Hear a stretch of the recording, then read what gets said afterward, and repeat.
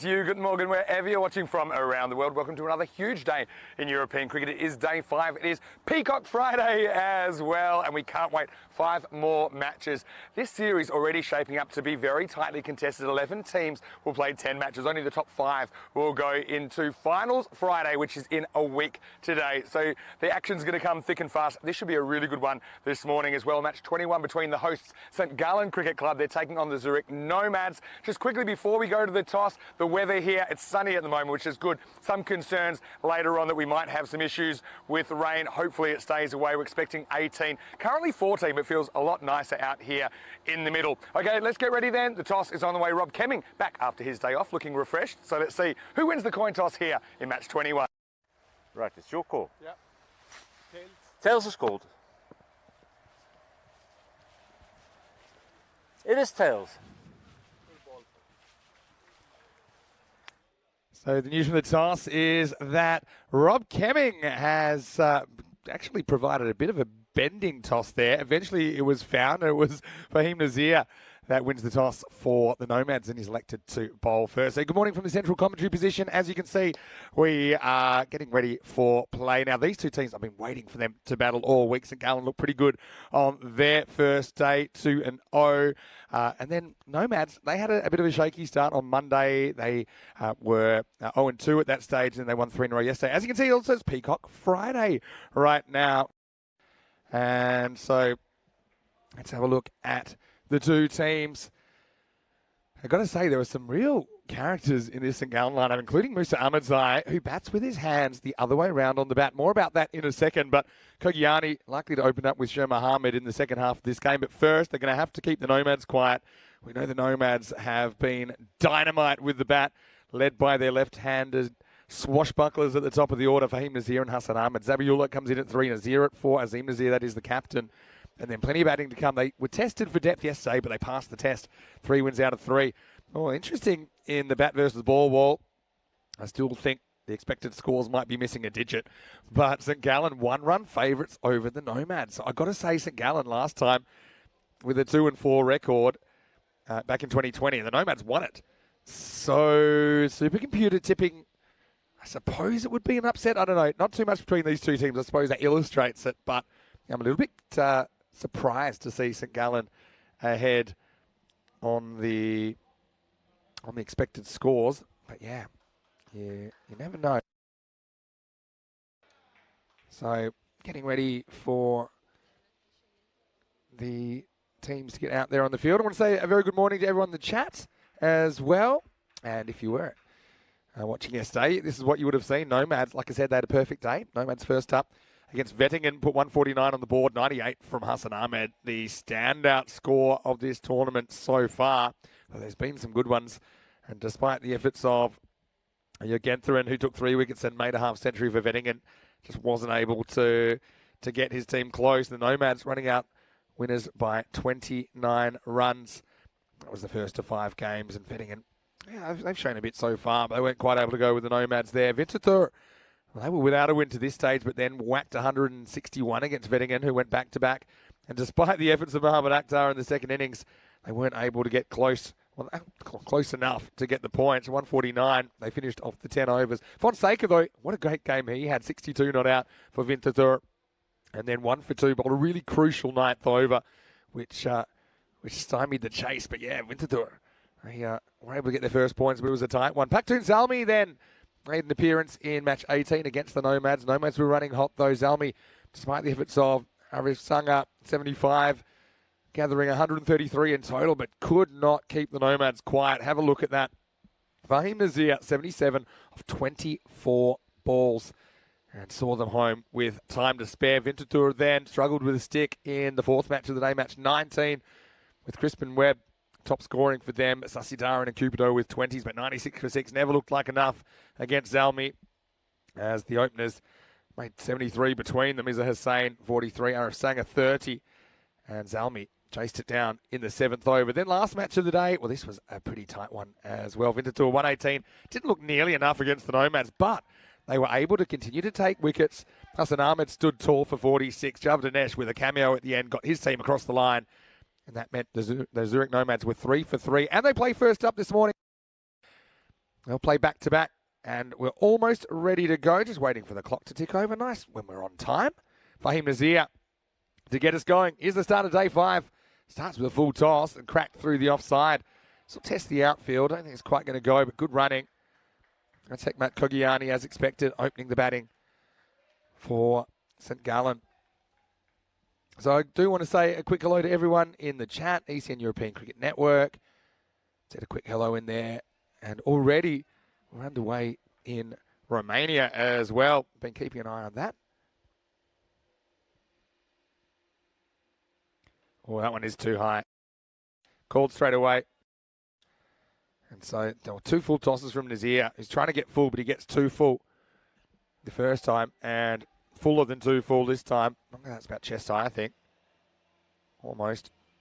Even though he's out of his crease, it's got to be a no. It's a pity he doesn't actually get a swing on that, because I think Kogiani knew it was going to be a no ball. Free hit then. Maybe we'll do a free hit count today. I think we'll lose count, actually, if we try and do that.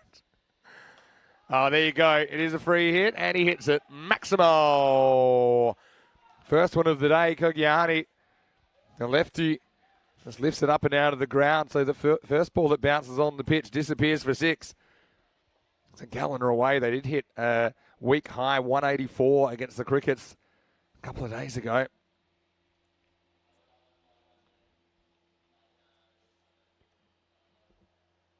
Lenny will be joining me in a little while. Oh, he's knocked him over. And after not getting it right for the first 3 balls, Fahim Nazir comes up with a beauty. Just nips back between the bat and pad of Kogianu. He tells his story heading back to the pavilion. 6 and out for the St. Gallen opener, and it's 9 for 1. What a good ball to get in the first over. Fahim Nazir is such a good cricketer, isn't he? Check it out here. Yeah, I mean, it's well pitched. Just tests him technically. He's only trying to block it. So that makes it even more special in this form of the game when you've got a batter just trying to keep it out and he can't. He's a good player. Fahim Nazir.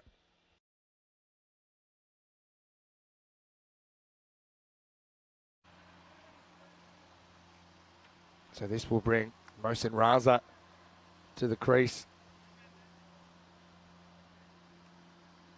Mohsin batting in the 3 spot here.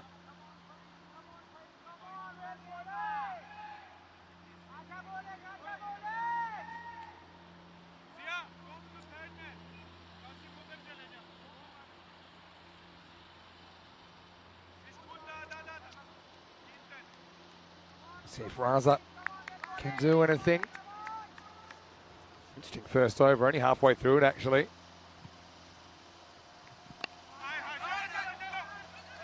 the first one out.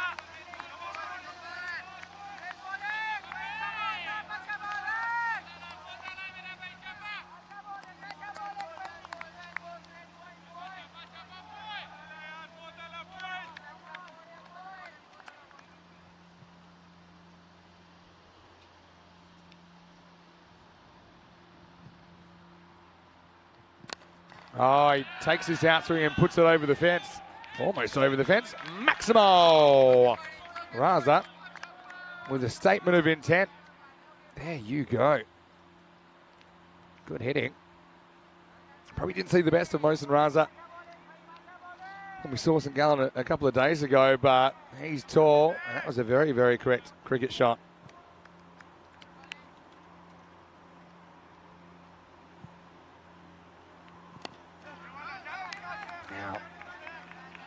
Just works it off the stumps. At the end of a very eventful first over. And the score is 15 without loss after one. Just a reminder, not only do we have action here in Switzerland this morning, but we also have 3 T20 internationals over there in Romania at the Moira Vlasia cricket ground. That already is underway around about 50 minutes ago. So Rico was up nice and early. Isle of Man taking on Greece. Right now I've got Greece 57 for 3. Here's some of the players and the players you will see. Nice to see a fair few Greek names in there as well. Joe Hicks, successful with the ball so far. She's been very tight for Isle of Man, so you can turn over any time, get a bit of both if you like. First ball of the new over. It's hit to get on, no run.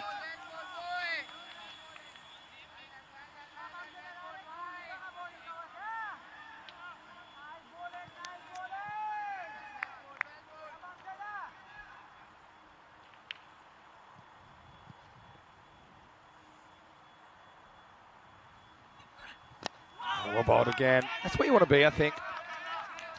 Now that I'm kind of settled, I'll say a quick hello to a few people in the chat. Good to see Kai Bay out there. He's asking, is Lenny having a day off? No, he's not having a day off. He will be here. I just told him, you know what?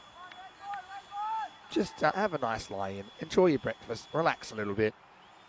He'll probably be here for the second half of this match, I imagine. Anyway, this is pulled away, just a single, as Sher Mohammed gets off the mark. So yeah, don't worry, Lenny will be here, and I'm hopeful that we actually have a very well-known voice to ECN, maybe making an appearance by the end of the day. So stay tuned. But again, I've got to admit, I've got one eye here, got one eye on Romania as well. Great to see more women's cricket on ECN. The standard's actually been pretty good so far, I've got to say. 2 teams we haven't seen on ECN before. Trying for that Yorker. Amjad Ahmed just losing it down the leg side. Do you like the Nomads outfits? A little bit of the Power Ranger about Amjad Ahmed there. Got to say warm welcome to Elvira as well from Spring Productions, who's joining us for the first time today. This series, although she's very, very experienced.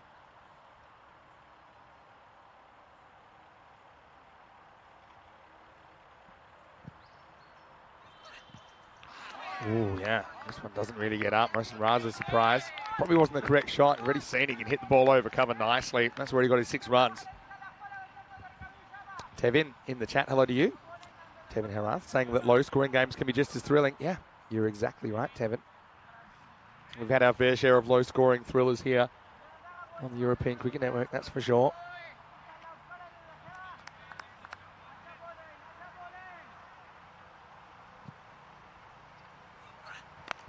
Takes this off the stumps and he should get 4. A little bit of a risk, I suppose, though. It was a full toss. Ahmed going for the Yorker again. And this is why such little margin for error. He's maybe 50 centimetres off his length here. Instead of a Yorker, it turns into a low full toss. And Mohsen Raza times it away to the leg side boundary, 4 runs.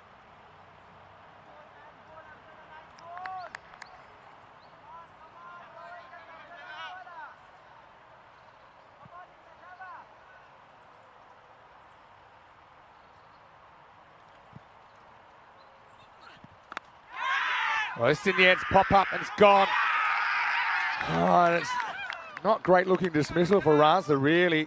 This might be one of those ones that just popped off the pitch, and we haven't seen too many of these at all. Let's have a look on the replay. It's just the simplest of catches. And in the power play, that's one of the negatives of the bat up. More infielders, yeah, it seemed to pop in him a bit. Seen back, just no timing. This might be the angle of it. Maybe it was a deliberate cutter. Just rolling his fingers down the right-hand side of the ball. Yeah, I think it was actually. So look, credit to the bowler there, Amjad Ahmed. I think he makes that. Sticking in the pitch slightly. And Raza is going to have to go. It's the second wicket to fall. And the score is 21 for 2. And so 11 teams in this competition. Today we'll get to see Geneva for the first time. I'm excited about that. Costanay will make an appearance tomorrow. It's all to do with travel and things like that. But yeah, the race for the 5. That's what it's all about. And we've got finals Friday happening a week today. Nomads recovering from 2 early losses to be 3-2 right now. This is a nice, neat shot from Sher Mohammed, who hasn't had a lot of the strike yet. They do bring back Fahim Nazir straight away. And yeah, nicely played, tucked away to get across there. It's a bit of a risk, I suppose, getting in front of your stumps, but it does open up that leg side.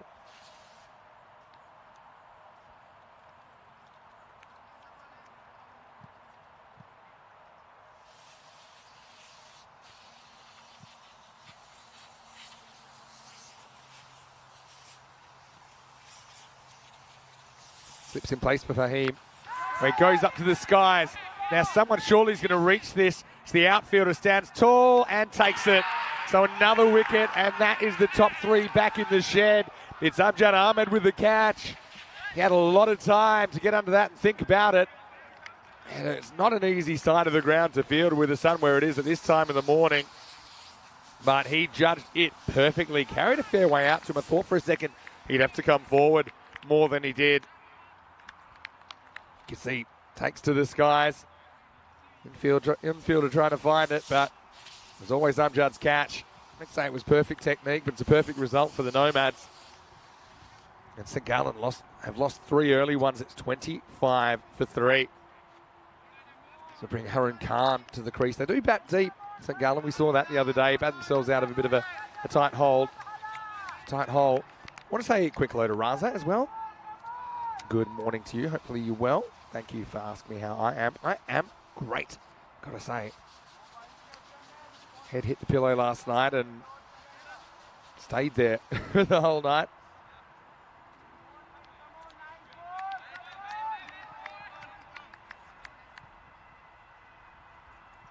Nazir with 2 wickets now.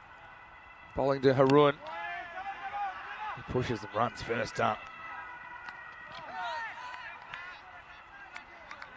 St. Gallen, they were in kind of trouble early last time around as well in their first game.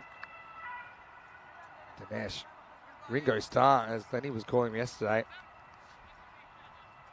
But St. Gallen, when we first saw them, it was against the Zurich Lions. They battled, ended up with 125 on the board and defended it. Lions making 105 in response. That was all the way back in match 13. That was a good game.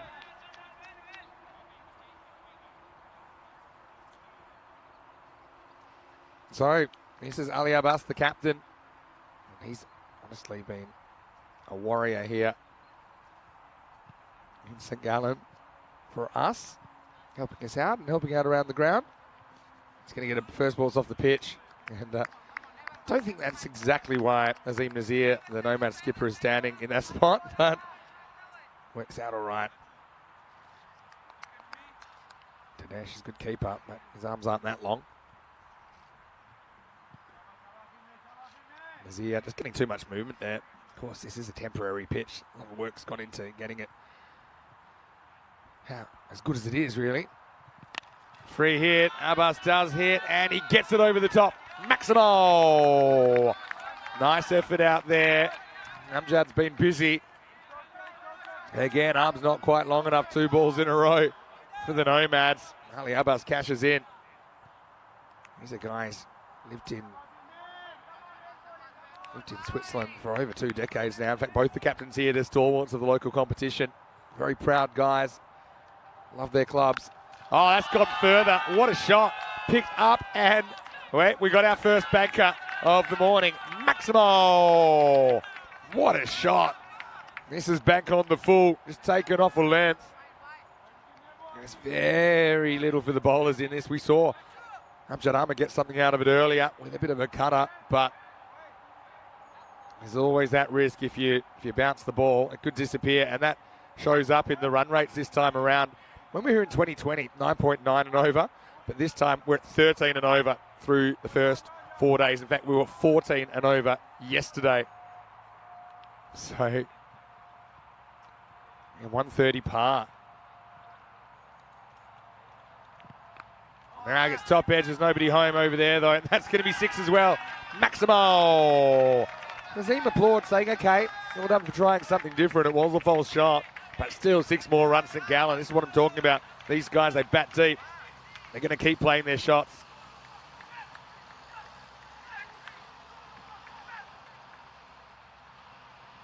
So it's end of the over, end of the power play. 45 for 3 after 3. The third goes magical. Had the no ball free hit. That disappeared. So did the last ball off the top edge.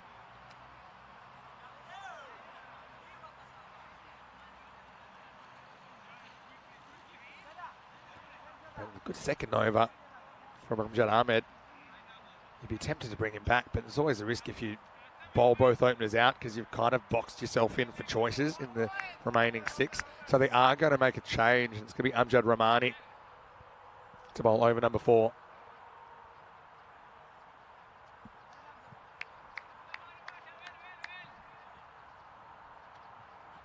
Harun on the charge. Throws his hands at it, but will be fielded out. A deep cover. 5 outfielders in place now. Got 2 on the offside, 3 on the leg side. So just able to defend those boundaries a little bit easier. Yeah, thanks for all the messages in there. I think Kai is enjoying the boom boom at the moment. Oh, not out, but he's going to be kicking himself because he kicks the ball. It would have been a wide. Nicely taken by Calvin Dinesh. No bat in this. I tell you who would have been nervous. Ali Abbas, he was given out what looked to be something similar the other day when the keeper was up to the stumps. But yeah, no doubt for me, there's no bat in that. It would have been a wide.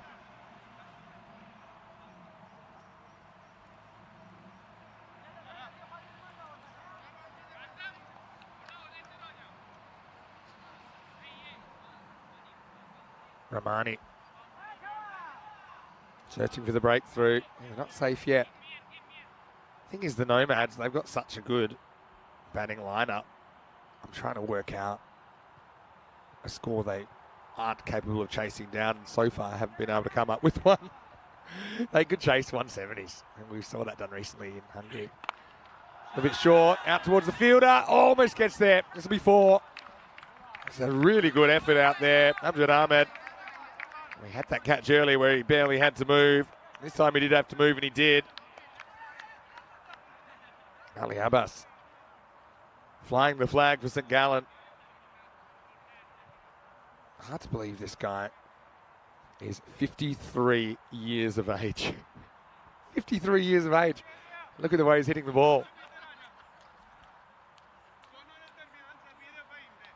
I was speaking to Ali the other day, copped a decision which probably was a bit of a rough one. And he said, look, that's the way cricket is. I'm just more concerned about how my boys go. And we got the win in the end. That was the most important thing. He's going to get 4 here.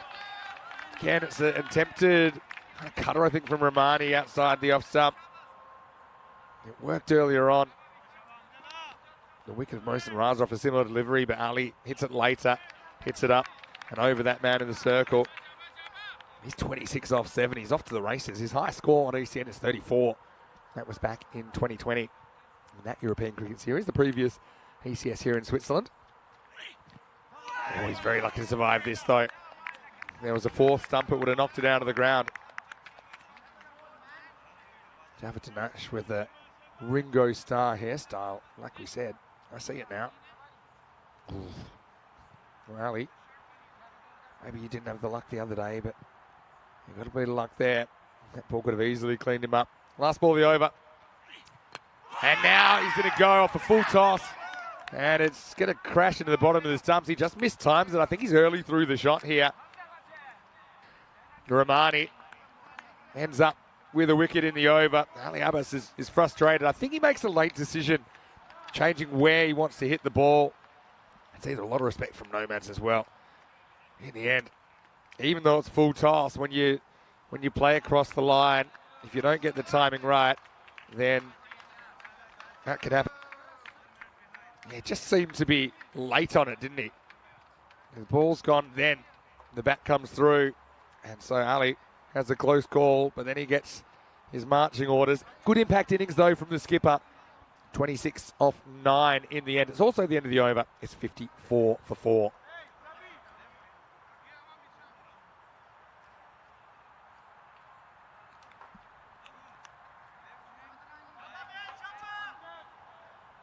So where are they tracking at the moment? 135. I think that's the minimum you might need against the Nomads. Having said that, Nomads last night had a little bit of a struggle in the last game of the day, though they did get there in the end against Winterthur in match number 20, chasing down 119 with 7 balls to spare.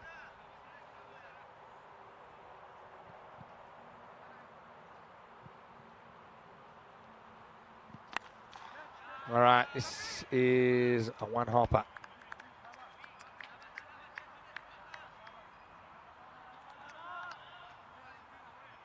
Zabiola will bat 3 for the Nomads today.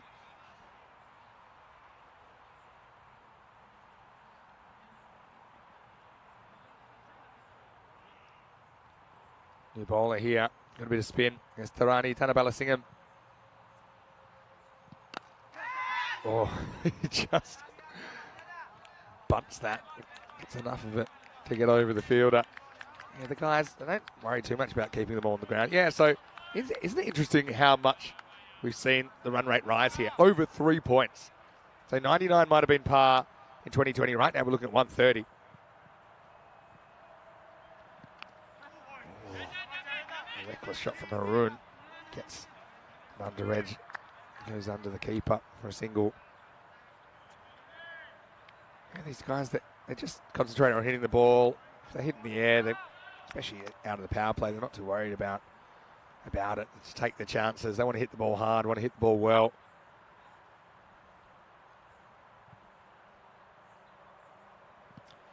A little bit short, but Safi swings straight through it. Peacock Friday as well, by the way. Hopefully you're feeling bright as I am this morning as well. We're bowled almost on the full to the fielder. Makes a good effort, but they get one.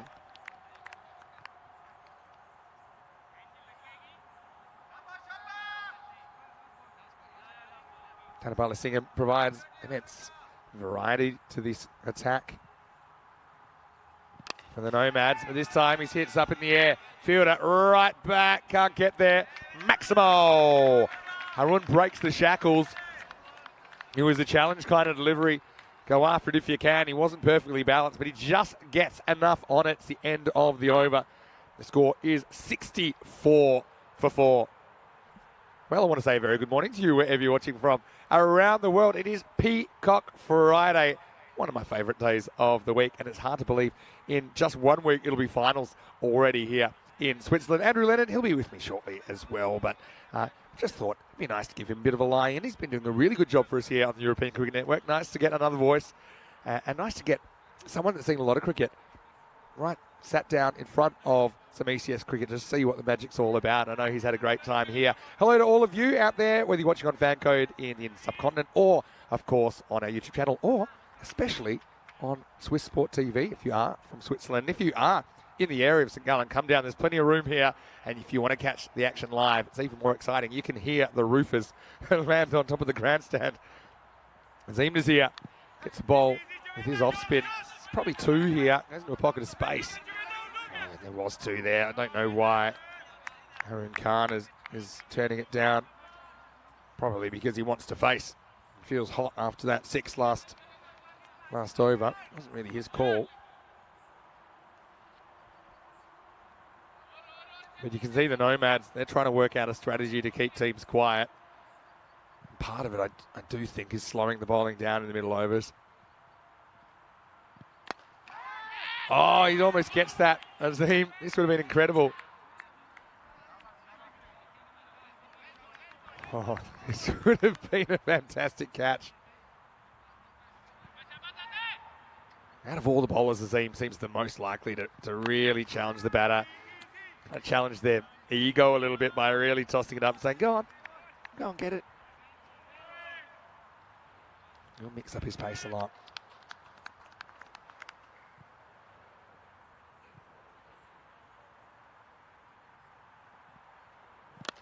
Oh, this time he challenges him. It's high, very high. Hussey right back to the wall. Gets a fingertip, but can't pull it back in. Maximo. It was a pretty good effort from Hassan Ahmed. He knew exactly where he was. It's hard to be critical because he does pretty well to get a finger on it, but maybe could he have jumped backwards and tried to pull it back in? He was just hoping it sticks and maybe he doesn't have to fall out of the boundary at all. Maximo 6 runs. Now look at Nazir, really tosses it up. Yeah, Hassan Ahmed is a very good fielder. We know that already. He is carrying a broken finger though at the moment. Nazir himself, he's also in his 50s. He's 54. So the two captains here, 53 and 54, but looking like men 20 years younger. This will be the end of the over. And Nazir does get hit for a Maximo, but only just. And that over of 10 isn't too bad at all for the Nomads. St. Gallen, the hosts, are 74 for 4 after 6. Looking at the scorecard, Ali Abbas. St. Gallen skipper 26 off 9. The high scorer so far. Both these two 11 off 7. It's okay. But I think you're looking for batters that can go 200 plus. 200 plus, that gets you 120 plus a handful of extras, gets you 130. 200 I think is par as a strike rate. Nobody's faced 10 balls in this innings yet for St. Gallen. This is hit pretty well. Hassan goes back. Oh, this time, can he give it, get it back? Oh, he can't, almost. Well, that was such a good effort. I mean, they have a look at this, so we'll get the right decision. My impression was it was okay, but let's have a look. Okay, that's fine. Where does he land? Okay, so far. Yeah, okay. To be honest, I think he hits the rope after he throws it.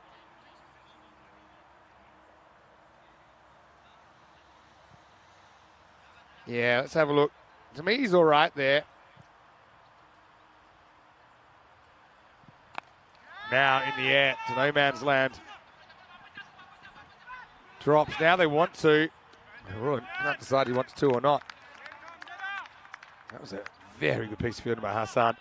The only thing that I suppose cost him, there was nobody around him to help him because the outfielders were so far away. In the end, he makes a really good stop, keeps it to 1.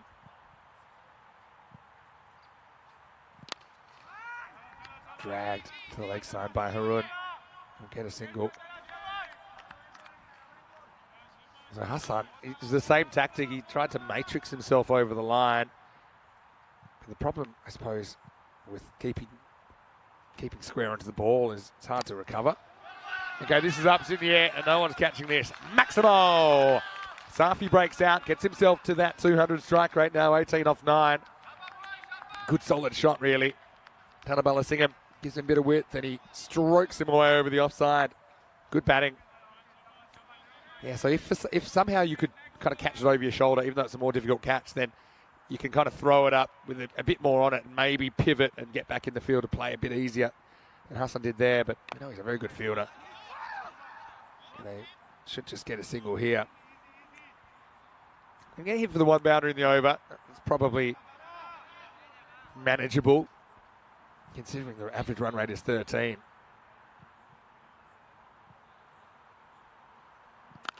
Oh, this is belted. Absolutely belted by Harun, who goes Maximo.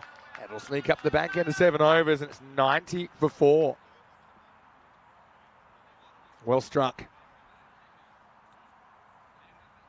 So game on here at the moment. Like I said, Nomads, they wanted to chase. They're not afraid of a big chase either. 52 days to go now until the ECC. It's our flagship event. One of two flagship events, I suppose, at the Cardamom Oval. ECL Champions League in February, March. And the ECC, the Euros of Cricket, starting on September 25. Switzerland will be there. Drawn in a very interesting group as well. Looking forward to seeing that tournament, as always. And a few players pressing their claims for national selection in this ECS right now. I think it's going to be a bit of a headache for the Swiss selectors.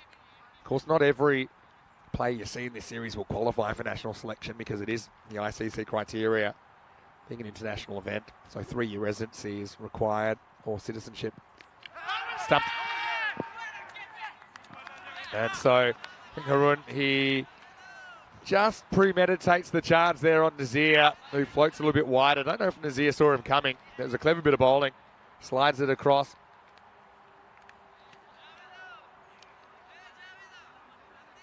And yeah, he's stumped by a metre. Never even gets back, Harun. Let's just see Nazir, the bowler here. Does he see him coming? Probably gets a slight feeling. Those little giveaways. The micro cues there saw the batter ready to charge, even though he hadn't really started charging. St Gallen lose another wicket, 91 for 5. Now here's a guy that we loved watching 2 days ago. Haven't seen him too much with the bat before that on ECM, but he bats with his hands the opposite way around on the bat. And I was just asking Ali Abbas about a little bit about Musa Ahmadzai. He's the first left-hander I've ever seen with this grip. First ball, he launches it. Going, gone. It's a perfectly executed goal into the dugout. Maximo. Let's have a look at this guy. Bang. He's even hit a roofer, and it was one of the best. And it was all to do with an injury when he was very young. He broke both wrists. And so he found this was a more comfortable way to get power than the traditional way. So that's why he did it. There goes leg side, but finds the fielder. I might think a 2 here on the slip. They'll probably do it. It's going to be tight, but they'll get there. It's good running. Fielded, fumbled it first, and then couldn't quite find his footing when he did have the ball. So Safi, quick to get back to the non-strikers end. Yeah, so it's the first time I can think of that it's an injury that's I suppose forced a youngster to change their grip to the reverse grip. All right, it's actually pretty well fielded because that took a sideways hop. This time I don't think they'll get 2. Oh, now they will get 2. Well, again, really good awareness. Hit the edge of the pitch and pop past Nazir. I don't know why the throw came to the bowler's end in the first place. It wasn't a particularly powerful throw. Just throw it into the keeper and be done with it. He dribbles it in, and then, yeah, that last bounce. Nazir gives it the eye roll. Rightly so. 100's up now for St Gallen. Musa with that Irish grip. Well bowled. Sneaks it inside. And so Nazir, for all the trials and tribulations, he goes for 21, which is a pretty good effort. 1 for 21, his final figures, 8 overs down. It's 101 for 5. Hariharan Janakiraman saying, my favourite batter, Musa. Well, I mean, I'm always a fan of the alternative. I don't think there's any secret with that. I just love to see people finding their own way in cricket. And how about the fact that he had a pretty bad injury, it sounds like, broke both wrists as a youngster. And then he found a way to hold the bat that was comfortable for him, and he stuck with it, and that was the only way he could get power. So I just think that's an inspirational story. 7 minutes to get through this over. So you can see the spinners operating, haven't put them in any time pressure. It's Ramani to come back and bowl the 9th. Gets away with a full toss. Probably pull up. Dinesh will jump on it, and then Tight one, but they will get back for two. Leg bias signalled. Romani maybe a little bit lucky to get away with that. Batter couldn't catch up with it. Really excited to see Geneva today. A little bit later on, they'll feature. Also, Costanay, the 11th team in the competition, will be on deck tomorrow. So, yeah, by tomorrow we'll have seen all teams and we'll have a better idea of how they match up against each other. Romani again just falling away, loses it down the leg side. A couple of overs to go in the 2020 International over there in Romania. Greece 82 for 5 after 18. Wonder what will be par around there. Goes after this, thick outside edge with the pace of the bowler. That's running away for 4. Safi throwing the bat. Is it Gullen? It's on around about 130 pace or so. Is that enough? You wouldn't think so, but having said that, it is a par score. One of the issues is that this Nomads lineup, they're not a par batting lineup. They're an above par batting lineup. You never know. Like I said, 119 wasn't a doddle for them last night against Winterthur. Another one slides into the pad. Wow, that's somehow gone for 4. How fast is this outfield? I thought it was no way that a ball off the pad could run so far. Yeah, that looked like it just skewed off the pad and actually raced away. Might have been off the, was it off the bat? It looked to me like it was straight off the knee roll. Maybe it was. Maybe it was 4 runs. Well, there you go. Man, paddy sound. Would explain it though. And he launches this, and it's going, and it's caught. Well, nicely taken by Fahim Nazir, who set up camp just inside the boundary, and he took it shoulder high. Safi's going to have to go for 28 of 15, his final figures. Nicely taken. Thought off the bat it was going to test the fielder a bit more than this. And Nazir, he judged it perfectly. So St. Gallen swinging the bat to the end. They're 112 for 6. 8 balls remaining in this innings. Vivek Garg is the new batter. I believe this is the first chance we've had to get a look at him in this series.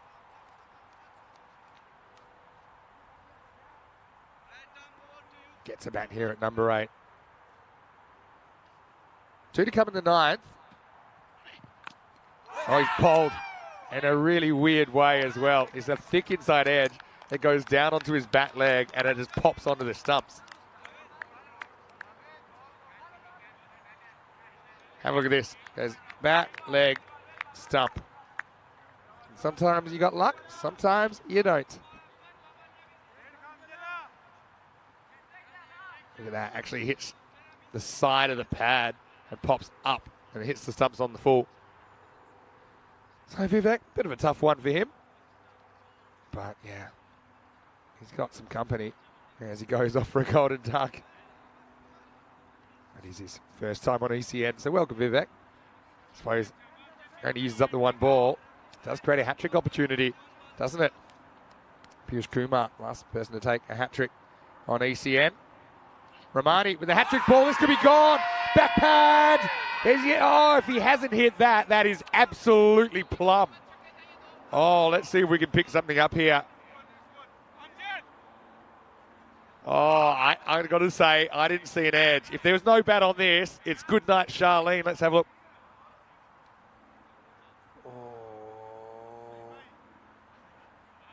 Oh, boy.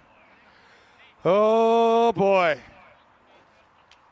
Well, it saves our records department a bit of work at least, because they won't have to write in hat-trick number 23 of the year. But this one, oh.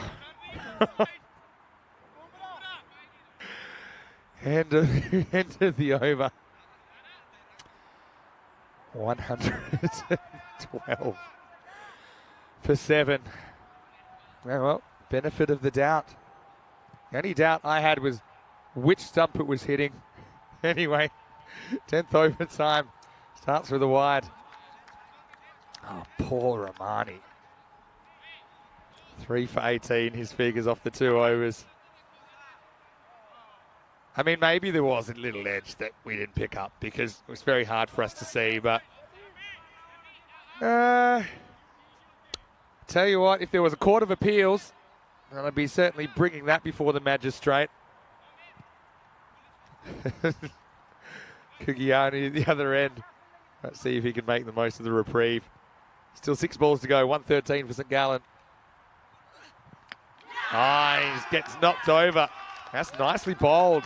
Amjad Ahmed has been good in this game. We saw him bowl the second, now bowling the last. Knocks over Mr. Ahmedzai, so it's a really good finish for the Nomads. St. Gallen just continue to lose wickets. Again, just gets him in an uncomfortable area. Yeah, it might be that slide off cutter again. Crashes into the top of the stumps. St. Gallen now 113 for 8. Well, it's brought the chatters to life at least. Hello to Kai, hello to Maya Patel and Craig Element. Good to have you with us. Craig, where are you watching from again? Slips my mind. It's great to have you. Making our broadcast a little bit more interactive. Bowler does not want to see that replay that we saw. I tell you what, he wouldn't have as good a look as we do. That's the thing, the bowler. Anyway, in the match situation, it probably doesn't change things a whole lot. For the bowler, though, it's not often you're in a position to take a hat trick.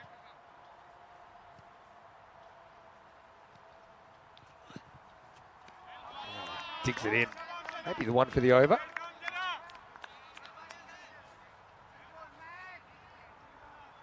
Yeah, not many bowlers have been able to get it up over the shoulder, but it's good variation to throw in. This is Jaffer now.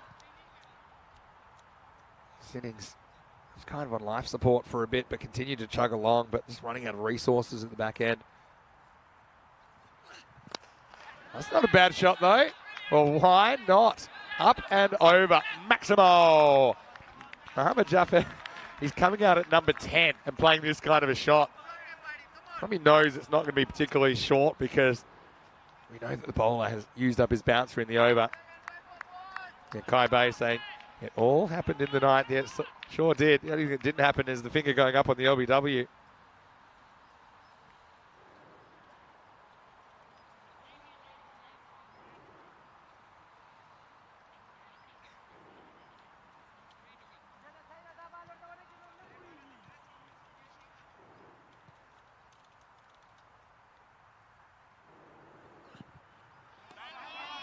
Well, full points for bat speed.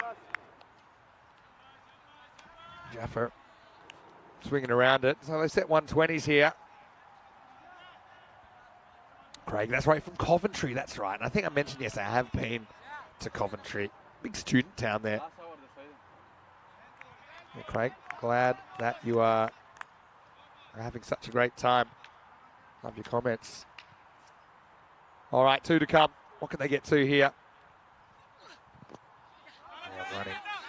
Could be trouble. He's been run out. So Kugiani, in the end, he ends up with a golden duck anyway.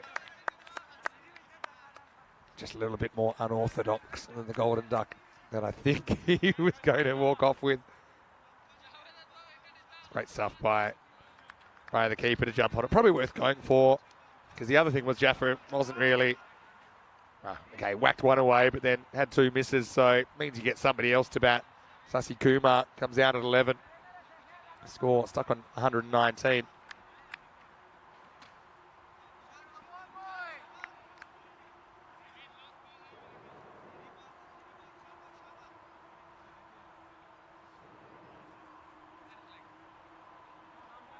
Looks like Greece have finished 89 for 8 off their 20 overs. By the way, 90 will be the target for Isle of Man. But right here, right now, his last ball. Sussy, make a name for yourself. Almost gets a broken nose, but pulls it away. It could be a no ball, you know, actually. I think this could be a no ball, but he might be run out. Yeah, because did we already have the bouncer in the over? I'm pretty sure we did. Is that this over? So this innings is going to stay alive. Yeah, he's not out either. I'm sure that's going to go down as a no ball plus. Yeah, no ball plus 1. It's lucky they didn't get run out because they wouldn't have got the free hit. They're out of batters. So there we go, 121, free hit to finish. And everyone remember this is a free hit. Last ball of the innings. Oh, another no ball. But yeah, not worth really running and risking a run out. So 122, just creeping up. No real need to dig it into the number 11 there. Ahmed's been good, but he's just lost his way the last couple of deliveries.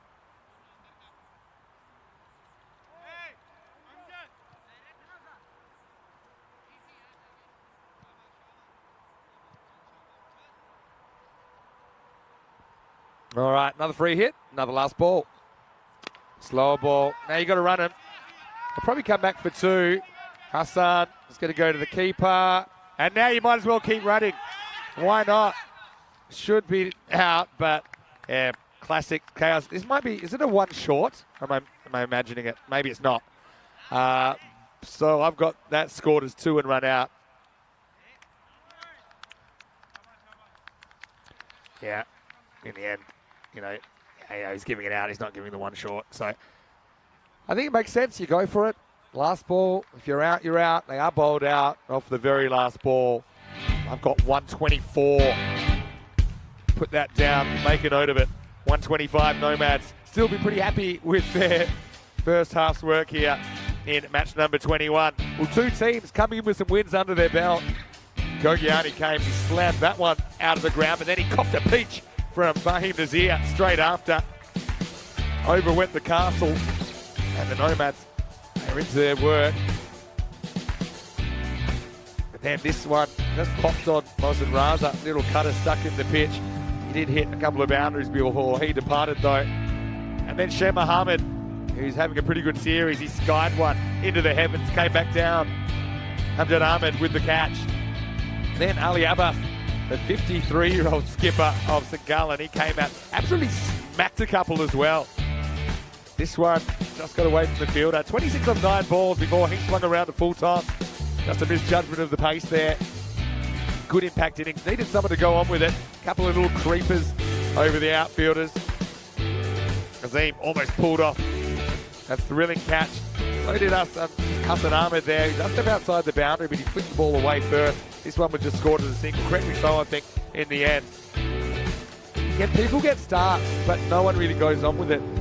We saw Haroon just charge to a ball that floated outside his off stump. No one faced more than 15 balls in this innings. That was a statement of intent again from Musa. Nomads, I think it's their best bowling and fielding effort. It's good enough, I think, to just keep them ahead in the game. That was a bit unlucky for Vivek. He chopped his onto his leg. Now this one, I tell you. Oh, well, about as close as you'll ever get to a hat trick without actually taking one. A little shake of the head. He wasn't the only one shaking his head. Last over came around. A few bonus runs dribbled towards the end as well. As you'd expect, it was kind of chaos last over. Searching for everything. There were 2 bounces in the over. Just gave them a couple of extra hits, a couple of extra free hits, and they creeped past the 120 mark in the end. 124 all out off the last ball of the 10 overs. Let's have a look at the scorecard.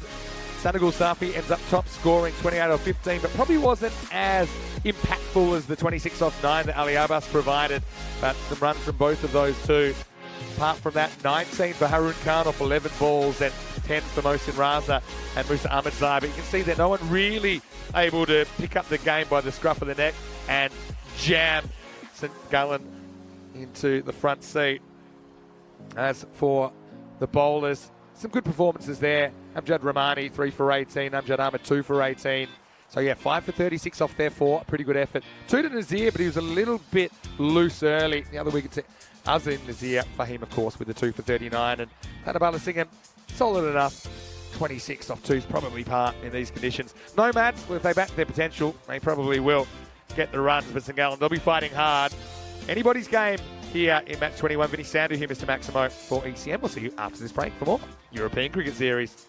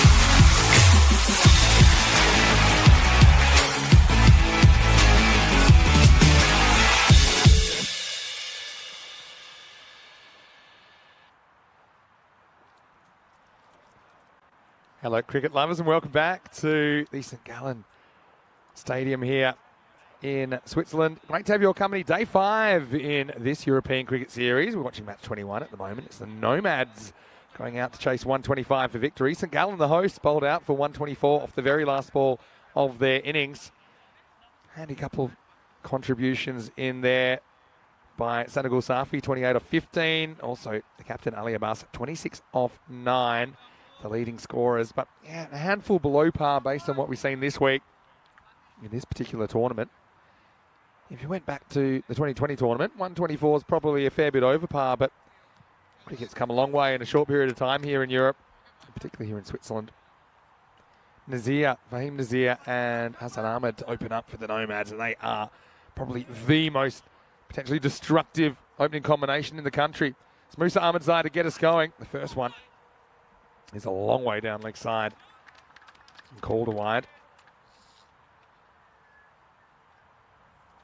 Special hello to all of our viewers watching on Swiss Sport TV today. It's been great to have a little bit of media attention here. Really nice story done the other night on us. Oh, it does swing away from Nazir. He's coming off a rare low score last night. So the key here, just, I don't exactly know how you do that, but if you can push that run rate up from 12.5 towards 15 with a good start. But hard to keep these two quiet at the power play because they can absolutely smash the ball. And Fahim, he starts with a roofer. Maximo! Well, this is the issue. He just is happy to take a ball, plays it into the offside, doesn't take a run, but then gets a huge 6. That one is not coming back. I did some inquiries this morning as to what happens to balls on the roof. Can they be fetched? The long answer was it's complicated. The short answer was no. So we're scrambling for a few extra boxes of balls, particularly new balls, brand new balls. I think we're okay for kind of used balls, but normally if you lose a ball in the first over, you get a new ball back. Like that. So, yeah, at the moment, cruising along.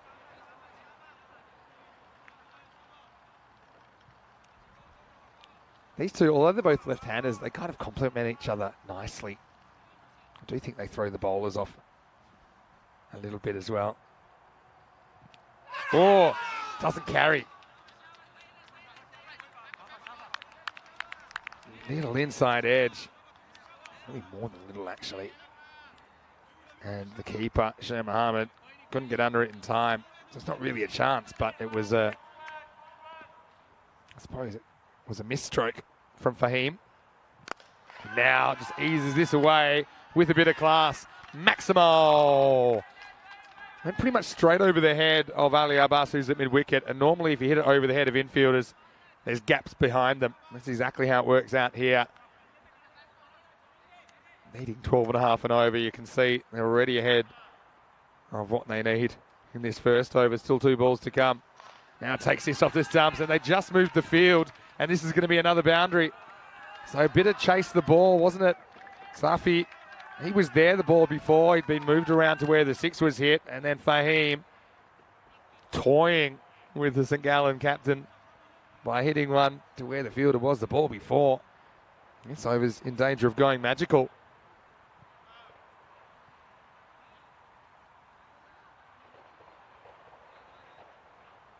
Musa Ahmedzai has 1 ball to go on this over. Nazir's faced them all.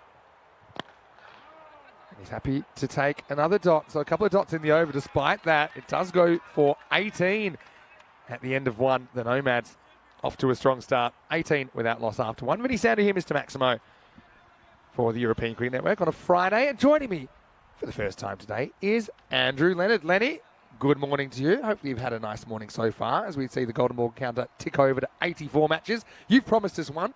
What do you think we're in store for today? Well, I tell you, today it's Peacock Friday, isn't it? I haven't quite lived up to your standards. Like it's okay. Maybe we'll get a look at the 5th over at the Concam. I think it's a good idea. It's okay. It's the best I could do, Vinny. You're looking nice. Thanks, mate. Yeah, I got to roll out the good trousers too. I love that you just were a little bit scared that you'd forgotten your beanie, and then you found it, and the look of glee in your face, it's lit me up already. It's the constant challenge of a bald man who doesn't like the cold. Yeah, well, there's some pros to your baldness and some negatives. I think you talked about one of the pros yesterday. Anyway, here we go with over number 2, Hekmat Kogiani. It's driven by Hassan Ahmed, who faces his first ball. What did you make of the first innings? I know you were following along. Yeah, so watch probably, I want to say about half of it in between polishing the dome and all the important things you do in the morning. But, well, I tell you, I thought we were going to have an addition to the hat-trick there. Well, this is in the air. And who wants it? Keeper has called it. And it's gone. To get Hassan's second ball is a biggie for St. Gallen. It's one piece of the puzzle. Still plenty more to solve. But they catch a break here, leading edge. And yeah, it's 18 for 1 now in the second. How pumped up is Ali Abbas as well? Oh, he lives and breathes every single ball of St. Gallen CC cricket, the 53-year-old captain. Big moment. This man in the morning game yesterday, 24 hours ago, it was 98 that he made. But cricket, well, it's the great leveler, isn't it, Vinny? 98, 1 day, 0. Second ball duck the next off each Rudges. Big moment of the match, 18 for 1. Yes, he does, but it's the problem. They're not really a one-man band, are they? The Nomads, and so they'll still have confidence to play their shots. They'll still feel that they can achieve this target even if they lose 1, 2, or even 3 of their top order. This brings Katil Zabiullah to the crease at number 3, and he's a guy. He loves to be attacking. You can see why they have him there at first drop. Wonder was there a little bit of fatigue this morning for the Zurich Nomads. 3 games yesterday, including the final game of the day yesterday. They pretty much play 5 in 7 in this little period here. Which is a proper schedule, isn't it? So maybe, just maybe, that might give St. Gallen a bit of an edge in the defence of this. Maybe we're calling it, what, an exactly par total? Yeah. Or 5 short? We think 125, 130, don't we? 5 short for me. And the thing against the Nomads, they've got an above par batting lineup. So, so par total, I don't think is winning you 50% of the games when you're playing the Nomads. Just think of the Nomads schedule. It's a very Australian thing, actually, just to rock up Friday morning for work, to go to lunch and not come back, which is essentially what they're doing here on day 5. They get to play the first 2 and then have their weekend. What do they call that again in Australia when you knock off early? Yeah, we just call it Friday, actually. And next ball is carefully watched by Fahim Nazir. So, this time, just a good length again. We talk about hitting the top of off stump. That was spot on the money, even though he's coming around the wicket with that slightly strange angle. Look at the batter, Fahim Nazir. He's a full yard out of his crease as well, trying to get down and attack. This is just knocked away. They won't get a run here. So, pretty good over this from Kogiani, kind of countering what happened in the first. Ali Abbas, he's like a sergeant major out there, isn't he? Yeah. He just runs them. Well, this one is not requiring any running. It's a roof in his ear. It's the second ball we lost. We're going to have to start charging him. First couple of free, but Fahim, we're going to have to send you the invoice. Maximo! And they don't get out of the over unscathed in the end. St. Gallen, 25 for 1 after 2. I just wonder, is there a young cricketing entrepreneur somewhere who, a little bit like those guys who go to the golf courses and they go into the lake. They sometimes get out the full waders and everything. Definitely. I've even seen divers go in because a Pro V1 is worth what? I don't know, $8 or $10 or euros or something like that. Definitely, yeah. A cricket ball is worth a bit more than that. Wow, now, this is interesting, Vinny, isn't it? We've heard a lot of noise from what we think is an artillery range. Are these some of the lads who've been providing the noise? The gas masks on and all. I tell you what, the camouflage isn't really doing its job if we've spotted them, though. That's the only thing that I'm a little bit worried about. But yeah, it's obviously it's pretty close here. We have heard a lot of big noises coming from that direction. You might not know the answer. Maybe one of our viewers can tell us. Is Switzerland one of those countries where military service is still compulsory? I actually don't know. Someone asked me that if I had, but I did say it wasn't compulsory where I came from. But yeah, maybe one of our Swiss viewers can answer that. It's a really good question, actually. Going back to the balls on the roof, though, sorry, yes. I was just saying, in this area of drones, someone needs to be able to, like a robot/drone to go and get the balls. I've seen the ball dropper. So I think they did that they were trying to make the world's highest catch or something. That's right. Oh, inside edge from Zabiullah onto his leg. Ball collectors, it's probably a slightly different piece of technology, even though it would be, in essence, you'd still be doing it with a drone. I feel like how is it going to pick it up? Yeah, well, like, you know, those claw machines like in the arcade? I mean, we just need to program them not to drop him every time. They though. never picked it up. Yeah, exactly. I'm sure they can program those a bit tighter. Probably just going down the leg side with the angle. Tell you what, I know one man that'd be a bit stiff if that was given out. Yeah, that was in the first innings. We saw Romani on a hat trick for St. Gallen, and it was a very, very close LBW. I won't lie, I very nearly appealed myself, even though I was only watching on YouTube at that point. It looked... Ooh. Choked on your cornflakes? Yes, it looked close. It did. Back pad. Was there two noises? Was it pad? That can prove difficult sometimes for an umpire, can't it? If they hear two noises... There's some talk that maybe the bat had hit the ground, and that might have... There was maybe a double noise. For me, the first noise was the pad. The second noise was the appeal. Yep. I'm with you. Anyway, that's the way it goes. Sometimes you have good luck. Sometimes you have bad luck. You do definitely get those ones which are pad. So front pad and then flick on the front. Back pad. Yep. And there are therefore two noises that the umpire is hearing. Yep. Wow, that's pretty close. That's more than close. That's gone. Hits him on the full. Zabula. Oh, he's pleading his case. To tell you what, don't think it's going to stand up in a court of law. But Ahmedzai does break through 27 for 2. Well, for me, this is as plumb as they come. It's full, it's straight. I think it's hit his foot on the full. The batter's trying to plead in vain that he's hit it. No, I don't think so. That is going to hit middle stump about 6 inches up. Yeah, I do like the kneeling appeal as well. Yeah, I love that. But yeah, that's about as out as it gets. Hits him on the toe. And I don't see any evidence of bat. I don't see actually evidence of no bat when I look at that replay. And yeah, the full-on double knee slide appeal, Tom Cruise style in risky business, except he's got the full kit on this time, which is good. 27 for 2. And here comes my main man. Ringo Starr, as you were calling him. And he did some good things in the first innings with the gloves. Javad Dinesh comes out at 4. Interestingly, coming out ahead of Azim Nazir, the skipper, who was listed to bat at 4. And definitely he's batting up the order from yesterday where he came in all the way down at number 6. He made 31 off 13 there with 4 sixes, got his side over the line. Maher Patel. Flexed the guns too. Maher Patel does a really good job and it comes up with an answer quickly to what we were asking. What a ball by Ahmedzai into the over. And a very good comeback. I wasn't so sure they would have bowled him again after his first over went for 18, but he only concedes 2 in that over. One of them was leg by. So the Nomads being put on the back foot here, 27 for 2. After 3, Meyer has said that for men, they're obligated to serve in the military or the alternative civilian service for a minimum of 18 months. 21 weeks, 21 weeks. There you are. And for women, they can serve on a voluntary basis. So thanks for the answer, Meyer. So maybe those guys are not up there of their own derision. Maybe. They can work on their camouflage, though. That's all I'm going to say. That when we're spotting them, and look, spring productions are very good. But they are civilians. So, no, it's something that I suppose is becoming less common. It also depends what. Well, the most famous one recently, South Korea. Sorry, I'm not into my football. I can't remember his name. The Tottenham striker.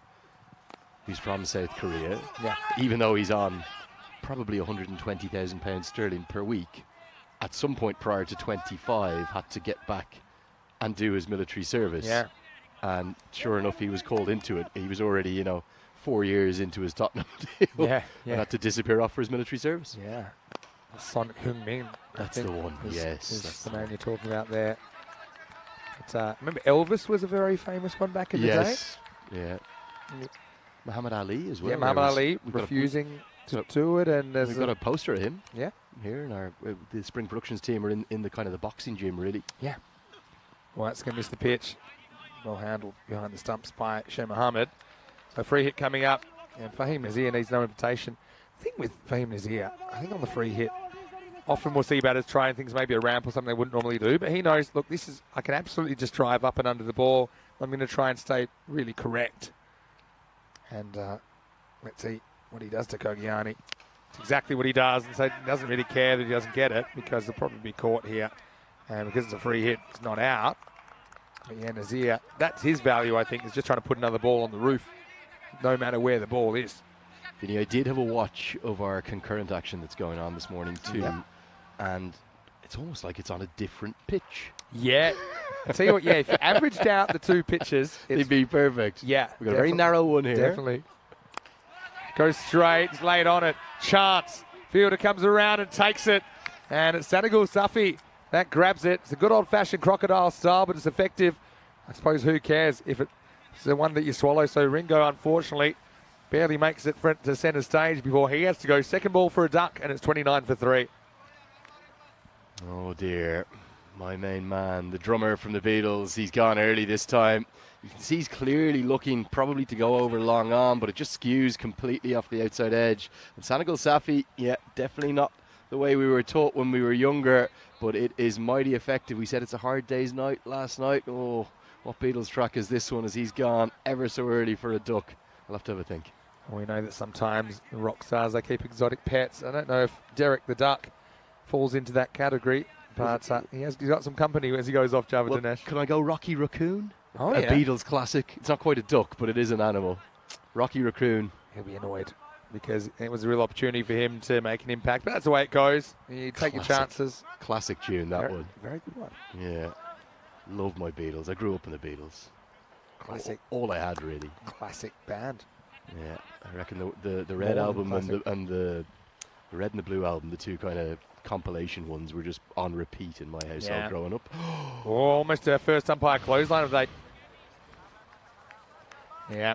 Kogiani, pretty good reactions. He actually has to go into an emergency limbo to get out of look. And then, yeah. Not as much of an impact as yesterday's Some bowlers are going to start wearing chest pads, I think.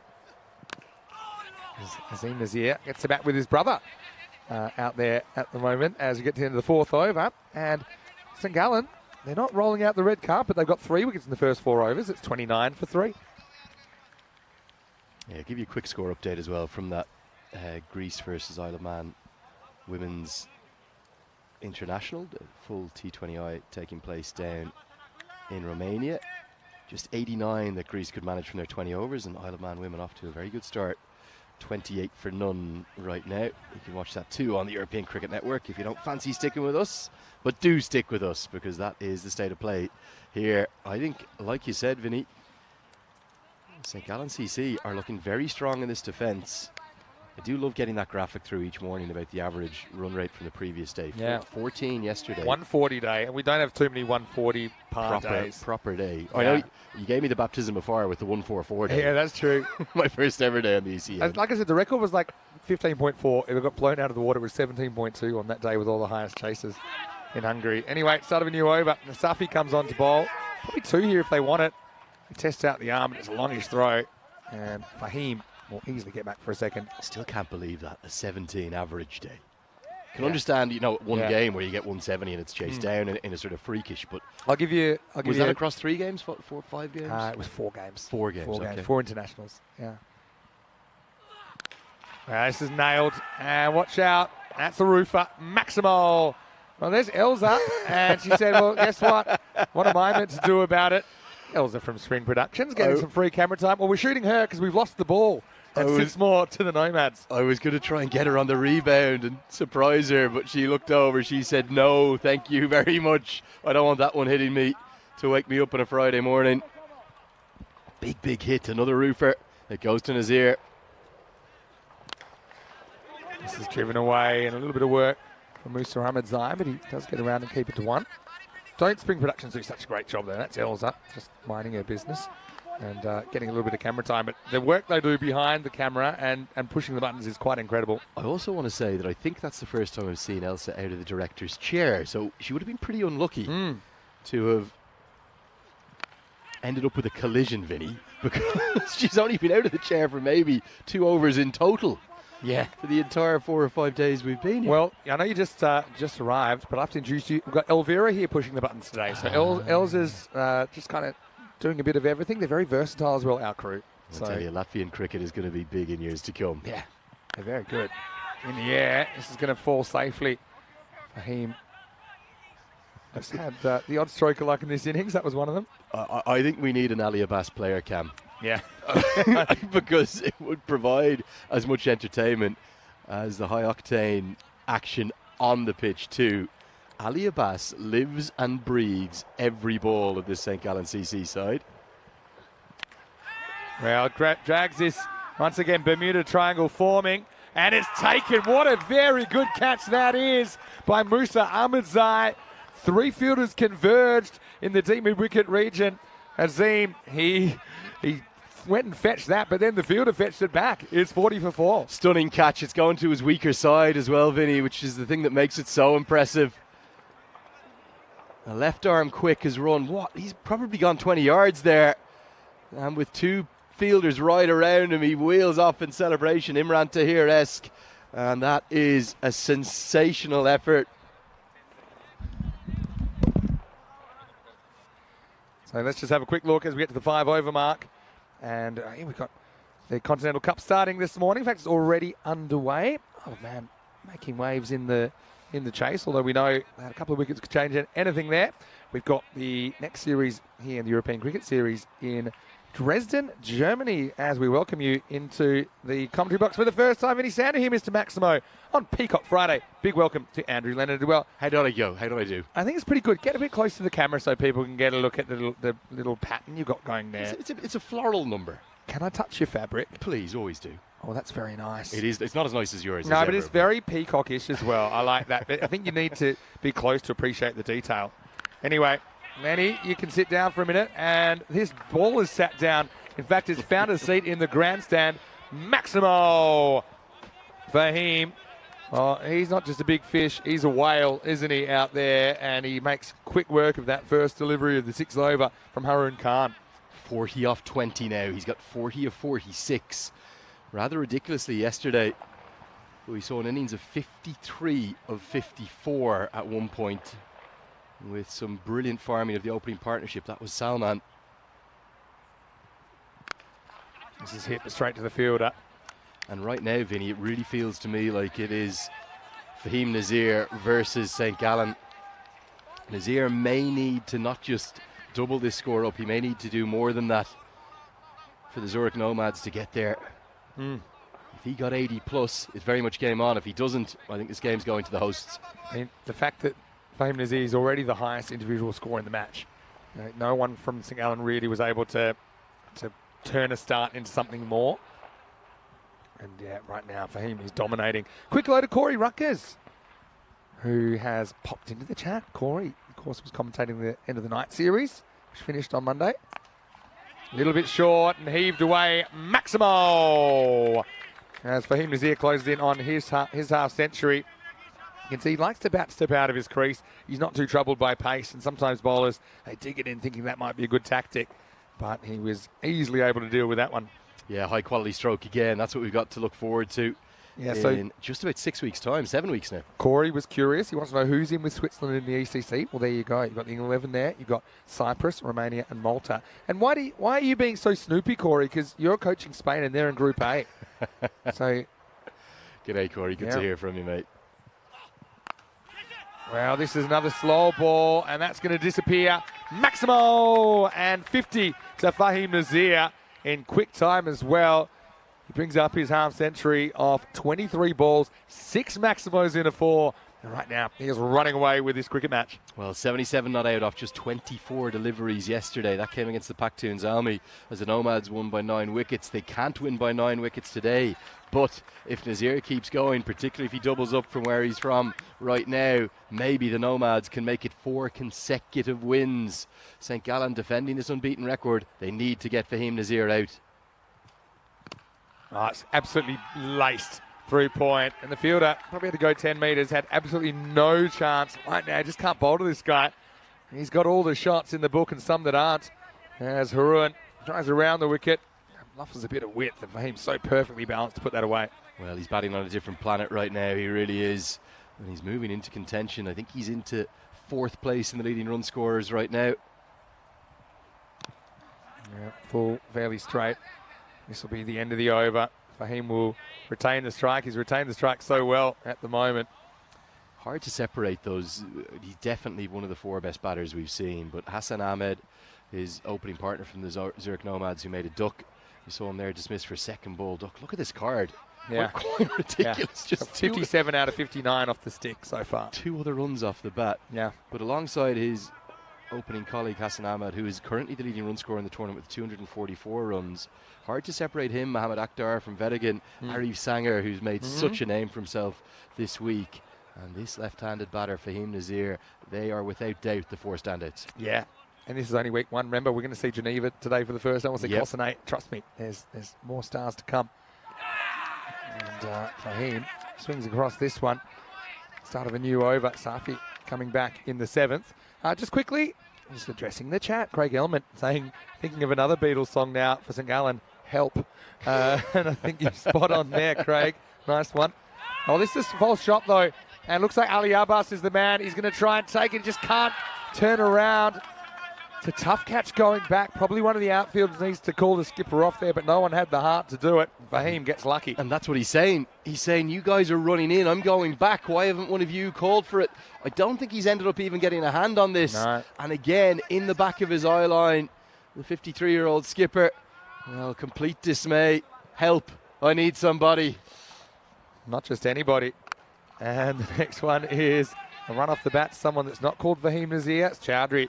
He gets off the mark. Actual first ball. Well, it's an easy role to play if you're Fahim Nazir's partner right now. Get a single, get him on strike, and allow him to do what he's doing. He's 58 off 27. Can he keep going? 60 to win off 21. Oh, this is another ball that's going to go the distance. Dagger in the heart of Safi as he gets escorted out of the ground. Maximo Nazir into the 60s. What batting. Brilliant ball striking, and every single run that comes now is going to further sully Ali Abbas's mood. The captain, don't think it was an easy chance, but he knows it was a chance. Didn't end up getting his hands on it. Long on, deep mid-wicket. Both probably had a play on the ball too.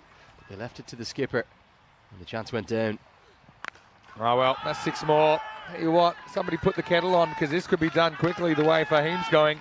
Maximo. And now he has 70 runs off his bat out of 77 in the innings. And just 3 others coming off fellow batters. Quite extraordinary solo performance. It's a one-man band here. Look at all the Beatles references coming out. It's had a question from Clever. Of course, the captains in this match, they're 53 and 54 respectively. He's asking who's the oldest player on ECN. It was Alfonso Jayaraja, who used to captain the national team in Italy. He played in the ECS at 75 years of age.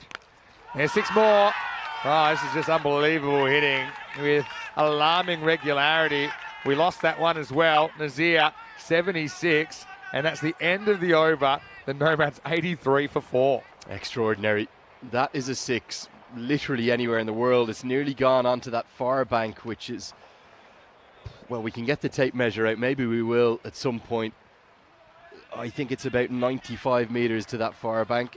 That's what we've got to come up. It's the Nomads going again. Remember, if they win here, if Fahim Nazir gets them over the line and they beat the Crickets, where they'll be big favourites to beat them, the Crickets have struggled, they're going to go 5-2. 5 on the bounce. Yeah, that's the thing. It's very, very possible. The Crickets, of course, they've struggled so far that they do have 1 win. Yeah, the Crickets will be chirping first with the bat because they'll be on deck in about 35 minutes as we'll start match 22. Anyway, let's go back to the action.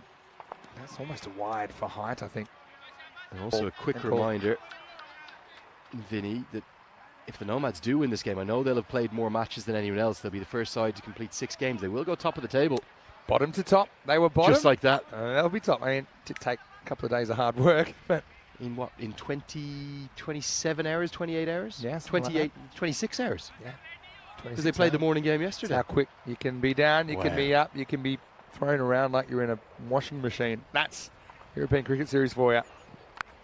This is a top edge from Chowdhury going in the air. Fielder backing back. There's no real interest from Fahim to get it too, and I know why, because right now he needs 24 for his century. Oh, Penny, you didn't say it. Nah, he's that good. I can't jinx him. You didn't say it. They need 40. I thought we weren't to use the C word. No C word on air. You can't mention the century till it happens. You actually said the C word. I did. Actually, so did I. Yeah, you start. Now he goes with a jumping hook shot. That could be a no ball. I think it is, because it's the second bouncer in the over. And that means he'll get a free hit. So maybe 2 jinxes make a right. As we both mention it, the bowler digs it in like he's Alan Donald. And now the problem is he's got Fahim at the other end who's on fire, and he's going to get another free hit. And this is actually really well played because he's almost had to come up into the air and make contact. St. Gallen, well, they are maybe just one run separating the two sides at this stage, but Nazir driving them home. Here's the free hit. That's absolutely laced. And that's Maximal, 6 more. Little errors being punished and big errors getting punished even more. Fahim Nazir just so well balanced. Excellent batting shape. Slightly clearing that front leg and just an ease with this, the way that this ball leaves the field. He's a great player to learn from. Young boy or girl, if you're watching on, look at how still he is at the point of release, which therefore allows his head and his eyes to pick up as much information as possible to then execute the shot. Great batting. Goes after this. This will just be a single though. Well, Corey Ruckers is watching from the Netherlands where he says it's raining. He's watching with Netherlands skipper Scott Edwards. They are housemates actually. Scotty. Scott, hopefully you're well. And Corey and Scott just saying, looking at that Group E, they're predicting an England 11 Swiss final in that Group E. And this is hit, and it's hit pretty well as well. Now it depends if this is good or not for Nazir, but it does get the Nomads past 100. Chowdhury opens his shoulders. Maximal 6 runs. Nomads just cannot put a foot wrong in this chase. And it's the first boundary hit by a batter who is not Fahim Nazir, would you believe? Well, very, very good morning to Scott Edwards. Amazing job that he did as the Dutch skipper down in that ICC Men's Cricket World Cup qualifier. I predicted an associate to qualify. I was the only one of the commentary panel to do so. So I've got Scott Edwards to thank for that coming through. Another no ball. Oh, now they're going to sneak it as well. Now, honestly, I think Kugiana might have just lost the plot here because this is halfway down. He's already bowled 2 bounces in the over. This will actually carry a warning as well, a bit like the warning for the for high deliveries. And so yeah, he's actually going to get a warning as well. And if he does that again, he'll actually be off. We've only ever seen it once for 4 bounces in the over. You remove for the attack. It was called the Shebekel incident, and it was in Krefeld in 2021. Kutub Shebekel. There's still 2 balls left. He could do it. Sher Mohammed, the keeper there, he was that angry. He was almost paralysed by the anger with the delivery, so he forgot to collect the ball. It meant that Nazir comes back on strike for the free hit. Important part of wicket keeping that. Anyway, Fahim doesn't really get this one like he wanted, but he will get a single. Tell you what, if you're a good team man, you're blocking this if you're Chowdhury now. He's also off that dreaded number, Fahim Nazir, the Australian unlucky one. 87, 13 True. Shy of 13, the word that should not be named. We're a long way from Australia though here. Chowdhury will get a 1 and he'll take it. So, well, might need to beam the scores out to them out in the middle. But anyway, it's game on here as we get to the end of the 8th over. That one had a bit going on. It's 107 for 4 after 8. And look at the recovery from that runworm that you saw very briefly. It surged back into contention. There was a big dip with those wickets falling before it fell, but now it's come right back towards it. Worms are scared, and that's fair enough. I just realised, though, it feels like they're all over this game, but this is a classic one-man band innings. Correct. Not a one-man band team, but, I mean, really, if he was to get out now, there's 18 required off 12 balls. So, and if you get a couple of new batters out there, it's not a slam dunk. Well, what I'd love to see from Ali Abbas, get the men in the circle, stopping a single, don't allow Nazir to get back on strike. We'll get the one here. So, yeah, this game's a lot closer than I felt it was, just because Nazir's dominating so much. But that's the thing, partly because a lot of batters haven't had the strike, but also no other batters really firing this innings at all. Chowdhury, okay, has hit a 6, but he's the only other man to hit a boundary in this knock. At the same time, Vinny could end it in 3 hits here. True, but will he? Oh, maybe not. That's pretty close. Bowler runs straight in front of the umpire. Here's the issue with Haroon Khan. It's maybe hitting, it's maybe missing. For me, it's 50-50 live, right? With the angle. Where does it hit him? I think that's going to cannon into leg stump, Vinny. Yeah, I mean, out, I gave it live. Hits the heel. For me, it's still 50-50. But look at where the bowler is. The bowler's right in front of the umpire, so you can't expect that call. Now, this is hit hard, but you're happy with a 1 from Nazir because it gets him out of the way for now. And sure, Chowdhury's also a good hitter. Well, this game's tightened up a bit, 16 off 9. If that was given, Vinny, I think it was maybe, if anything, advantage to St. Gallen. But instead, for the moment, Nazir is still here. He'll probably just need 2 more big blows if he can get on strike. Well, slower ball. Adios, Pelota. Maximo. And just like that, Chowdhury breaks out. Second 6. Puts Nomads in the driver's seat. Yeah, it's a little slower ball. It's picked and it's heaved high and handsome all the way to the corner flag. An almighty strike from Chowdhury. Massive moment in the game there, Vinny, with that LBW appeal being turned down. Usually when you get it that you like full, that one, didn't you? For me, and yeah. I'm normally keen to get the finger up. I just thought when we saw the replay where it hit him on the foot, it didn't hit him really middle of the foot for me. It hit him more in the heel. Maybe an umpire's call, but the umpire couldn't make a call. That's the real issue. It could have been as plumb as you like. I totally get that point, Yeah. but the Hawkeye for me says that's smashing in the leg stump. Agree to disagree. But anyway, this is hit. One bounce. Just a single makes it 9 off 7. Huge ball coming up, biggest ball in the match so far. Has to be a wicket for St. Gallen, Vinny, for them to get into this contest and have a real chance in the 10th and final over of the defence of their almost what we felt was 5 runs shy of par total. Imagine they had 129 now instead of 124. Just quickly, proportion runs in innings. Viv Richards in ODI once made 69% of the total. Right now, this is 77% of the total. Probably goes down a bit after that for Fahim Nazir, so it becomes 8 off 7 now. But for us, when we had the highest ever score on ECN, it was Gurvinder Singh Bajwa in Barcelona. He made 156 out of a total of 178, and that was 88% of the total. I think that Viv Richards was Texaco Trophy, wasn't it? The 189 not out.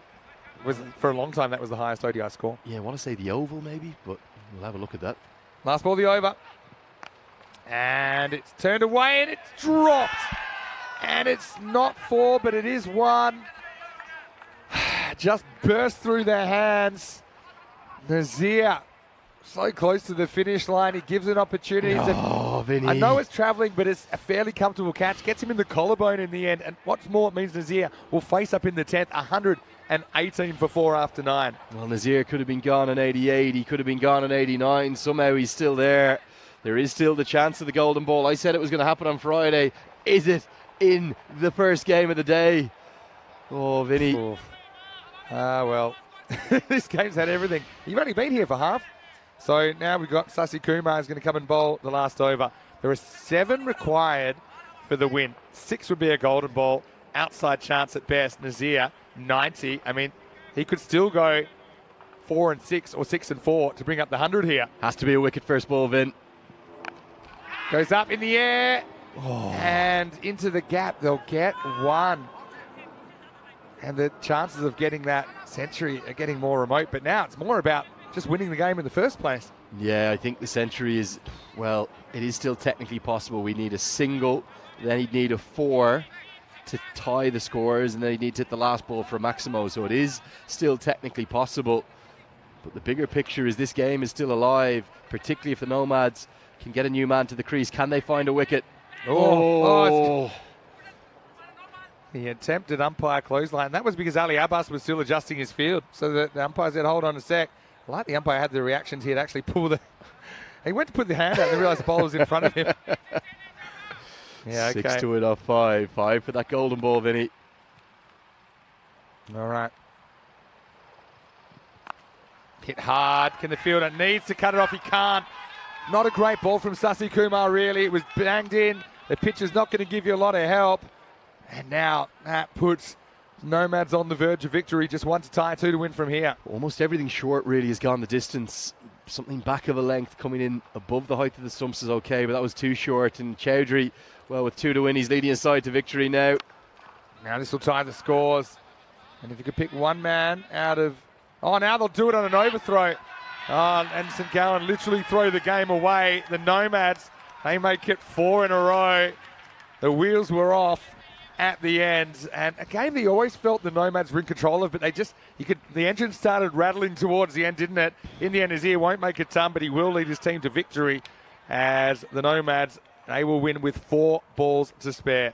An extraordinary innings, an individual performance of some brilliance, and a nice little cameo from Chowdhury, who got into the act, has driven the Zurich Nomads to 4 wins from 4 games.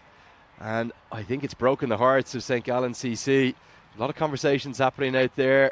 Maybe talking about that LBW decision, also the drop catch. St. Gallen had their chances. I really think they've only got themselves to blame. The 2 drop chances, one of them very difficult. And Ali Abbas's team will have to fight back and go again. This package of highlights is all going to be about one man, Fahim Nazir, 11 sixes and 3 fours. He batted very, very well. 3 balls to spare, pardon me. I misspoke a second ago, but let's go back to the highlights. Hassan Ahmed, rare miss from him. He knew straight away he was in trouble, just top edged that. Keeper did the job, nicely taken by Sher Mohammed. And the wickets just continue to fall. That one about as out as you like. But we'll come to another LBW later that I think deserved a very, very close look. But the umpire didn't really get a look at it. But in between, we had wickets falling.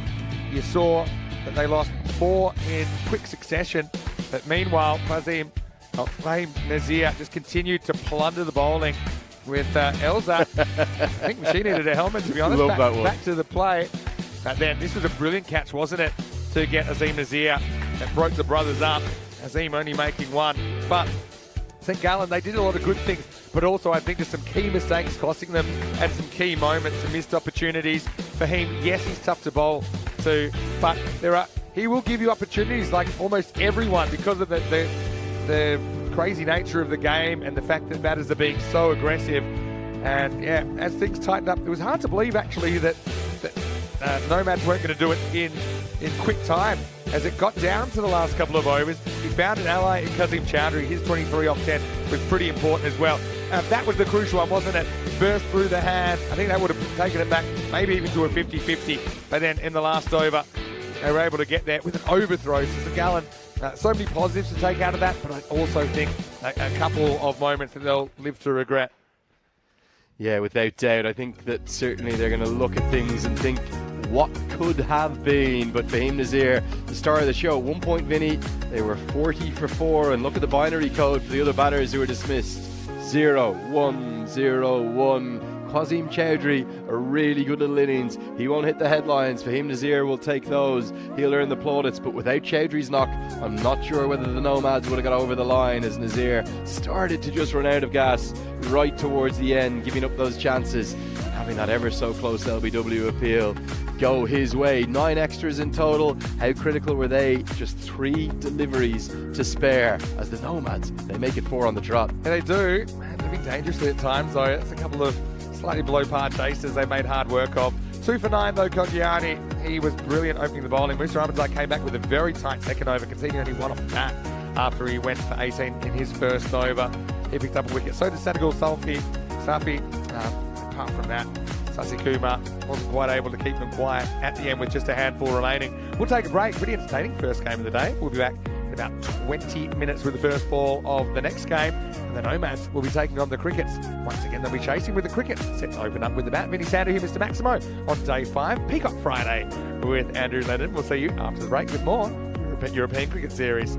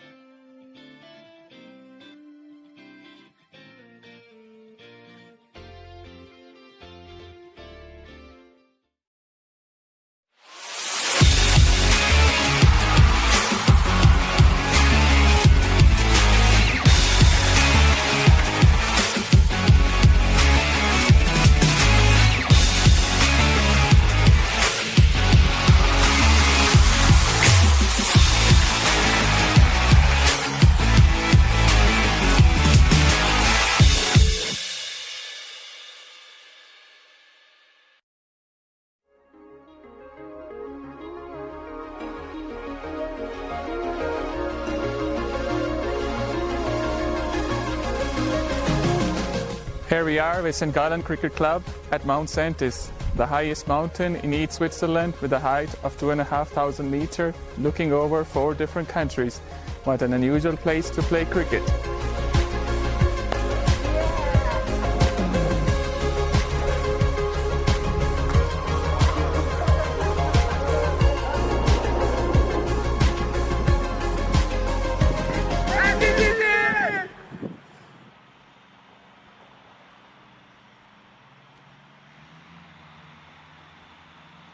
Hello and welcome back to the beautiful Grundemer Stadium here at St. Gallen in Switzerland. Don't you love those pictures as well? So much beauty in the natural landscape here in this part of the country. In fact, all around Switzerland, there's so many great places to visit. I do encourage you to come and check it out for yourself. Right now, we're going to check out match number 22, and we'll see the Nomads, who have just pulled off a victory in match 21. They are going to back up in match 22. They're taking on the Zurich Crickets. Let's see what happens at the coin toss when Rob Kemming at the 2 captains. Your call. Tails is called. It is heads. Well, I don't know if Azim Nazir is wearing his lucky socks all week, but he seems to be pretty good with the coin tosses. He's won it and he's elected to chase, and that seems to be what they like to do.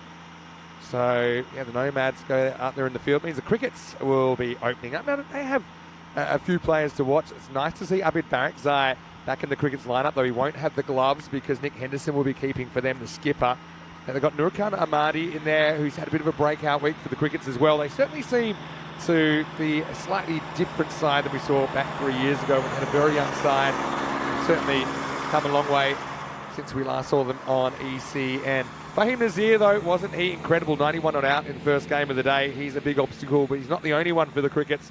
And we're going to have to put a decent score on the board first up, and the supercomputer is only predicting they'll make 80. If they do that, I think it'll be pretty tough stuff for the Crickets. Speaking of tough stuff, Andrew Leonard joins me in the comedy box, and a little bit of a champs versus challengers about this contest. Nomads had a bit of a scare towards the end there in the first game. Certainly they'll go in big favourites in this game, but the Crickets, they've also shown that they've improved a lot in the format. Yeah, no doubt. I think that's the first and very last time I'll ever be described as tough stuff, but I appreciate it, Vinny. I really do. You said soft stuff, cuddly stuff. Yeah, that's probably a bit more along my lines. Cricket-loving stuff. Yeah, I mean... Doesn't have the same ring, though. You got a little bit of the teddy bear about you at times. Thanks, Vinny. But only too. You've got like what I'd call a cuddly personality. There it is. You're just kind of, yeah, you're just very, very warm and comforting.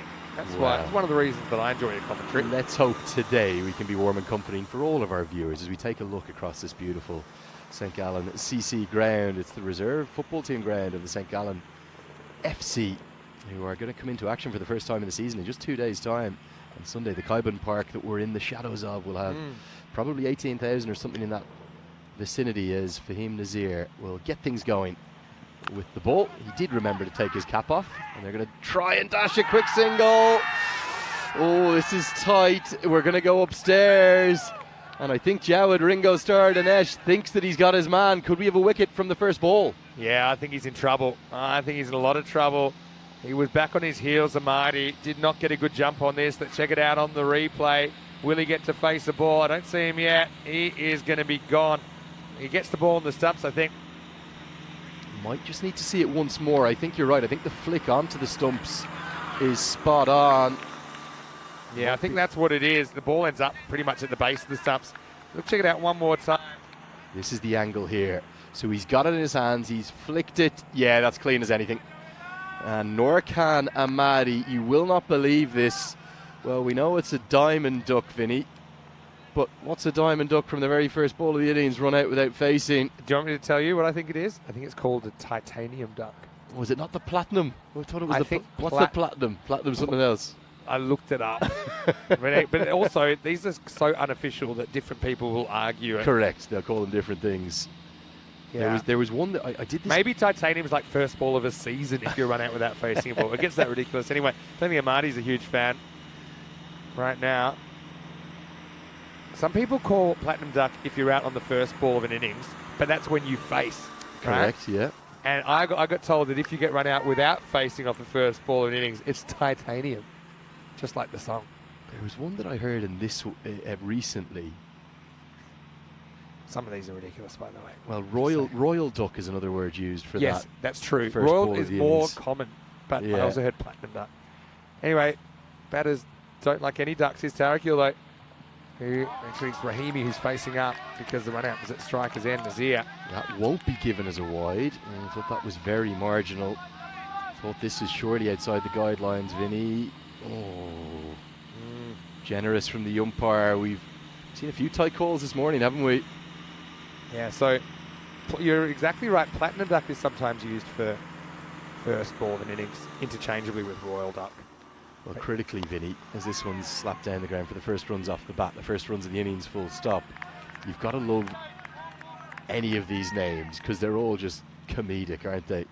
Yeah, I'd never heard of the silver duck before. Which silver and bronze. yeah, they're Just people need to fill the columns somehow. yeah, a bit They're writing villagey. these articles. I do remember from back, I was the kind of guy who, even if I got out, I'd then go and do the scorebook for the team. You know, I just wanted to stay involved in the game and in some capacity. Nicely bowled. It'll be a quick single. They get home safely this time. I did used to enjoy, particularly if a teammate or one of the opposition got a duck, I did used to love doing the animation on the scorebook. Yeah, me too. And I wasn't a very good drawer, but I enjoyed doing it. Just like me, I'm terrible at drawing. I am awful. But anyway, That makes two of us, mate. crickets did not need that, to say the least. Amadi is a good hitter. They're not quite as deep with the batting as the Nomads are. Big swing and gets enough of it to get it over the head of the slip that is in place. Can't blame the intent. 4 runs to the total. Nice movement from Nazir. Yeah, I think that the more I've seen of this, I think if you're going to have a slip, just have him right back on the circle. Yep. I just think that's a catching position where you'll have the most range, and just like that edge, I mean, even that might have gone over him if he was on the circle. But yeah, that kind of first to second slip line, but on the circle, is something I think we'll see in the Carlton Oval a fair bit this year. It's traditionally there for either a forward defence or a drive, or maybe a back foot drive or a back foot defence, which are shots you don't see that much in 10 over cricket, I suppose. End of the first, just 6 runs from it, and critically the wicket of Norkan Amadi, who I felt for the Crickets to get competitive today was going to be the key. He is gone, but it's not just the action here in Switzerland. We've also got women's official T20 internationals going on right now in Romania, yeah. And so Greece, I know that you're a little bit disappointed, of course, with your Greek heritage, that Isle of Man swept them aside in the first game, but Greece will be back, and they are actually playing back-to-back first up today. So they're playing Malta in match 2. Now, Malta, we have seen before on the European Cricket Network, but they've never won a game on ECN. So could this be a chance for them? And Greece, of course, we've never seen them until this morning. So whoever wins that game in match 2, they will be having their first win on ECN, and starts in about 55 minutes. Rico doing a great job over there right now. Anyway, back to the action here, and it's going to be Amjad Ahmed to bowl the second over. Starts by getting worked away to the leg side for 1. Yeah, one more point, Vinny. It is great to see the sun out. Oh, yeah. Because I looked at the forecast last night. It did not look good. It really didn't. It looked to me like we were going to be in for a little bit of a rainy day, a day for ducks, if you will, talking about ducks. But right now, it's looking set fair, and even over in the distance, looks pretty good too. I thought the morning seemed okay. The afternoon, they have some concerns. Hopefully it stays away, though. Strange weather all over the continent, isn't it? I spoke to you earlier in the week about it being the wettest July on record in Ireland. I was watching the BBC News last night. I love getting BBC 1 and 2 in the hotel. Yeah. I was watching that last night, and the entire I'm not exaggerating, the headline piece of the news was how bad the weather was. And difficulties for the farmers in terms of harvesting their crops. Club down the ground, gonna have the first Maximo, more like it from the Crickets. They get something going. Rahimi, straight as anything, good use of the feet, 6 to the total. What a brilliant shot. It's one thing to charge, but to stay balanced like this takes a lot of skill. And his shape there's perfect. He knew straight away. He didn't have to run for that one. But this news report, Vinny, was not only focusing on the farmers having it difficult, they then went to see some tourists. I think it was in Blackpool or Scarborough, one of those classic British holiday seaside towns. You should have seen the cut of it. Yeah. Howling wind and rain. As this one's helped away, it is going to go all the way, and it nearly clatters in to our groundsman, who's just giving the in-depth outfield a trim. Big smile on his face, bit of TV time for him. He dealt with it like a pro, Vinny. Yeah, I tell you what. This is why when you're in the golf driving range, they don't let you go fetch your own balls. Because I tell you what, this could have been a little bit nasty. Oh. Well, first for the groundsman, but then also the fielder goes to get it. And he almost gets a toenail clipping that he wasn't banking on. Anyway, he never even flinched, did he? He literally never flinched. That's why in the driving range they always have the cage around. Correct. Did you ever go to the driving range and try and hit those guys? Literally the only reason we went when we were younger. Tried nothing else. I just love the way he never changed his line. He said, oh yeah, that's the cricket ball. That's going to go across in front of me. Keep her up to the stumps now. This is a good move because Ahmed, impressive as he has been, he doesn't have much pace. He's mainly been slower balls and cutters. So Jawad Dinesh, who seems like he's been everywhere, comes up to the stumps to try and keep Rahimi back. He does keep him back in the crease. And a good stop on the edge of the rope. And yeah, it's not just the weather here then, Vinny, and north up in the UK and Ireland, but south of here, 45 degrees down in Greece. That's the thing, yeah. It's been super hot in other places. Unpredictable. I don't know whether it's more of this and we're noticing more, or yeah, I don't know what it is. But I suppose coming from Australia, where it's normally a bit more stable, you know what to expect. But even in Australia, I mean, we've had some crazy events as well in the past couple of years that I've seen. Yeah, definitely more extremes. Whatever you think yeah. about how or why, but there are definitely more extreme weather events occurring, and it's not going to make it easy for cricket as well. I think there's a task force being put together on that. They won't get a single here. End of the second over, it's 20 for 1. Also saw overnight Pat Cummins, the Australian captain, joining the MCC World Cricket Committee, specifically with an eye to how to make cricket more sustainable going forward. He's a great leader of the nation. Vinny, let me ask you about some of your extremes. Hottest temperatures you've commentated in and coldest? You've definitely, you've done everything. I did Malta Finals Day in 2021 in the full suit as well, and it was definitely it was probably 42, in the 40s at least. And again, we're outdoors. outside, yeah. We're outside all day. In the cube. In the cube, which tends to act like a bit of a microwave in those conditions. So that was probably the hottest. Come back to the action here. This is down leg side for a wide first up. Nomad's now top of the table, Vin, as well, as we saw. Yeah, exactly. So they've gone bottom to top. Turned the competition upside down. So coldest, though, we did a full day in Bulgaria in April last year, where it was because it said it wouldn't rain. The computer projection said we wouldn't get too much rain at that time, and they were kind of right to an extent. But we did play day one, no precipitation. It was mixture between 1 and 3 degrees for the whole day. That cold in April. And then match 5 on day 2 had to be abandoned due to snow. and we went proper snow. Proper white snow. We had issues. Yeah, all proper chucking it down snow. You do quite often get a county championship game early in the season. Yes. Abridged by snow or interrupted by hail. As this one's hooked away short of the fielder. Good piece of work by Amjad Rahmani. They look full of confidence all of a sudden, the Nomads, Vinny, don't they? It's amazing what a difference a few days make. Opening day of the tournament, 2 defeats. Yesterday, 3 consecutive victories, although they had to fight hard for them, like they had to fight hard for the win this morning. But right now, well, even though there's a little bit of a fight back from Rahimi, they're looking good to make it, 5 from 5. Yeah, and even if you go back to the first day, it wasn't that they played really badly. I mean, they cracked 152 against Zoltan. Just Zoltan chased it down within 8 overs. Oh, big hit. That is a big one.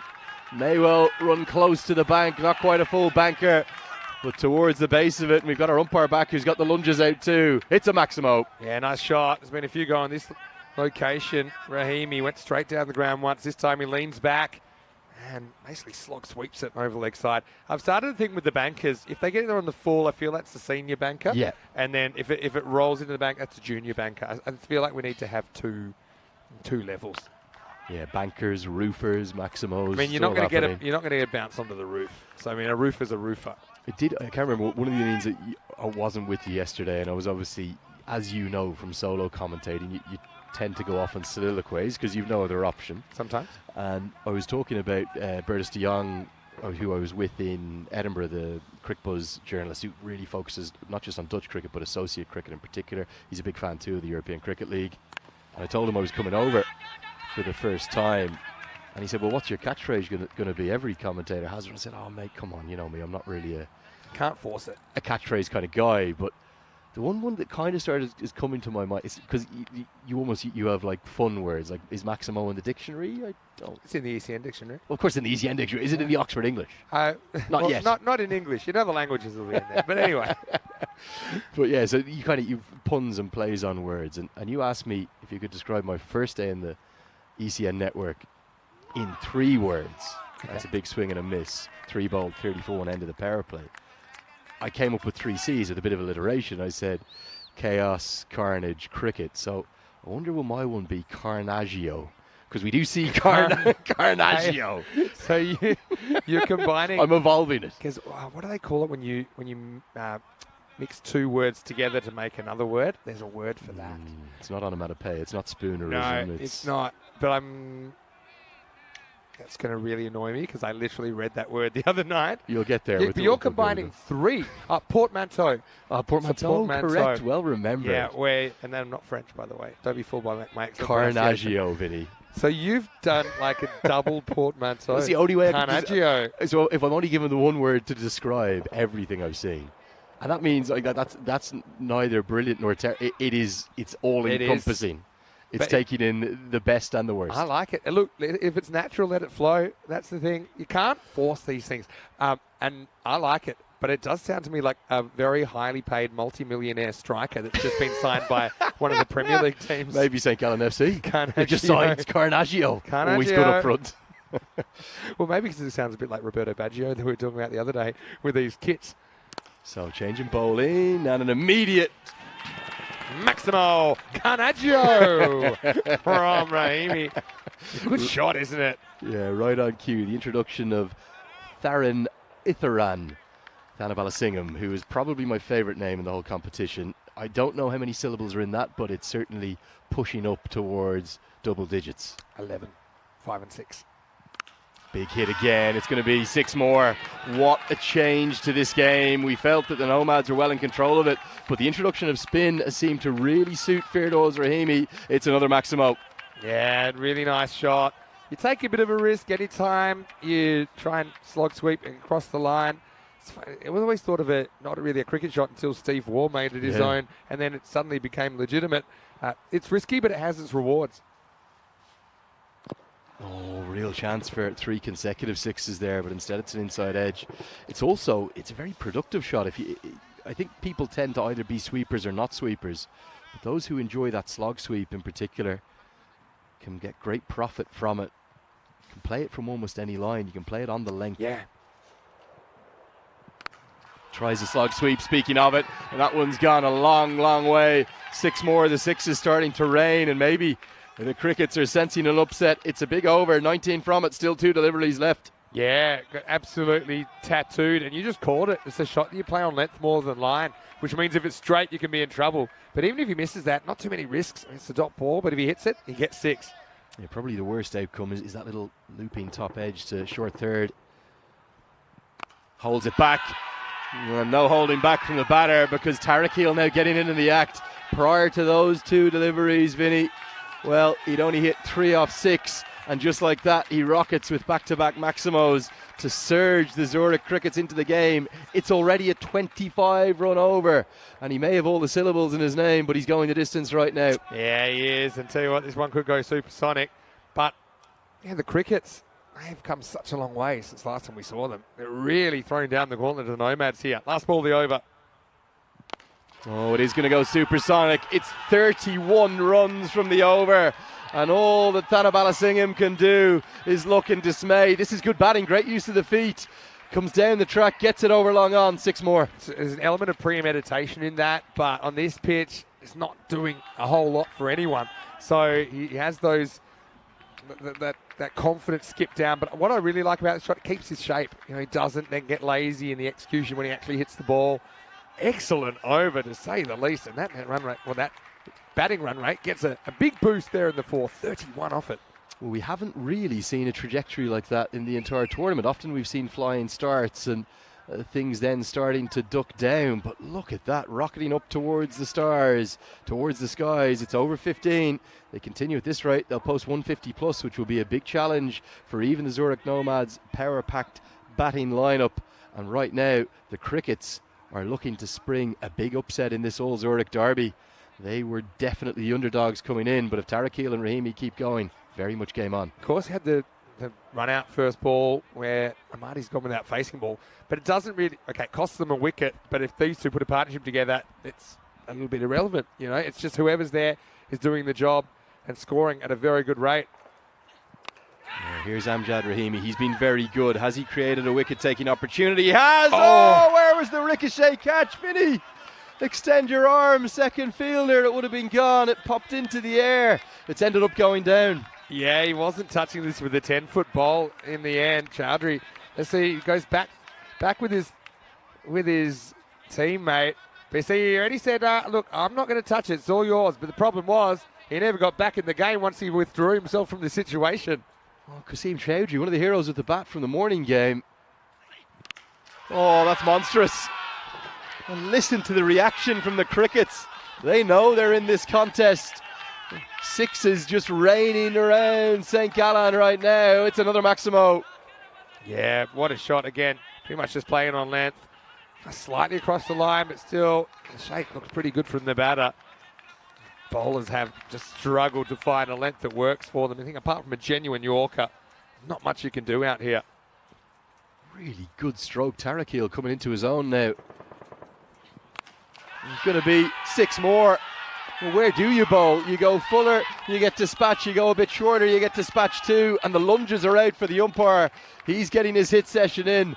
If the lunges keep coming, it means the sixes are going to continue to rain around the ground. 6 more. The Cricket's flying. This is Carnaggio in the first degree right now. Talked about it. I mean, the Crickets have come out. We thought the writing was on the wall. Don't want to call it too early, but the fact that they lose that run out first ball, but then this partnership has been crazy. They put on 74 in just 26 balls, and it's both batters that are going. That's the thing. It's not just one guy that is doing the damage at the moment. Vinny, the last 9 deliveries, there has been 7 sixes. There's only one way to describe that. It is quite simply Carnaggio here in St. Gallen. Short wide, and gets away with it, but only just. Time to breathe for a second. Rahmani is trying to smile as it is. Remember Rahmani. I think that's wide for me. I don't think that's inside. I think that gets some of the tram line. Anyway, bowlers probably feel they're owed one. He probably feels like he's owed one because he was the man that wrapped the batter on the pad on a hat-trick ball earlier on. Seemed very adjacent. Down the leg side this time will be signalled as a wide, as all leg side deliveries are. Well, this game has just turned on a sixpence. It's turned in the course of 9 legal deliveries where 7 sixes and a couple of singles were picked up. So if you add those up, you do the quick maths, 44 runs off 9 legal deliveries, and the Cricket surging into this contest in a big way. So it'll just be 1 down to take the wicket. Seems to be okay for time. 20 minutes still to go. Still a ball to go on this over though. Vaishak's got a good question. A bit early for random questions, but it's never too early really. We love your questions. He's asking, how do I keep my throat clear? Doing so many days in a row. How do I come back with the same modulation? It's a very good word, modulation. Vaishak in the box. Anyway, I'll tell you some of my secrets in the moment because I've got Andrew Leonard with me here that he knows a thing or two about commentating a lot of games. What a shot! It's a charging pull, and they're loving it out there.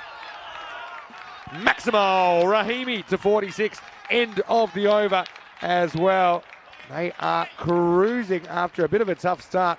It's 82 for 1 after 5. Look at the celebrations at the non-strikers end. Not just the umpire with the lunging 6, which I might try and impersonate up here in commentary. Can we come up and say hello?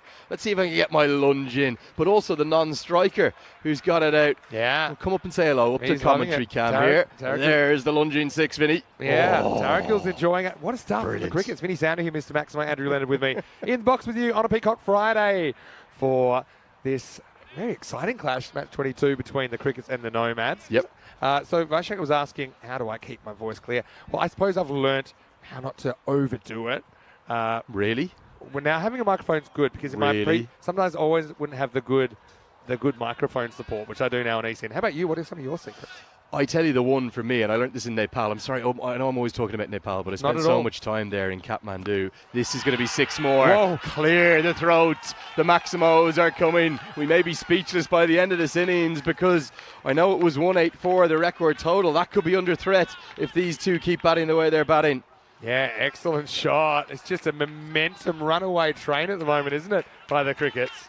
Yeah, I think the key one for me to keep the throat in check, it's the hot lemon honey ginger, because when you go to Kathmandu you're up at elevation about 1,500 meters above sea level, and that's something they love drinking, the grated ginger with hot water and then lemon and honey, and it just soothes it perfectly. Ginger, I don't know if you eat or drink ginger. If you don't, start doing it. It's one of those superfoods. It's so good for you. Yeah, I'm a big fan of ginger actually. See, because I'm in so many different places, I kind of have to modify wherever I go based on what's available. I'm a big fan of a peppermint tea in the morning, actually. Anyway, here's Azim Nazir. Big hit again. Well, I've said this a few times, Vinny. It's 6 on any ground in the world. It's a junior banker. It just rolls up the hill. And it's going to be 50 for Rahimi from just 18 deliveries. Extraordinary innings. Vinny, I know we've had bigger innings. We may well end up always taking the bows from his teammates. I think this could be, for me, the innings of the week. It's turned this game around so quickly. Well, he comes in after one ball, has to face up, even though he's the number 3, and he has just been brilliant. Underdog story. Cricket's lost 8 matches before they won one on ECN, and now he's going to get a no ball. He's really in form. He hits that for 6 as well, but he will get a free hit. It's such a funny one because you can probably see that that's going to pitch off the wicket. You throw the hands at it. But by the time he gets to, you'd have 0 reaction time. Free hit is going to go all the way. I know we've had higher strike rate innings. He's striking at 300. For me, this could be the innings of the week. Well, it might be. Still time to go. I mean, we're running out of superlatives at the moment because this is just absolute chaos right now. 58 and counting. 100 comes up now for the Crickets in the 6th over. And since that 3rd over, when they started to turn it around, the Crickets bench has not sat down. The 100 is up, and there's plenty more time to push up towards that record target of the week. Has he got enough of it? No! Put down! It's a life! And of all people, well, would you believe it, if there was anyone in the outfield you'd put your bottom dollar on holding that catch, it'd be Fahim Nazir. He's put it down. Yeah, I mean, you would have bet Nazir would hold on to this. Look, it's not an easy one because he's kind of down. It's low. It's dipping on him slightly, but he gets 2 hands to it. Rahimi dropped on 58. Oh, it just keeps going. The Maximos raining every ounce of this ground. I think Tarakeel's going to join Rahimi on 50 in a moment. What a partnership, Vinny. A reminder, they came together after the first ball. It was none for one. Since then, they put on 109 in 5.5 overs. Unbelievable. This is what I love about the format. You think, okay, Crickets, maybe what are they going to struggle to? They'll be lucky to put 100 on the board. They are blasting it. Nomads have got the shoe on the other foot at 109 for 1 after 6. Last 3 overs, Vinny, have gone for 27, 21 and 31. They have turned this game around. It was only 30 for 1 after 3 overs, but the last 3, they've gone for 79 somehow. I'm not quite sure how. And very much the Crickets, they're not just surging into contention in this game, they are rightly now favourites if these two can keep going. Anything north of 150, never going to be easy to chase down. And the projected scores are higher than that, Vinny. Yeah, we're at 180's pace now. This is crazy. Wants to dispense the helmet. To be honest, I wouldn't be changing a thing. But yeah, now we're heading into the last 4 overs. Rahimi, 59 and counting. Yeah, thanks, Jules, for your little tip about a product that might be good for my voice. I suppose I've learned how to work in a good space where I can project, but I don't have to overdo it. I was brought up sometimes doing lots of fundraisers and functions for sporting clubs where it could get a bit rowdy, and that's when I used to lose my voice a lot. Yeah, that's a short ball. Is it too short? Yeah, going to be given as a wide. Ahmed, who's been so good from his first delivery, concedes a wide. Here's one quick question for you, Vinny, just with it being a Friday, a fantastic Friday, a Peacock Friday. Sure. Which are the days that tend to garner the most traction in terms of viewers coming in and engaging? Is Friday a good day for it? Always. Honestly, the biggest thing it depends on is what other cricket's going on around the world. Gotcha. So I don't think there's any pattern as far as day of the week. It kind of just depends on the schedule of cricket around the world. Interesting. Going to be 6 more. Well, if these two keep hitting the way they are, and the non-striker's almost celebrating more than the striker, another lunging 6 signal comes out. We're going to have viewers in their millions. This is ball striking of the very highest quality. Oh, yeah. Once again, it's just on a length that he can get under. And he's just so confident. Batting without fear. Talked about in the longer forms of the game, batting is kind of based on fear of losing a wicket. These guys, they are unencumbered out there. Doesn't get this one out of the middle. Will they think of a second with the sliding stop? They're going to go for it. They're going to end up at the same end. The throw goes to the keeper's end. Oh, is that a direct hit given out? It's the main man. How's he done it? Jawed Ringo Stardanesh with a sensational run out. It's actually an incredible run out. I said it's not on because also with this situation, it's not on for one run. Don't worry about it. But Rahimi, he's so thirsty for the strike. He comes back, and I thought he was going to get away with it because the throw went to the wrong end. It went to the keeper's end, which is the end you'd expect. But then how about this work from Dinesh, who picks it up, and then with the glove on, he hits the stump. So that is a fantastic bit of fielding. And unfortunately for Tarakill, he's the man that's going to have to go. Great improvisational work from Ringo. Oh, look at that. I wonder, can we get that reverse angle replay once more? That's the one that clearly shows it. And a good decision from the umpire. No need to go upstairs. He was well short. Clearly hits that, what would be the off stump if we were bowling from that end. In comes the new man. Back live with you now. As this is whipped into the leg side. Will just be a single. You won't have seen it live, but not out of the middle of the bat. The new man. Who is the new batter, Vinny? I don't even know who's in yet. Yeah, I'll say in a second. But it's Khalid Niazi. Khalid Niazi is out there. But it feels like just a bit of a buzzkill, doesn't it? The Crickets are up and away. Yeah. They had the momentum. It wasn't really necessary. It might not hurt them that much. They've still got batting to come. But those two were just kind of in this fantasy land, weren't they? Where everything was going their way. Let's see what Niazi can do.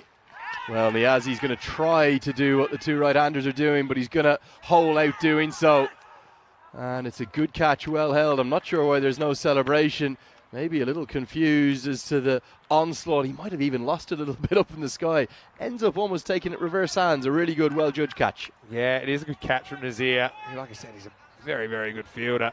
Didn't see it. See, he's given the jazz hands, which is basically code for I'm not seeing it, because it is a very similar coloured background to the ball with the clouds in that part of the ground. But Niazi's going to have to go for a golden duck. He's got Derek for company. Oh, we've had what? We've had the platinum or the diamond. Sorry, we've had the diamond, now we've had the golden.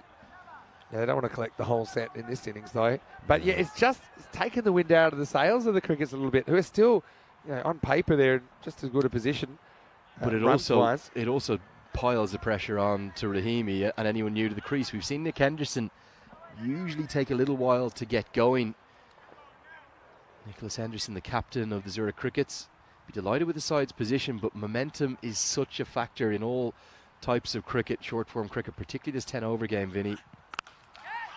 This is hit out towards the fielder to his right. It's going to be a boundary. Good start from Henderson, and that will get the Crickets moving once more. Yeah, Henderson, not a bad man for the occasion. The captain there, a steady head, and provides support for Rahimi, but he starts with a blow of his own. As his score's climbed above 120 and still over 3 overs to go.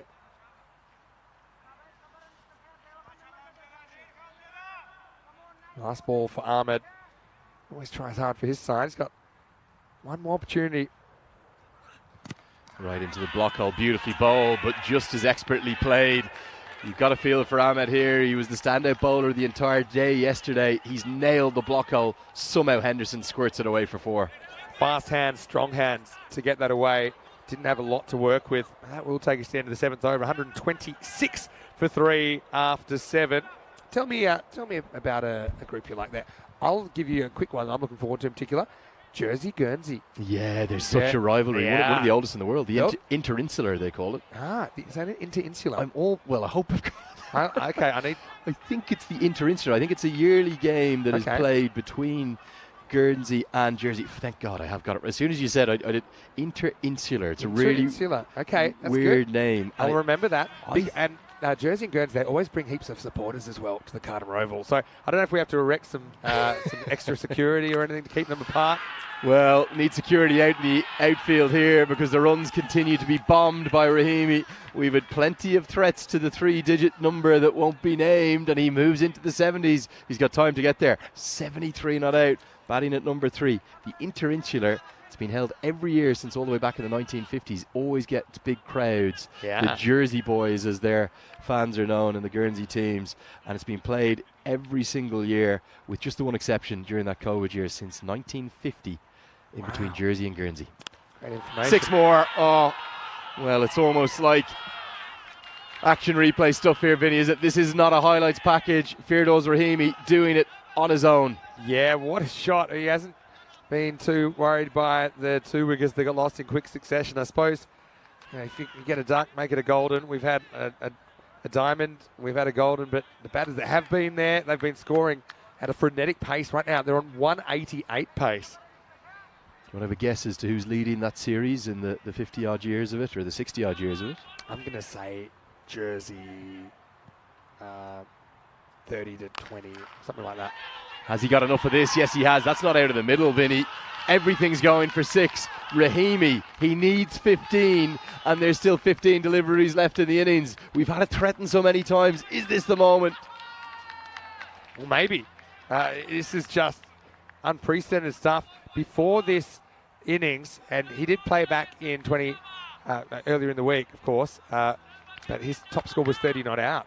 And right now, well, he's blown by that. Staring down the barrel of century number 18 of the season. We saw Hassan Ahmed go close yesterday morning, 98. That's as close as anyone's gotten. Right now, 85 not out. 68 games between them, Vinny. I'll give you another chance in a moment. I'll give you the result at the end of the over. Jersey and Guernsey. Runs continue to come, just the single this time. Have a ballpark guess. I'm going to say 45 to 23. So that's a very good guess, right? It's only a guess. You've been stitched, though, and I've stitched you properly here. There's 14 draws in there. They used to play time cricket. All right, take 7 off each. Stitched you. I'll go 37-21 then. Well, that's pretty close. You've got the 21 right, remarkably. Guernsey have won 21. Jersey have won 33. Direct hit would have been gone. Pulled it off again. And he's run all the way to the boundary this time, Dinesh, and he's almost hit the stumps. He is great to watch, isn't he? Ringo Starr, the main man. He's everywhere. I've never seen drummers move this quick. Normally they just sit in their spot. But have a look at this. Yeah, and there's nobody that's really queuing up for the keeper spot in his absence, so he goes at the stumps. This would have been out. Would have been gone. Back live now. And not out of the middle, and critically, it's only going to be a single, so Henderson will be with the strike at the end of the 8th. 14 draw. How long? What's the format? Is it 2-day format? I don't know what it was back then. It just gives us the fact that it was match drawn. Let me take a look. 148 for 3, as I put Lenny back on the research computer after 8 overs. I think so. It's been played as a 50-over contest in recent times. Okay. But no, I think it was timed cricket back in the day. Whether that was over 2 days, probably. Yeah, it was. Yeah, it was a timed game, and then in 1992, I think something in that region, it switched to a pure limited overs format. Right. So actually it was the 1980s. So the last draw was all the way back in 1977. Almost everything was drawn in the early days. So what did I say at the end? I said 37-21. Yeah, but it was 33-21 and then 14 draws in the mixed. Okay. Yeah. I'm going to give myself a partial pass. Yeah, I think you're pretty good with that. It's actually even moved now to a T20I Cup too, but they've got such great facilities there between the KGV, College Field, Grainville, Farmers Field. Farmers Field, of course. Farmers have been in the ECL last couple of years, made the finals week. Real culture of cricket there. I want to visit as well. I haven't been there. Now, interesting change of bowling this one. It's Thanabalasingham, who went for 31 in his first over. Should they have gone to a 6-bowler, Vinny? Yeah, well, I mean, maybe you back a guy that's had a good tournament. It's just 1 over. It can happen.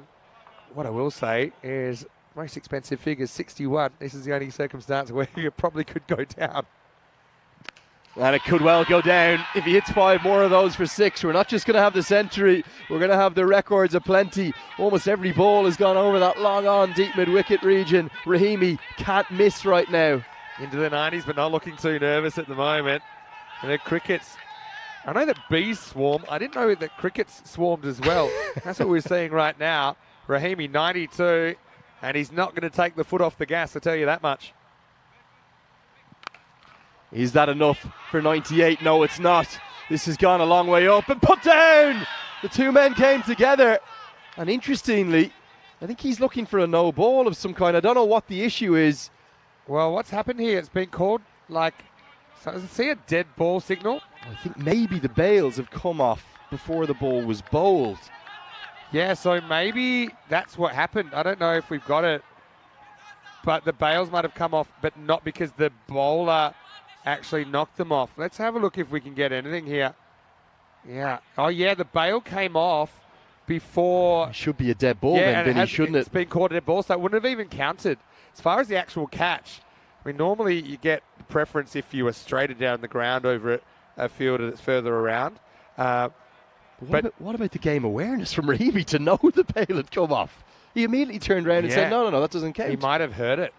Maybe he put him off. He said I would have hit it for 6. Yeah. So here's the thing. When we had issues on Monday, eventually that rule was kind of scrapped because everything would have been a no ball. Oh, a dead ball, pardon me. But technically, that if either umpire notices that happens, they should call the ball dead immediately. And I think that's basically what was done. So the square leg umpires communicated. So that won't even be a dot. It won't be a 1. It won't be anything. It's a dead ball. Yeah. It's a reboot, if you will. Yeah. And it means that Rahimi still has more than a fighter's chance to get there. How's your double luck, though? Drop catch and wouldn't have counted anyway. 92 as he reboots. Doesn't get it. Doesn't get it. Still has time to get there.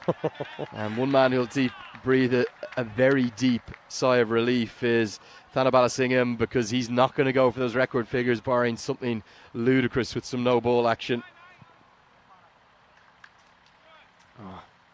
I feel like we've just had time to take a deep breath for the first time in a while, but here's Henderson on strike. Hit well and hit for 4. I think it's just bounced probably a few inches inside the rope, and the fielders helping the umpire out. 4 more to the total. Oh, this is some innings from the crickets, isn't it? And the Nomads have been on a winning streak, but they haven't had it their own way along the journey. But this is some exciting cricket here. Well, 160's up with 8 balls to go. The 184 is under real threat. We called it a long way out. You know what, though? Who's to say that Nomads can't chase this down? Correct. With the batting they've got. 2 to come. Henderson gets this over the offside, but that man is at the interesting deep extra cover position. They might be. Oh, I thought they could have taken on the second there. Would have been tempted. But then you don't want to run out a guy on 93 coming back to non-strikers then. Must ball the over. Take the single. Nah. Oh, he'll take it if it's there, but he'll take a 6 if it's there too. He's looking for the Maximo, doesn't get it, and he's going to end up with the single, which is maybe the best possible result. For some reason, when batters get into the 80s and 90s, the petrol gauge starts to creep towards 0. He's not getting them as cleanly as he was, but he only needs 6 with 6 deliveries left. 162 for 3 off 9. Already we're looking at a 160s chase. We had a 170s chase in Hungary recently. Amjad Ahmed, the only bowler to take a wicket. Nazir, the only bowler to go single-digit economy. But I tell you what, if you're ever going to see a 180s chase, this team, this field. Yeah, this is the one. I'll give you a guess. What do you think the highest score batting second is? So not the highest successful chase. Yeah. What do you think? Well, I reckon because you're asking me, it's higher than the 174 that was chased down. So I'm going to go 184. I'll go 10 higher. 187. Wow. We had a 191, 187 game. The most runs scored in a game, though, 403, when 229 played 174. Here we go. Rahimi on 94. A Maximo away. Goes into the sky. The petrol gauge has run out. Catching opportunity held. It's another one gone in the 90s, Vinny Sandhu. Can you believe it? You could almost feel the engine was just starting to chug, and he didn't quite get to the finish line. Gone for 94. What a knock. Yeah, what a knock. I mean, had a couple of slices of luck in there along the way. But, in the end, he's going to have to go. What a knock, though. And he's thrilled about it. I know he doesn't make the three figures, but what he's done, he may have set up a memorable victory for his club, a club that had never won in 8 attempts until they finally won at their 9th. And it's the table toppers and the defending champions. He's just cracked 94 against them, and he's in the zone right now. He's still in the zone, walking on a cloud. I loved every second of that reception that he got there. It was raw emotion there, Vinny, wasn't there? It was rather than euphoria, it was actually very emotive as he was hugged and greeted by every one of his teammates. His career best innings here, 94, has driven the Crickets to 160 plus, but with 5 deliveries left, what can they muster up to? Good change of pace, I think it was, from Amjad Rahmani, who's been impressive for me. Himself and the youngster Amjad Ahmed have been the 2 standout bowlers for the Nomads. As this goes a long way up, but not long enough. A chance taken by the man I'm just talking about, who punches the sky, Amjad Ahmed. He's a good young cricketer, 17 years of age, Vinny. Hasn't he judged that well? Yeah, he has. And so the Nomads, they'll feel these are important deliveries as well, even though I know the horses bolted, but they've still got the artillery to chase it down, don't they? So if they can keep the Crickets in the 160s here, that makes their task a lot easier. And Derek, for such a high-scoring innings, he's been incredibly busy in this first half of match 22. There's the hat-tricks. Regina Sidazay, the first woman to take a hat-trick, and also that was on her international debut in the ECIW. Vinny, I reckon this is hat-trick attempt 20 plus now. Only day 5. We've had at least 4 a day. Yeah, probably about right. Probably about 20. I reckon this is about 20. Mm-hmm. Now, is it going to be Amjad Rahmani? I don't want to say we should have had one in the first game, but we very nearly did with the awfully tight LBW appeal. Is this the moment? It's Jabber Keel on strike. Oh, a coat of paint. Vinny Sandhu, how is this missed? We've had 2 of the closest calls on a hat-trick this morning. We had an LBW, which I think is still before the courts. Oh. And then this one has missed by the proverbial coat of varnish. And the hat-trick hoodoo continues here in Switzerland. What's happening? Vinny, how was that missed? Top ball's handy, though, for the Nomads. Yeah, they'll take it. And this squirts away, more like it, for the Crickets, just to give them something, a punch of the sky from Khalid Niazi down to the sideline as it's squirted away by Jabber Keel for 4. Still 2 balls left. This over has gone for an eternity. Yeah, it feels like it has. So, I mean, even to set the highest chase ever, they'd need to get 8 off these last 2 balls. Jabber Keel faces up again. Goes into the air, deep mid-wicket, nestles underneath it and can't see it. And it's going to end up costing them 4. They can keep running if they want, they don't need to. And I have to feel for him, but he nearly got himself into that spot of bother before. Use your cap, find some way to get an eye on it. Instead, it's cost his side 4 runs. But when you really don't see it, you really don't see it. There's certain tactics you can use, but the barrel was dry for ideas for Fahim. They are in the 170s. Last ball coming up. It's not going to be a chance at the record chase because they'll end with 171 instead. Well, what an entertaining innings we've seen.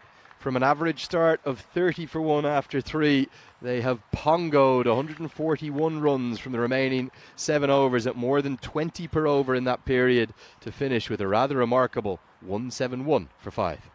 Yeah, well, don't know what I can say about that. It's the last thing we were expecting after we saw this first ball, where a very good hitter, Amadi, was run out before he even got a chance to face up. This was the start.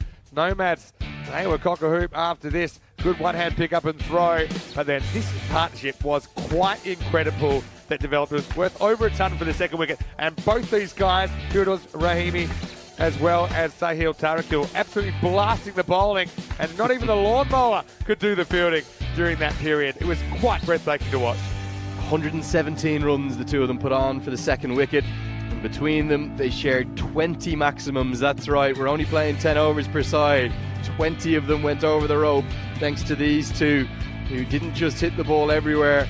They had a few moments of fortune too, as the relay or the ricochet catch couldn't be affected. But the quality of the striking and a few bankers, and also the celebrations, the delight for each other. Sahil Tarakil, the opener, and the number 3, Firdaus Rahimi, well, they made merry, and every maximum was celebrated with great vigour. not just by the two batters but by the subs on the bench as well. That drop catch was a massive moment. Of all people, it was Fahim Nazir who put it down, but here was the suicidal second run attempted, and the brilliance of the main man Jawad Danesh, who has entertained us so thoroughly, not just affecting the direct hit but doing it with the glove. Unbelievable. Then a good catch held despite not seeing it. The sixes continued to rain. Firdaus Rahimi, remember his name, he stuck them as big as anyone did over the rope. A couple of roofers, a few mini bankers too. Big hits and great entertainment for the Zurich Crickets, who were so good. A little bit of a late wobble thanks to the dismissal of Rahimi, who went for 94. Very well held by Thanabalasingham, and it meant that the Crickets had to be satisfied thanks to their main man. And a final dismissal of Abid Baraksai, who was dismissed for a golden duck. So nearly had the hat-trick to go with it. It was action aplenty. And then the rather comical moment as he gets out of the way to round up our innings highlights. 1-7-1 for 5. But here we are. Let's take a look at the batting card. The Crickets are down in their team huddle. They are determined to defend this total and take what would be an upset victory and really throw this entire 11-team group here at the European Cricket Series in Switzerland into absolute, well, throwing the cat amongst the pigeons doesn't do it justice. It would throw the group table wide open. 94 and 47, the two numbers to remember. Sahil Tarakil and Firdaus Rahimi's innings. Sensational batting of the highest quality, as we see maybe one of the highest totals of the week. What about the bowlers? Well, not a lot to cheer here. 2 wickets for Amjad Rahmani, probably the pick of the bowlers. I've been so impressed with Amjad Ahmed too all throughout the week, but he went the distance. Only bowler with an economy rate of less than 10, Fahim Nazir. He got those overs done with 30. Only the 4 extras, probably one of the best things the Nomads did with the ball in that innings, and that means that at the halfway stage of game number 2 of the day, it's match number 22 in total, would you believe? We're almost getting up towards the halfway stage of the day. It's the halfway stage of game 2 though. And the Zurich Crickets, they posted 171 for 5. Can they defend it? Find out live with us in just a few moments' time.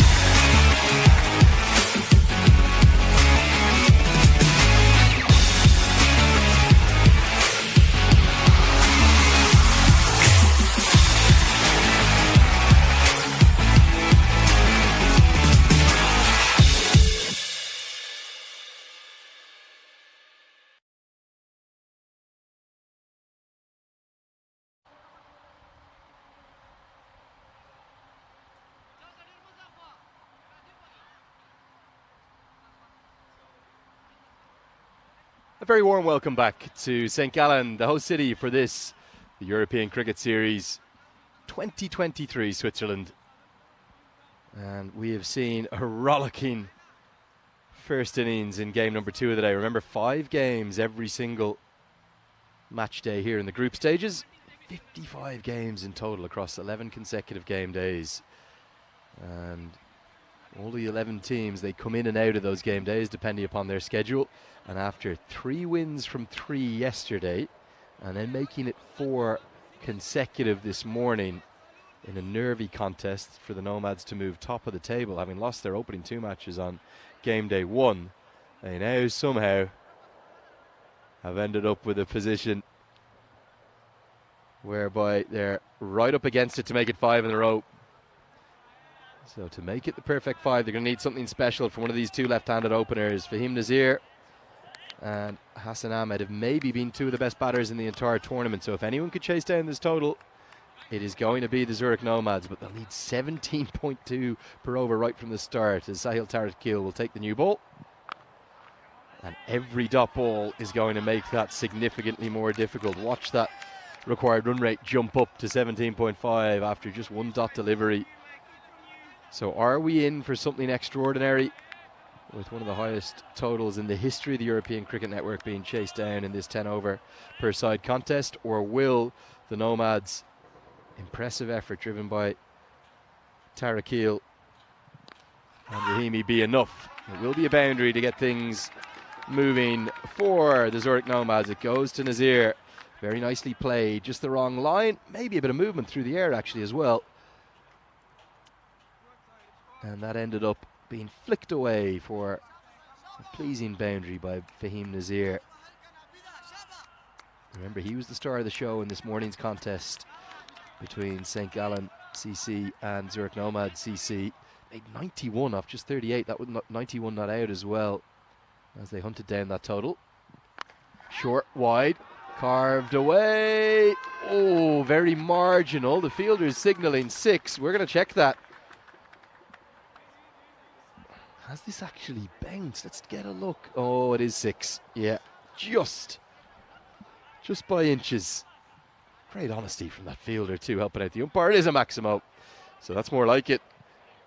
Probably need 2 6s in it per over really to get into this contest with about 17 runs per over required. That's going to be 6 more. Well, already promising signs that maybe we're on for something remarkable here. Do not go anywhere wherever you're watching on, whether it's on YouTube or Facebook as part of the European Cricket Network, on Swiss Sport TV, domestically here in Switzerland, or back in India, in the Indian subcontinent, live on Fan Code. You are in for a lot of entertainment over the next 45 minutes or so, I suspect, as it may look like it's close to impossible, but if anybody can do it, it will be the Nomads, driven by these 2 power-packed left-handed openers. That's not going to help the cricket's cause. A wide down the leg side. Pressure telling on Tarakil.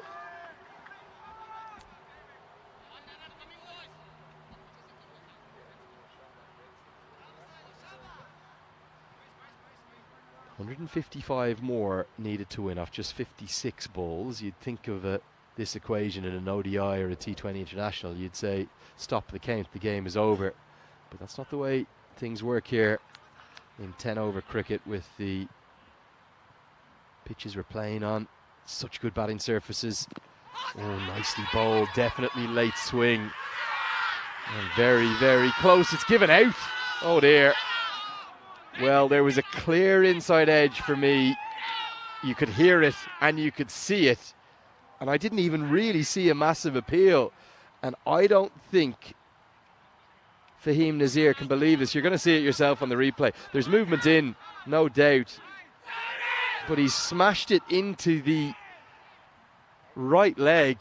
That's as big a deflection as I've ever seen off the bat to be given out LBW. Oh dear, that's not a replay the umpire's going to want to see.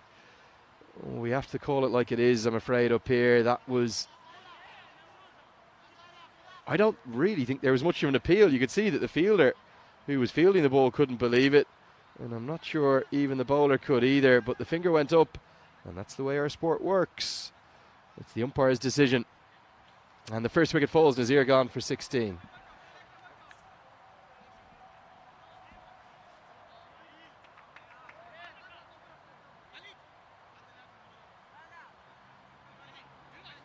Well, I'll be honest, I'm a little bit speechless here because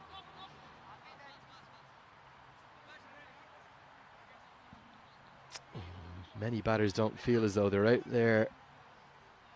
That's the Geneva CC team that are going to come in to play their very first game one. They're taking their warm-up seriously. Haven't seen that one before. The sideways arm out move over the wicket, and the batter's going from the wrong side. I think that the non-striker wants a no-ball signal for not agreeing to change his action, but it's going to be a Maximo. Well, it's all happening in the first over. 23 runs, including one that's come over the wicket when the non-striker thought he was going to be coming round, and that has gone a long, long way. The lunging 6 is out. 6 more to the total. It's a Maximo. And can Hassan Ahmad use that rage? You can see Hassan Ahmad saying to the keeper there, how was that given out? And the keeper just smiling. There's the highest chases in history. They can't go past that remarkable game last month where Hungary defeated Portugal, not just tasting down the 173, but doing so with balls to spare. Are we going to have a golden ball? That's the other possibility. Always 3 results possible. And a big, big call here from Zurich Crickets. They think pace off is the way to go, and they think it's Khalid Niazi is the man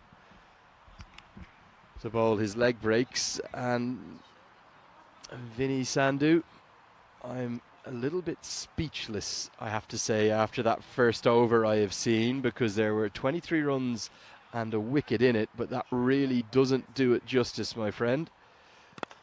As this is going to be chipped down the ground for a Maximo all the way, very nearly into the dugout. It cannons into the bin, actually right next to the dugout.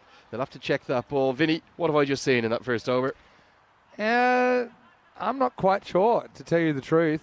I mean, obviously, the play umpire doesn't have that benefit. Tough thing is, I mean, it's pretty open as well up to the off-field officials if they feel that there's a clear and obvious error. Now, normally with nicks onto the pad, it's one that you wouldn't look to overturn. But, I mean, to be honest, with the replay we saw, for me, personally, it falls in the clear and obvious category. But Fahim Nazir, unfortunately, doesn't get the overturn. I'm not sure you noticed the next ball then. Yeah. Which the batter was clearly standing on the left-hand side, and I'm not sure whether the bowler had indicated a change of action to the umpire, and you could see the non-striker, who's just clubbed this one for 6 more, and he looks like he's got the bit between. He wanted the no ball because he said, well, hold on, the bowler's not told me he's now bowling over the wicket. Yeah. And this risk of bowling the young leg spinner to the power-packed left-hander as early as the second over in the power play, I'm not sure it's the right one. And bang, bang, 6-6. Hassan Ahmed, he's using that rage to drive the chase. Yeah. Yeah, maybe sometimes you have to light a fire under a team, but I tell you what, Fahim Nazir's not a batter you want to burn up. But anyway, you know, it's a bit like, in a way, the first innings started on a negative for the Crickets, but look how they turned it around. It seemed to spur them on. And Nomad certainly have a lot of very, very good players and can still chase this down. Floated up and smashed out of the ground. I think this one's going to go on to the roof. It's a roofer. Ooh. And it's is it? It's a fake roofer. It's gone through the roof. It's hit the rafters, I think. Oh, well. It's gone through the roof. Hassan Ahmed's pumped a hole in it. We may have a skylight here that we didn't bank on. Hassan Ahmed, he's 18 off 3. Yeah, you can't really get a quicker start than that. Well, extraordinary. 6-6-6.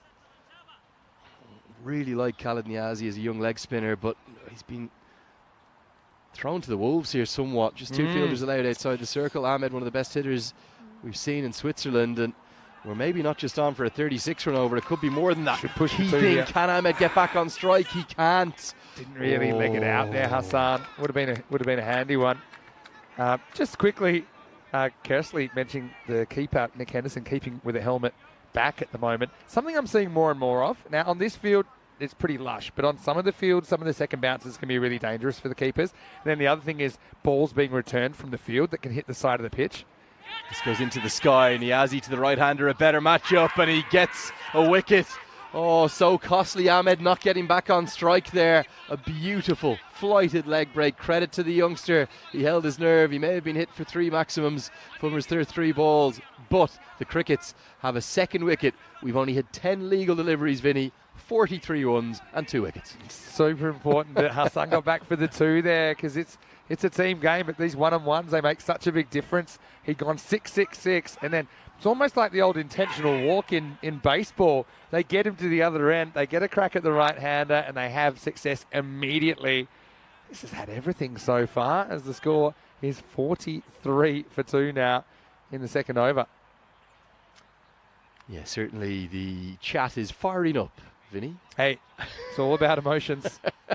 It's all about emotions. They've got them going, and I suppose when you have 43 runs, 2 wickets, and just 10 deliveries bowled in a chase of 170 odd, you can understand why people are getting engaged and loving the action. Action aplenty here at the European Cricket Series. I try not to use this phrase too much when I'm commentating, but it's all happening, Vinny. It is all happening.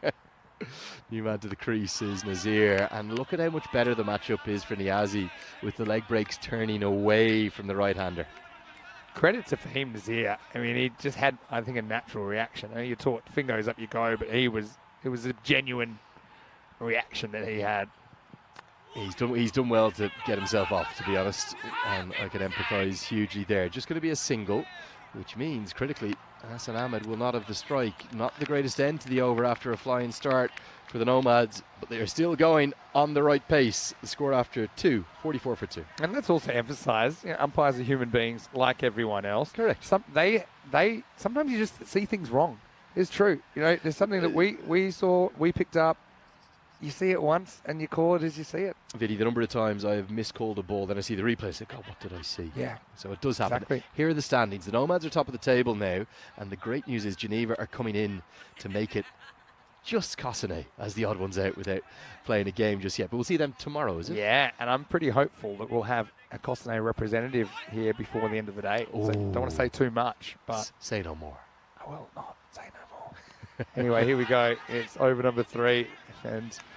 I suppose they're on the pace at the moment. Can they stay at the pace? The pace is essentially 51 after 3, so they've made a strong start, but they have lost those 2 key wickets.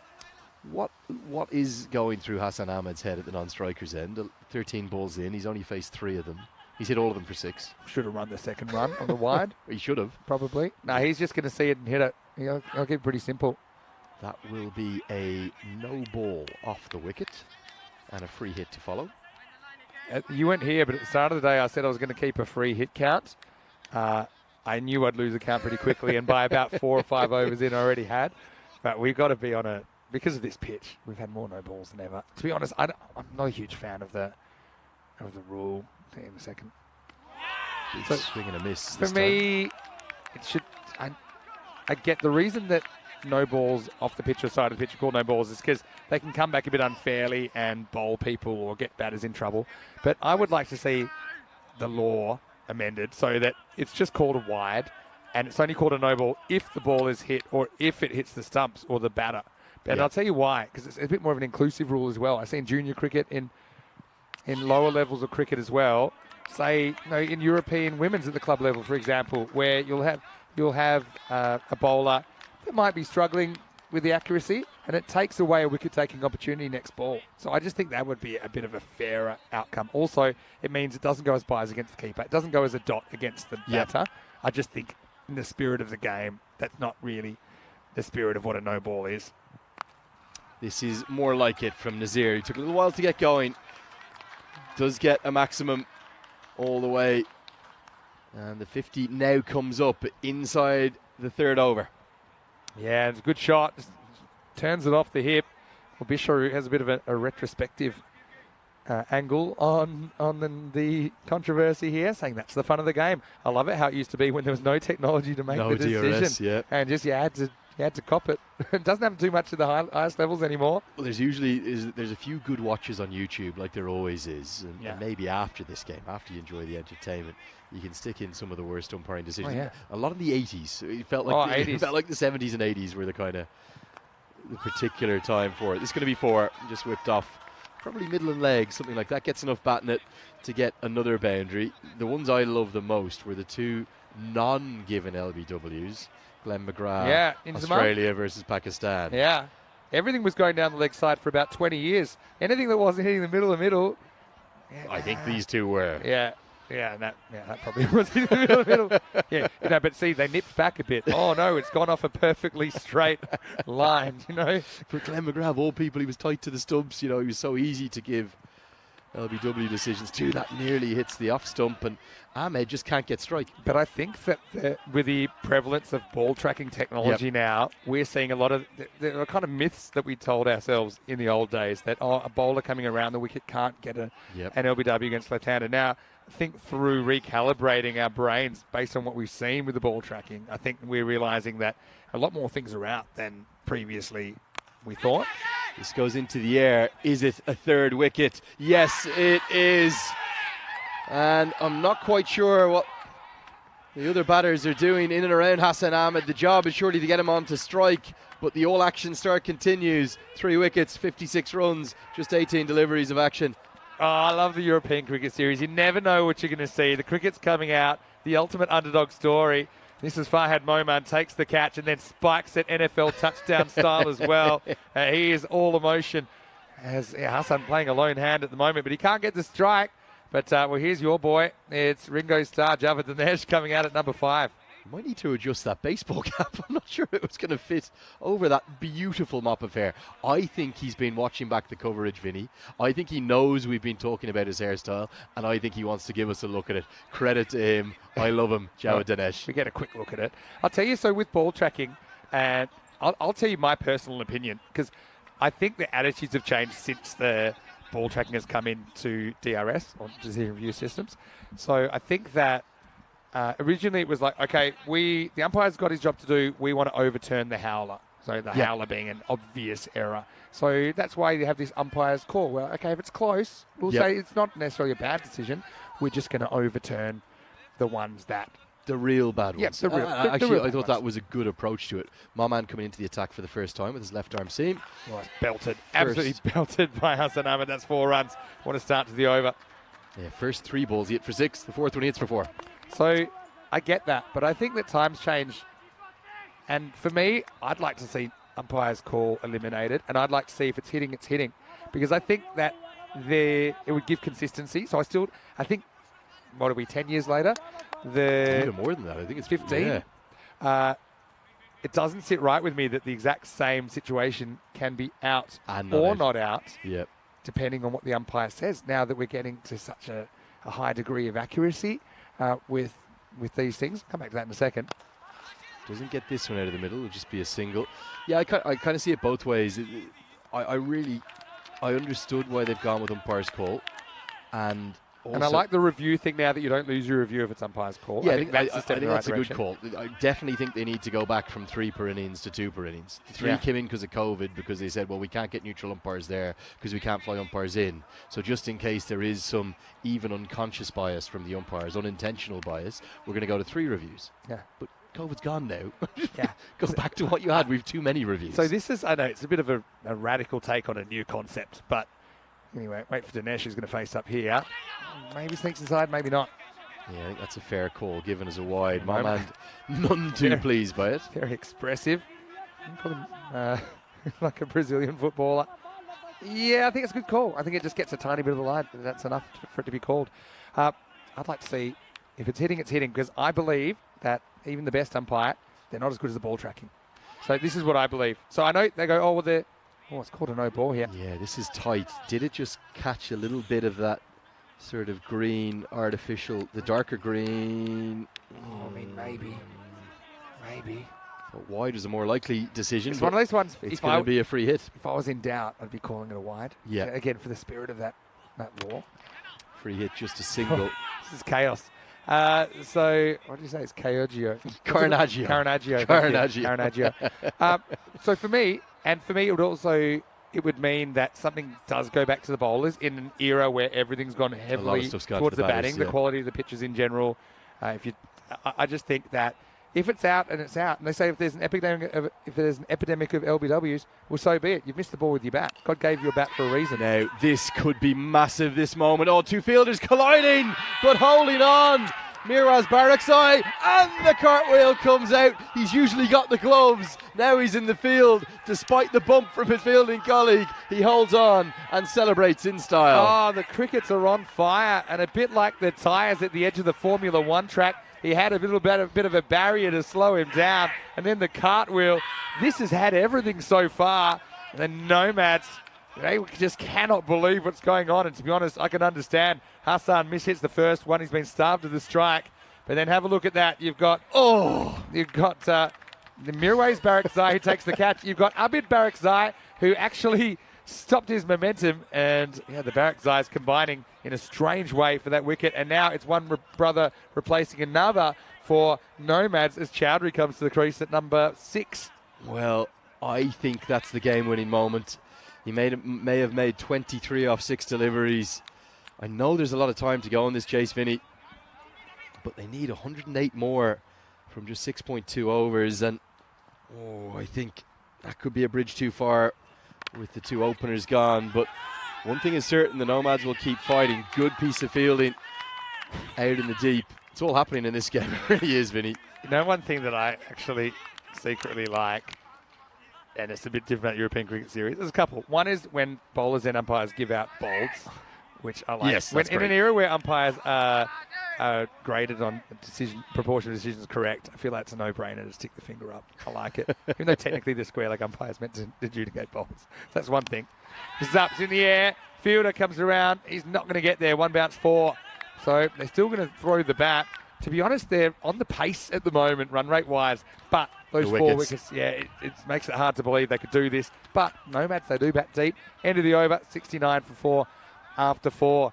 We'll see the Worm in a minute, and they're, I think, fractionally ahead of the Worm. But Vinny, I've got one more for you on the DRS. Yes, let's keep talking about that. This one, Vinny, for me, I cannot believe, and when I was at the ICC, I went to the head of umpiring and I spoke to him at length about this. Probably one of the best men I've met in my entire life, a guy called Vincent van der Biel. He's now since retired from the ICC. Adrian Griffith took over, the former West Indian Test opener, and he's actually just vacated the spot as well. Not sure who's taking over. Yeah. But so let's go, forget about the COVID days. But in a normal one-day international, they had 2 reviews per innings. Yes. Right? Okay, so you've got an ODI, you've got a World Cup game, you've got the World Cup coming up later in the year. As Rahimi comes into the attack, starts with a full toss that's hit straight to the man and juggled over the rope. Well, he's just taken a brilliant catch, hasn't he? Mirwais Baraksai, and he's given it very fairly as 6. Oh, it should have been a wicket. Instead, it's a Maximo. Yeah, bang, off the hands, over the fence. How quick things can change. Okay, go ahead. So you get 2 per innings, right? Yep. 2 reviews per innings, and that's per innings. Okay, so in a normal first innings, as this one's hit to the offside, just a single. Let's say you've only used one of the reviews and you get into the final over and you clearly hit a ball behind. Yeah. What you see, because it's in the last over, they'll review it. Yeah, exactly. And they'll go for the review, sometimes in hope of getting the no ball signal that maybe the front foot had slid over the line. As this one goes a long way up, a punch of the bat in frustration from Dinesh. Oh, another. Oh, nearly an impact on the head rather than the hands, and it was really self-preservation. And it's the sub-fielder, Gakaldis Chetty. Yeah. Not sure who he's on for, but it's put down. I think actually Hotak hasn't taken the field, but this is almost like returning a punt, forgets to call for the fair catch. Anyway, I'm glad no one got hurt then.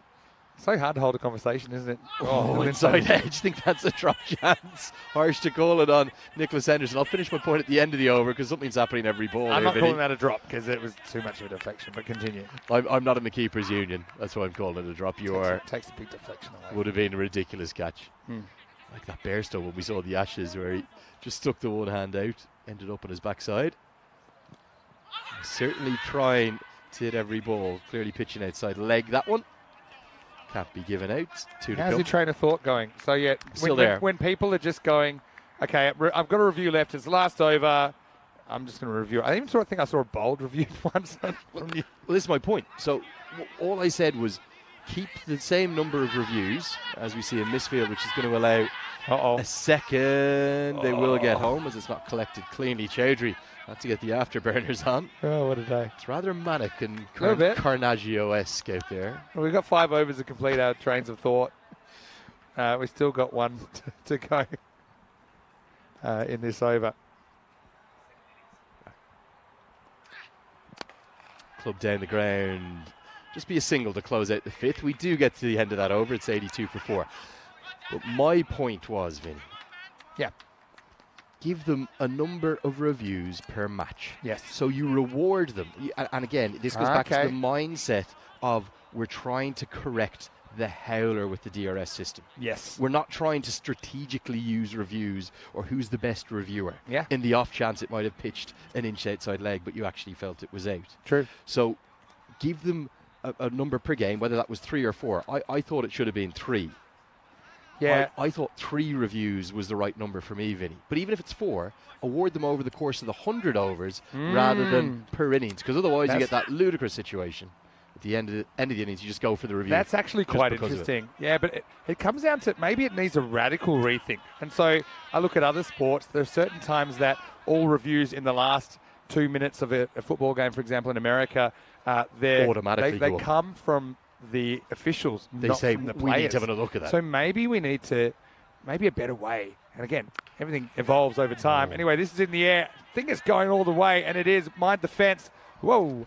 And Maximo Dinesh, he is still there. And they're not actually that far behind. Do not count them out of this, the Nomads. 6 runs. Well, you've got to admire the intent, the fact they keep fighting. Yeah, that could be a good shout as well, actually. If it maybe everything in the last 10% of the games, the last 5 overs in ODI, the last 2 overs of a T20I, just automatic. It's a booth review or whatever they call it in NFL. Big swing and a miss. So I'm going to touch on a couple of things you said there. The issue we've got, the review process also depends how quick it is to game down a lot. Okay, so that's one thing actually we do pretty well here. Yeah, most of the time is you have a quick and look. they have got better in internationals. At first it was terrible. There's still the occasional one, but they definitely have got better. Yeah, so that's one thing. But at the moment, run-out reviews, they're line decisions. The players don't review them. The umpires call. They get the information. They come back. Okay. So as we see this ball hit at cover, valuable dot ball. So for me, number one thing, my original point was I would like to see maybe the umpires having more of control in being able to check decisions they've made rather than having the player ask for it. Now, I don't know how you do that exactly. That's absolutely blast off middle of the bat. And mind the windows, Tino. Maximo Dinesh comes up with the roofer, and that one is not coming back. What a shot. Well, he's got something, doesn't he? He's got a real style, a panache, and they just keep scrapping here. They keep fighting. I'm not saying they're ahead, but they're by no means out of this contest yet. Yeah. Over the offside this time. 2 fielders converge together. It goes over their heads. Back-to-back maximums. Whilst Dinesh is still there. This is game on. The 100's up. Oh, and still over 4 overs to go. Now he gets a little bit short. Gets belted away over the offside. Yeah, so maybe that would be one way to do it, to have the in the last period of a game, whether you say that's after 8 wickets out or whether it's in the last 5 overs of a limited over game, that the players don't control the reviews, the umpires do. It also means tailenders who have no reviews less because they're selfish batting people have used them up. You're just getting more decisions right. Oh, trouble. Chance. Oh, gone. Given out on the field. And I think Chowdhury, who's running between the wickets, struggled. Dinesh wanted the single because he wanted to keep the strike. He will keep the strike, but Chowdhury has got to go. Yeah, given out on the field. I think he's out by some distance. Dinesh just kind of goes on the hit. As we'll see. It's a good effort, I think, from Chowdhury to get in, but he's well gone and perfectly positioned to make that decision. So, yeah, chaos all over the place. Nash is still there, but Chowdhury's going to be run out for 9. It's 100 for 5. Okay, now I've got like a minute. Let me make my case for no umpire's call at all. Because I think the intention was just to overturn very bad decisions from umpires. But now I'm more in the camp of let's get more decisions correct and consistent. So even I've changed my thoughts about it. Even what we do here on the European Cricket Network, we never used to look at ones that were 50-50 for line decisions. We're like, okay, look, you can understand why he's given that out. Yep. Fair enough. But to me, it's not really about the umpires. It's about what all the viewers see. So if you see the ball even clipping the stumps, a ball clipping the stumps is still clipping the stumps. I know you can say, oh, it's not 100% accurate, but it's more accurate than a human. It's definitely not. They even say that themselves. Okay, it's more accurate than a human being. Yes or no? I'm going to say no, purely to be contrarian. Chopped it on and inside edge. And Dinesh, well, he did everything he could to get onto strike. And he's gone now. Gets a pat in the back. Oh, this is sitting at everything. Is that you? The lie detectors all over the shop here. 100 for 6, and Crickets have had. Oh, they might have kissed the Blarney Stone on their trip to Ireland the way they're going at the moment. This is one that just slides on, grabs the inside edge. He steals the strike, but he can't do anything with it. 100 for 6 in the 7th. The Crickets are pumped up, aren't they, as well? As a little leg cutter just went away. Dinesh devastated, and the little jig was out from the keeper, the captain, Nicholas Henderson, and the bats will be changed. So I think that could be game, set, and match. Basically pushes his partner off the cliff and then jumps off after him the very next ball. The Lemmings have gone 1-2. Can I tell you something? Okay, so I'm not saying that mine's the popular opinion, but I'm thinking about other sports like Major League Baseball. Yep. They're starting to talk about here's the strike zone, and really, the umpires are game facilitators less than decision makers now. Yeah. And I don't think it's necessarily a bad thing, because with big money on the line and contracts and all these things, to have that consistency, to me, a ball that's hitting the stumps is a ball that's hitting the stumps. Let me tell you one thing that's going to make you smile, though. Something we had a suggestion from one of the viewers that we don't really have Snicko, we don't have the hotspot, right? So someone suggested that we have a polygraph as the DRS system, where you sit the batter down in the corner of a little room and you say, right, what's your name? Where do you live? Did you nick it? And if the needle goes around. Oh, this could be another one. I think we may go up to the third umpire here.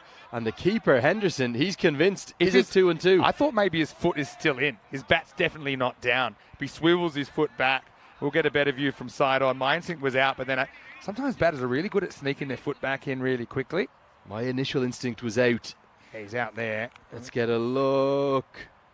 Oh, yes, he is gone, and he's gone by a long way. I think the umpire, what he was thinking about was, shall I just give it out on the pitch?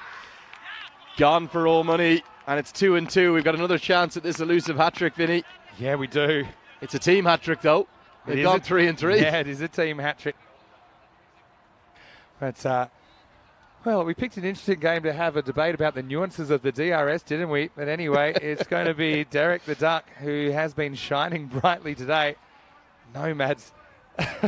I mean, you'd imagine they'd have to be in the 5 somewhere. But, I mean, for example, if you're trying to get top spot, this is making it tough with these 3 losses in the first week. Have a look at the hat-tricks. Uma Tariq, by the way, 1 and 2, that's not a misprint. He took 2 hat-tricks in an innings. Phenomenal. In the first game. So that was 6 of his 12 balls. The other 6 went for 22. That was playing for Austria against Malta. That was an action-packed 12 deliveries. So there were the 4th, 5th and 6th balls of both of his overs in the 8th and the 10th. And can you imagine that his best 6 balls, the 12, he took 6 for 0, and his worst 6, he went magical, none for 22. That's what happened. Anyway. Here's the chance at the hat-trick. Surely it's going to go. Is this the moment? No, it's pongoed out of the ground instead. Well, you see it all. European Cricket Network. It's another one of those elusive hat-tricks that goes missing, and it goes out of the ground from Thanabanasayam. I told you this earlier in the week. I've seen more hat-trick balls hit for 6 than you've had hot dinners, Lenny. And Thanabanasayam, he copped a bit, didn't he, when he was bowling, so he probably feels it's time to hand a bit back. Not out of the middle this time. Won't be a single. Yeah, 66 to win off 20. If you took the 7 wickets away, that's not impossible, Vinny. It's still less than 20 and over. I think 20 is my point of no return here. I think I need to adjust it here in Switzerland. Yeah, agreed. That's edged away. Will it run away to the rope? Not quite. Should be a couple. So the point of no return, that's one of my little casual things I've brought in. Yep. Or the PONR. I've also got the POGI, which is POGI, point of getting interesting, like a low chase, and they need like 8 and over. And it can even having a T20 as well. Sometimes it can just creep up and it starts to get a bit interesting. Oh, through the shot to close out the 7th over. Score 108 for 7. The Nomads have it all to do. They'll need 64 to win off 18. A very tall task indeed, particularly with the 7 wickets that they've lost I do think DRS on the whole has been good for the game, though, Vinny, as we look ahead to the next contest. Definitely. St. Gallen taking on Geneva, who are making their entry into the tournament. Ansem Mahmood will lead Geneva. Idris Ulhaq to hold the gloves, and he's listed to open the batting as well. Watch out for Afif Katak. He played his first internationals for Austria recently, and so, yeah, really excited to see him out there when we return in about 25 minutes' time. Geneva to hit the park for the first time. Well, it just creeps up on you here, doesn't it, on the European Cricket Network? The games come thick and fast, as it's going to be Shabadin Zaze to bowl his first over. That'll be a wide down the leg side. A nice tumbling stop from Nicholas Henderson. The other thing, Vinny, about my point about not carrying the reviews over, particularly with the umpire's call review now being retained, they don't need more reviews. Yeah, that's true. What I would actually go, rather than 2 per innings in an ODI, I would go 3 per match. You've got 3 for the match. Use them wisely, and only use them if you really think that the decision was wrong. Yeah, that's true. But yeah, maybe, I don't know. You don't want to slow the down. We're getting better at doing them quicker, not just us. Yeah. Around the world, they're getting the information quicker. So ball tracking historically is the one that takes a bit of time. Yeah, it takes a bit of time to load. We run it through the supercomputer first, so they're kind of just stalling with looking for inside edges that don't exist for a while. But yeah, it's an interesting one. But I agree, it's been better for the game, and it's actually improved umpiring even when there's No not doubt. Yeah. DRS, when there's not ball tracking. And Graham Swan was the big beneficiary, the kind of first big. That's a good strike. Are we going to get one on the roof? We are. Oh, crash, bang, wallop. It's a roofer. And a great strike from Rahmani. Yeah, what a shot. Well, I'm never going to say anything's impossible here with the way that these guys hit the ball. 57 to win off 16. Not out of the middle, deep third in place, takes the catch. The wickets, the runs, they keep coming. And it's Farhad Momand, who's had a good day in the field. And big smiles on his face. We called him Bebeto earlier in the week. That's a very good athletic effort. Yeah, nice catch, but it's just been the issue. And the wicket's consistently falling. Sliding doors moments in this chase. There's a few that if they'd gone the other way, we could be looking at a very different situation. We'll never know, I suppose. We only live in this reality. It might be a simulation, but the action is real here in the European Cricket Series. It's 115 for 8. Yeah, Vinny, one thing I was just talking about before you came to join me for this innings, almost pondering myself, we talked about that table getting very congested. If this result goes the way of the Crickets, well, I don't think you can claim that any team, is going to be a run out here. Oh dear, the wickets keep coming. Mumazai, he is run out for a golden duck from his first delivery. He was trying to get Thana Balasingham on to strike, but the simplest of run-outs affected by Firdaus Rahimi, who's a banker now for the player of the match. Yeah, he sure is. And again, it's a race to the stumps. There's only one person winning that race, so yeah, Mumazai is going to be the next man to go. Well, Golden Duck makes an appearance again. There he is. There's He's been Derek. underworked, to be honest, in this series, Derek. So he's certainly appearing pretty frequently here on Peacock Friday. He's having a good strut today. Bit of a day for the Ducks. There've been plenty of them, even in the high-scoring nature of our contest. They're still rolling out. 1 wicket away. And that's all they need. We haven't seen many teams bowled out, Vinny. This could be one of the rarities. Yeah, I think you're right. But that table, we'll maybe see if we can get a look at it. And we'll see if we can bring that points table up. It is going to have a very, very congested look to it. Oh, so nearly. A wicket to close out the 8th. Zaze's over is a good one. It's a wicket-taking one. Score at the end of the 8th is 116 for 9. Might be able to bring you that points table now. But Vinny, you couldn't say that any side is certain of qualification, and no side is out of the realm of qualification yet. How brilliant is that to see? Yeah, we'll bring up the table in a second, but yeah, every series is different. You never know what you're going to see. Sometimes you get a kind of wealth inequality, as I call it. The rich get richer, the poor get poorer. This is one, I think you can say, even with a result like this, anyone can beat anyone in any given game, and they're the matches, they're the tournaments where typically you'll say it's a bit of luck that keeps teams at one out of the finals, for example, one end or another. Farhad Momand to bowl. Now, is this going to be the moment, or is it going to be a Maximo? It will be a Maximo. It plugs into the turf. a well judged. Maybe that was an 8 iron rather than a 9 iron as it went a bit over the rope. Mamandu's bowled generally pretty well, but Thanabalasingham is showing that he has got good hitting down the order. Hasn't had much need to be seen with the bat.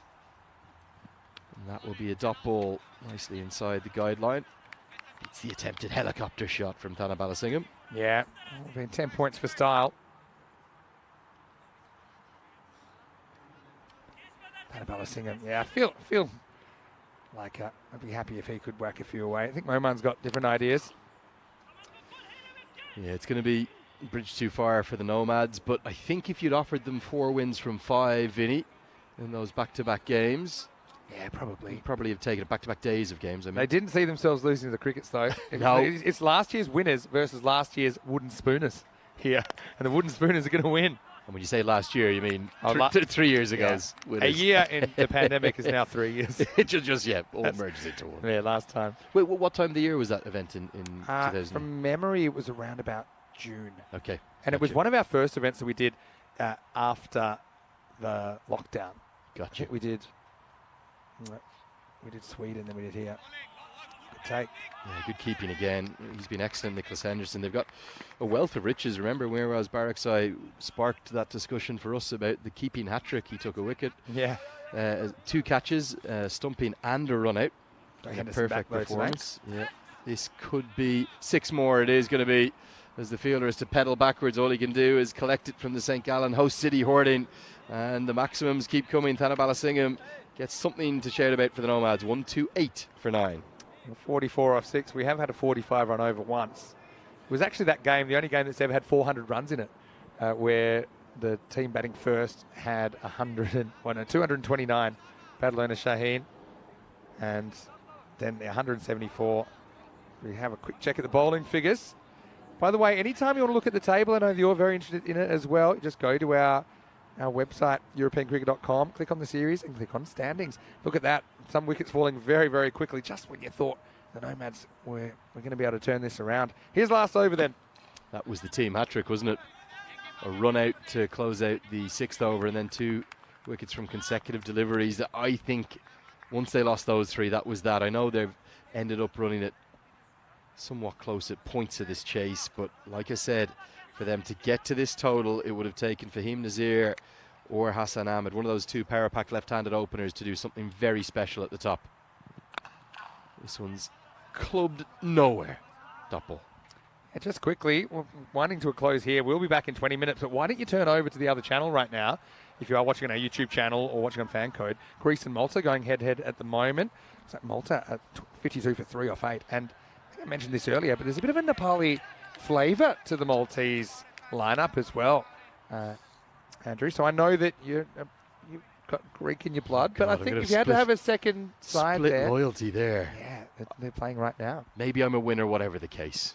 Best of luck to the Hellas. Well, both women, these teams, the in a Greek way, women. consider themselves winners, but in a more correct way, the Crickets will be the winners in this one. But what entertainment, controversy, everything, you name it. You know, sometimes people say this is scripted. You can't. You could not. No one would believe it. Any of this. Yeah, we've had more than 300 runs and the wicket taking. Delightful moment. We have seen a side bowled out, maybe the first of the week. Well, the first that I can remember off the top of my head. Might have had 1 or 2 others, but the Zurich Crickets have pulled off what is a monstrous, a massive upset. It really is. They have shattered the stumps and they have blown open this points table. They have deserved this victory without doubt. The way in which they've played, they have outplayed the Zurich Nomads at their own game, who can't make it 5 wins on the bounce. And they've won by a comfortable 42 runs. That's what's coming up next, Vinny. Yeah, coming up next, St. Gallen versus Geneva. First time we'll see Geneva in the competition. Cannot wait. They won the toss. They've elected to bat. So good, confident move, but St. Gallen, well, they'll be disappointed after not getting the job done first up. So stay tuned. That match 15 minutes away. Let's go back. And I cannot wait to see this highlights package. You might need to fasten your seatbelt. Now this one almost took a chunk out of the bat, but the umpire had an initial reaction that it was straight off the pad. It was a tough one, but them's the breaks in cricket. And anyway, they still fought back though, despite that early hassle. But yeah, you never really count the Nomads out. They got themselves back in perhaps a winning position before a team hat-trick just sent them back into purgatory. Yes, certainly plenty of good action on the pitch, and this catch was maybe the biggest moment of the lot. Credit to Mira's Barrackside for getting the cartwheel out and holding his nerve. Yeah, I forgot that happened. I love these innings because they are. That was his drop. They are everything. And look at this. We almost had this. I mean, NFL scouts are watching out for for Zazay after that one. But Nomads kept swinging Dinesh. He looked like he might be able to swing them something. But then this is where it all went wrong, didn't it? 3 wickets in 3 consecutive balls, just totally derailing this Nomads fight back. I missed that the first time around. He lost his cap, didn't he? But he kept swinging, and then he was dismissed. This was part of the team hat-trick. 3 wickets from 3 consecutive deliveries. 1 run out, and it brought about the dancing steps, the jigs from the keeper, the captain Nicholas Henderson, who then stumped the very unlucky Amjad Ahmed, who went for the big one but couldn't get his bat down in time. Action just kept coming. Good catch held by Farhad Maman down at deep third to dismiss Rahmani. And then another run out. This one was as easy as they come for Firdaus Rahimi. He's going to be the player of the match, there's no doubt about that, because he smashed it everywhere, and that was very much the icing on the cake. The winning moment, full enough, straight enough, and the Zurich Crickets, they were good enough to beat the Zurich Nomads. Just when you think you've seen it all, you'll see something else. And we certainly saw it there for the Nomads. As we look at the scorecard, you can see that Dinesh, Ringo Starr, as he's known here now in the ECS, his top score was 27 off 14. Hassan whacked his first 3 balls for 6, but he was starved to the strike, wasn't he? And then 21 for Tanabala Singham late in the piece, but the game was kind of gone by then. 9 extras. Got to say, Nazir, still, I think he'll be in the Hall of Mirrors having a good hard look at himself, wondering how that went against him. But in the end, it's a team game. They had the chance. I think they played themselves back into it. But yeah, those 3 wickets in consecutive deliveries, just completely throwing them back behind the 8 ball again. As we look at the bowling figures here for the cricket. Every single one of the 5 bowlers took a wicket. 2 for Tariq, for Rahimi and Zaze. Well, we called it a fantastic Friday. It's a bit more like a funky Friday with the tunes that they've got coming out. The problem really for the Nomads, those wickets, they just continued to fall with too much regularity. And they also fell in clumps, 3 on the same score, and then the 8th and 9th also falling on 115. But there's still handshakes going all around down pitch side in the dugouts. It'll wrap up our coverage for game 2 as the Crickets, they pull off the big upset to throw the points table wide open. Do come back with us in just about 15 minutes time for game number 3, as we're going to see the entrance of Geneva into the contest for the first time. They'll be taking on the home side, St. Gallen. Really looking forward to that one. We'll see you in about 10 minutes time.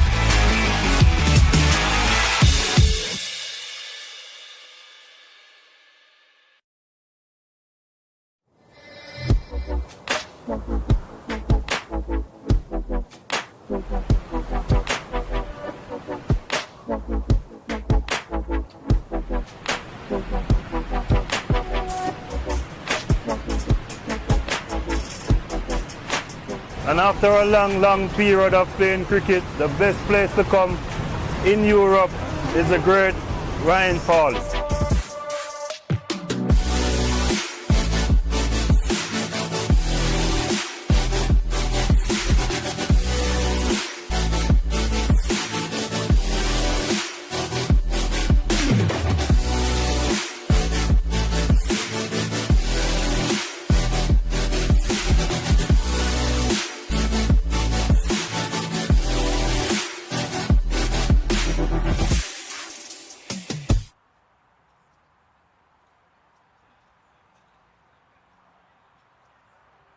Hello and welcome back to Switzerland. What a morning's entertainment we've had so far. We've seen 9 of the 11 teams so far this week, but now it's time to say hello to a team that we've never seen before in the European Cricket Series, not even back in 2020, and it's Geneva who will be making their debut, and I'm really looking forward to seeing what they bring to the table. It's going to be the hosts that welcome them, St Gallen versus Geneva, match 23. Let's see what happens at the coin toss. We've got Rob Kemming over there with the 2 skippers.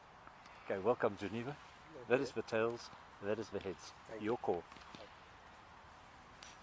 Heads. Heads is called. It is heads.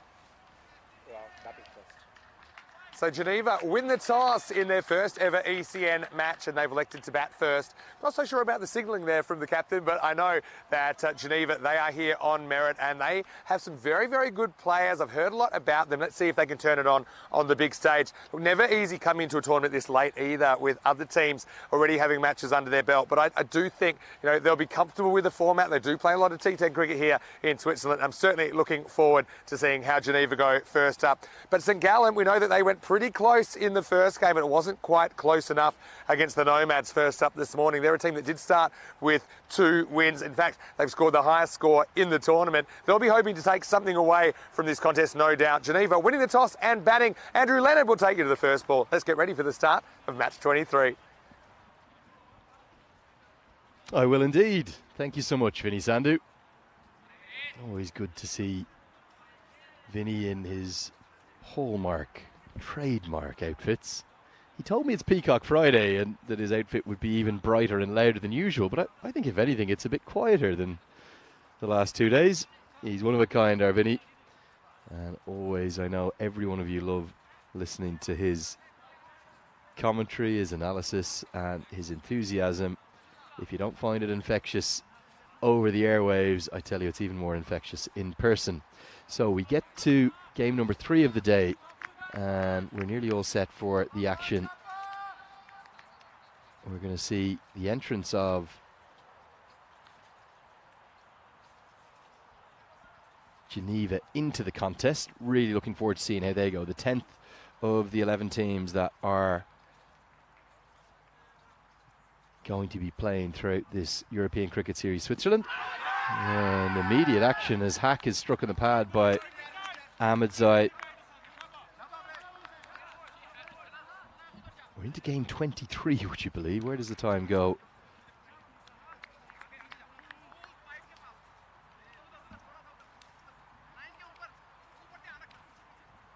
And the left arm around the wicket bowler. We see Musa Ahmedzai slip in place. And that's full, and it's not only the debut in this year's tournament, the debut on the European Cricket Network full stop. So 3 years ago, the first European Cricket Series for Switzerland took place. Geneva weren't part of that. It's been expanded and enhanced for the return in 2023 with 11 teams coming together. And this is clubbed down the ground. They're going to get their first runs as Hack picks up a single.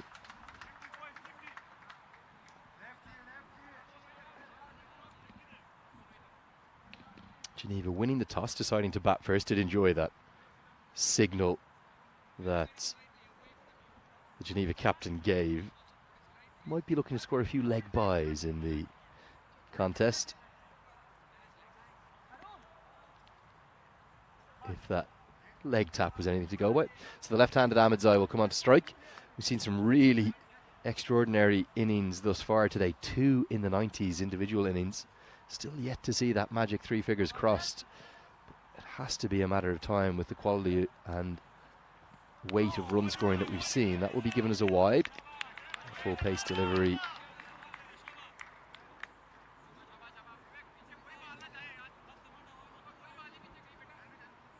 Not able to get anything on it. Interesting field. We've got 5 in the ring on the offside, including that slightly wide slip that you can see on the right-hand edge of your screen. And then 4 in a ring. This is down the leg side. I think it's flicked the pad. Not quite going to have the pace to get to the boundary. We will wait for the signal, though. Yeah, giving us leg buys. Could definitely see just going down. I think that's a good decision too. Not just the leg buy signal, but also the not out decision. There was an appeal. I think Ahmedzai was actually pretty interested in it. But angling down. So the 2 fielders outside the circle, 3 overs of power play in all 10 over contests. Good Yorker length. A bit too quick for Ahmedzai. One Ahmedzai to the other, that is. Musa bowling to the batter. But long off is out and deep mid-wicket is out. But it means that Ali Abbas, the St. Gallen CC captain, is only going with 3 on the leg side. So the line has to be there. Mix up. And the initial fumble is then doubled down on with a second fumble from Jaffer. It means that at the end of the first over, the score will be 5-0.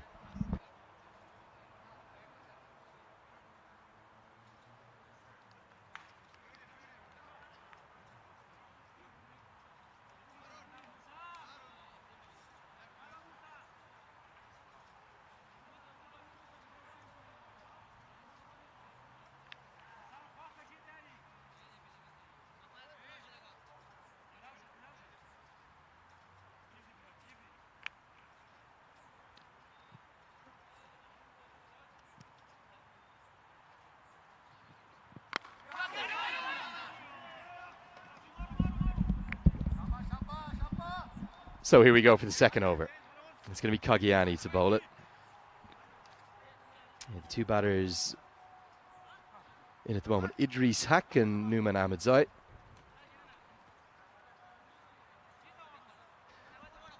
Andrew Leonard here with you. Delighted to be into what is now my 4th day of European Cricket Network action. 5th day in total. Going to be here for 9, so doing 5 on the trot. And I've got a bit of a day off on Sunday, which I'm rather looking forward to. Got to get up to see that Lake Oversea, I reckon. As that's the first Maximo. More like it. Well, they just took a little while to warm up. It's a mini banker right up onto that far bank, which is a long, long way out there. Particularly at that angle. That comes right out of the screws. It's a big one. All the way for 6. And having just had a look in the first over, Geneva, they do look resplendent, don't they, in there? Almost a mini West Indies tribute number. Sort of maroon and a little bit of yellow in there. This one goes into the air. Now, there's no one in the deep on the offside, so it's going to be back-to-back 6s. Bit of a top edge, possibly, but Kagiani goes the distance and just a bit too much width on offer. I don't think that's the line that the captain, Ali Abbas, wants him to bowl, because he's got a long on and a deep mid-wicket in place. I think he wants him to be tight into the stumps, bowl fuller and sort of towards a leg and middle stump line and try to utilise those fielders. But then again, there's no fine leg in place, so the margin for error is quite narrow. I think this field could be looked at. That's the line, but he simply hammers it out of the ground. Oh, Hack has just come to life. 6, 6, 6, much more like it for Geneva. Just thinking in that first over, are Geneva going to be able to come to play in the way that the other teams have shown us, with a general average run rate of around 13 runs per over. He's going to change his angle now, no surprise on that, but the field does not change. And Kagiani, after a single from the first ball, he's gone the distance. 6, 6, 6, and you can make that 6 more. Count them up. 6, 6, 6, 6, 4 of them consecutively.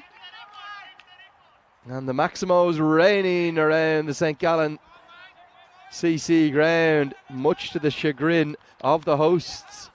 After a good tight first over, just 5 runs from it. Hack has really warmed to the task. No doubt the Geneva team have been watching all the action.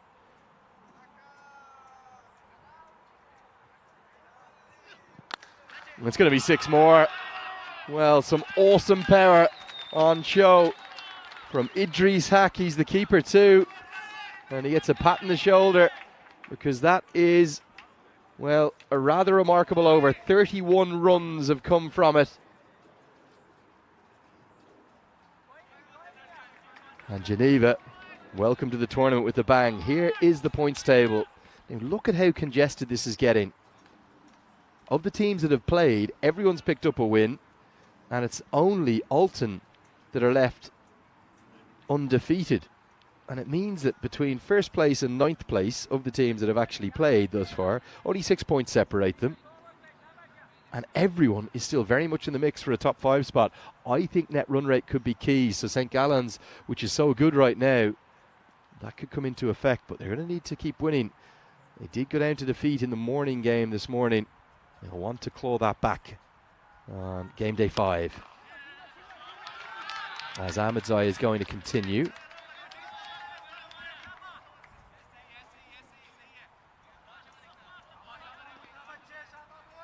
Bowling to his namesake, Newman Ahmedzai, who does exactly what he needed to do, which was just to get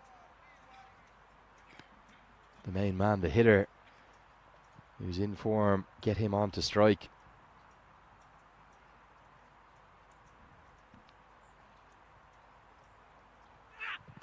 Oh, bowls him. Brilliance. Absolute brilliance from Musa Ahmedzai. It's the off stump that's rocked back, and after that flourish from Hack, he gets a pat in the back as he goes off. Good spirit of cricket on show there. Oh yes, bullseye right into the off stump, and the bails go flying into the air. Look at the grunt as he's released it, and then the roar of delight. High fives and hugs all around. That is the first wicket to fall. Game number 23 off to a flying start. 37 runs and 1 wicket from just 14 deliveries. And you have to love the ECN action, don't you? Musa Ahmedzai strikes back, just 4 runs he conceded, and the leg by 2, so 5 from his first over.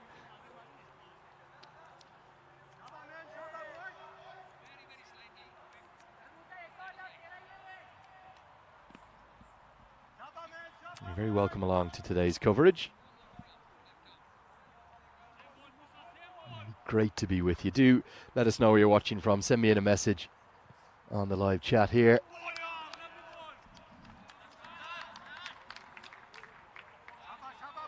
I'd love to hear where you're actually watching from. Which city are you in? You enjoying your Friday?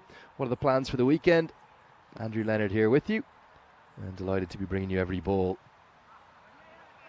of this European cricket series. The return to Switzerland after that 3-year break.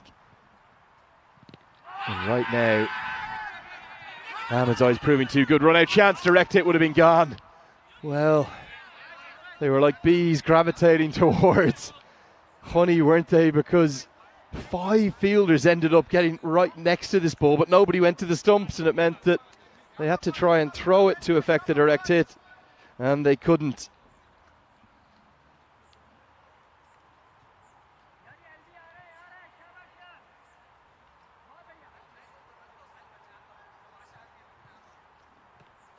Lovely to hear your messages coming in. We'll get to some of those at the end of the over. 3 deliveries left in the power play, as it's just angled in nicely, worked into the onside to get the new man Ansar Mahmood, who's the captain of Geneva, get him off the mark.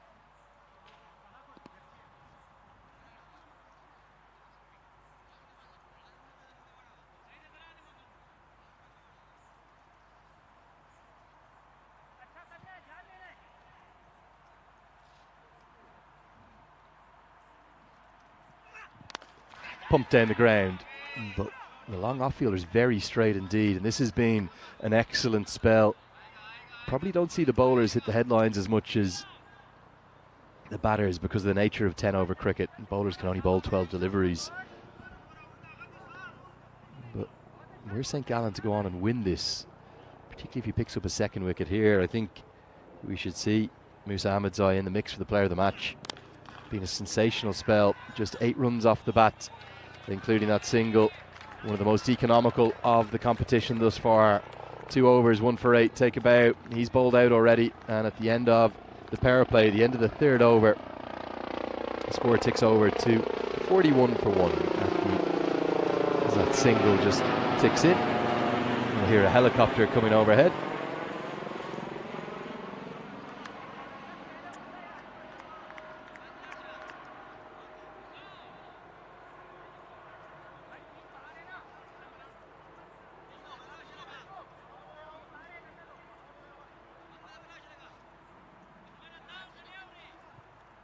You have to say the wicket's played really well, hasn't it? Floods into the back pad, going to angle down. That's a good decision. As leg bye hasn't been given. Didn't hear any bat involved there. I think that's been given as a run. Maybe there was now a late change, and I think the umpire's just remembered. So leg bye now signalled.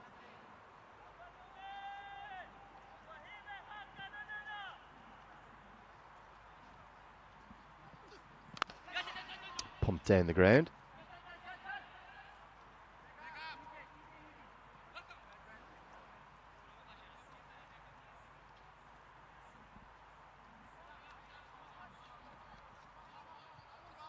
As we look at the projected scores, keep your eyes on those. We equate those off the current run rate and then 2 above and 2 below it. Oh, just half a chance for Kagiani.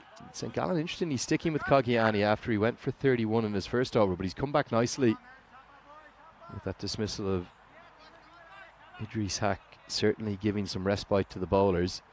Current run rate 12.5. That will get them on course for what we suspect is about a par total here, 125, 130. That's more like it. Oh, that's a shot of real class.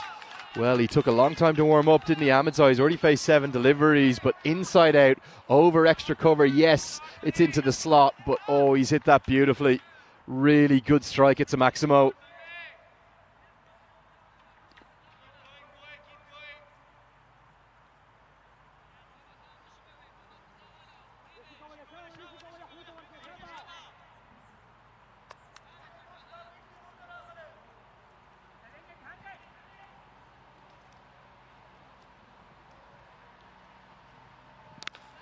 More like it. Oh, brilliant. Roofer cannons onto the roof of the grandstand.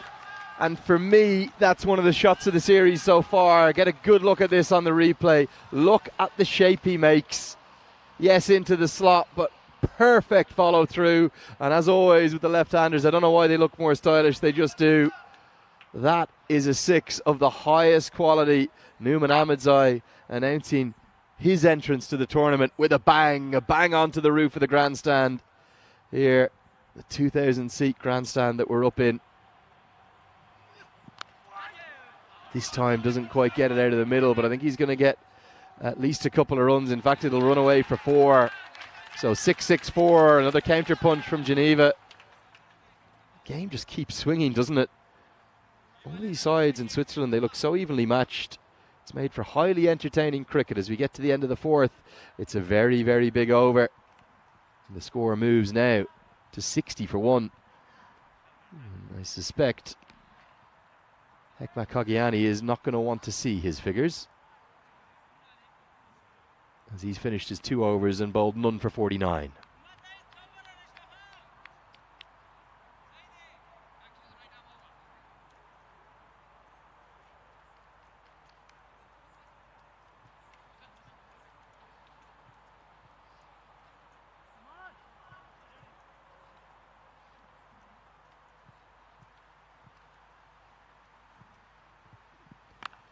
Change of bowling enforced because the 2 openers have bowled out. This is going to be close.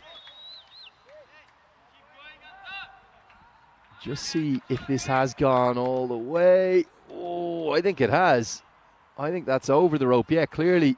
Take it back 2 frames. Just there, you can see the bounce. Ali Abbas doesn't look too happy in the foreground. The bounce is behind the rope. It is a maximum. It's gone all the way. I'll just check if it was signalled as a maximum. It is indeed, yeah, given correctly by the umpiring team, who are doing a great job to work in tandem with the match referee. Slower ball, deceives him, hit into the sky. 3 fielders converge and it's put down. Oh, there's a collision. Oh no. Sasi Kumar, it was, who's ended up with his head cannoning into the thigh of the fielder who's coming in. Here he is, he's the one who calls it, but the 3 of them almost ran into each other and then he nearly clears out Senegal Safi, who's out at deep mid-wicket. Collisions aplenty today, we've had 3 or 4 of them. As the action, it just keeps getting hotter and hotter. Another slower ball, this time it's been picked. But straight to Senegal Safi. St. Gallen need to drag this back.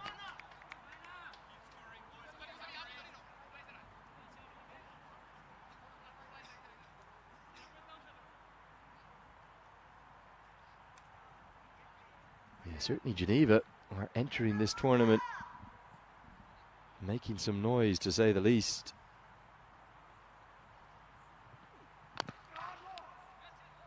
Nicely done off his own bowling. The low full toss, they can often prove difficult to get away.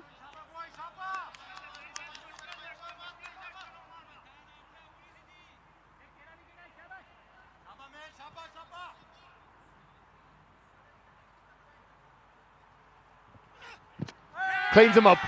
The movement in and a roar of delight, a punch of the chest to go with it.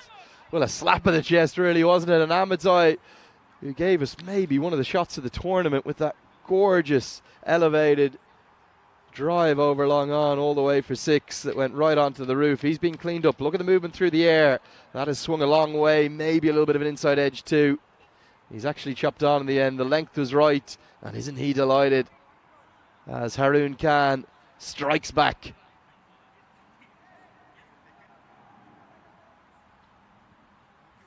The action aplenty continues, so it is the opener, Ahmedzai, who's gone for 21 off 12, 2 maximums in there, and the score is 69 for 2.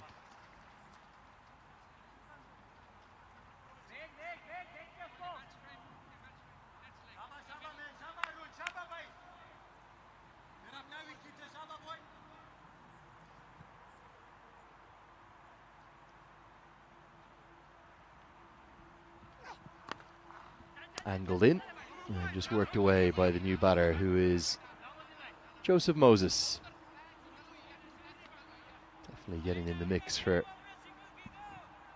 of the best names we've had throughout this European cricket series for Switzerland. Halfway through the first innings, the score now 70 for 2, and we've had 2 14-plus days, and well, I think the way today is tracking, we're probably on track to not just maybe stay alongside that. The morning game was 124 v 125, so that's 12 and a half and over. Then the old Zurich derby was 171, played 129, so that's going to average out about 15 per over. A few of those clouds, I know it's sunny right now, a few of those clouds in the distance are looking a touch ominous. Let's hope they disappear off somewhere else. As we are back live, it's just helped into the offside for a single. Going to be Sher Mohammed to come into the attack as another helicopter. He is flying right over us. Actually just saw the shadow pass. You can see the umpire looking up at it there. Shadow passed over the bank. That one could have been a plane actually. Maybe it was a helicopter, not too sure. Very slow leg breaks. Umpire indicating that one's pitched outside leg. Correct decision. Nice drift though. Have a look at this. Drifts a long way through the air. Definitely pitches outside leg though. So spot on the money, that call. And this time I think we're going to see a no ball. I think this is going to be a no ball. It was the attempted quicker one. And oh yeah, definitely a no ball signalled, and the free hit is to follow. Not sure why he doesn't stick with his leg breaks. He's tried to bowl a bit of a dart. Lesser pace through the air was causing problems. Nicely carved away by Mahmood. It was a chance at a free hit, so the keeper goes back a couple of steps. Bowled right into the slot. Run out chance. He can be out. Run out. Oh, given not out. We're going to go upstairs, in fact. Good decision to just check. This could be close. So the batter was trying to get going. Throw comes in. Oh, I think this is gone. I think the bat's in the air. And surely the finger's going to go up. You can be run out, remember, off a free hit. It's the only way you can be out. But for me, clear and obvious indication. I think that's out. The fielders and the batters don't know it yet, Given. Yeah, certainly. Probably what? 4 or 5 inches out of his crease. Great work by the bowler to get back. And sometimes we see this happen. The batters just get a little bit waylaid by the fact that they've got the free hit. They think they're almost invincible. But you can indeed be run out. And that's exactly what's happened. Geneva, they have lost their third.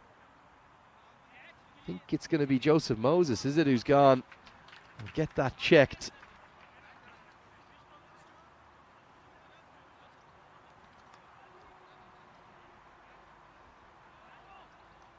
As the new man is Roshan Pereira. I think it's Moses that's gone, although I have to say the numbers are certainly making things tricky for us. Maybe Moses is actually still out there. Maybe it's Answer. In fact, we'll get it checked. I'm not 100% certain just now. In fact, it is Answer Mahmood, the captain. That one's given us a wide. Yeah, Answer Mahmood, thanks to the team for helping me out there. Sasi Kumar with the throw to Sher Mohammed, the bowler who whipped the bails off, and a good decision to go upstairs. It was definitely out. Oh, it's going to be another no ball, the second of the over. And even if it's caught in the deep, it's not. We're going to have a boundary check too. We're going to need to decide on, it's all happening. So firstly, that's clearly a no ball. Gets a good piece of it, does Joseph Moses. Well, that was the previous delivery. That was the wide. And I think we're going to have to try into the boundary check. I think it's given a 6. Let's see if we can roll this on. Definite catching chance in the deep that wouldn't have counted. No, it's 4. So it's a no ball and a 4.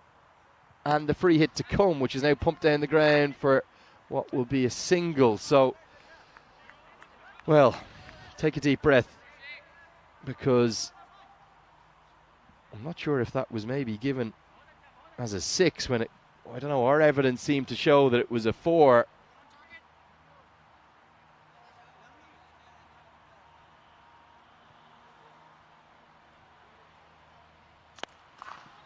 Okay, for the moment that was given as 6, so it was 7 off the delivery. Well, the one thing I will agree with Vinny Sandhu, who's not with me right now, he told me you'll see it all this week when you come and do European Cricket Series for the first time, and he's spot on the money, because that ball, almost everything you could imagine happened.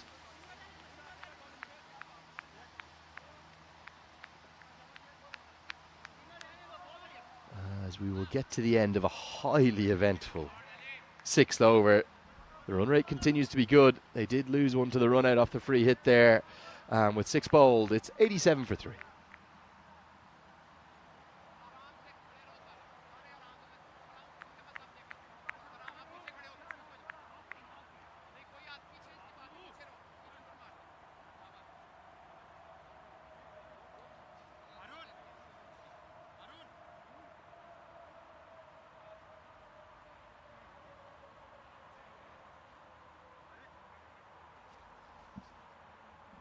So short break in play as we need a shoelace tied. Another one of those masking tape numbers, isn't it, for Joseph Moses. Just talking about some of the best names we've had this week. Randy du Plessis yesterday was one that stood out for me.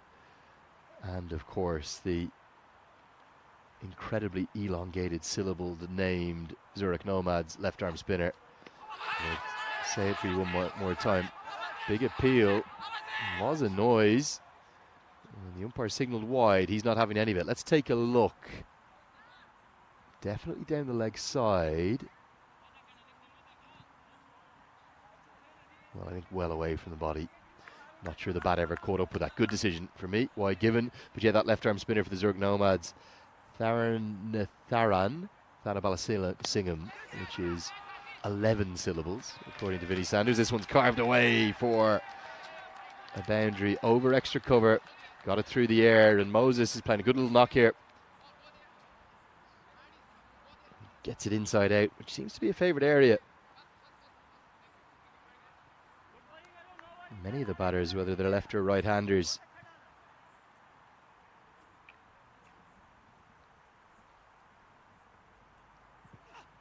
Slower ball, very, very cleverly executed. They won't run the bye. It's the leg cutter, so just gets that little bit of kick and jumps over the bats.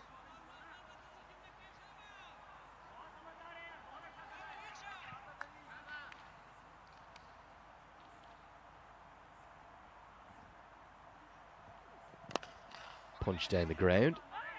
Just gets a hand on it, doesn't he, Ahmad Khan? He's bowled nicely. Just mix things up, varied them between on-pace deliveries and those leg cutters. Do come and say hello if you're watching on the live chat on the YouTube channel. We'll give you a shout out. Where are you watching from? Lovely to hear from you on what is day 5 here. That's another slower ball. Very good skills. Great bowling. So come on, tell me where you're watching from. I'll give you a shout at the end of this over. Which city, which country? What are the plans for the Friday? It's always nice to hear from you all. I love having your company too when Vinny Sandhu's just taking a break.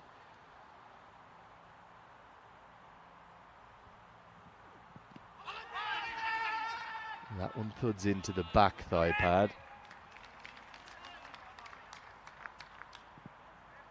I'm hearing from my dad back home. I'm going to give him a shout out, the great man, Mark William Leonard. That's my father, 77 years young now.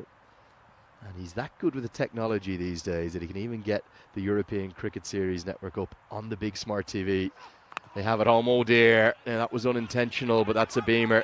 It will be a no ball signalled, nearly a run out, and the free hit to come. And he does apologise to both the umpire and the batter. No intent behind it, but it went horribly wrong, didn't it? Oh, right up towards the throat of the batter.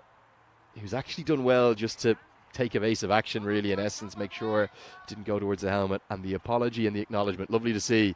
But it means that Pereira has the free hit. What can he do with it? Another slower ball, very clever from Khan. Khan and Ahmadzai, the pick of the attack.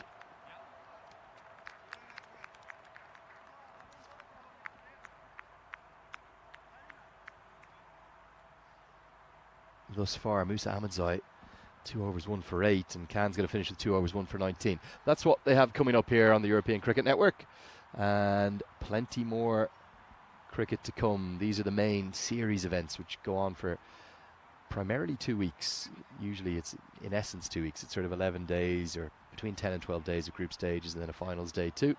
Germany is next on the calendar. In fact, August and September really belong to Switzerland and Germany. Dresden and then Krefeld, before heading down to Italy and to Rome. It'll be interesting to see the action there from one of the most beautiful cities in Europe. 7 have been bowled, 97 for 3 to go. And it's going to be Safi to bowl his first. Senegal Safi will probably bowl these 2 death overs.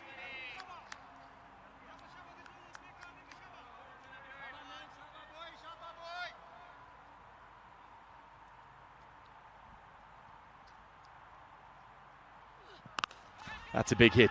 Not going to have the elevation to get over the rope, but will be a boundary for... Working hard, aren't they, the officials? Not just the umpires on the pitch. The third umpire there helping out with the signal of 4, sitting next to the match referee. But yeah, great to hear from you all. Get my dad a shout out. Who else is watching on?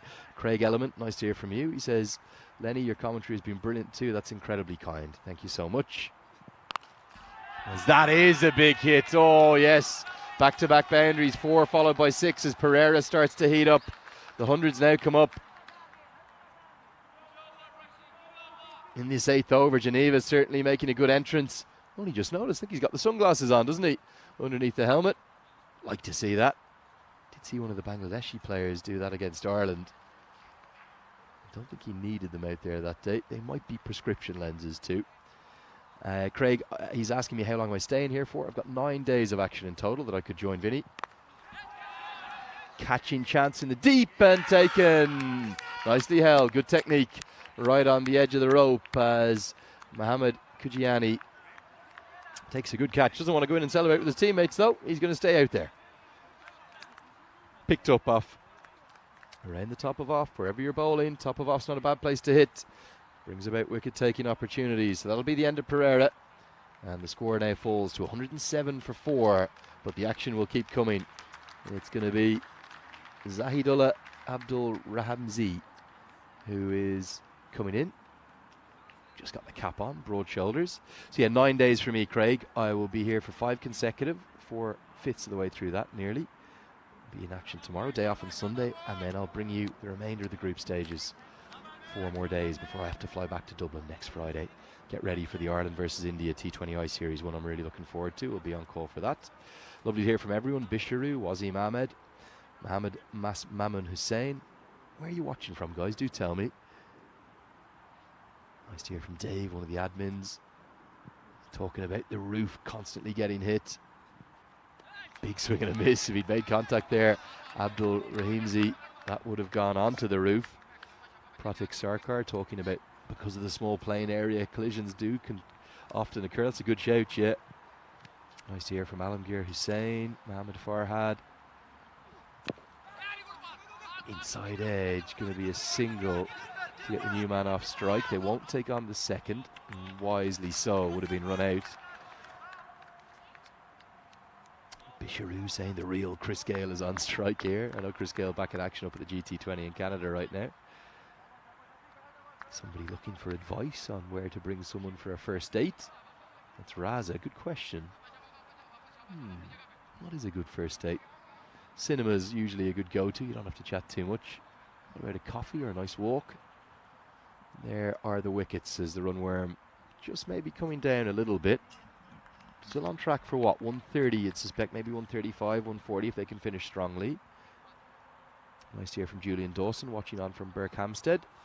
Bisharu watching on from Arnhem in the Netherlands. Dr. Paul Broughton, lovely to hear from you. Watching from just outside Stirling in Scotland. Place I've been, lovely cricket ground in Stirling, although I think it is fond of a bit of rain. And Dr. Paul Broughton says he's watching while working from home. Good on you, mate. Nice to have your company, and hope you're enjoying the action from the side of your eyes as you do a bit of work too. That one's pitched outside leg, so can't be given out. Nice flighted leg break from Sher Mohammed, and he even says to the umpire, yes, I know. Lovely drift he gets, doesn't he? That's because of the revolutions on the ball. The more revolutions you can get on the ball, if the seam position's in the right place, and depending upon your angle of release, the more drift or curve through the air you'll get. This is not going to drift because it's an on-pace delivery. Two fielders come together, long on, calls it. Doesn't get it completely cleanly, but does enough. Musa Ahmed's eye to hold on. He's a good cricketer, isn't he? The left-arm seamer helps to affect the 5th wicket as Mohammed gets a well-deserved wicket with his variation. It's the on-pace delivery, the little seamer. And it just went too high, not long enough. Who else is watching on? There's someone suggesting bring her to a restaurant, eat a nice meal for a first date. Where would you go for your first date? Ooh, I've been on plenty over the years. Well, actually, not that many. Not that many, but I've been on a few. Yeah, cinema. I think a walk's actually a really nice one to do, because when you're sitting over a drink or having a dinner, you know, you're kind of looking straight into each other's eyes. It can be a bit intense maybe for your first romantic meal or drink together. Jabber Keel comes to the crease. It's another seamer. Oh, it's an outside edge. You're going to have another chance at the hat-trick. It's 2-2. Didn't hear that edge on first audio, and the captain is delighted. Over he comes, Ali Abbas, the grand old statesman of this St. Gallen CC. They are fighting back in a big way. Critical overs these. Yeah, there was an edge, wasn't there? Very ambitious shot from Jamil Jabberkeel from his first delivery, and a punch of the bat in frustration. It was the guilty look around. Good umpiring decision. The finger goes up, and we've got yet another chance at the hat-trick. We've seen so many opportunities for this Hall of Fame, the 2023 Hall of Fame, to be joined. I think we're into maybe 23, 24 attempts now. And are we going to see number 23 We saw one ever so close to giving out LBW. And then we saw one just shave the leg stump in the last innings.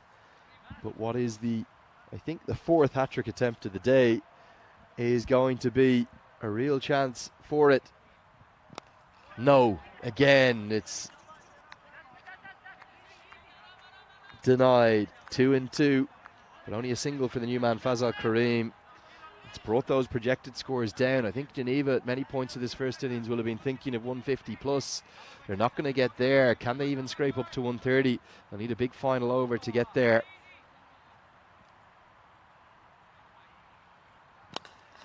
And that will only be a single as Mohammed continues with these on-pace deliveries. Bisharu wants the hat-trick. Didn't get it. Helix suggesting bring the first 8 to Mickey D's. Don't think that's a good shout. If you do drive, collect them in the car. You have a good chat in the car. Get a walk in somewhere scenic, and then go for a coffee or a meal together after. That's the way to go, I reckon. Cinema's old school. Wide signal down the leg side. They get 2 free runs to the total with the additional run being run. Good work from the keeper there, I have to say. Vivek Garg, who has probably saved 3 runs as this goes into the sky. Should be a catch, held out at long on. Makes good ground, and the crocodile hands, they come out again from Senegal Safi. Ali Abbas is delighted. He wasn't happy his side lost the last game, and one of the fielders even takes a recline in the deep.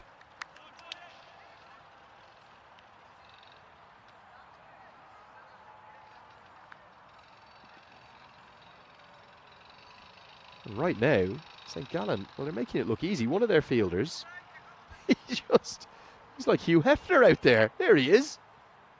He's just having a rest. I suppose they did play the early game, and now he decides, okay, now it's time to get up. Haven't seen that before. Good catch this held with the 2 hands coming out.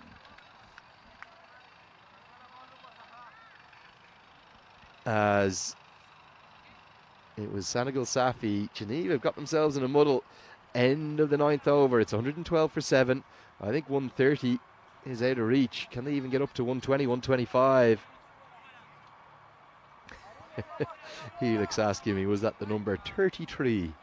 Not all Irish people say 33 in the kind of the somewhat stereotyped way, although I do enjoy a good impression. And then the one that people love hearing is 33 and a third. We don't all have that thick Irish brogue, although I suppose I travel so much these days, my accent may not be as strong as it used to be. I'll never lose the complete Irish twang, I don't think, but certainly not a thick Irish accent, the one I have, I don't think.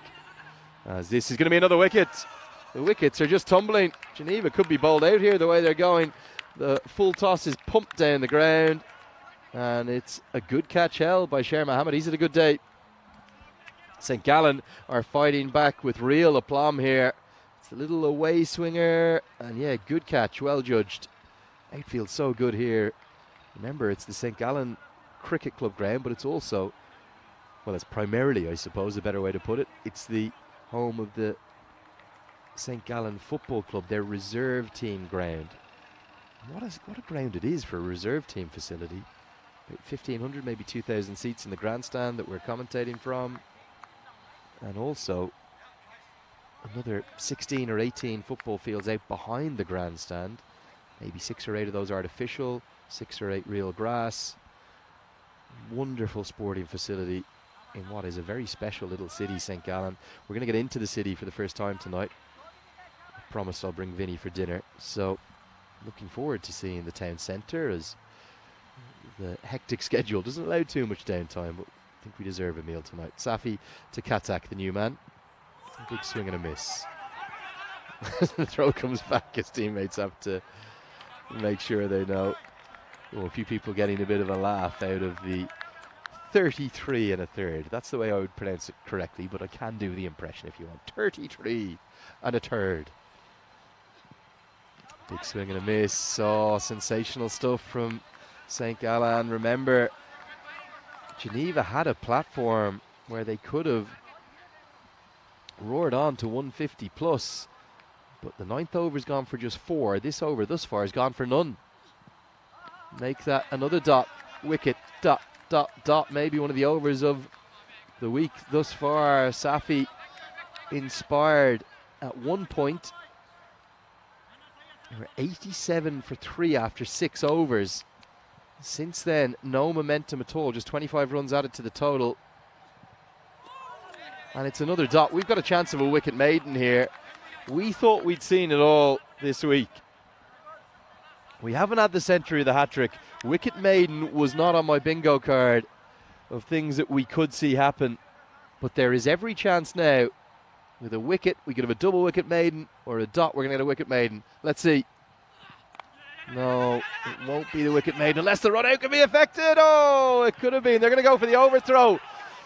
Ali Abbas, the captain, just lobs it in gently, and they're not going to get that second run, so it will be 1 run, and Katak will be run out at the striker's end. Very good game awareness from Ali Abbas to just keep the throw at a medium pace, get it to bounce off the consistency of the wicket itself. Just 1 run and 2 wickets in the final over.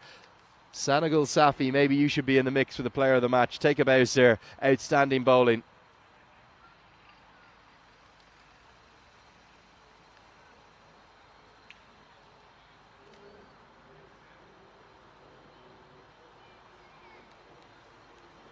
Yeah, remarkable scenes here. We'll be back with you with all the action after we take a look at the highlights. Plenty of it. Great to have Geneva into the action. Let's go and see the best of this innings. Love this song as well that plays over our highlights, getting more and more into it. It's a catchy one. Here we go. What happened? Well, it all happened to start with. Idris Hack was the one who got things really going. He hit 5 sixes in just 9 balls to pick up 31 off 9. And the sixes, they started in a big way, but then it was a strike back from Musa Ahmedzai with a brilliant delivery that cannoned into the off stump. He actually, I think, hit 31 off an over, didn't he, Idris Hack? 5 of those sixes all came in the same over. Then over to Nouman Ahmedzai. I think that was the shot of the tournament. I don't want to be over the top, but what a stroke it was onto the roof. Then there was collisions and drops in the outfield before a chop on from Nouman Ahmedzai. Here we go. Another look at the replay, the little chop on. Then the bowlers really came to their fore. There were some moments of magic, but runouts too. That was off a free hit.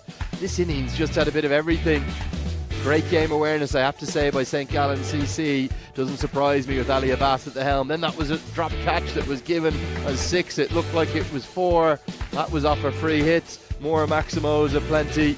As Mahmood, Moses and Pereira, they all hit 1, but then the catches started to be taken, and St. Gallen, they didn't just come back into the contest, they roared back into it with some brilliant bowling. There were hugs in the deep too, and that was 2 and 2. We had another chance at the hat-trick, but it didn't quite happen, and the crocodile claws came out. Senegal Safi, I think he's in the mix for the player of the match because of this final over. 2 wickets and just 1 run off it. He took catches 2 in the deep. And despite the attempted overthrow, he can't get past Ali Abbas. He's too wise for that. The bails were whipped off, and that wrapped up all of the action. The keeper doing the rest.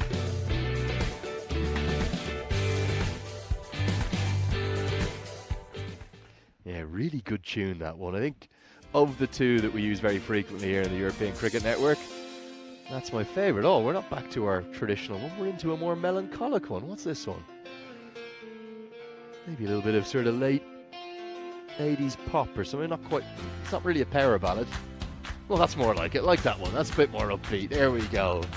Guys are, well, maybe they do requests. Yeah, that's more like it. Idris Hack to start the show at the bat. 31 off 9. 21, the second highest scorer for Nouman Ahmedzai, and despite contributions from 3, 4 and 5. Oh dear, look away now at the bottom of the card. Looking more like binary code. 3 wickets for Sher Mohammed, but the pick of the bowlers for me, Senegal Safi and Musa Ahmedzai. Look at those economy rates.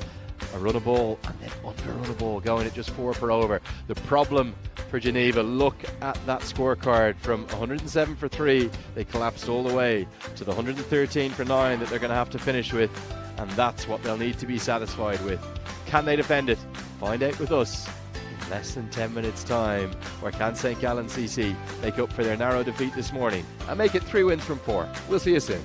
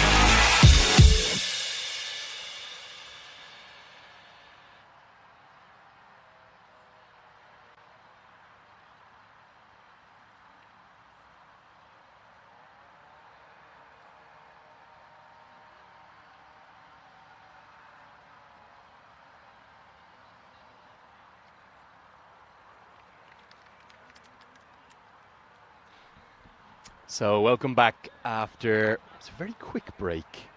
Just saw Mr. Maximo on the bottom of your screens there, walking off. I think he was just filming a few pieces to camera. He's always doing something. He is never still, I can assure you of that. Knew I was in for an adventurous week with keeping the great man, Mr. Maximo, company, but it's been even more entertaining than I ever could have expected. We are nearly all set for the chase now. St. Gallen will certainly fancy their chances. They really will.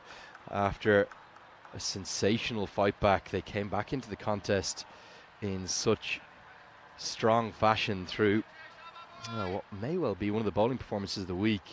It's always hard to hit the headlines as a bowler in this format because the batters just tend to dominate with the big sixes and the strike rates that they score at, but not Sher Mohammed, who took 3 for 21, but Sanagal Safi 2 for 12, including just 1 run and 2 wickets off the final over. I thought he was the pick of the attack alongside Musa Ahmedzai, the left arm seamer, who bowled so nicely with the new ball. And what it means is that St. Gallen, I think with the power, the depth that they have, and the experience too of their 53-year-old captain Ali Abbas, they're surely going to fancy their chances of bouncing back from their defeat this morning, which was their first defeat as the Nomads continued their sensational form. A slightly different feel to the day. I don't think we're going to get into any trouble with the weather, but it definitely has just become very cloudy and a bit overcast. So maybe, just maybe, Geneva with this new ball can get some kind of assistance. Can they get a little bit of movement or just something going in the second innings? They're going to need to take early wickets, you'd suspect. And to open the bowling for them, it's going to be Afif Katak, who certainly didn't have much joy with the bat. Can he do any better with the ball? Hekmat Kajiani will open the batting alongside Sher Mohammed, who's at the non-striker's end. We're all set for the chase. Here we go. And there is a bit of movement back into the left-hander. Oh, they weren't, well, maybe they were sunglasses. That might be those transitions lenses that we saw Roshan Pereira bat in. I thought they were sunglasses when they were on under the helmet. Maybe they're the transitions ones. Give him the benefit of the doubt as a fellow bespectacled man up here. One of my favourite things about cricket. It's one of the few sports that you can happily play in glasses. This is punched down the ground, going to be 4. It's a non-contact sport too. That's another great thing about it. Although I've had a few blows down the years. I think everyone who has either worn one in the helmet. My brother, I always remember, top-edged one onto his nose. I think it broke the bridge of his nose. There was certainly a lot of blood involved. The whites he was wearing were fairly red. Not a great sweeper, Alex. So 110 more needed off 58 balls. Keep your eyes on that required runs per over. About 11.5 at the start. But every run will help as the fancy footwork comes out here. Oh, get him signed up for St. Gallen FC. Well played, Afif Katak. Out comes the boot. You've got to be brave doing that. You can wear it on the inside of your ankle, or you can get it up on the lower shin. That can really hurt.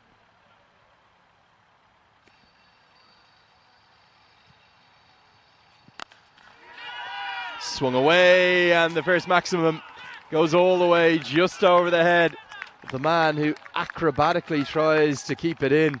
Really good effort in the end. I think it was always going to go the distance, but didn't he try to palm it back in? Jamil Jabarkil didn't do much with the bat. It shows you can always influence the game and impact it. Great effort, but unable to claw it back. The first maximum of the chase as Kagiani gets St. Gallen moving.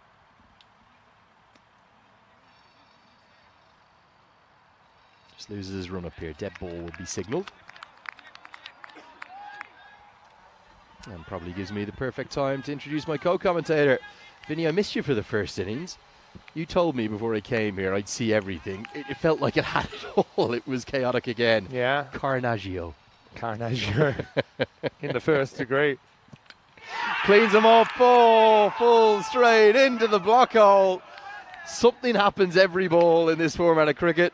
It just keeps proving itself over and over again. He's ended up yorking himself, really. And the stumps, the bails, everything goes flying. Yeah, it certainly does. And It's just a little bit of movement in, I think, straightening down the line. And Afif Katak, he's a player. I met him actually at the Valletta Cup. He made his T20 international debut in that tournament, and he was just super excited to get out there. Lights, camera, action.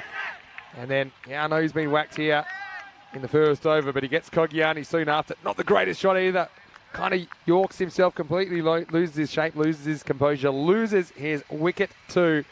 And that is first wicket in this response. It's 10 for 1. Yeah, despite that wicket, I still think St. Gallen will really fancy their chances at coming back, Vinny, and bouncing back from that defeat this morning. I just thought the way in which they fought back was sensational with the ball. Yeah, for sure. I mean, if you look at the splits, which is always something that I'm looking at, the kind of first 5, second 5, it was 70 in the first half and just 43 in the second. New man to the crease. Plays a very technically correct shot. We don't see too many of those at points. Mohsin Raza happy to just work it to extra cover for a dot. Yeah, Raza banged a 6 earlier, but then he got one that kind of stuck in the pitch and he just got caught in the ring on the offside. 86 matches since a golden ball. The last golden ball, sure we got it somewhere, and the last golden ball was United, who went down to Brno in the golden ball. And what happened to that golden ball was something we'd never seen before, golden ball 48. Looks like he was going to get 2. He found a gap in the outfield. As he turned and got about 4 yards through his second run, he realised he hadn't touched his bat in his crease correctly. So he had to go back, touch again, and that cost him the valuable distance in the second run. And he was run out. So Brno meant it was another one for the bowlers. Well, the bowlers seem to be dominating those. I've promised you we're going to have one whilst I'm here. Okay. I'm here for 9 days in total, as you know, Vin. We're into day 4 of it. I've also got a sneaky suspicion it's going to be today. Maybe the next game. I don't think this one. All right. You got the golden ball tingle pre-match. This is one that's going to be cut away. Nice placement there from Sharma Hubbard. Now, he's a guy, we haven't seen the best of him today, but he's pretty uncomplicated. He's got an uncomplicated attitude as well. Likes to smash boundaries. There he goes, off the mark, first ball. Yeah, very nicely played. Just sort of stand and deliver. Cut away behind points on the offside. Geneva, it was such a topsy-turvy innings. The first over, they took a long time to get going, just 5 runs from it. And then after that, Vinny, they just burst into life. A 31-run second over, I think it was. And 5 on the spin as well, right? Yeah. 5 on the spin. And it was just, then we saw what I thought was one of the best sixes of the entire series. This gorgeous, just hold the pose, aerial drive over long on that went onto the roof. We just saw a little bit of everything. I think that for me was the shot of the tournament. And there's been so many moments within that. Then we saw collisions in the outfield again. Yeah, that's why I kind of had a smirk when you said that cricket's a non-contact sport in the first over. I said, well, maybe you need to watch a bit more European cricket series. Technically, it's supposed to be a non-contact sport. Exactly. Basketball's meant to be a non-contact sport as well. This time he just flicks it away, and will it have the legs? It does. It rolls into the boundary. So St. Gallen just doing what they need to do early on. Yeah, nice. A little bit of calypso flair in that, wasn't there? He's kind of almost just got that one leg up. Gordon Greenidge or Desmond Haynes-esque, or you name your batter. Your favourite one from the West Indies golden era. Nice to see the West Indies get a win yesterday as well. They beat India in a T20I. Well, actually, the fielding side, Geneva, there.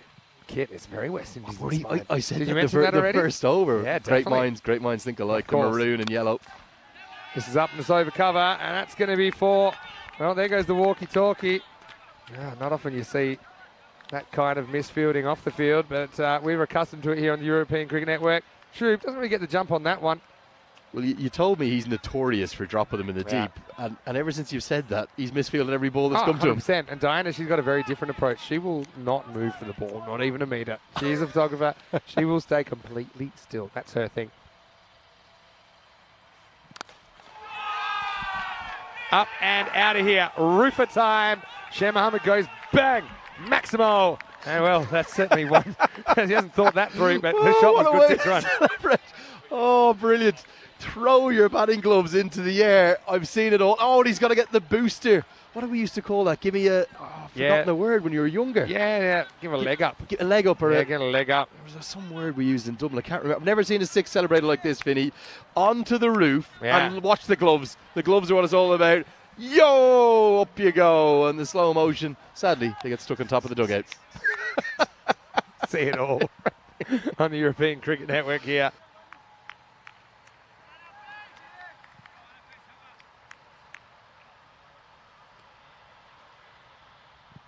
So here is the next over beginning. It's going to be worked away around the corner. And they're going to go for a tight two. It just gets there. Not out given. Now, Lenny, I'm actually going to, I don't often do this, I'm going to mute your mic. And off you go, because it's your lunch and you're running out of time, okay? And he's giving me the thumbs up. So I'll be taking you from here. And so, what about the action here so far? This is certainly the fast and the furious form of the game. How's everyone going in the chat?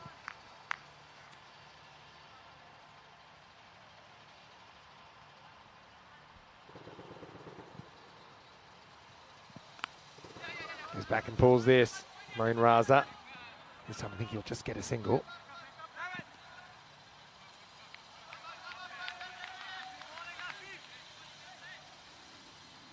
Yeah, glove roofer, says Craig Element.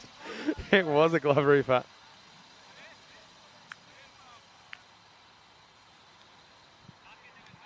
Katak, one of the few people to play 20 over cricket on ECN before 10 over cricket, I'd imagine. Having played the Valletta Cup final just a couple of weeks ago, 3 weeks now, I think. All right, in the air, way too high. Jamil Jabakil, he shapes back and he takes the catch. Loses the sunglasses but doesn't lose the ball. And Shem Mohammed, he's in the mood to smack Maximos, and he certainly tried there, but it was an up and under job. Nicely taken by Jamil Jabakil. And St. Gallen have now lost the second wicket at 31 for 2. And what a shot that previously we saw from Shem Mohammed, but yeah, there go the Sunnies. But the ball is staying put. Geneva, a good cricket side by all accounts. They're going to fight in this defence. Slightly below par, I think, in the wash-up, but still, we've seen 113 win plenty of matches on the European Cricket Network. And typically, it's above par if you look at all the series we've had here on ECN. I suppose something about this field, these players, this pitch in particular, not providing a lot of assistance for the bowlers. So we've just seen par be a lot higher. And more free hits, more balls hitting the edge of the pitch.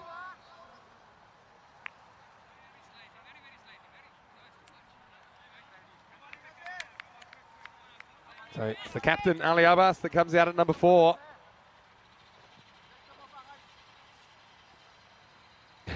Yeah, the gloves on Roof was a pretty good one, wasn't it, in the last over? I think we might have to put that one on the social media, actually.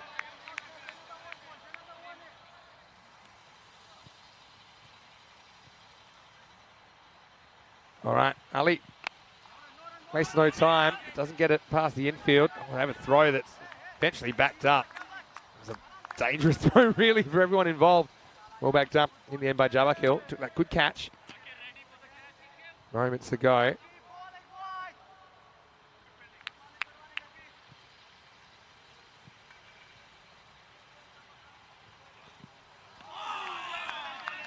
Yeah, big swing and a miss. I know we had a question before about what the highest score to be bowled out for is. Remember, yeah, earlier on, we saw Nomads all out 129. So I've got the team on it. So I'm going to give you that answer in a moment. What's out? Yeah, he's gone. Plays across it, just straightens down the line. I don't think there's too much doubt here. Abbas has gone for a duck, and Katak with the strike. He's got 3 wickets now in the power play. In fact, that's the end of the power play. It's 31 for 3, and it's game on here in St. Gallen. Yeah. It seemed to just shape down the line. We'll see it here. Yeah, for me, that's not missing.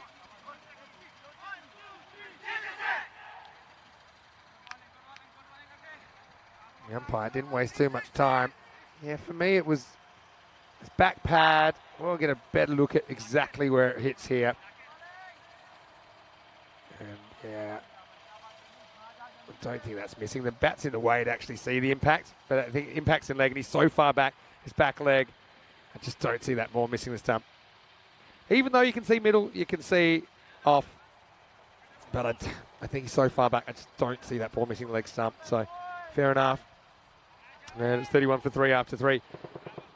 Yes, so big thanks to Shazad in the background, who has done some research on this. And he's given me the highest score a team's been bowled out for. It's actually Beverin against Hornchurch in the ECL earlier this year, 139. Big in-swinger this time. Start of a new over. It's Jabba Kill.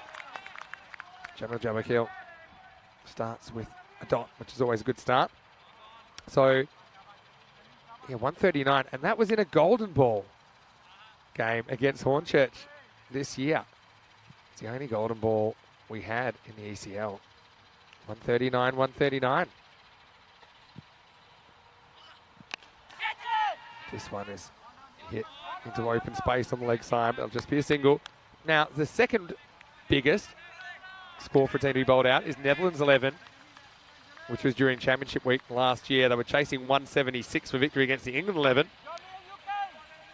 And they were bowled out for 131 with 3 balls to go.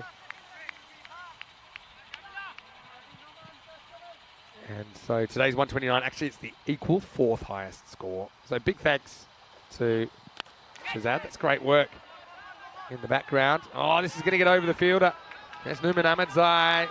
Did everything right on paper. The ball jumped over him and went to the boundary. Game in the balance at the moment, you feel. Yeah, the third, for all you guys out there, if you're curious. Actually, Fateh. 130 all out against 11 Stars in Barcelona. And then the Mechelen Eagles in Belgium, 129 all out versus the Ostend Exiles. So there you go, equal 4th we've had today. Another good innie. Haroon will just get a single for the shot this time.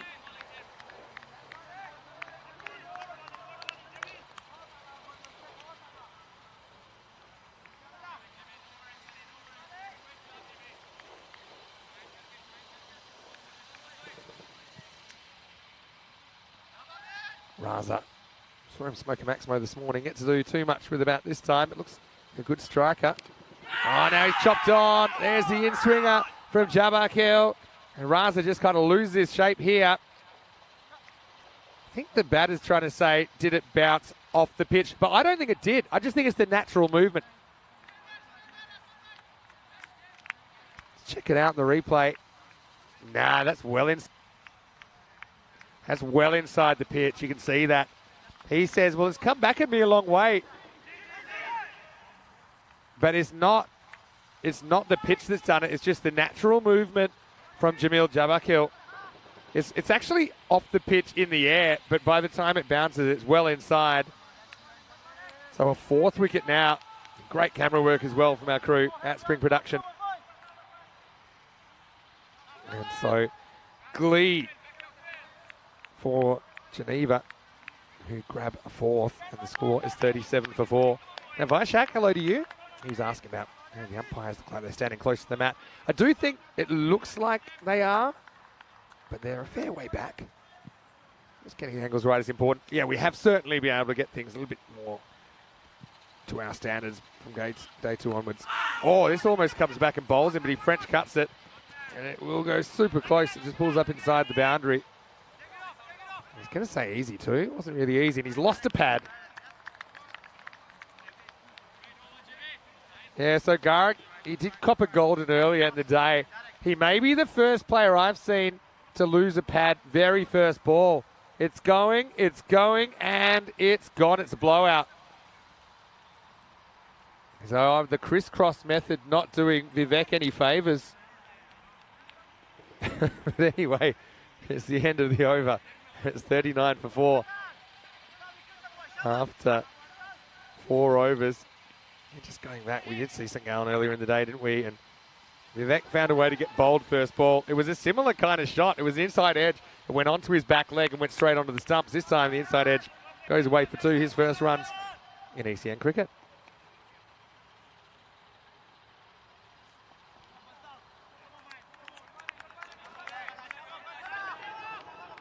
Helix is asking about Lenny's Peacock Friday shirt. Well, Lenny gave it his best effort. That's all I'm going to say.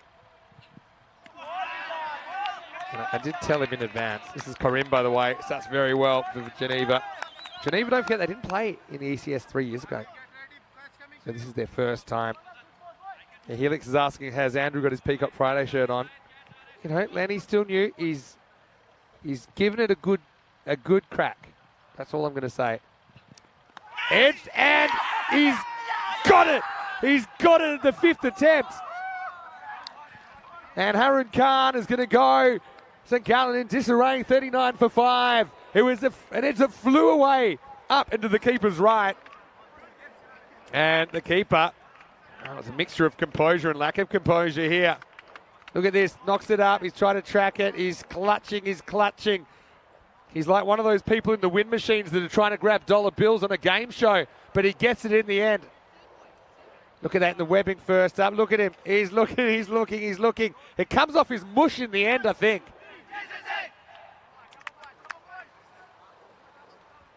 Yeah, look at this. Look at his mouth. Look at his eyes. Look at his mouth. He's trying to track the ball. He loses it, comes back. I think the next one's off the lips. He gives it a kiss. We could do that in 2020. Mwah! And in it goes. Well, disinfect the ball, but the batter, he's on his way. And Idris Huck, who certainly started with a bang. I can't say I've seen the old kiss and catch before, and I've seen a lot of things on the European Cricket Network. St. Gallen, they're not enjoying it though. They are 5 out for 39.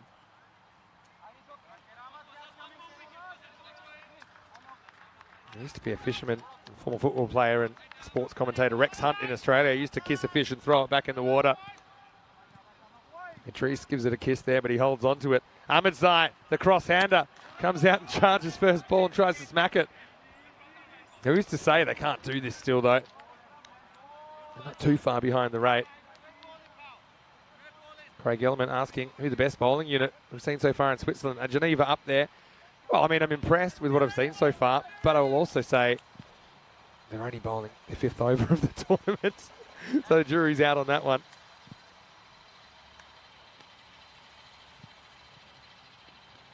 Oh no, it's dead ball. Umpires sometimes wear helmets these days. This is one reason you might want to. You lose it when he hits his leg on the load up. Let's have a look here. Yeah. Here's the real ball. Ooh, spicy one. Goes past the bowler.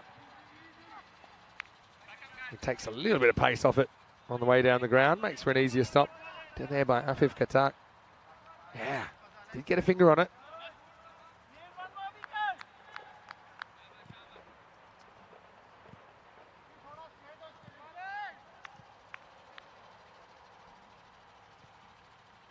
Round the wicket now, Karim. There's a wicket already. Charges, dropped. Now maybe a chance for a run if he hits. No, can't recover in time. No such thing as easy catches, I suppose. That's Ansem Mahmood, the captain. He'd expect to catch this. Wasn't hit that hard. It was well struck. But just remember that, because Musa Ahmadzai has a life on one.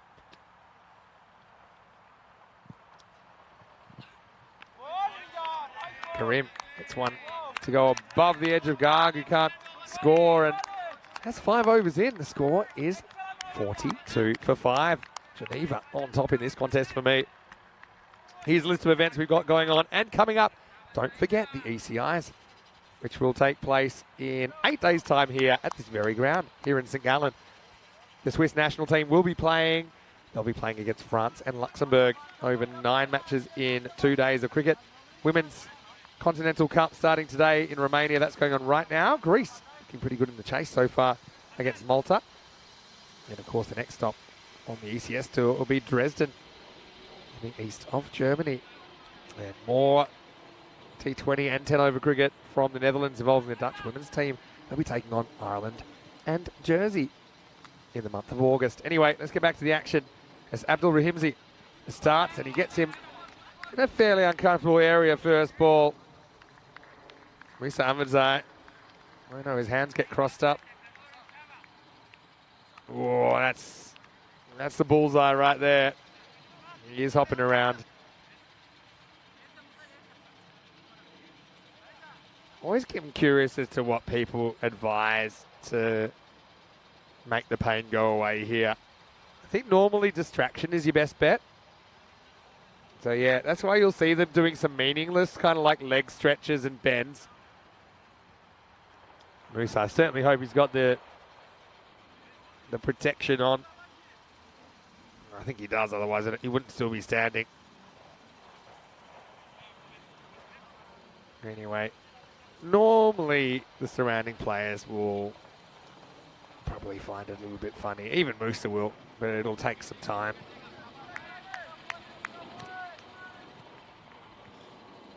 Hello to Kel, who's watching from Queensland, loving the colours. I thought you would. Oh, well, that's how you do it.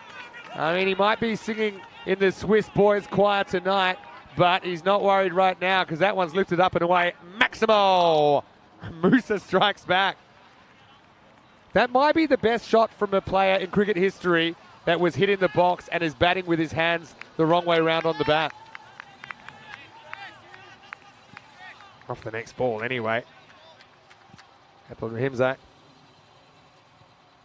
Just getting into the arc of Musa. Oh, now he's copped this. Has he got some bat on this? Must have to go that far. Yeah, 4 runs scored. And so, fighting back St. Gallen. Yeah, maybe just off the glove. Seemed to be above the bat, didn't it?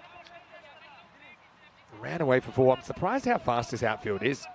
They do constantly mow it, but it grows just as quickly. Yeah, that's the thing. Yeah, so Kel watching from Queensland saying, come on, Geneva. Hi from Brisbane. Tell us where you're watching from in Brisbane. Get specific with me, Kel. So charge and don't get a run here. And let us know, Kel, how did you come across the European Cricket Network? Is it just pure luck? I've spent a lot of time in Queensland. I used to play a lot of indoor cricket. I played indoor cricket for Australia, and that's huge in Queensland. Bigger there than any other state, I think, without any doubt, state or territory. 2 to come here in the 6th. Another one beats the top edge. I haven't seen bowlers getting away with short stuff too often. Oh, no ball called. Well, is this for a second bouncer? Didn't seem that high to me. Yeah. Well, maybe. Oh, no, actually, it's not. Maybe that's the one for... I don't remember a bouncer before this, that's all. Maybe it's shoulder. I don't think it's above shoulder. Even if it is, I'm happy it's not a no ball. So just confirming not a no ball. Maybe just the one for the over. And a swing and a miss with a cheeky run-out attempt. Enter the over. St. Gallen bring up the 50 during the 6. It's game on here at Grundemos. It is 52 for 5 after 6. 62 required off the last 4 overs. So, yeah, Dave mentioning now we have a Kel, a Ken, and a Kev in the chat. Yeah, Kel, super excited that you're with us. I'm actually from Perth, originally, which is in Western Australia.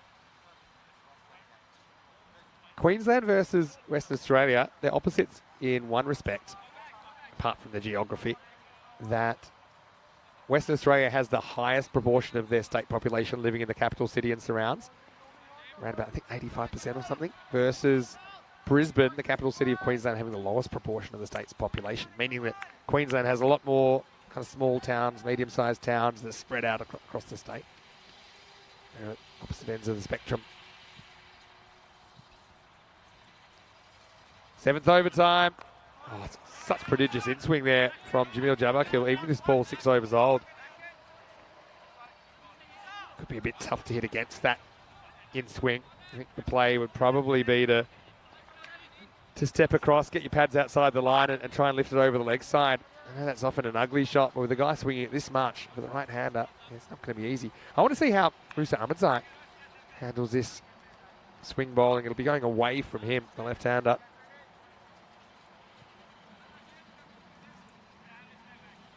Nick Devonshire's asked, what's the difference between Scottish whiskey and Irish whiskey?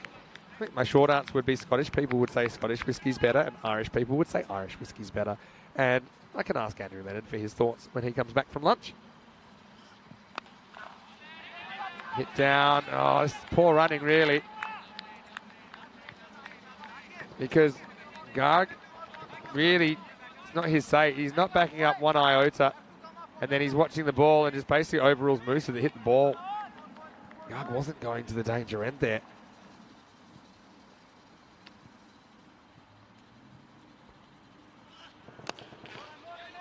Similar direction this time, but they'll just get one.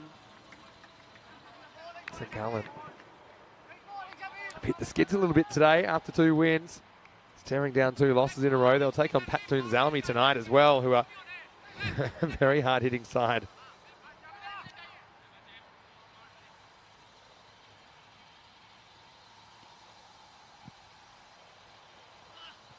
Oh, this could be a wide. And they'll get an extra, or will they? Oh, it would have been run out. This is all about Musa Ahmadzai. He feels he's the bigger hitter. I'm a little bit surprised he batted below Garg, to be honest, Ahmadzai. It's off the pitch, but the thing is, if it pitches past the line of the stumps, you can't be a no ball for off the pitch. So Ahmadzai, I'd love a 6 here, wouldn't they, St. Gallen, to get them back in this contest. Free hit time. Absolutely smashes it, goes on their hit, and then they'll sneak through for the single. It's funny how when they both decided to run, there was an easy single to a ball that was straight at the fielder. Early on in the over, it was around the fielder, and they couldn't get through for a run.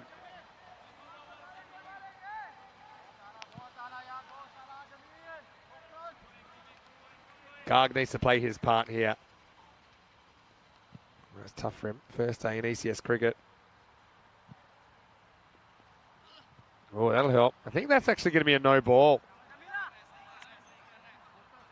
You can see the umpire kind of wasn't sure. I think it bounces between the crease and the stumps. Yep. Definitely. It's a no ball for off the pitch. I just gave you my thoughts on that. I'm not a huge fan of that rule, no ball off the pitch. There's better ways I think we could deal with it. It actually goes down as a dot for Garg, which is a bit rough.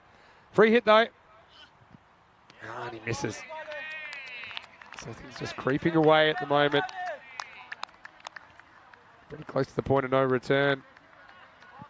As far as that run rate required's gone.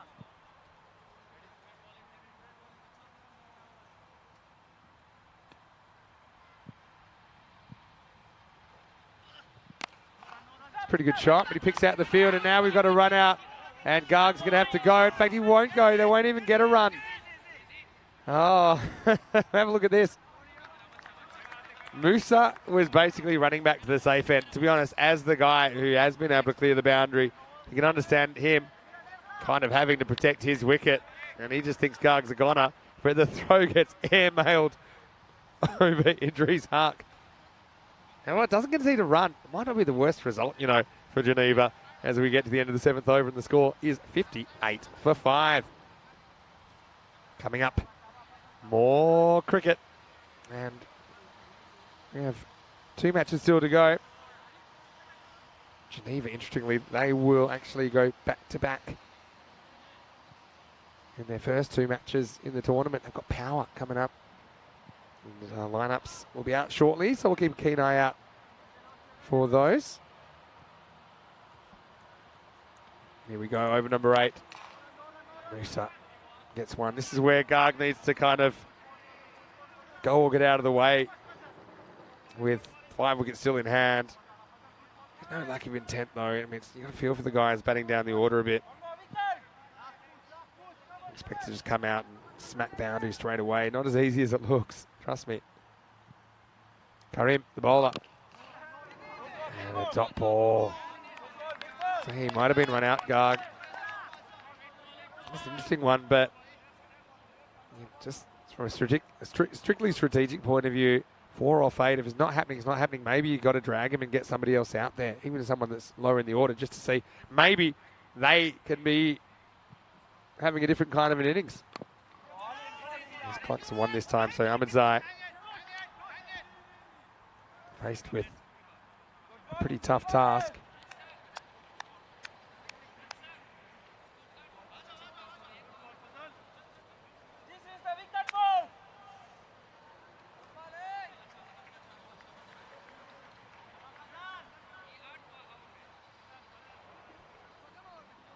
And now I think, yeah, they're making the change. So he's retired out.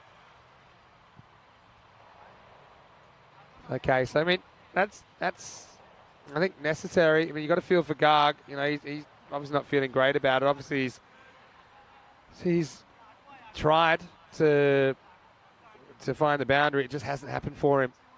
So that's why I talked about that run out. I mean we said would that perhaps advantage the batting side to get someone else out there? They elect to do it. Got to say we said it. It's been done. At least it gives someone else an opportunity.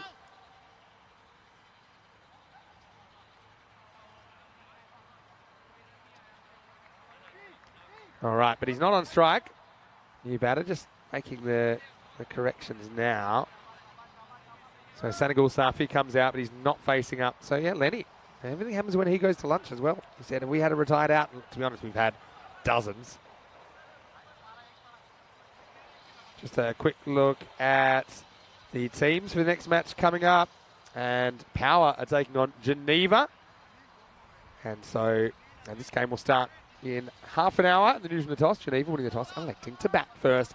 Pretty exciting, I think, batting first, but they just kind of fell away, didn't they, in the second half. Power, though, watch out for the Mahmoods. They're listed to open together. That'll be exciting. But really, they bat all the way down to, guess, where? 6 for sure. Anyway, Musa does get the strike back. Does he get the boundary? He does. So that's what they need at this stage. Is any really boundaries or extras that will bring that required rate back down?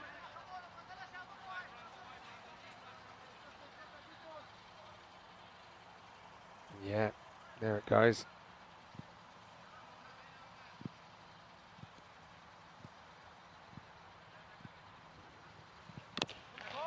Yeah, the next one.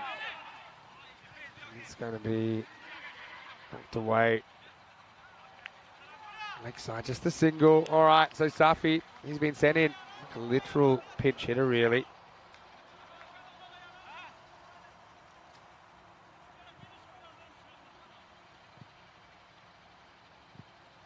Let's see what he can do. Last ball, the over. Gets a bit on it. Let's see if they can do something magical, because they're going to need to as we get to the end of the over. Right now, Geneva, their bowling has got them out of a tight spot here.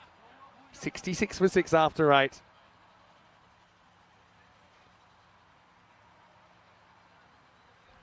Looking at the Worm, the power of taking wickets in the first half of the innings.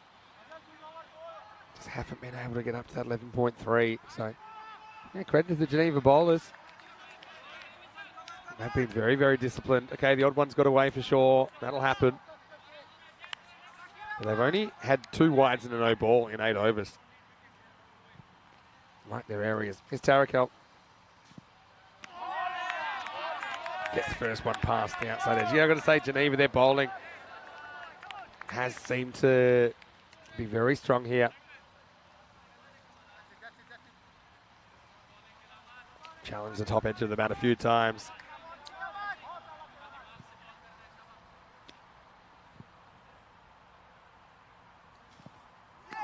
And again, see, it's extra pace.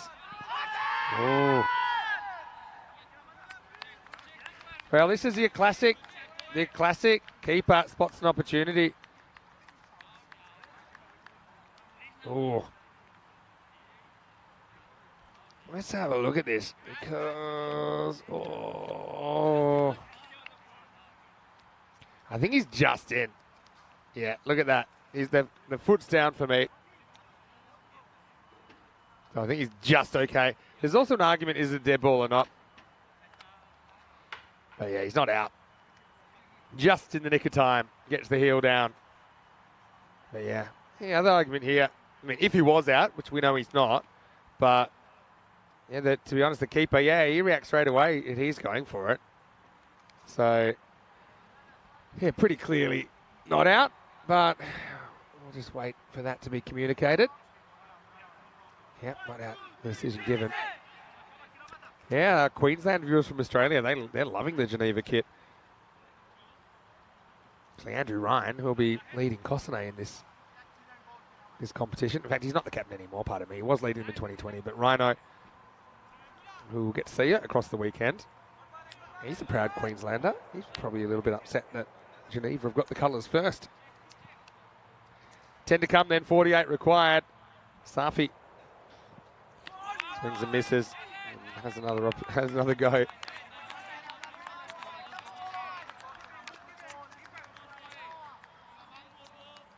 This time he actually does charge, and I've got a feeling, yeah, he would have been out that time. 3 to aim at. Underarm. Yeah, nice shot. That was fairly straight, and he just turns on it. Good wrist from Safi. And St. Gallen, they're going to lose their second game of the day. They're going to have a crunch match against Paktoon Zalmi later on tonight.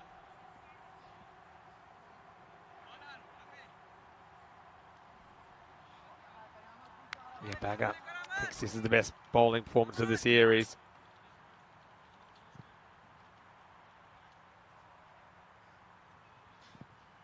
Another swing and a miss.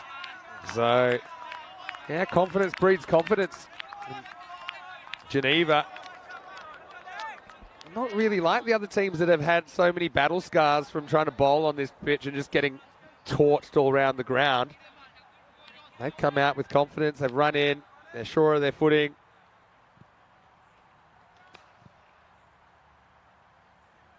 Last ball, the over. Oh, ouch. I think this might have been bat, but he tries to do something funky here, Safi. But Tarakel, he'll finish with figures of number 22.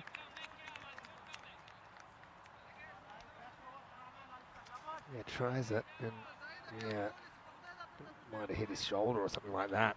Didn't seem like a pleasant one, but anyway, it is the end of the ninth over at 70 for 6 after 9. St. Gallen, for a team that made 184, they'll be really, really disappointed that they haven't been able to make a better fist of this chase. And credit to Geneva, though. They've kind of managed to stop the bleeding, take some key wickets in the first 5 overs. From there, they've been able to pump the brakes.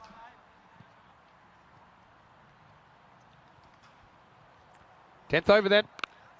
As this is in the air. Fielder comes in. Oh, well, not only does he, not sure he gets on the full, but he proper boots it. Now they're going to go for a run out, and I think they're going to do it. Yes. I'd say it was a little bit strange how the ball got onto the stumps.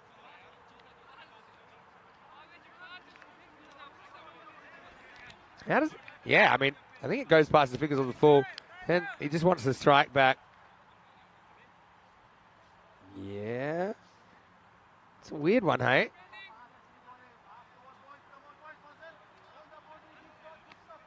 Off the hand. Does it bounce on the stumps? I think it bounces on the stumps. There. See? Yeah, it bounces onto the stumps. So there's no issues there. That's what the umpire saw. That's what happened.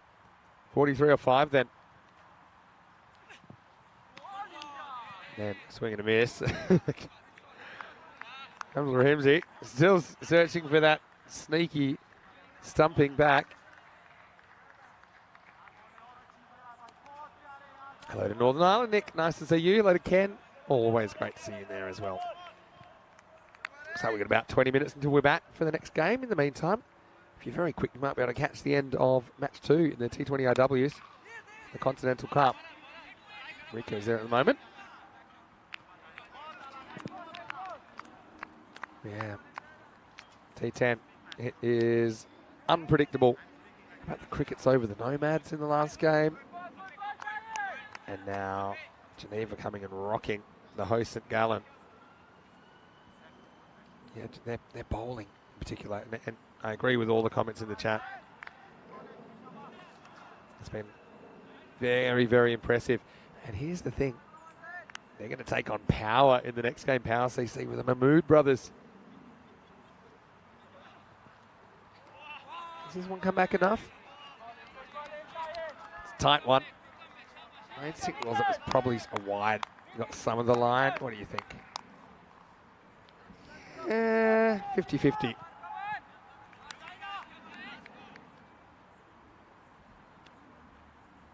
Two to come then. Up and just over the top. I'll just get one run here. Yeah, Geneva, probably good 4 hours out of St. Gallen where we are right now. So that's the reason we haven't seen Geneva so far in the competition. They normally try and kind of clump their games towards the weekend or towards each other, just for logistical reasons. You might be saying, okay, how come one team might have played 7 matches and another team's yet to begin? That is the reason. Last ball coming up. And he gets a fair piece of it. That'll be 6, but it's consolation prizes only. Maximo for Musa. But congratulations to Geneva in their first game on the European Cricket Network. They have their first win. I've got to say, it was a below par total based on what we've seen, but they bowled their socks off in the second half, and they end up winning by 34 runs. The final score in match 23, Geneva 113, St. Gallen 79. The hosts will all have to bounce back. We'll see them later on in the 5th match of the day. Geneva will see them straight away as they'll try and turn off the power in match 24. Let's have a look at the highlights of the second innings. And so you can see it wasn't the best shot from Kogiani. It was his downfall. And Geneva, they were just on, weren't they? Sher Mohammed, he was looking dangerous. He was getting his teammates fired up. That was the roofer of the ball, roofer of the gloves. In fact, if he tried again, I bet he couldn't even get both his gloves on the roof like that. Anyway, Jamakil had a rainmaker come down. He judged it perfectly. Whilst the Sunnies didn't lose the ball, then this looked pretty plump. Ali Abbas playing across the straight one. That was Afif Katak. He was super important, a guy that recently made his international debut for Austria. That was a rare midfield. Geneva, for the most part, they were pretty good. Raza didn't really get going in this innings. Thought maybe they'd bounced off the pitch, but it showed on the replay it wasn't really that close. How about this, though? This is one of my favourites. Is kissed and caught it. What a bit of work from Idris Hart. He juggled that about 5 times before he ended up catching it safely. As things were getting towards the end, the run rate was out of control. This was a weird one. It was booted back.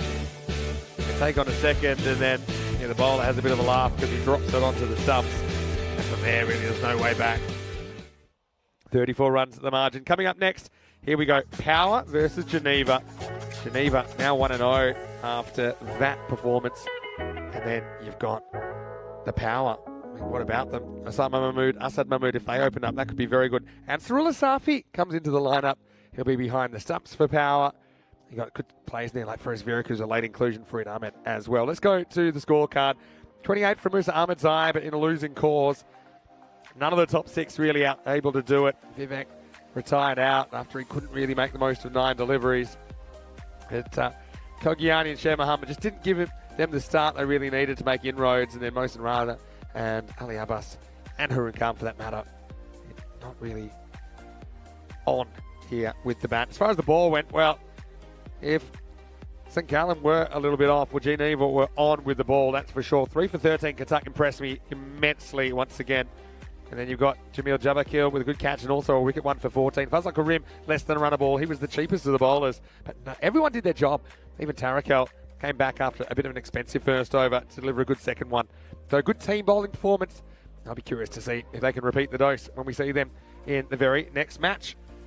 So we'll take a break and we'll be back in around about 15 minutes. Take you into the 4th match of the day, match 24.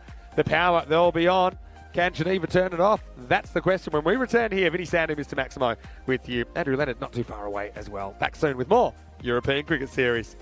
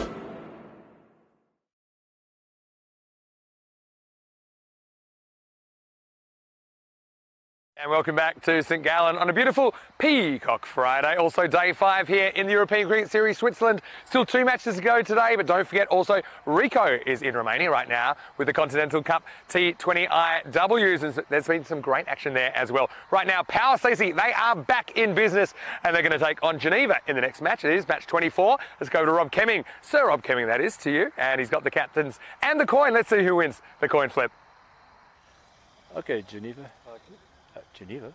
Yeah, it's my call. Your call. Yeah. Heads is called. It is heads again. Yeah, we are going to bat first.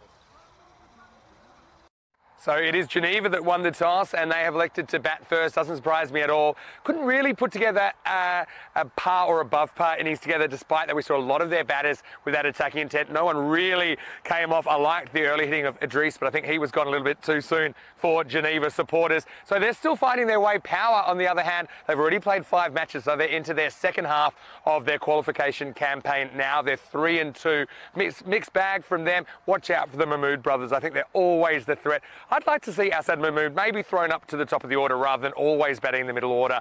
Maybe just as something a little bit different. But anyway, I'm expecting some big hits, and really, Switzerland hasn't disappointed as yet. This man, he won't disappoint you either. It's Andrew Leonard who'll take you to the first ball here in match 24 with the news from the toss that it will be Geneva batting first after winning it.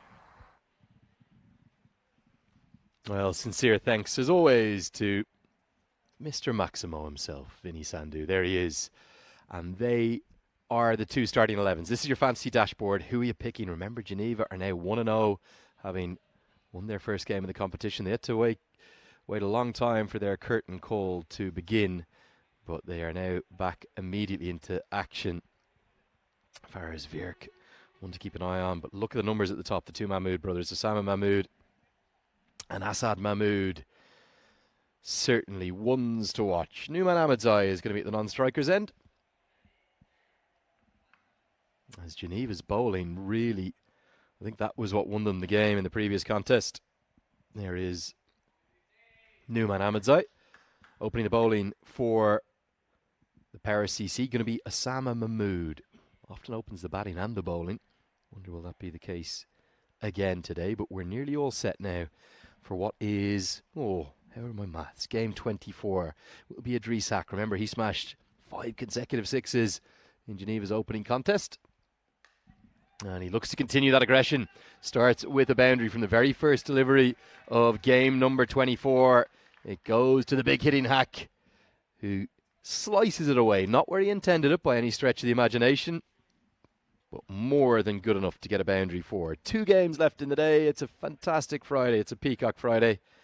As Vinny Sandhu just told you, I'm still convinced that there's not a huge amount of difference between a Peacock Friday and a normal day for Vinny, such as his style. But we'll show you our shirts maybe halfway through the innings in the commentary camp. I've done my best. My best isn't good enough, clearly. And that is launched. Oh, well, maybe Hack says that the fabulous foursome, the Fab Four, the top 4 run scorers, need to have an expansion, get 5 into the mix. All the talk has been about those big hitters that we've seen early in the competition, and Geneva have just been waiting, chomping at the bit to get going. And that's exactly what they do this time.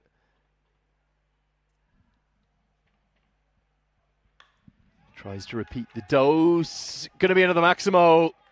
Not out of the middle of the bat. And it is funny that they are the same size, the boundaries in every direction. And a little bit of it is the foreshortening effect. But that one down there just feels a little bit smaller, doesn't it? Kind of skews away off what is really an outside edge. And yet, definitely 6. So a sensational start. We saw Hack provide this in the previous contest. 5 consecutive 6s he smashed to make it. Oh, this is going to be more of the same. 6 again. He's just warming up. So yeah, he's going to say to Hassan Ahmed, to Fahim Nazir, to Mohammad Akhtar and to Arif Sanger, they're the 4, the Fab 4. Well, maybe they need to become the Fantastic 5. If Idris keeps going like this, just his second innings, he's already shown us his simply awesome power. 5 consecutive 6s. And remember, this is all coming off Osama Mahmood, one of the Paris CC's best bowlers. I know it's an early call, but maybe Hack is the man to break those 4 batters we've seen so far at the top of the charts. This time he mistimes it. Actually does quite well to check his stroke. And just say that he's happy with the single. Zabiullah Salamkil does the fielding with number 177 on the back. What about poor old Ali Abbas, his St. Gallen CC side? Off to a flyer, 2 wins from 2 to start with. They look so good in both their contests today, but they just couldn't get it done. As we've got some distinguished guests joining us up in the grandstand, enjoying their first taste of cricket, I think. Might hear a little bit more about these gents in a moment. This one's helped away into the leg side. Lovely to meet boys up here. I don't know if maybe we can get them in to say hello at some point. Great to get new people introduced to cricket. That's what this is all about. It really is. So get to the end of the first over. The score 24 for none. This is what's on the schedule across in Romania, happening concurrently now. I think they're probably into game 3, or if they're not, they're just about to go into that. That's Romania taking on the Isle of Man. Great news though. Greece, well, they got it done. One of my pieces of heritage, you may not know it. I am Irish, of course I'm Irish. You can hear I'm Irish, but my mother is Greek. And it's really good to be here. We're into game number, what is it? Game number 24, would you believe? 24 of 55 here on the European Cricket Series. Switzerland. Oh, that's a no ball. That's going to go miles. Where's that one gone? All the way for 6, and it's actually 7 because the no ball is signalled. It means we've got a free hit to come. And what a way to start his innings. Numan Ahmedzai gets a good piece of that, doesn't he? Goes all the way for 6. Big, big hit, wasn't it? It was almost up towards the chest, the throat of Ahmedzai. The way he reacted, baseball style. Gets it on the full toss and smashes it away for 6. Here comes Ahmed. Free hit incoming. Oh, where's this one gone? It's not going to be out even if it's caught. Remember, he's dropped it. And keeps it inside the rope. 2 runs to the total. Remember, it wouldn't have been out because it was the free hit after the no ball. Little leg cutter he's rolled out. Good effort from Abul Basir Nazari. An all action start to this game number 24 of the series. Great to have you with us. Hope you're enjoying the action. And that's punched down the ground. Nicely placed. How quick's the outfield? Not quick enough. Very well fielded. Good work by the skipper. Asad Mahmood leading from the front. Gets down. Just sliding across the outfield on his backside. Well, he's got the headband on, doesn't he? Plenty of style, as always, on show here in the European Cricket Series.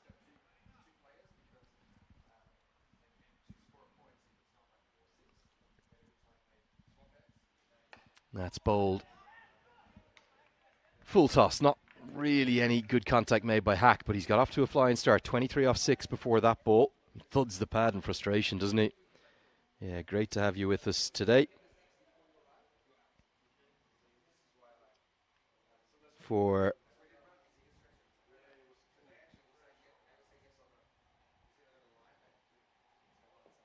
what is game day number 5 in total. We're going to have 11 days of action with 5 games each day.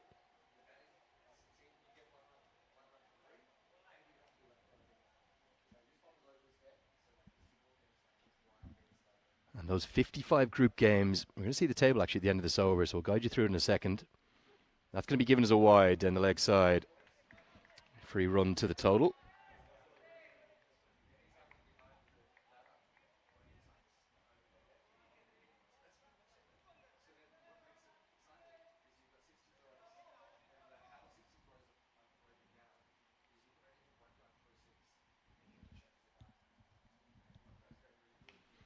Big swing and a heave into the leg side. Well fielded.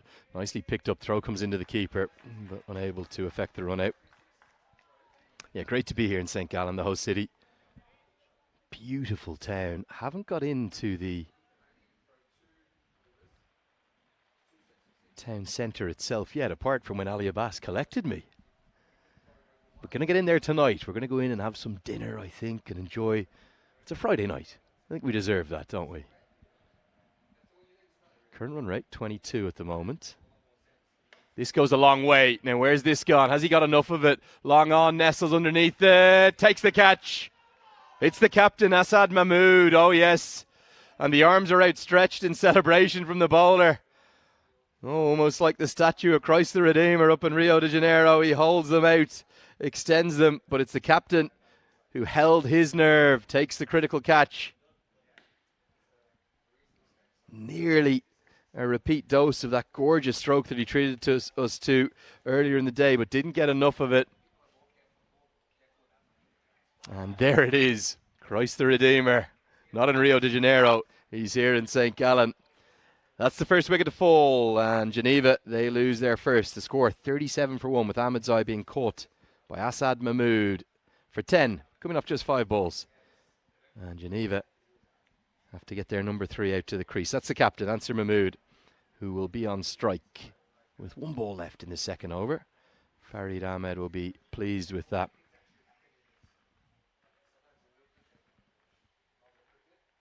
Dismissal. Round the wicket he's going to continue. And a big swing and a miss as we get to the end of the second over. Let's get the points table onto the screen and have a talk about that after this quick replay. So as you'll see here,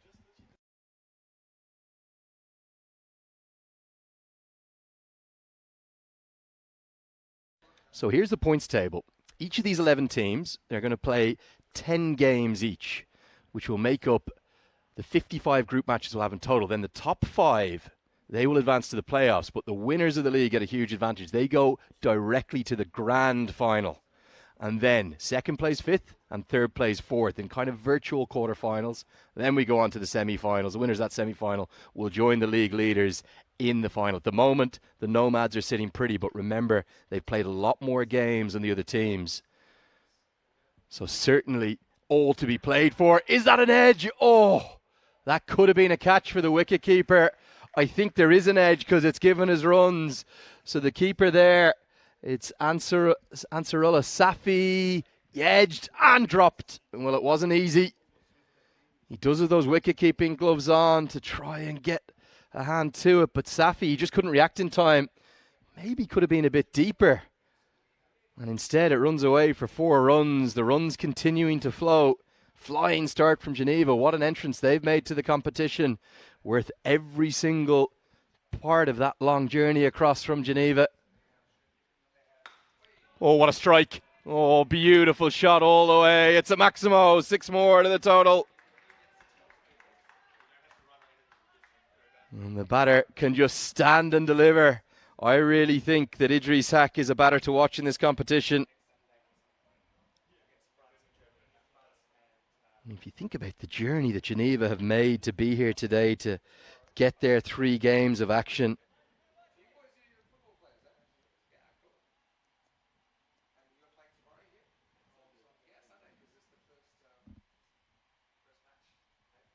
So it's about 4.5 hours on a train to Geneva. Oh, smashed. That is monstrous. It's all the way up onto the bank. It's a full banker. 6 more to the total. How big a hit is that? Oh, that's got to be 85, 90 metres plus. We got to get that measured out. An almighty strike from Hack. Idris Hack making a big statement here. He really is for Geneva. And that long journey, he took it in the car. It's going to take over 4 hours, 4.5 hours in the train. Remember, we're in the northeast of the country, up towards the border with Liechtenstein and Germany to the north.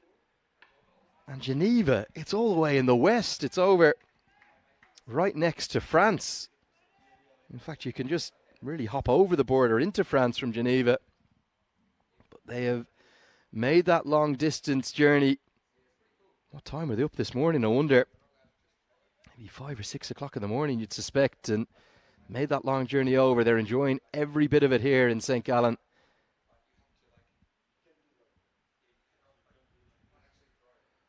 Okay, full toss this time, worked out towards the man at long off. He feels well. The captain does enough to keep it to a single.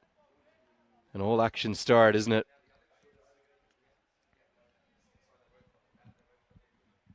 So with 3 overs of power play, this is going to be the final delivery where just 2 fielders are allowed outside the circle. Change in the field. Long on is going to come up into the circle, and back goes a deep cover. So the 2 men in the deep, they're both actually on the offside for Nazari. And so he's going to hit to the leg side. Just dragged by Mahmood, not really out of the middle. I think they'll want to get the second to get Hack on strike. And that will be the end of the 3rd over. An action-packed one. Flying power play for Geneva. 55 for 1 the score now. And they are looking very good indeed. In fact, it's 56 for 1. I'll correct myself there. But you're welcome along to today's coverage. Do let me know where you're watching from. Andrew Leonard here with you. I think if I'm understanding what's going on correctly, delighted to have some guests here. Members of the St. Gallen FC football team coming in and enjoying their very first taste of cricket. Look at those big building blocks. That's the stadium they play in there, the Kaiben Park up to our left. So you look at the very top left of your shot there. 18,000 or so that holds, and after a summer break, the Swiss Super League action commences. That's the top division here. St. Gallen, they play in that. Who were the big football teams? It's young boys, wasn't it? They were always pretty good. Zurich FC too. St. Gallen, are they going to have a good year, I wonder? This one's hammered. Oh, very good striking from Hack. He's only faced 13 deliveries. He's moved to 47 already. This is looking ominous for the Power CC. Just the one game for them today, remember. So another big one, another Maximo. That's the Kaiben Park there. Great shot of it from the camera team. Beautiful facility this. We're actually at the reserve team ground. But there's something about it that's well suited to cricket. I think it's those lovely banks that you see all the way around.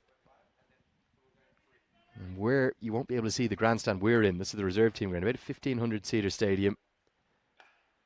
No timing this time, so we'll just be a single as it's very well fielded.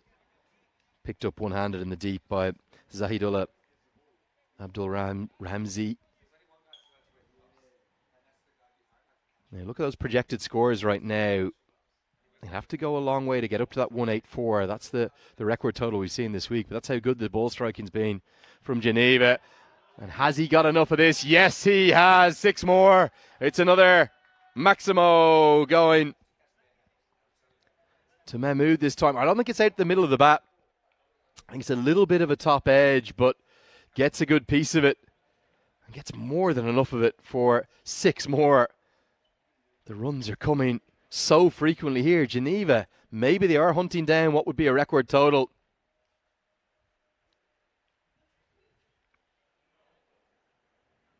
This one's carved into the offside. Not going to have the pace to go for 6, but it will be 4 more. The runs are just flowing. They're coming so easily for Geneva. This is an absolute onslaught we're witnessing here. 4 more runs to the total. Do give us those comments in the YouTube chat. Let us know where you're watching from. And nice to hear from everyone in the chat. James Stewart, as always, keeping an eye on things. Nick, too. Big swing and a miss this time. And he tries to stump him out, but can affect the direct hit. If you do have any questions in the chat, do let us know. I'd just love to hear where you're watching from. Always keeps me company whilst Vinny Sandu's just off on a bit of a break right now. Andrew Leonard here with you, as I have been throughout. Raza, Sagor Abida, Mohammed Amon. Nice to hear from you all in the chat. Last ball of the 4th over. Where's this one gone? Well, it's going to be 4 more. It's going to run away and run away quickly. This is sensational from Geneva.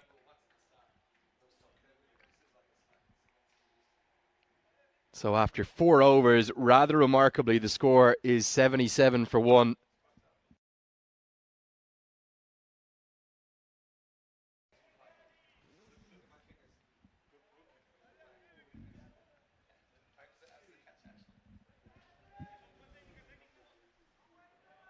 $19.25 right now.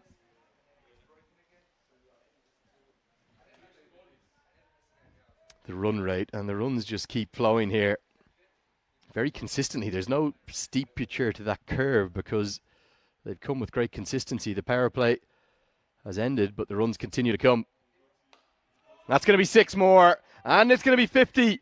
15 balls he's faced, and 50 has come in a flash. Add Idris Hack in to this list of the top 4 batters in the competition. 7 Maximos, 7 sixes, 2 fours, just 15 deliveries. He's got to that landmark of 50. And what a knock. We've had so many batters threaten the century marker, I'm sorry to say it, and now they've realised it, the teammates. They might clap from the next ball, maybe he'll notice then. Well, where's this one gone? Is it a chance at long on? It is, and taken. 50 and out to Osama Mahmood. What a catch. Just 16 deliveries he was out there for, just couldn't get it out of the middle. And instead it comes a little bit off the outside edge of the bat, probably the right-hand side of it. The left-hand side as we look. And this is a very good catch, held only, inches inside the rope. And a punch of the gloves. I mentioned the dreaded C word, the century. And just like that, another chance extinguished of it. He's gone for 54. A brilliant knock from just 16 deliveries. 7 sixes, 2 fours. And the score, it's now 83 for 2. I suspect I'm going to be getting some abuse in the chat, haven't I? I mentioned that century word, and then all of a sudden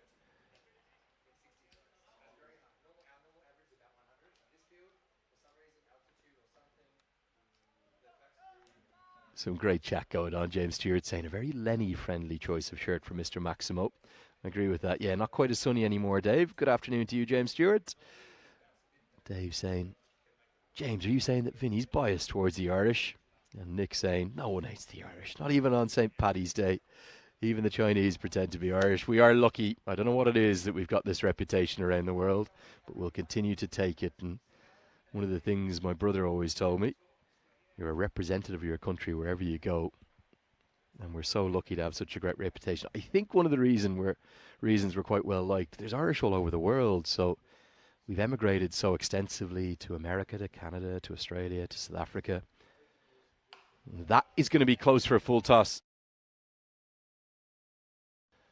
Is this going to be given as a no ball? Let's take a look at the replay. Oh, well, that for me, I think they might need to reverse this. We'll have another look here, but for me, it's clearly over waist height as it rolls on here. He's just a tiny bit outside the crease. That's the only thing to factor into the decision. I think that's a no ball. We'll wait for the umpires. Communication between the third umpire, and now it is given. So given as a no ball, it means the free hit's going to income. I think that's the right decision too. So here, in comes the free hit. Mahmood can't be out, so he can smash it down the ground for just a single this time. With the departure of Idris, maybe those projected scores are a little bit off the kilter, because 187 is a long way away. Now, they still have 5.5 overs to bat, but I just wonder if maybe 140, 150 is a bit more likely.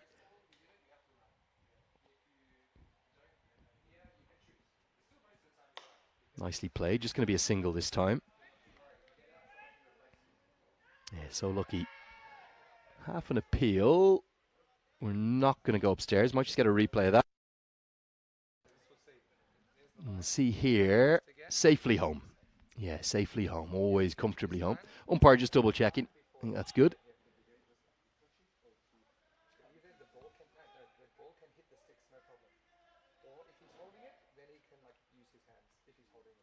So, question from one of the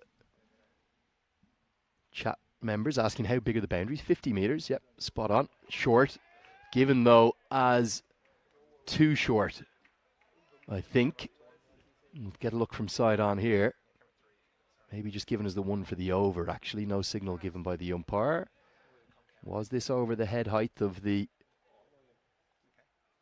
batter? I don't think it was. So, got a little bit of a surprise in 2 balls time coming into the Comcam now in a moment. You're going to love this. I can't wait for Vinny to explain to me what's going on. I'm about to guess, so don't ruin the surprise for me, Vinny. Hold me in suspense. I think we've got 3 real stars. Forget about you and I, Vinny. We've got some real stars up here in the commentary box as we come to the commentary camera at the end of the 5th over. We'll start with Ta-da! me. Who are these guys? Come on, 88 Vinny, for tell two. me. Well, I know you're a big St. Gallen FC supporter. Well, We've got some of the St. Gallen I've FC guys become here. one. Some of How the are you national guys? football team What here are as the well. names, guys? Give me the names, Vinny. Yeah, go on. Tell us. I'm Musanuhu. Lawrence Artiziki. Isaac Schmidt. Okay, let me guess. We've got a striker. No? He's a goalkeeper. Goalkeeper. Yeah. Oh. Winger. Got to be a winger. Left back? Yeah, back winger. Okay, got one right. And 2 goalkeepers. Oh. Central defender. centre back. He's got the height. He's got the height. I'll tell you what I know about football as well. This ball's lifted up and it is out of here. Maximo, big hit. So, boys, son. you're all part of the St. Gallen FC team. Yeah. How are you enjoying the cricket action? Do tell us. Yeah, it's been good. Like he has explained it to us more, and now we understand it's really an interesting game. Yeah, and tell you what, I knew there weren't 2 goalkeepers because you never see 2 goalkeepers socialising. It's like the captain, it's like the president, the vice president, they're not allowed to travel together as well. I love Can't this, eat the Vinny. same meals. You And know. the big question is, how are St. Gallen FC going to go this year? We're going to have a no ball and a free hit incoming. Yeah, that's a good question. So last year, what were you, 7th or 8th in the table? Yeah, we were 7th or 8th. Yeah, sit. Okay, so what's the goals for this year? Come on, tell us. Yeah, we trying to win a trophy this season and also play in Europe next. Get to Europe. So what's Europe, top 4? Yeah. Top 4, okay. And on Sunday, this Kaiban Park, sorry to interrupt, that's going to be packed? Big crowd? Yeah, like always. Like always. We walk across every morning coming across from the hotel we're staying at, and it's a great facility. It's a really, really good ground. Vinny's doing 10 things at once here. That's going to be bold, but it's off for free hit. Yeah, bold off for free. And I'm still keeping an eye on both things. You did well because you had your back to that. Actually, Andrew Leonard heard the ball hit the stumps then The back, from it's surreptitious. 120 metres away. There's the Kaiban Park, Yeah. though. Well, how good a facility is it? Yeah, it's really amazing. I mean, it's good for us to be able to have good football and quality training. So it's a good thing. First game of the season. How many teams are there in total? Is it similar to the Premier League? 20? No. We are 12 teams. 12 teams. Okay, so you play each other much more frequently then. Yeah, we play until the 33rd game, and then they're gonna divide it into two groups. Okay. So they're gonna have like six teams playing for the championship and 6 teams playing for the relegation team. Just give everyone a wave there. Come on, guys. There they are, live around the world. How good is it to have a special guest here? Vinny, did you organise this? Is this my Friday treat? I didn't, but I'm always happy to make new friends. And so if we have a 5-a-side football side, I think we'd be as good as anything going right now if it's us 5, but I don't think we'll be doing too much of the work. Well, if you include the 3 boys, yeah, because we've got a high-quality goalkeeper, we've got a central defender, no one's getting past him. You've got to score the goals for us, though, mate, because Vinny, he's never scoring. I'll actually be goalkeeper after 1 minute because I always think I can run around and then I get puffed out. So I think he might have to come out in the outfield. But yeah, what a great game for them to watch as well. Geneva, they're lining it up at the moment. Flying. We're going to come, get that ball in there. We'll come yeah, back up to Comcam. Yeah. I'm going to show you how to hold the ball in a second. This just be a single. Come back up to Comcam here. So the big question is, are these, I'm going to give you a roll each. You're a fast bowler. Yeah. The reason he's a fast ball. bowler is you hold it like that, down the seam. Are you left-handed? Yeah. Oh, he's a left-handed that's quick good. bowler. He's definitely a good bowler. I reckon this guy's a spin bowler. Yeah, so we got to teach it. We're going to teach him. it. Keeper. He could be a keeper. no. I reckon he could be a leg spinner. All right. So we got the leg spinner there, and this man's definitely a batter. He's got the power. He's got the muscles to hit the big sixes. He's got the headgear. Sliced away. Just going to be 1 run. I've got one question for the guys. How are you surprised by how heavy the ball is? What do you think or how hard the ball is? What do you think? I just think that if you receive it really fast, it's complicated. You are spot on. Imagine playing with a football that was that hard. If this hits you like in the chest break your foot. or the leg, it's hard, eh? I don't want to injure you pre-first game. Just be very careful because our insurance does not cover injuries Doesn't to cover professional it. footballers. And also, when it goes really high, see if you can catch it there. Oh, look at that. He's got he's a a natural. natural. I told you he's a wicket keeper. I've got him on my wicket keeper development I program. reckon he's a leg spinner, mate. But most wicket keepers are. Definite batsman here. And you're a fast bowler. Anyone that You got the height. anyone with the headgear, that's automatic opening batsman. I'm just sending him straight out. All right, here we go. Over number 700 is up here 100 has come up. for Guys, Geneva. You're so welcome. Genuinely, real pleasure to have you. I think we got to do something live on air. Yeah, Come back to let's the do- Comcam. Go on. We had a selfie on air before. Let's do it. Okay, here we go. We got the brand new phone. Okay, can we see everyone in? We got all the guys here. Big smiles. Hopefully, You've done that before. We'll throw that up. I think we'll throw that up on the big screen. I think we should. This is wide for behind the We batter. have one final ask for you, though. Yeah. Okay, come Sunday, it's a big game. We know it's a big game for St. Gallen FC. If you guys get a win, do you reckon you're going to come over and celebrate and enjoy maybe? What's the celebrations usually? A Powerade or something like that? We're expecting 2,000 of your supporters basically for the after party. Anyway, 1 this in one's 10. up. We want 1 in 10 who goes to the football. Yeah, too right. He's just saying he thinks there's lots of fans here who really love cricket. So, look, what we're doing here, it's the first time ever really bringing cricket to Switzerland. It's the second time in history here. And we've got 11 teams from all over the country. These boys have come from Geneva this morning. Yeah, to play 4 3 hours games. away. Now, look, finally, I want to give you guys a gift. A cricket ball, slightly used, on behalf of the European Cricket Network. Enjoy that. And the best thing about that gift, it didn't belong to me. It belonged to Rob Kemming. So thanks very much, Rob. Anyway, let's get cracking as we get into the next over. Lovely to meet you. So great to have you. Best of luck on Sunday. We'll be Enjoy watching the rest on. of the game, guys. We'll be watching on, okay?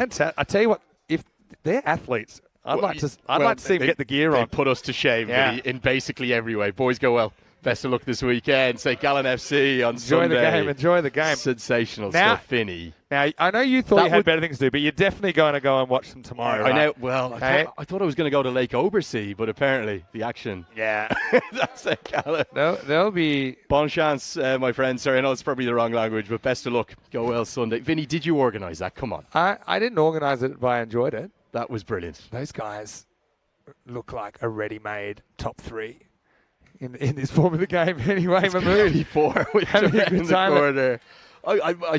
I told. You're a bit sorry, starstruck there, weren't you, for a bit? I know you told me this would be something different, but Yeah. how cool is that? 3 Super cool. absolute superstars of the game, and they're here enjoying their cricket. I think they seem to really enjoy it. They really enjoyed it once they understood it, and that's why I'd say it all the time. The 10 over format is so easy to understand. It's so easy to explain. Yeah, look at us. Yeah. That's a great selfie. Send that to me. We'll stick that up.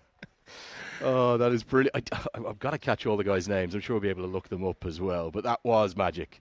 A real moment of magic here provided by the European Cricket Network. I think Ali Abbas is behind that. Yeah, I think He's the so. kind of guy who just sorts these things out, isn't he? The captain of the St. Gallen FC. You can tell genuinely when someone's enjoying something like this. They've had a great afternoon at the cricket. There's sports people. They love sport. They love He's ball just had a sports. ball. He's just had a ball. Yeah, he's determined to try and the funniest thing is when they walk past Rob with that ball and he's going to ask for it back and they're not going to give it back.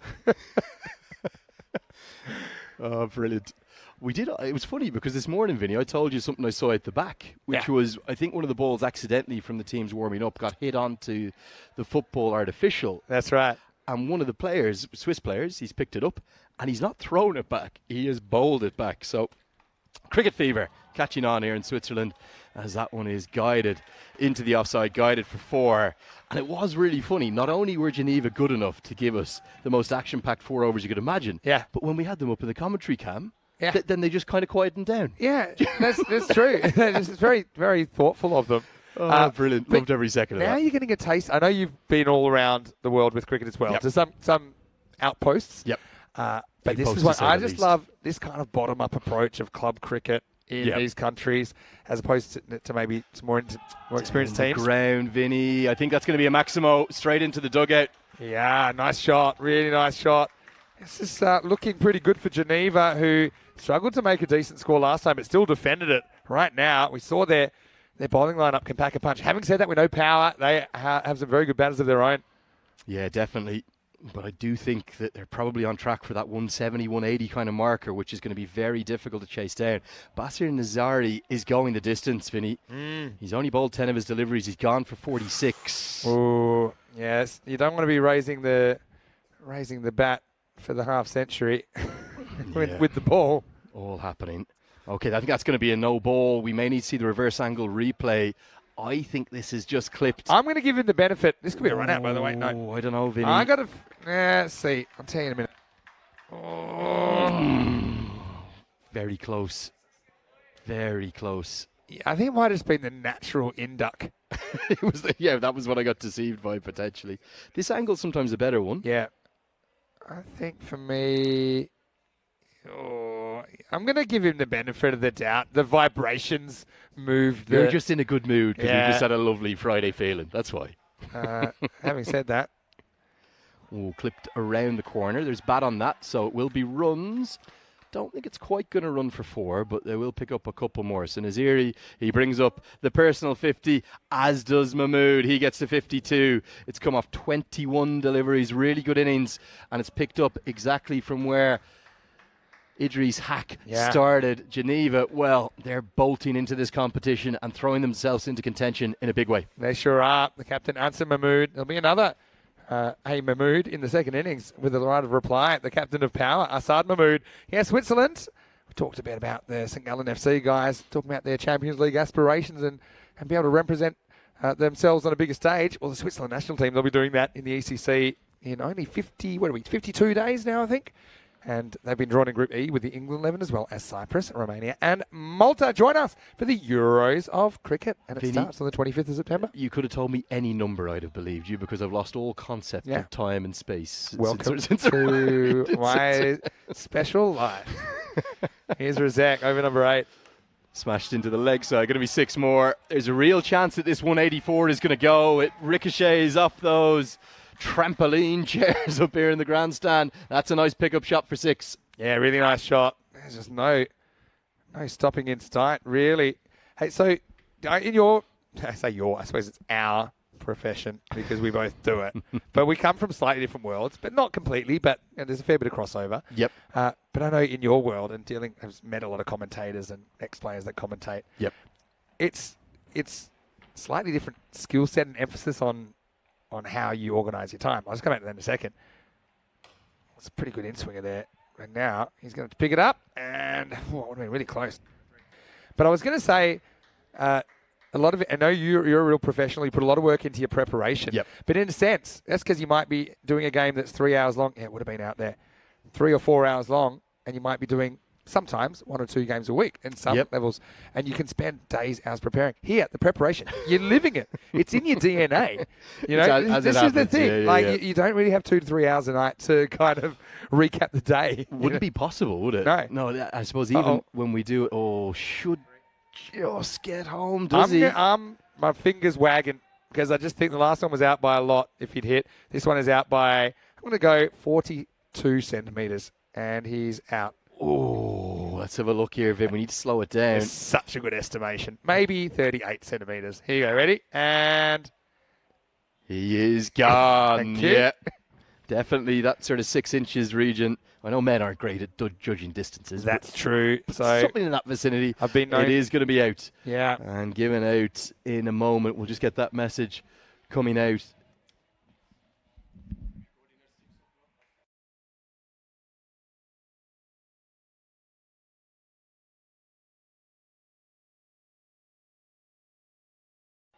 So that is the end of Pereira. He is run out for 10. And Geneva, they lose their third. 138 for 3 now. But still plenty of power hitting to come. It's going to be Rafiqullah Mohammadi who's going to come in, the left-hander. Going to take a leg stump guard there. You can see that. And he ends up putting his back foot more like on the middle stump. And right into the slot and out of the park. An extraordinary stroke from his first delivery. Look at how far that one's gone. Monster 6. Absolute monster all the way for a Maximo. And the runs continue to flow in spite of the wickets. Well, Vinny, we are seeing that 184 record total of the week definitely under threat. There's 14 balls left. They need 41 to go by it. And if the projected score is right, they'll buy it by 1. Oh, look at this. Count them up. First 2 balls, bang, bang, 6-6. Bang, bang, Mohammadi. He gets his eye in ECN style by whacking his first 2 balls out of the ground. That's the skill. It's a skill you don't see a lot in other cricket, but the skill of being able to come out straight away and hit boundaries. Not take a ball or two to get comfortable, not have a look at the bowling, not get the pace, but just come out and just trust your eye, trust your senses, and just go for it. And Mohammadi goes bang twice in a row. Razek's over on the verge of going magical. This one goes down the ground. I'm not sure he's got anything like enough of it. So he'll get a single to close out the 8th over. The 150s come up, though. It's 151 for 3. Some questions coming in on the chat. Really good. There's going to be pretty tight on time here, Vinny. I think so. Penalty runs looming a touch ominously like those clouds. James Stewart says, cheers, St. Gallen FC. Enjoy the cricket, guys. Terjo Hasnat is saying the Geneva team are all power-hitting batsmen. They also have quality bowlers too. Nick is saying, how can you call it football if they only kick a ball? A touchdown is called. I think he's referring to American football there. I think so. And James is saying it's fantastic to see cricket getting into Swiss schools, because one of the chatters was saying it's coming into the Swiss schools gradually, just a single this time. And also to Kelly watching on from Brisbane, getting quite late there. Yeah. But enjoying the action. In Brisbane, it's 20 past 11 on a Friday night. Oh, there you are. They're just warming up over there. Well, what else do you want to be doing on a Friday night? You been to Brisbane? Oh, mate, Bris Vegas. Of course I have. You been to the Valley? What's the Valley? Which Fortitude Valley is like the party zone. Oh, like maybe the not. Valley. Yeah, you have probably. It's like across the bridge from the centre. Oh, I have. Sorry. Yes. Look at them trying to hustle through this over. I think they know they're in a bit of time trouble. They might sneak it in. Well, that's not going to help, because they'll have to go a long way to retrieve that. It's almost up onto the bank. Not quite. 6 more to the total. And when you rush, you come under that time pressure. Yeah. Magic moment. Tell you what. Good photo, that. Oh, they are very photogenic. I'm surprised it's not the Swiss modelling team, to be honest. Yeah, because they've all photographed beautifully. They're professional footballers, mate. It's what they do. Going to be more runs here. Going to run the rope close. Good footwork, though. We'll keep it to a couple, and then the hurdle comes out. Vinny, I just have to go back to that phrase. It's all happening. Yeah, they can do it all. I mean, I thought he was going to get tripped and basically go head over heels here. Watch this. Whoa! Oh, how's the reactions in the background? Colin Jackson, eat your heart out. The 110-metre hurdler. All right, where are we at? Real gents, those St. Gallen boys. Yeah, lovely guys. I think they genuinely enjoyed it, which made me happy. How can you not enjoy it? 2 balls. They've got 1 minute, and that'll help. That will really help. They should be fine now. And look at him sprinting back. He's saying, I'm ready to go. He actually has breathing room now.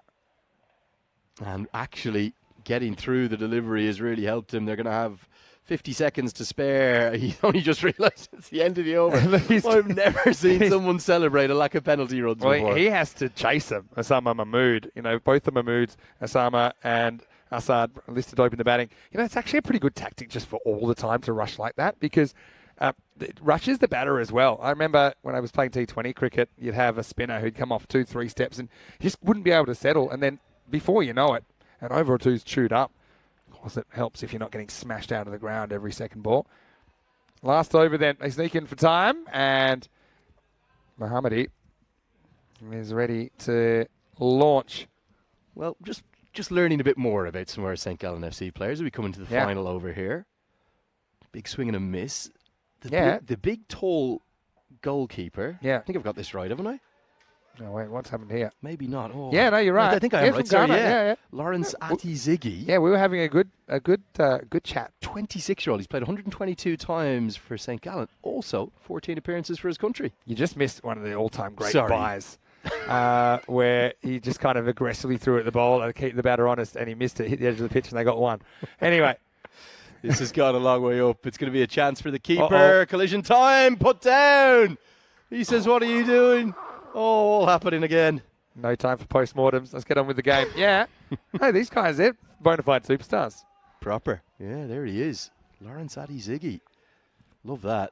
See if we can find all the boys. I was trying to capture the net. It's difficult because these are kind of noise-reducing earphones you have on, so I was struggling to pick up exactly what they were saying. I hope you heard it at home. Yeah. But a magic moment. Meanwhile, we've got the artillery going off on one side. We've got clouds developing on the other side. Any other famous people you've had into the booth over the years, Vinny? I've had a few. This goes a long way up and not very far. I think it's going to fall into no man's land. Will be a single to the total. Probably one notable one, if we go back to the ECC last year, I think, was Graham Swan. We'd had a bit of Graham Swan. He was our special guest on behalf of HL Software. And he even took a couple of crowd catches. I know, Swanee. I think I saw that crowd catch. This is going to be, I think, possibly even a Maximo. Will need the replay. He's signalling 6 because I think he's dropped it over the rope. I don't even know about this. Do you know? I think it's then backspun when it's gone Let's over the have a rope look. and come back. Said it, and he's probably got a better view than we do. What about this first bounce? Because he's away from it, then... Yeah, I think it must have hit the land on the rope. Which is 6. Back live with you Good now. honesty. Good and honesty. It's a Yorker that is given as a dot ball. So we so nearly have the potential highest chase on the cards, but because of this dot ball that you just missed live, which is not given as a wide, it's going to be a flat 170. I'm just going to say this so you understand. This is cricket on steroids that you are watching right now. No, you shouldn't use steroids if you're out there unless there's a good medical purpose, but this is cricket on steroids. 170 to Geneva. They might have underwhelmed with the bat last time, but consider me completely whelmed here as 171 will be the chase here in the second half of this game. Yeah, the opposite of underwhelmed. You are overwhelmed like I am. In fact, I'm going to have to do my best to describe this innings to you. All about one man, Idris Hack to start with. Newman Ahmedzai, he paid the price for looking for an action replay of that sensational stroke that went onto the roof in Geneva's first game, and then the Christ the Redeemer celebration came out. And then a drop catch behind from the keeper. Idris Hack started to get into fourth, maybe even close to fifth gear. 7 sixes he hit as the runs went flying around the St. Gallen Cricket Club venue. And then a very good catch held in the deep to spell the end of Idris Hack. He went for 54 off 16 deliveries is the tune. It just rings out. It's so catchy, this one. Can't get it out of my head. More runs flowed, no balls came, free hits came in too. In total, oh, there we are. We even got the selfie on show. That's a magic moment for us all. Great to meet the boys from the St. Gallen FC. And then a little kick back and the Colin Jackson action over the rope. Drop catch, nearly an impact, nearly a collision. Very hard to synopsize, but one thing is for certain. It's going to be 170 on the board. Back to the favourite tune. This is the one I like. Thank you, guys. Answer Mahmood, the captain, he ended up top scoring 60 not out off 29 deliveries. Idris Hack, though, really the most impactful innings of the lot. It was nearly 4 runs a ball, a strike rate of 337.50. Another big score here at this high-scoring venue. I think it should be enough. What about the bowling figures? Well, in and amongst the wreckage, the carnage, the carnaggio, if you will. Farid Ahmed, the only man to take any wickets. He picked up 2 for 24. And then wicketless holes for Mahmood, Nazari, the other Mahmood, and Rasek, particularly expensive Nazari. He went for 50. So that'll wrap up the coverage from the first innings of my favourite game thus far. Game 24 was a really special one. The good thing is it's only halfway over. Geneva have 170 on the board. And if the Paris EC can chase it down, well, we're in for a classic. They'll need 171 to win. We'll see you for all the action in 10 minutes' time.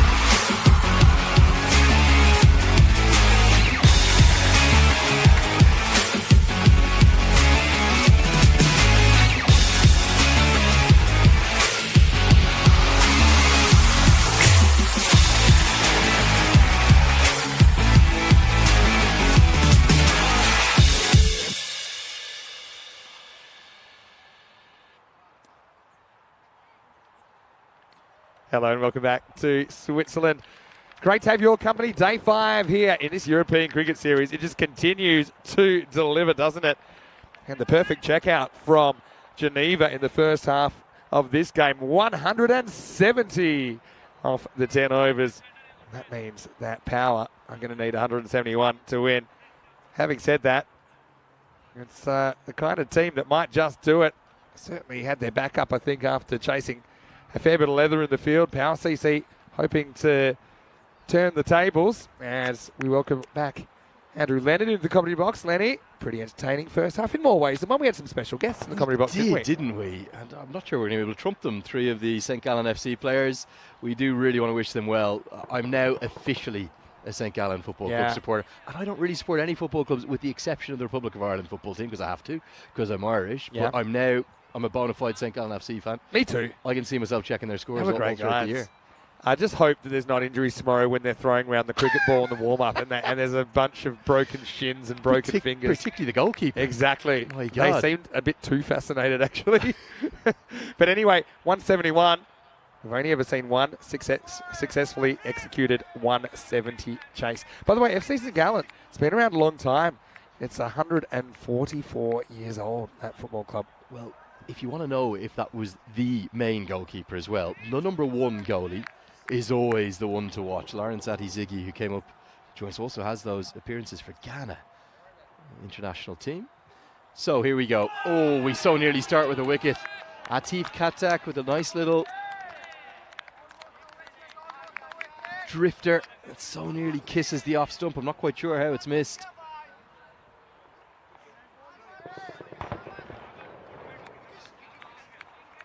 So 171 needed from just 59 balls. Now look at that required run rate, up at nearly 17.5 per over. Skews away off the inside edge. It'll just be a single for Mahmood to get off the mark. That's one of the 2 Mahmoods out there. The brothers opening the batting. Osama Mahmood. And it's Asad Mahmood who now comes on to strike.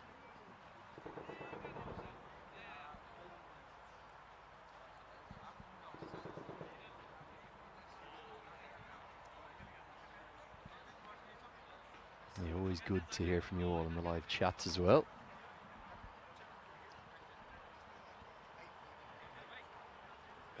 I will get Vinny Sandhu back with me in... I'm back. Oh, just a moment. Hey, there you are. I'm getting pulled 8 different ways at the moment. You are. All happening on a Friday. Good way to be. Can the Mahmood brothers start to get Power CC into the game? Going to be a big, tall task. Short answer, yes. Long answer, definitely yes. But, yeah, price on their wickets, that's for sure. Got to make the most of the power play. Need to get 50s plus. But these are 2 guys that, they like this one. I don't think he's out. Considering I was calling him to the centimetre for a moment ago. Let's have a look at the replay. I think he gets in here. Yeah. Yeah, safely home. Okay. Now, Vinny, we got a little carried away in that first innings. You spent about... You're a bit starstruck, Lenny, and you've met some big names. I don't get starstruck. I mean, you're a Test cricketer commentator, so you don't easily get starstruck. I don't do starstruck. I never ask for selfies or anything like that. But it was more the buzz of introducing new people to cricket. It's so fun. And that was actually more of a buzz. That's what I get to do all the time. And hopefully, and they seem like such genuine gents, that word will just spread around the camp. They're going to, boys, how's your afternoon? Wow, it was brilliant. They're being for their pre-match day training tomorrow. Go and watch the cricket.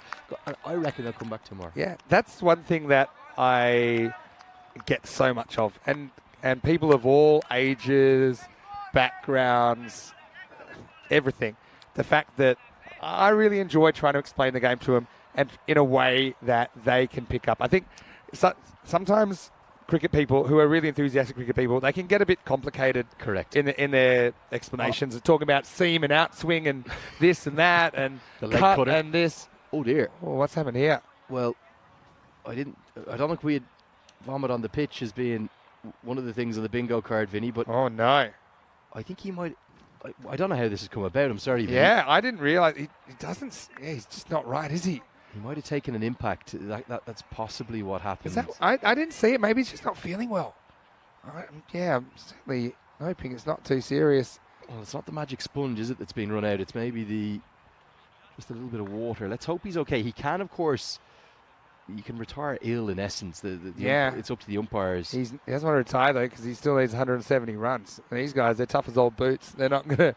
But he could go off temporarily, Yeah. I guess my point. But, no, he's going to Dean Jones it. He'll stay out there. I can tell you that. Chennai, wasn't it? Yeah. Then known as Madras. But, he's certainly just not Something's feeling not great. 100% right. He's good to go, though. Better out than in. Here we go. 2 to come in the first over.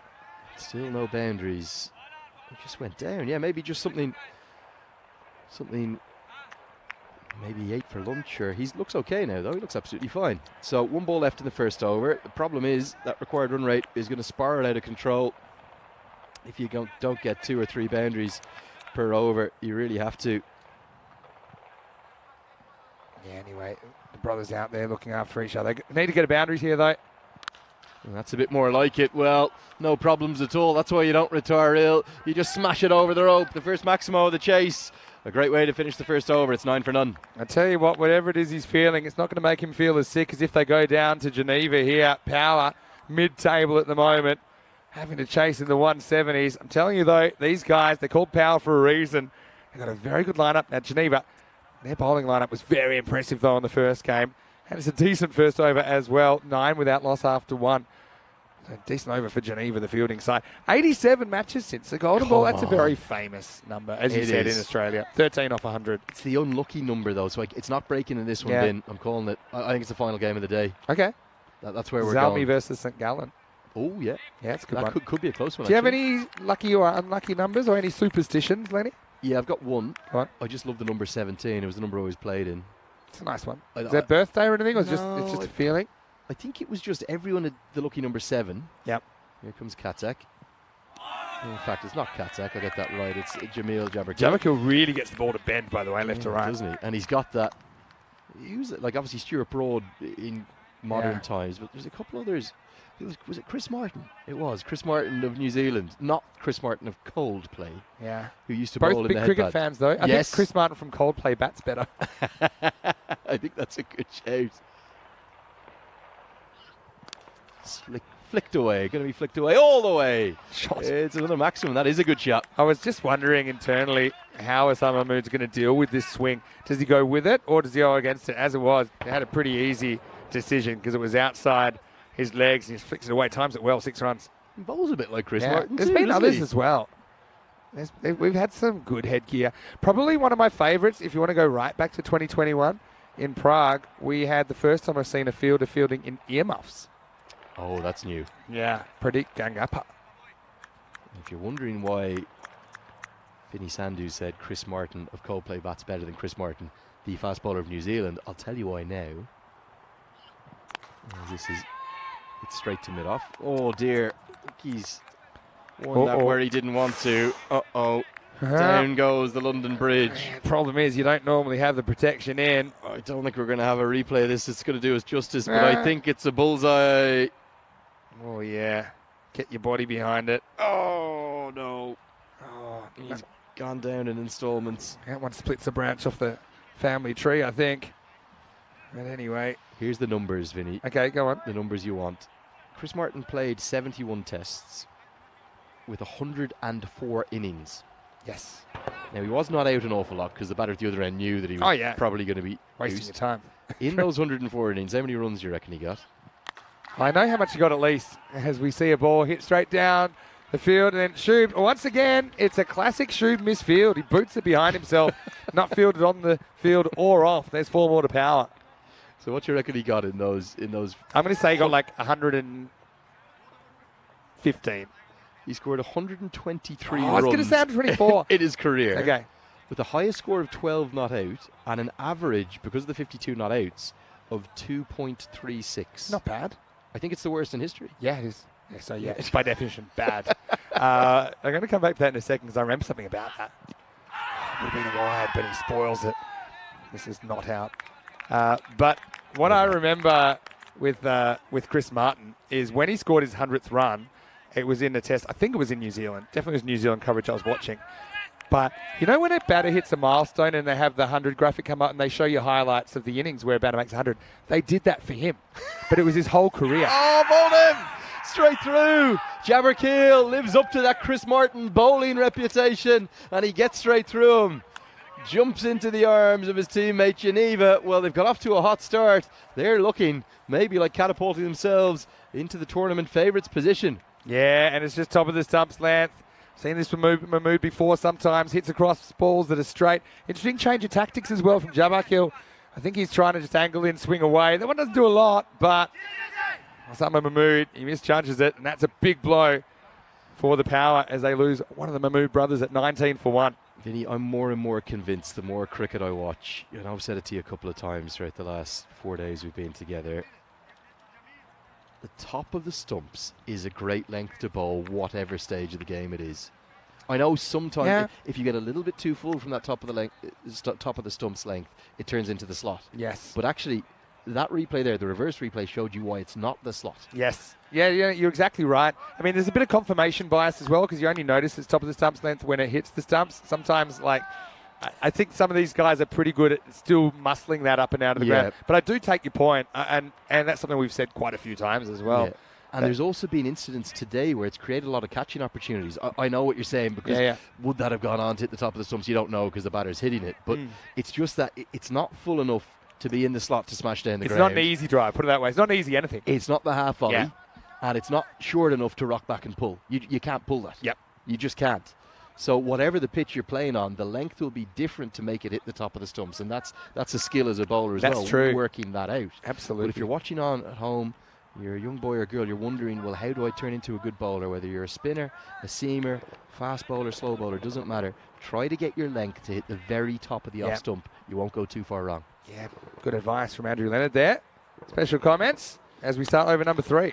Nicely played. Pierces the gap. I think it's probably just going to be the one, Vinny. Not the greatest piece of running between the wickets. Yeah, just a 1. So it's Safi, Ansarullah Safi, who's coming in for the first time in the series. We saw him behind the stumps in the first half. I want to say hello to Keanu and everyone who's watching from our YouTube chat, ECN European Cricket Network. He's talking a bit about cricket in Iceland. You know, we almost had an ECS in Iceland back in, and I mean almost. This is back in 2020. They've got some wonderfully named teams up there. I can't remember them off the top of my head. The Wild West, as it was in 2020. Slapped away. Going to be, I think 6. Yeah, we'll have a look at this one. Given as a maximum, what do you reckon? Yeah, I'm going to call it 6. Just watching this one pretty closely. It's going, and it is. Yeah, that's gone for me. 6 runs. Yeah, so this is how close we got in Iceland. It's Saturday, Sunday. It was a two-day comp. There were 3 teams involved. Now there's 4 teams, by the way, in Iceland. One of them's called the Puffins or something, I think. The names are great. I do the Volcanoes.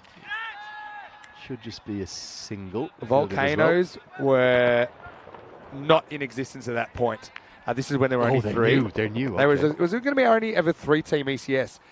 But Corona restrictions changed the night before and we could not do the tournament. And literally the whole crew went to Iceland. You were actually there? We were there. Everything was set up, ready to go. This is going to be runs. How many is the question? I think it's a Maximo again. Yeah. Second one of the over. And the Power CC just showing they're not going to go down without a fight. Yeah. On the charge. Throws the hands. Damn. Just going to keep swinging. That run rate required, 19.2. But for me, I'm adjusting my point of no return to 20 now. I think on this pitch, I think you got to make adjustments. Normally the 18 does the job. It is a little bit fluid, depending on the venue. Tarek Hell's gone for 14 and 4. Nicely bowled, yeah, really good. So yeah, I wasn't there because it was 2020 and I wasn't out the tour yet. But even Iceland being Iceland, they went to the Prime Minister's door and knocked on it and asked for an exception. And she said, "Sorry, can't do it. Can't do it." So they literally went to the Prime Minister. Yeah. Wow. I know. They probably know who she is. They'll know each other. But Volcanoes are the team you're thinking of. They don't have ICC status, Iceland, because they don't have enough teams. But they do some amazing things. They even have what they call the volcanic ashes, which is something pretty unusual as well. As we get to the end of the 3rd over, and Power, they're 33 for 1, so a long wait behind. We talked about a 50-something power play. Just quickly, again, going back to Iceland, they play the volcanic ashes there. We've got a few more spectators. I always like to see people taking in the cricket. They're definitely a bit confused, Vinny. Yeah, that's a confused face. Yeah. For sure. Inquisitive face, maybe. Inquisitive, yeah. Yeah. But captivated. Captivated and inquisitive. And sum up on what I'm going to describe as the second grandstand. Yeah. They're not quite as impressive as the main grandstand. Now they're very cheap tickets. So anyway, if they don't spent one more, Frank, they could have come in here. Kareem Anyway. to bowl his first over. And he cleans him up. It's the leg stump. Again, look at the length, Vinny. What's it hit? Yeah. Top of the stumps. Nicely bowled. Safi pays the price. Just his third ball. He's gone. Geneva have had to wait to get on the park. In fact, they've had to wait 3 years. They weren't part of the series back in 2020, but they're certainly making waves here on their entry that time. Ansarullah Safi, again, just trying to hit across the balls on the stumps and misses. Vinny, something that would fascinate me, I'm going to ask the Geneva guys after this game. How much of the coverage do you think they have watched? How much scouting of the opposition have they done? How much have they learnt from watching on the feed, listening to you and I, and seeing the conditions too? Is that something you see in other European cricket series? I think for sure they love to watch anyway, winners in their country. Yeah, I think there's probably different teams will do more, different teams do. Some teams, I know at this level, if you can get hung up on opposition, that can kind of affect your game a little bit. I think Geneva out here right now, they've got their plan at the ball. They're not doing anything special based on who they're bowling to, and I think that can be a good thing as well. But I think doing the basics right, aren't they? Yeah, for sure. They really teams watch the other teams, and maybe you could argue it's a bit of an advantage coming in this late in the piece. Yeah, you could actually. This is sliced away. Might just be the single. They're not going to come back for the second. Have got to correct myself as well. And the reason I'm mainly bringing this up, Finney, is purely for amusement as to a guy that I've commentated with, and maybe to give him a little gentle tickle next time I see him. So the lowest completed batting average in history, if we set the benchmark at 25 innings. Okay, which I think is a pretty fair benchmark. Yeah. Sounds you know, that's like, it's not like a guy who's played 3 times and got 4 ducks and never got a run. You know, you can't really blame that guy. Now, Khalid Ahmed is currently playing, so we're not going to include him. Okay. He's played 20 innings. He also doesn't meet the prerequisite. Now, he somehow only scored 13 runs in those 20 innings at an average of 1 with 7 not 8. But he's got time. He's still playing. Yeah, okay. So he's got time. Time to get worse. So Chris Martin, remember, 104 innings, 123 runs, highest score of 12, average 2.37. There is only one worse in the history of Test cricket with a minimum of 25 innings. It's Mpamelo Pommy Mbangwa. No way. It's Pommy. It's Pommy.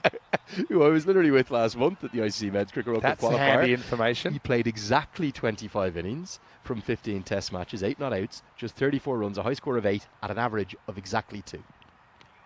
Wow. I did not know that prior to looking that up right now. Deuce is So wild. next time I'm commentating with Pommy Mbangwa, who's got one of those great voices that people seem to really enjoy. It's a tough one because he still has 30. How many runs? 34 runs? He's 34 more Test runs he's than been you and out I. 17 times for 34. Yeah, 34 more runs than you.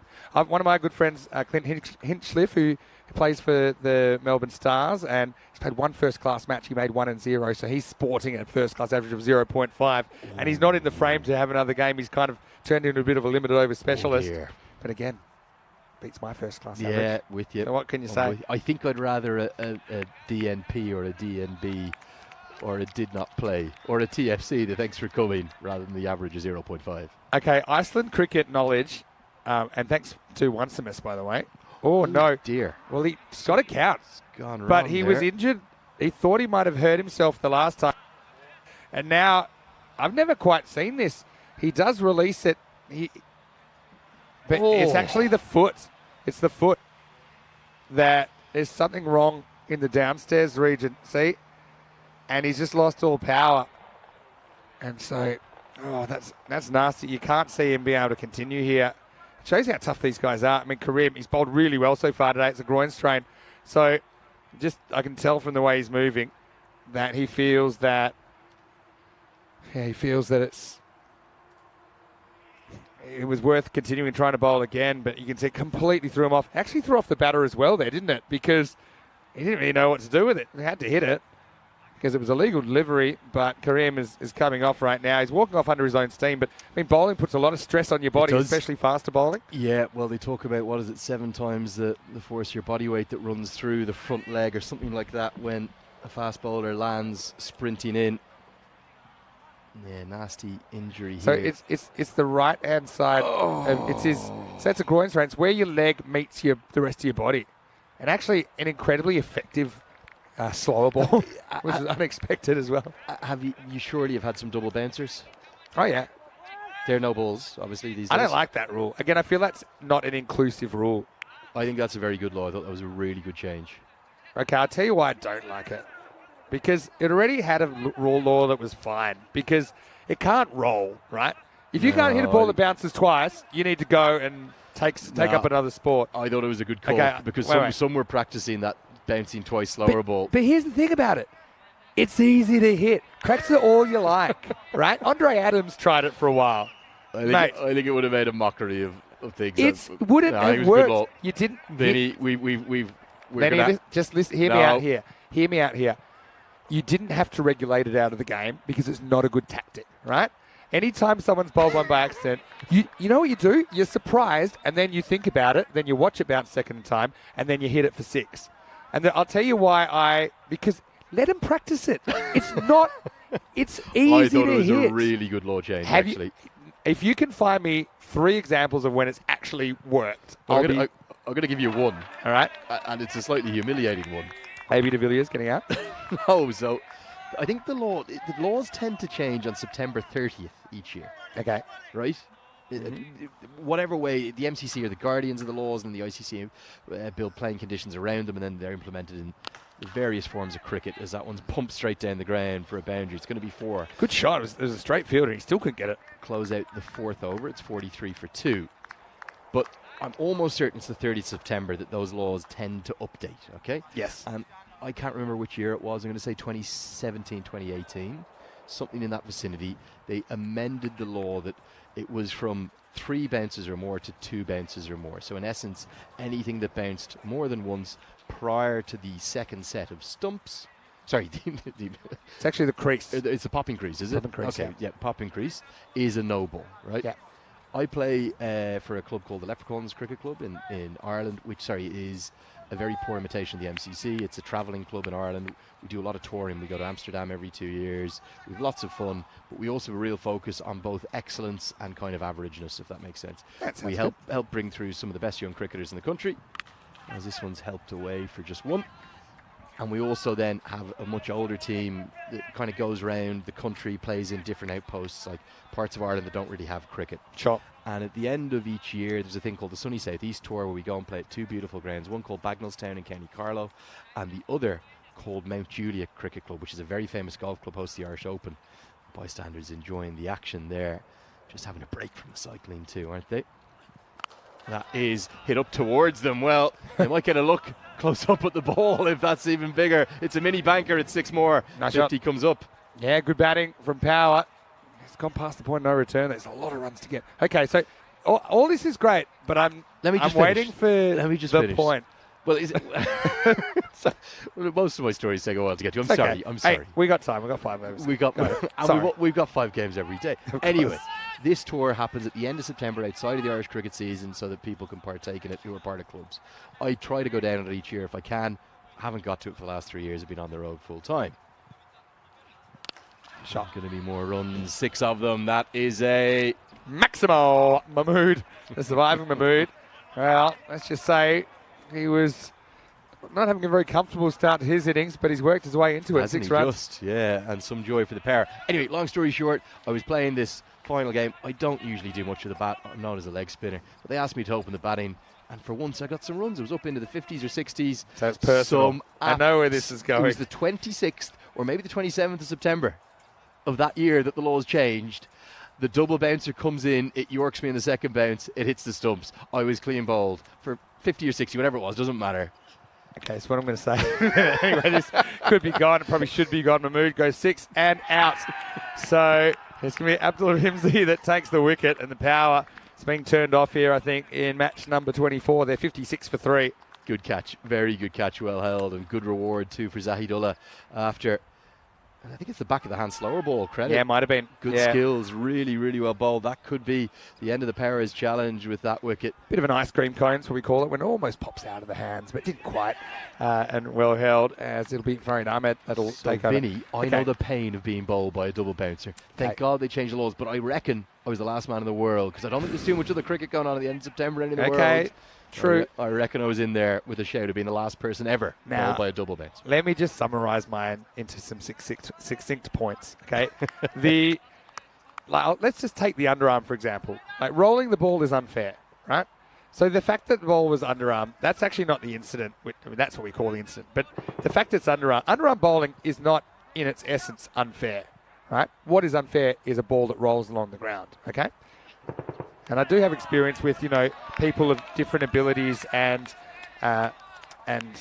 different disabilities playing cricket as well. And underarm bowling sometimes it's fine, because it can still be agreed between the captains. Now, I'm talking about underarm bowling because I'm saying that what makes balls unfair to hit are balls that roll. Okay, so that's why you need to have some sort of rule with bounces. Well bowled, another good slower ball. End of the 5th over. The score is 57 for 3. Just quickly, just take this opportunity to remind everyone there's a lot of cricket happening right now on the European Cricket Network. Of course, we're in Switzerland right now for the European Cricket Series. We'll finish with a couple of days of international cricket here. We've got France, we've got Luxembourg that are going to be joining us for the ECIs next weekend. And then right now, we've got the Continental Cup Women's in 2 weeks, the Continental Cup Men's. And then we've got Netherlands-Ireland series in the T20 IW. We've got Jersey and the Netherlands playing both 10 over internationals and T20 internationals towards the end of the month. So, yeah, August's a busy time for us here at ECN. Big thanks to Rico for his work so far in Romania today. Anyway, let's get back on here. Halfway through, they're going to need a bit more than a miracle now, I think. It's a tough one for Power coming playing their only game of the day. Just this hasn't worked for them really. But really it was the first half where they lost this game. Their batting, even if they batted outstandingly, it was always going to be tough. Okay, so let me go back to some quick little points. A ball that bounces twice. You're really having to sell this, Vinny. Yeah, I haven't. I paused it while you went to grab a drink. So I'm just going to make a point here. Oh, I've got the fish on the hook there. Ooh. No. The cricket's for everyone. And some people, when they're picking up cricket, they find it hard to bowl a ball. But I'll take it. I saw an under-15 girls match. Yep. And someone bowls a really nice ball, happens to bounce straight. The batter can play it comfortably enough. Yep. And that's a no ball. Okay, yeah, sure. You're trying to... But there are other balls that are probably going all over the place. I just think it's a little bit...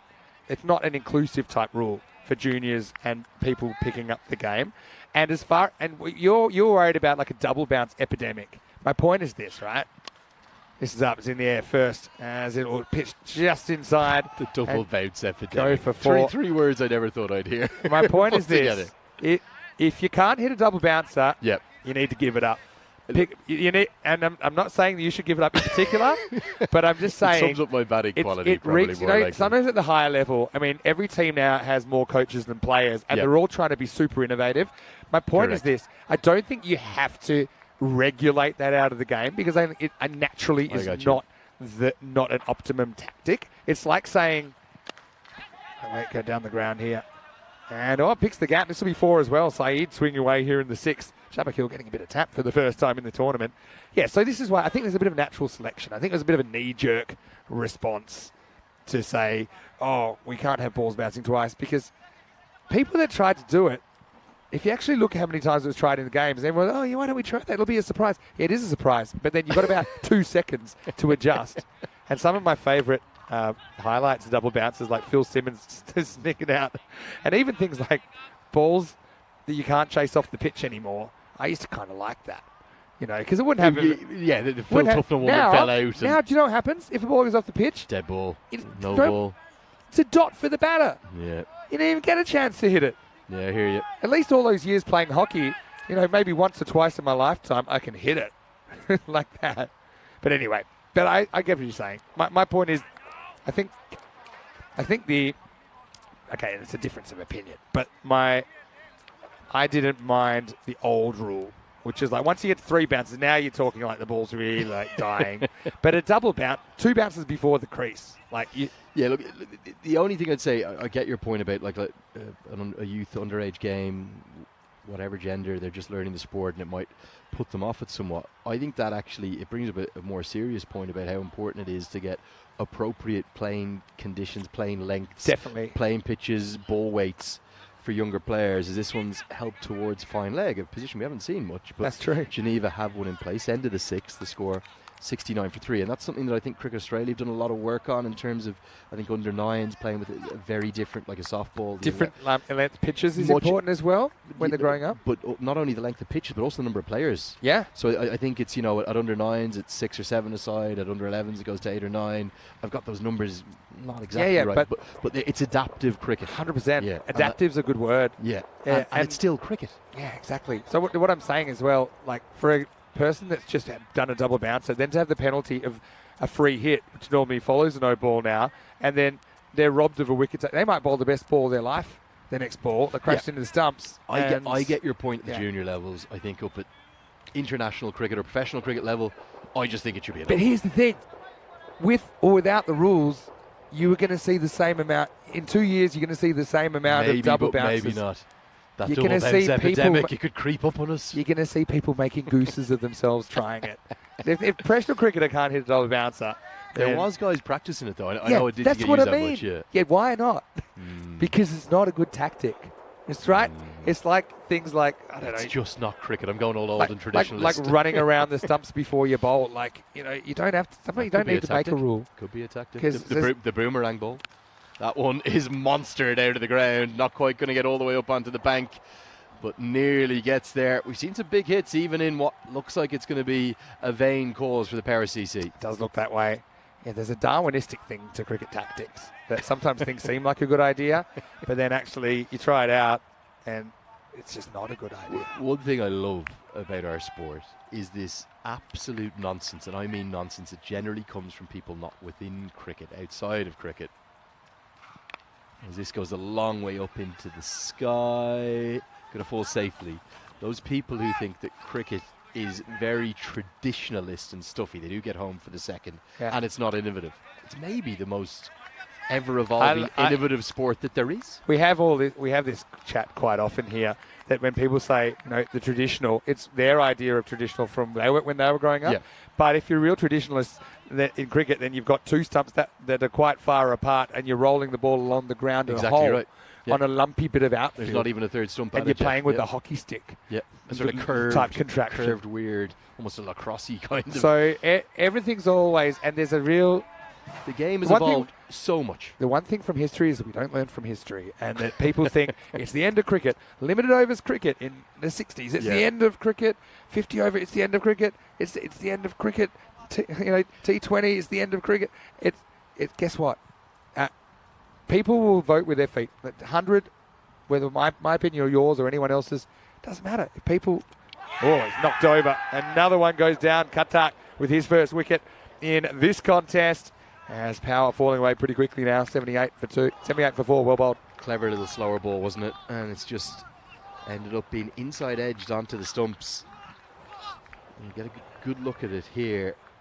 I think it's a little, almost like an off cutter. Yeah, I think it is. Kind of hangs up there, doesn't it? Yeah, boomerang's out. Doesn't he love it too? Yeah.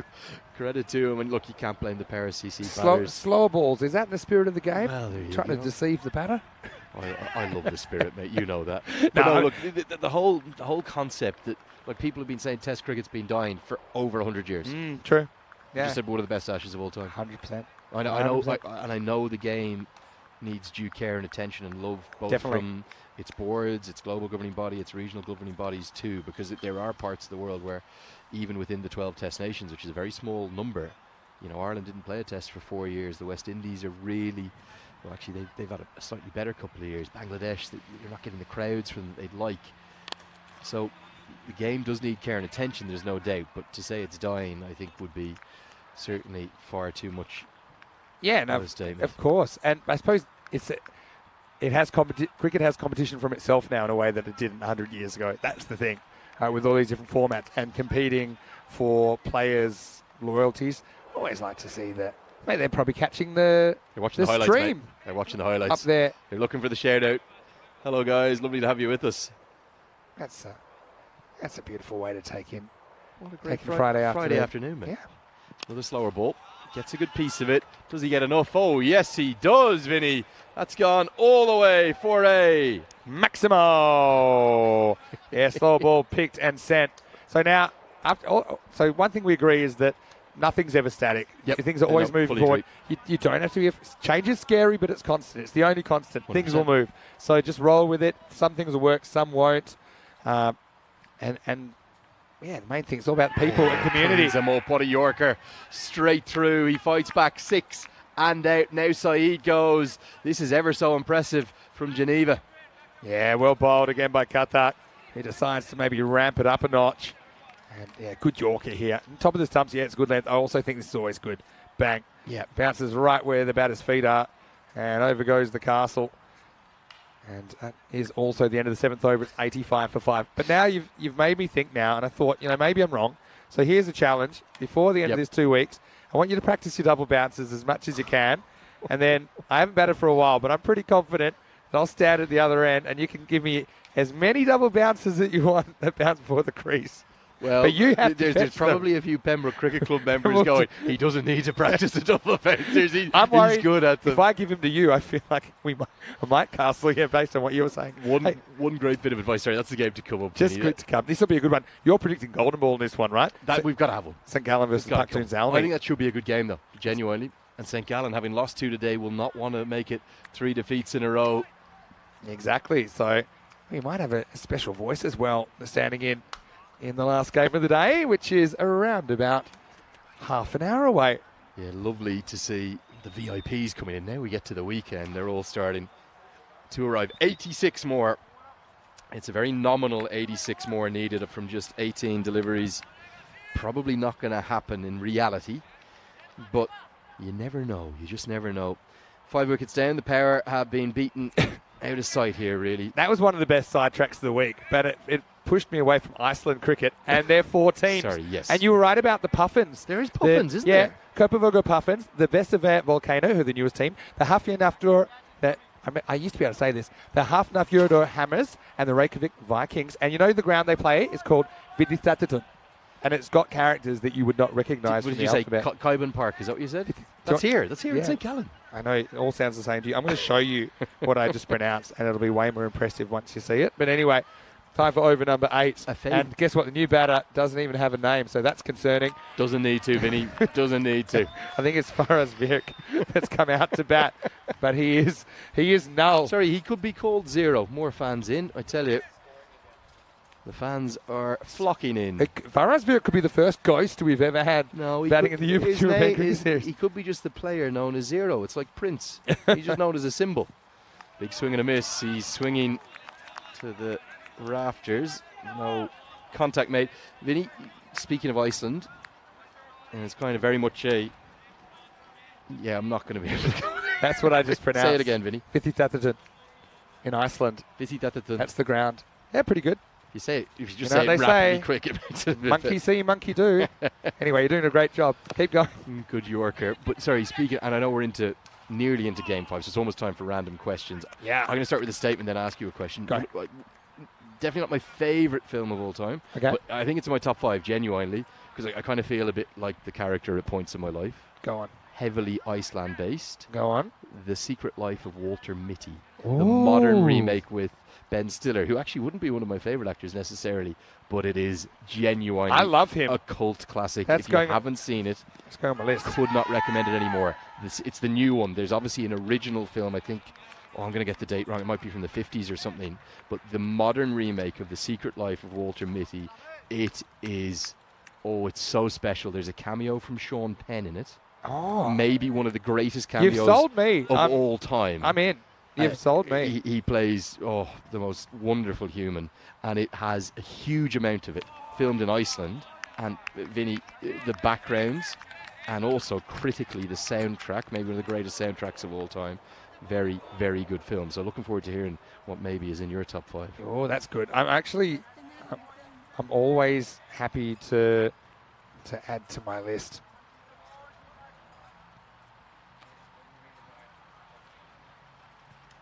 Can confirm as far as Virkat there. And He's got off the mark, hasn't he? yeah, well, He's no longer the player known as 0. well, The player known as 1. yeah, he's won, but it's just to complicate it for you. You've got the 77 and the 177 batting at the same time. I love this stuff. You know what? You're always wanting to broaden your horizons. I know you've had some stuff this week that you probably typically wouldn't get. Oh, I love all those people. That's going on my list. Well, it wasn't that far off. The original film was 1947. Wow. Okay. And then they did I think it's very, very different. Obviously, the original wasn't based predominantly in Iceland. There's just quite a bit of Iceland. I think it's actually New York, the main city. This one's pulled away. Going to be a boundary. Run away for 4. Going to be far too little, too late for the Para CC. But every run, of course, will affect and help their net run rate or the hammering that it's going to take. And look, he's sprung to life. Vuk's in there. So he's a real boy now. He started as a ghost. Maybe they were just testing us. Give us a little Friday challenge. I knew who he was. I don't need the name. I don't need to be spoon-fed. All right. What happens in the 9th? Could be a chance at long on and taken very comfortably indeed. Nouman Ahmedzai down there. Nice straight bat from Virk, but didn't get enough of it to get it over his head. And Para CC, who looked pretty good in the early days of this competition, are being blitzed away here. Are they in trouble? Sometimes when it goes wrong, goes really wrong. You're going to have games where just nothing goes right, and that's pretty much been this game for Power. I mean, Asa could barely hold his lunch down at the start of the innings. It hadn't got much better from there. They're now 91 for 6 in the 9th. Yeah, I know they're 4th in the table with 3 wins, but this is going to be a 3rd defeat, so they'll be 3 and 3. They'll be 50%.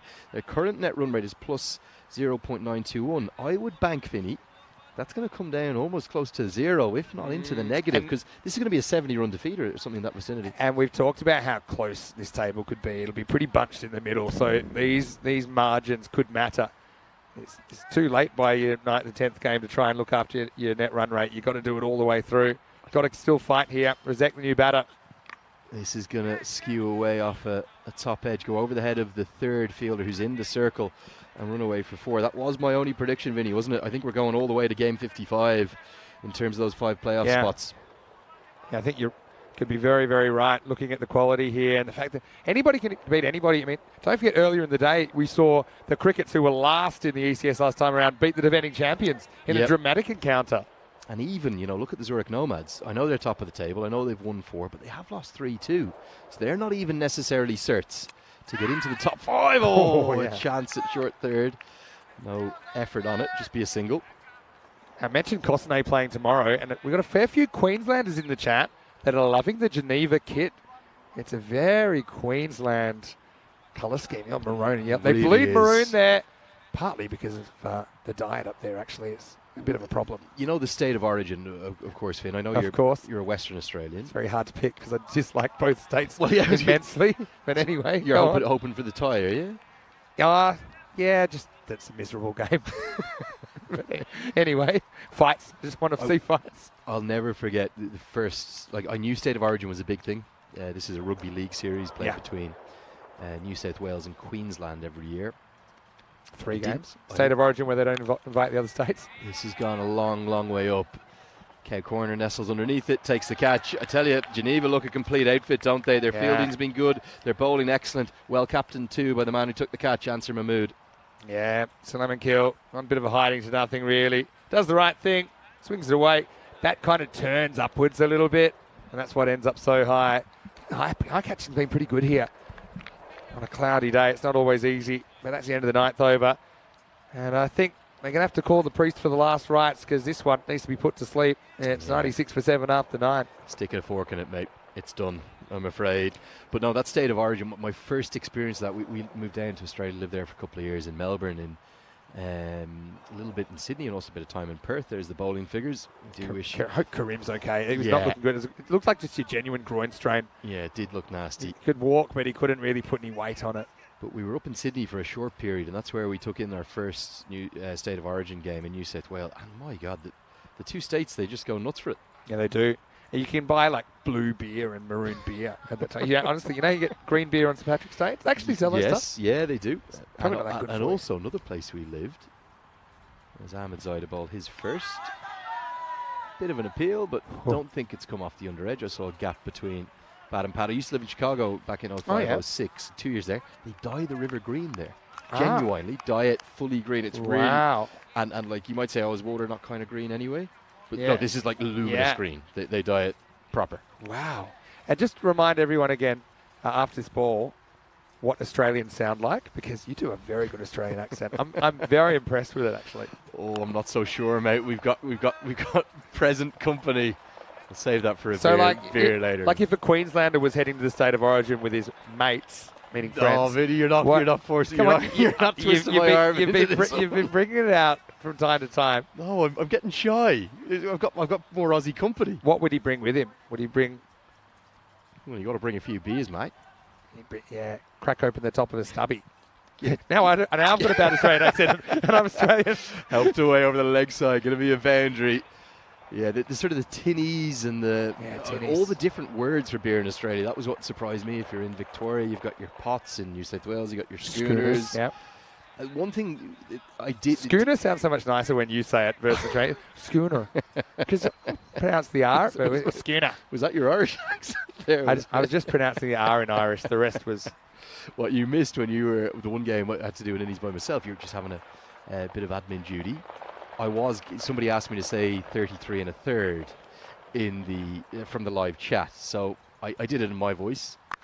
And then I did it in the voice I thought he wanted me to do it in, which is kind of your stereotypical Irish accent from down in the country. Yeah. You know, like where they've got a bit of a thick brogue in them. So I gave him the full 33 and a third. That's very good. And we'll have to edit that out in the post-production. But anyway, we're coming to the end of this one. The clouds are forming. Hopefully they're just here to watch and they're not going to actually do anything. It's going to be given as a no ball and a free hit. That's disappointing. Too short, I think, for the second time in the over. In the over. You've got to love Ahmed Zai coming out and trying to ding the tail when they're up by 70 runs. In baseball, they'd be clearing the benches. Here we go. Oh, that's wide as well, I think. Yeah, so keep the free hit in play. Will be a repeat of the free hit. Vinny, we've been really lucky with the weather today because the forecast was somewhat poor. We've got every game in. I don't think that's going to affect the last game. I think there's enough light sky over to the right. We should get something in for game Weatherman Lenny with his lock of the day. No interruptions. You can hang out on that. Lock of the day, another Simpsons reference. Love it, Vinny. Good one. Big swing and a miss on the free hit. Was that the episode where Homer gets addicted to NFL gambling? And Lisa works out how to... The algorithm. She's like, I know. And it's, does my daughter love me or does she want me to win money? I would like to pose with a 1 metre padlock and the Miss Maximo lock of the day. Anyway, this game feels like a 50-over game at the moment as far as lengthwise. Another short one. Digs him up again. Going to be 4 more. Is this going to be given as a no ball? Well, it is. Yeah, and that'll probably be a warning as well for the third bouncer in the over. And Bodyline making a comeback 90 years after it was first made popular. It's coming back in the 10th over of this game. The Power will take the runs, though. 108 now with one to go. It's the lock of the week, actually. Lock of the week. Well, they only play once a week, right? Yeah, true. Oh, that's a big lock, all right, says Homer. I think there's a bigger one than that as well, if you look at that. Anyway, another free hit. Goes a long way up. This could be held, Vinny. Oh, put down. It was a free hit, don't forget. I know that I still wanted the catch. Completely aware of it.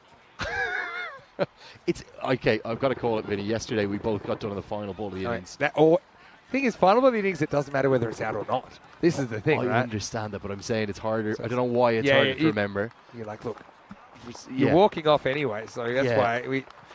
Exactly. Anyway. Would have been a great catch if he took it. Not that it would have been. The fork is going into it after this. Last ball.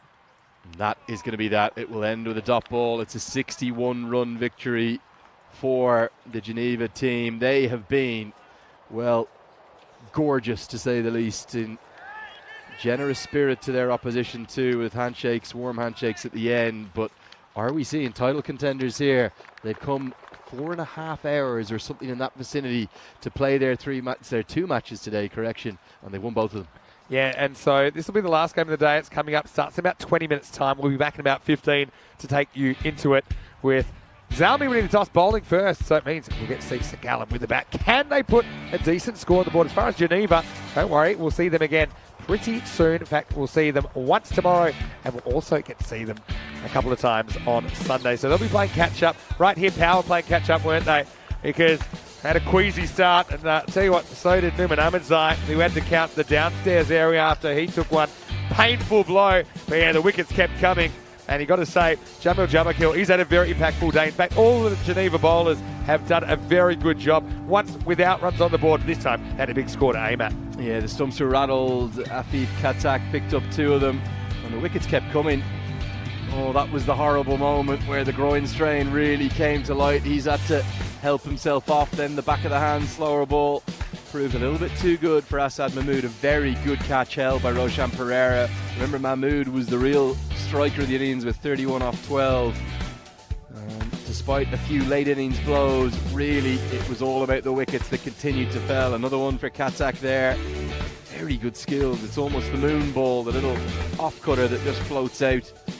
And despite one final big hit that went all the way to the rope, not much more to cheer, as those wickets, they tumbled, and they tumbled regularly to round out what was the most comfortable of victories. Maybe one of the biggest wins we've actually seen this entire week. 61 runs the margin. Just 8 maximos in the 10 overs, and that might be an average innings elsewhere, but here it just doesn't feel like enough.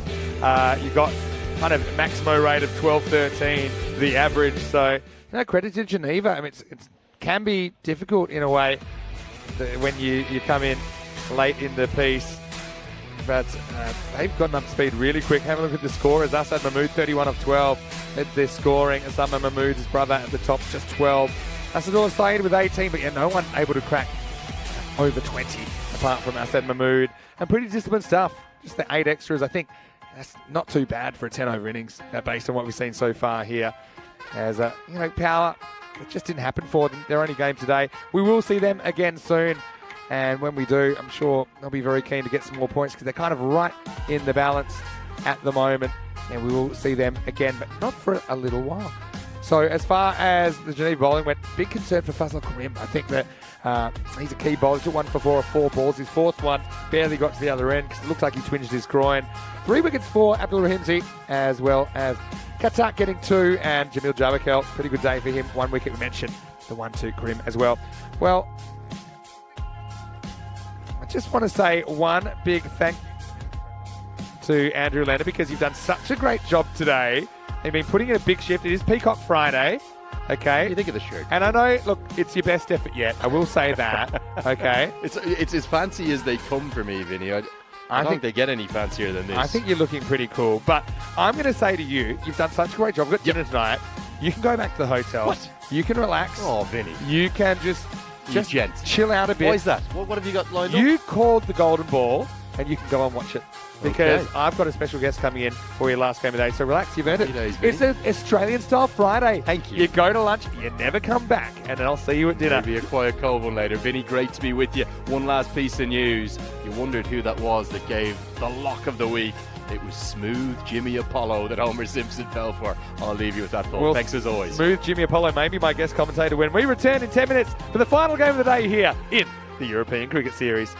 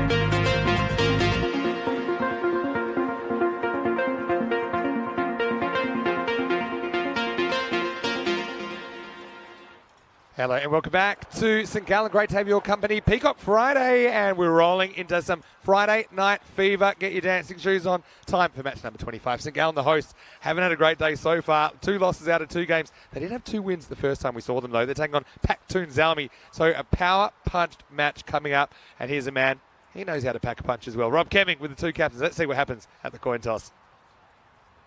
Welcome, Paktoon. Thank you. That's tails. That's heads. Thank you. Your call. Yes, please. Head, please. Heads is called. It is heads. You will ball first. So the news from the toss there, you can see that Paktoon Zalmi, they have decided that they are wanting to bowl first. They want to chase. And yeah, interesting one for me. St Gallen sometimes have been a little bit suspect with the stick so far, but they do have some very good hitters. Kogiani at the top, Sheh Mohammed. I think a lot's on them.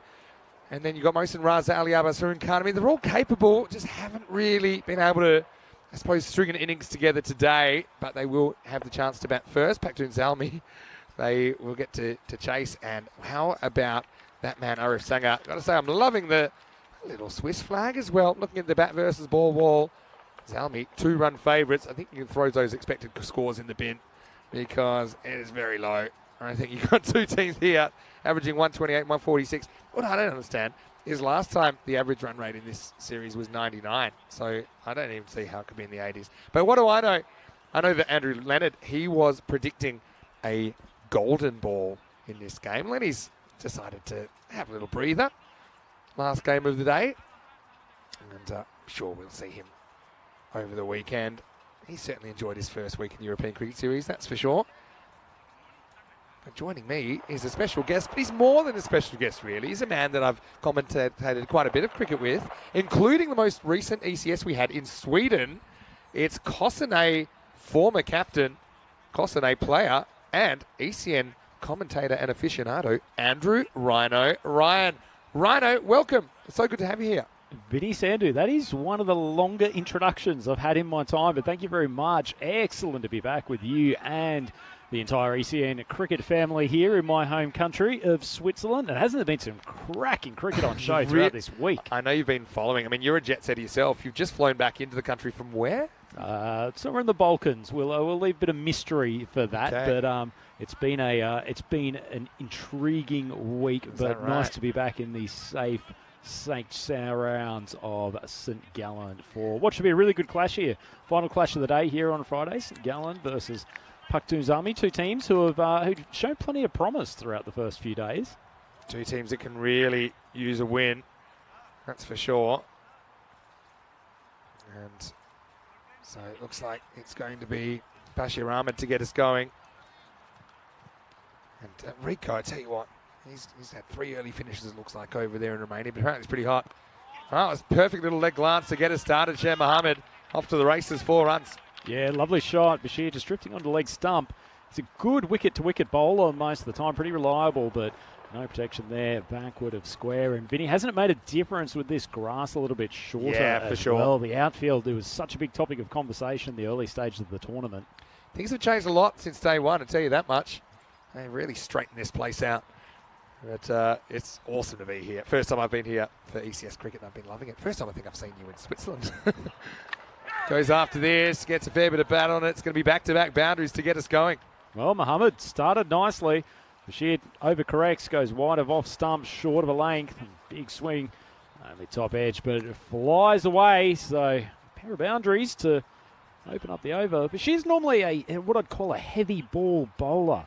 Yeah. Vinny, I guess he's probably a bit less impactful on this sort of pitch. It's a little bit of a soft, spongy pitch, not an easy one for bowlers who like to hit the wicket hard. You're a seam bowler, so I'm curious to get your thoughts on this pitch because it's been pretty unforgiving. This is a good effort from Bashir as he gets Mohammed to swing and miss at the 3rd ball. Yeah, it hasn't been offering too much for the bowlers at all. It doesn't have a lot of bounce in it. A lot of the batters feeling pretty comfortable getting on the front stool, banging it down the ground. And these guys, there's some incredible hitters in this country. That's what we're seeing. No, in particular, any ball that, unless it's really banged in short of a length, in which case you can get it above the shoulder line. Very hard to get that sort of steep rearing bounce you get on a lot of the hard artificial pitches over here. This, if the ball's anywhere in the front half of the pitch, it can go the distance. Goes up. Does he beat the field? I don't think so. Fielder coming around is easy, and he will take the catch. Bashir, with his fourth delivery, breaks through, and this has been the story of the day for St Gallen. They just cannot get going with the bat. 2 boundaries behind the wicket for Shah Mohammed, but now he has to walk. It's 8 for 1. Yeah, certainly does. He made that look as easy indeed. Nice bit of work coming off the cover boundary. Good catch, first wicket down. And I think you've seen there where the bowlers have tended to have success on this pitch. If you can get the ball to just hold up a touch, and players are starting to hit down or trying to hit down the ground most of the time, it's where you get those blooped catches. Certainly when the ball is in the 4th to the 10th over and you've got more outfielders, more likely to go to hand, but in that case, perfectly placed. A fielder out there on the deep cover boundary and a nice, neat catch. Yeah, well, just getting information through that Isle of Man women having a very good day over there. They've actually chased the target of 41 down in 1.4 overs. So Rico, do not think you're going to get paid for both innings. He's pretty hot over there, to be fair to him. I've been in touch with Rico a fair bit today, of course. Day 1 of 3. Look, it's a cricket federation that's had its share of short games over the years. We've obviously suffered a bit at the hands of the Corey Rutgers Spanish. The women should be giving the men a fair ribbing. About that. That's the Spain thing. Well, maybe they might change the name to the Isle of Woman for the performance of the girls today. That's a cracking win. But getting our first look at Kogiani here, as Ahmed's got this over back under control after a couple of boundaries to start. Yeah, I'm just going to go into the chat and say looking forward to this run chase and see how well that's aged. Anyway, yeah, it's amazing. You know, you played here in 2020. And I'd be curious to get your thoughts on how it's the same and how it's a little bit different. Oh, this is off the pad, but it's a cracking take from the keeper. Umpire, he's got several people in his personal space. It's off the pad. I'm telling you this right away. Unless I've missed something obvious. Let's have a look at it. Let's have a look. We see missed the bat by... Yeah, a bit. I haven't changed my mind based on that replay. Rhino, let's see. What do you think? I think that couldn't be more off the pad if he tried. Tell you what, great appeal, though. It almost looked like one of those X Factor dance routines with everyone jumping up and down, waving their arms in front of the umpire. He was unmoved. Give us a good look. Yeah. Off the pad for me. Anyway, it's end the over. So I want to welcome you into the comedy box here. Vinny Sandhu, Mr. Maximo, and I'm here with Andrew Ryan.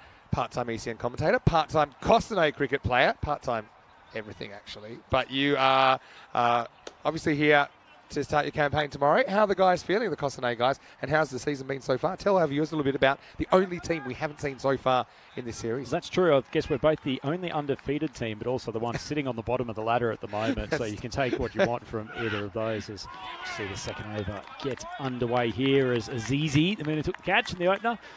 So I think short and sweet, Benny. The team is absolutely pumped for the rest of this tournament. I think it's probably similar to Geneva in terms of coming in cold after a lot of other teams have worked their way through the tournament. Not easy. Geneva obviously did a pretty good job of it today. They're definitely one of the better teams in the country, but I think our group is really looking forward to it. A lot of the team coming up tonight just to make sure we're reasonably well rested before we kick things off tomorrow.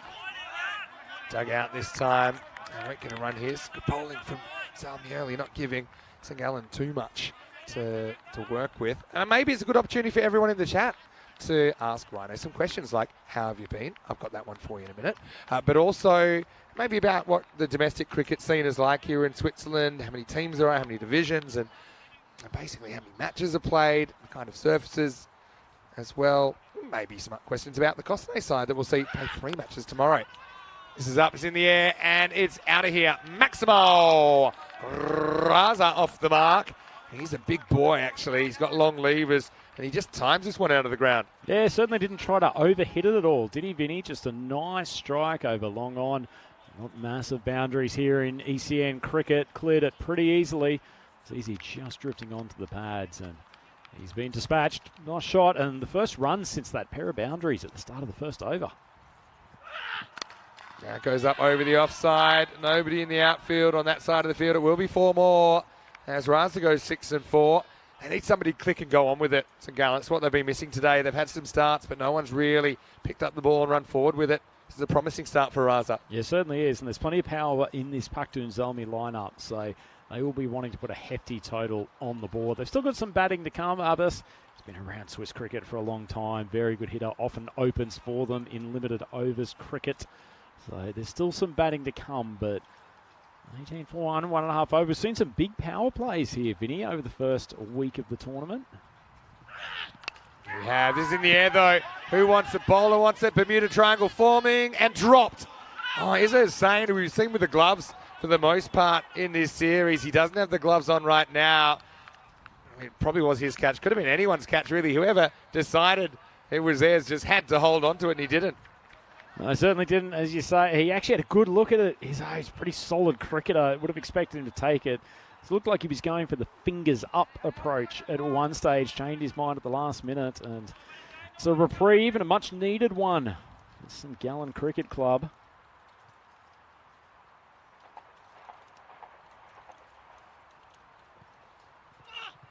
Oh, it's no ball.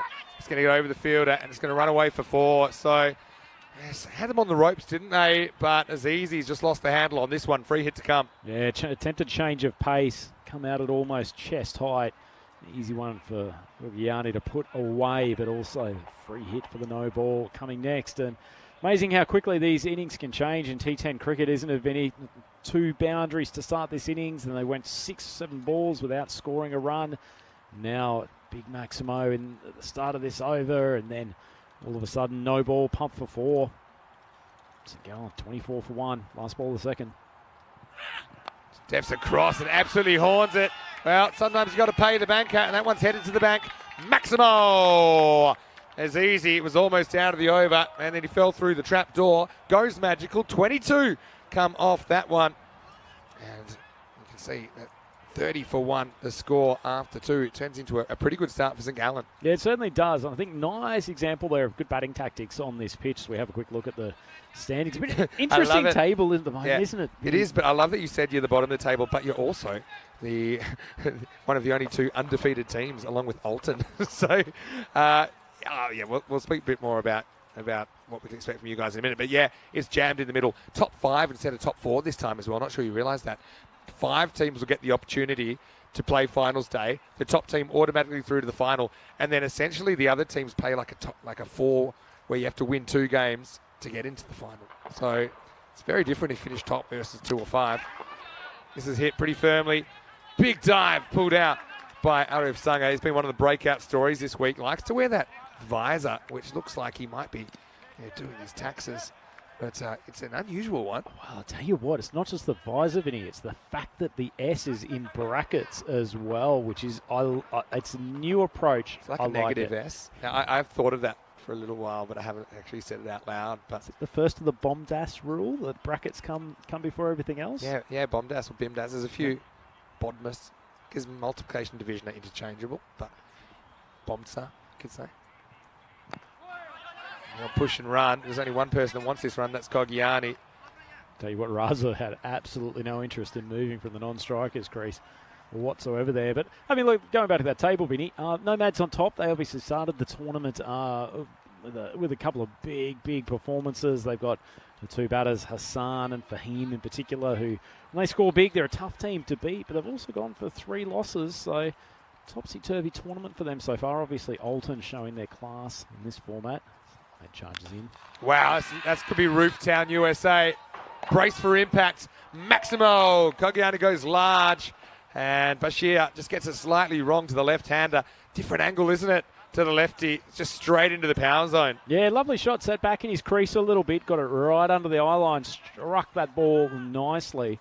Curious, Vinny, how many grizzly bears do you think we've got sitting on the roof of this lovely stadium? A few. We talked earlier, you have bomb disposal robots and things. I think maybe you need like a drone that can pick up the balls, because we've got no way of getting them. It's a bit wide.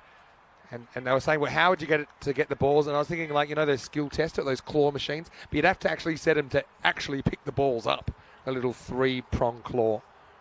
Hours of fun for kids and the whole family. I know that you're mostly a bowler, but you'd be pretty proud of yourself if you could put one up on the roof, wouldn't you? Yeah. I think I'd be posting that on Insta straight away.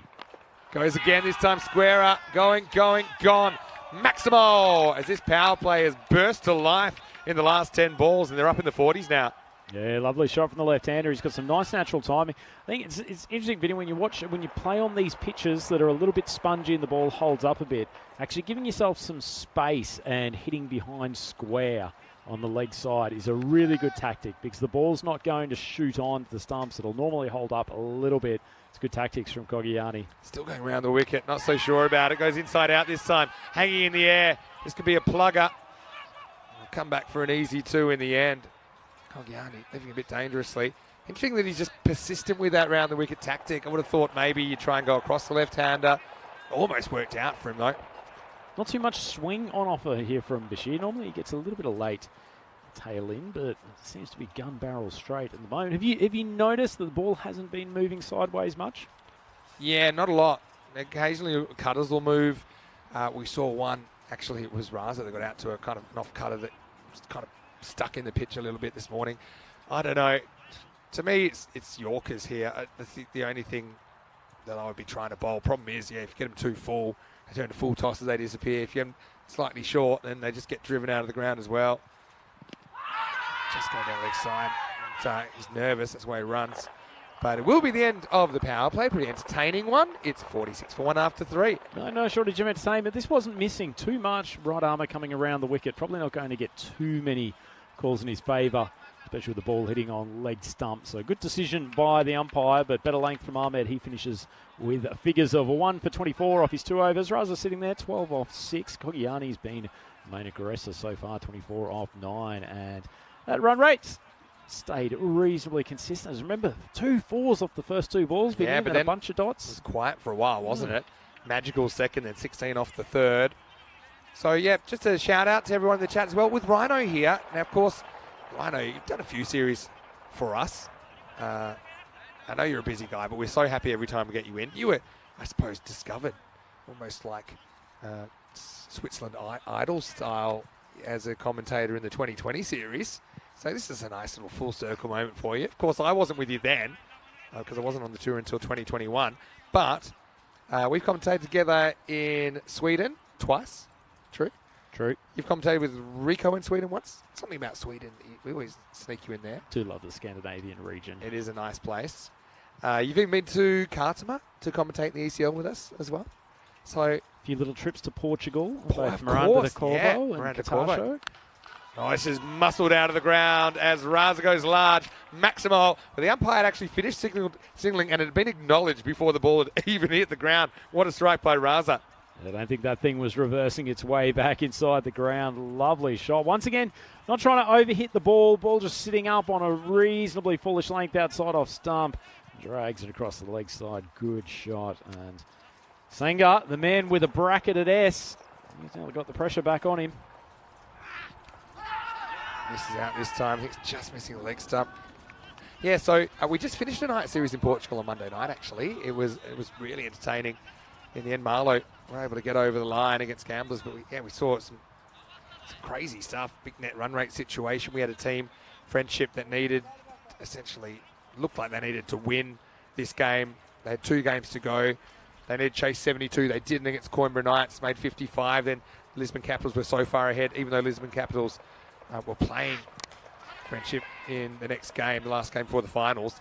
And Capitals were so far ahead on net run rate that the Capitals, apparently they were already popping out the champagne corks when I got on the plane to Switzerland last Sunday night, straight from Prague in the ECIs. And then I landed and they were saying, how quick do they have to chase down these runs? When they worked out they could do it, they needed to chase it in 6 overs. They did it in 4.5 and they actually knocked the Capitals out. Wow. The corks had to go back in the champagne. No, it's just drifted down the leg side. Pretty nice shot. Play. Catch there for Abdullah Hamdard. Unfortunately can't make it, but nicely timed shot again. It's probably just misplaced a touch by the left-hander, but gets away with it. Yeah, uses the pace well from the bowler, doesn't he? But I'm so excited to see some names here that I remember from 2020 in the ECS, but also some new ones too, some new stars. A fair few of the national team I've seen already that played in the Valletta Cup, which I was covering only, I think, 3 weeks ago, including some of your guys, of course, Ashwin Vinod, Arjun Vinod as well in there. Of course, our very own Jason playing for Costanay as well.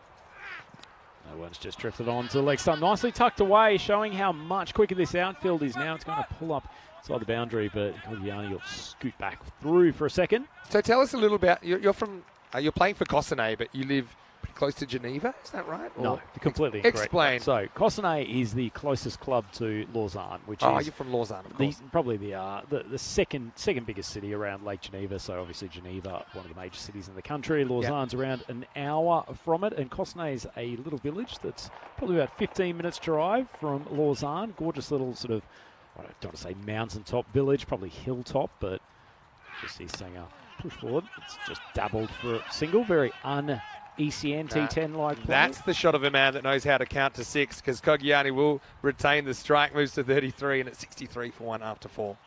Yeah, so Cossonay's had a cricket club there for over 30 years now, and certainly over the last 5 or 6 years, been one of the most successful clubs in the country. Domestic 40 over premiers in the Cricket Switzerland Premier League, going back in 2021. As have a look at the Worm, which has stayed relatively steady around that 15 rate for the last few overs. So St Gallen, after a little bit of a shaky start, would be fairly happy with their position at the moment, 63 for 1, probably looking to crack on and get to at least the 140s, which has been a fairly standard score in this tournament so the actual run rate over the first 4 days is 13 and over, so 130 par. But there seems to be no real intimidation factor for teams batting second. They don't look nervous. They're going out there swinging, and we've seen a lot of chases. Oh, they're going to be chasing another ball. This one's gone outside the field of play for another Maximo.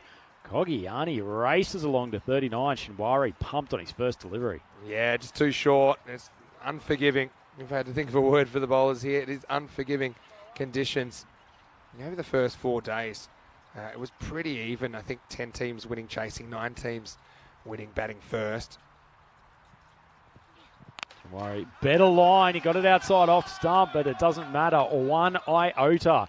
Cogliani, he's gone consecutive jumbos, racing up to 45. Yeah, that's a huge hit. And yeah, Cogliani, he's coming good here. Wanted the strike, and he's certainly doing something with it here. Yeah, certainly is. He's picking his spots well, too. That wasn't actually a bad ball from Shinwari, as he almost gets coat-hating by the umpire, making a late check of that ball. Lenny's mystified and kind of enthralled by the umpire coat hanger, something you do see in the European Cricket Series. That's actually not a bad bit of bowling from Shinwari. Tragically, he hasn't got a single fielder out there in the cover to point region, and it goes for 4. But one pack to Nzalmi, that is precisely the line that I'm going to be bowling to Cogliani until he proves that he can crack one as hard over the offside. Yeah, I think you're right. Variation in pace, I think, is important. I think having a good variety of bowlers as well. I mean, you've got Arjun Vinod on your side, who I know is a very good off-spinner. There's Diana. He's just lurking. And look at that. Yeah, she's waiting to get the perfect shot. Maybe Cogliani will give her the perfect shot. He's on 49. Missed out on a golden chance for a 50. Just needed to tickle that one down a fine leg, but as it is, called wide. Quite clearly wide down the leg side. Easy decision for the umpire.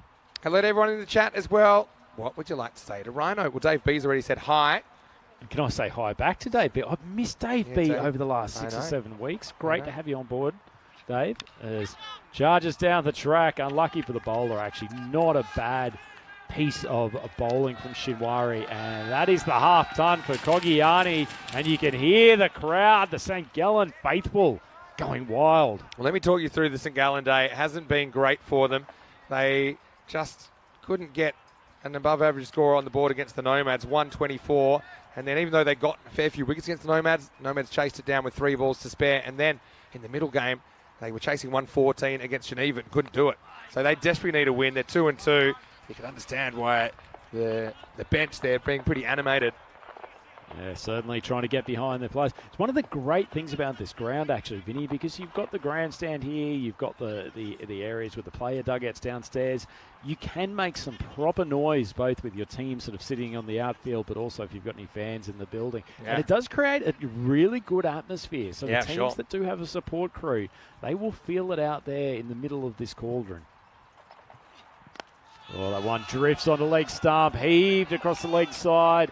The arms will go up to signal a Maximo, and Shinwari's been obliterated for 28 off his over And St Gallen Cricket Club racing up to 91 for 1. 5 overs gone.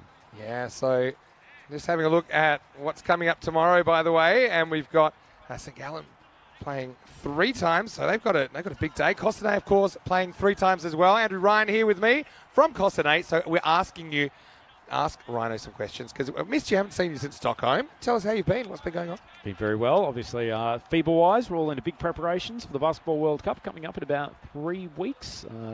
Yep. Vinny Sanders showing some good skills. Right. In the arcade, I'm dynamite. A little wrist flex. Good technique there. Nice. Plenty been happening on that side of things. Great. Been keeping an eye on the ECN cricket. There's been some fabulous stuff. You had a great Eastern European swing. We did. Some cracking cricket in Hungary. Definitely. Great to see the blinders get up out there.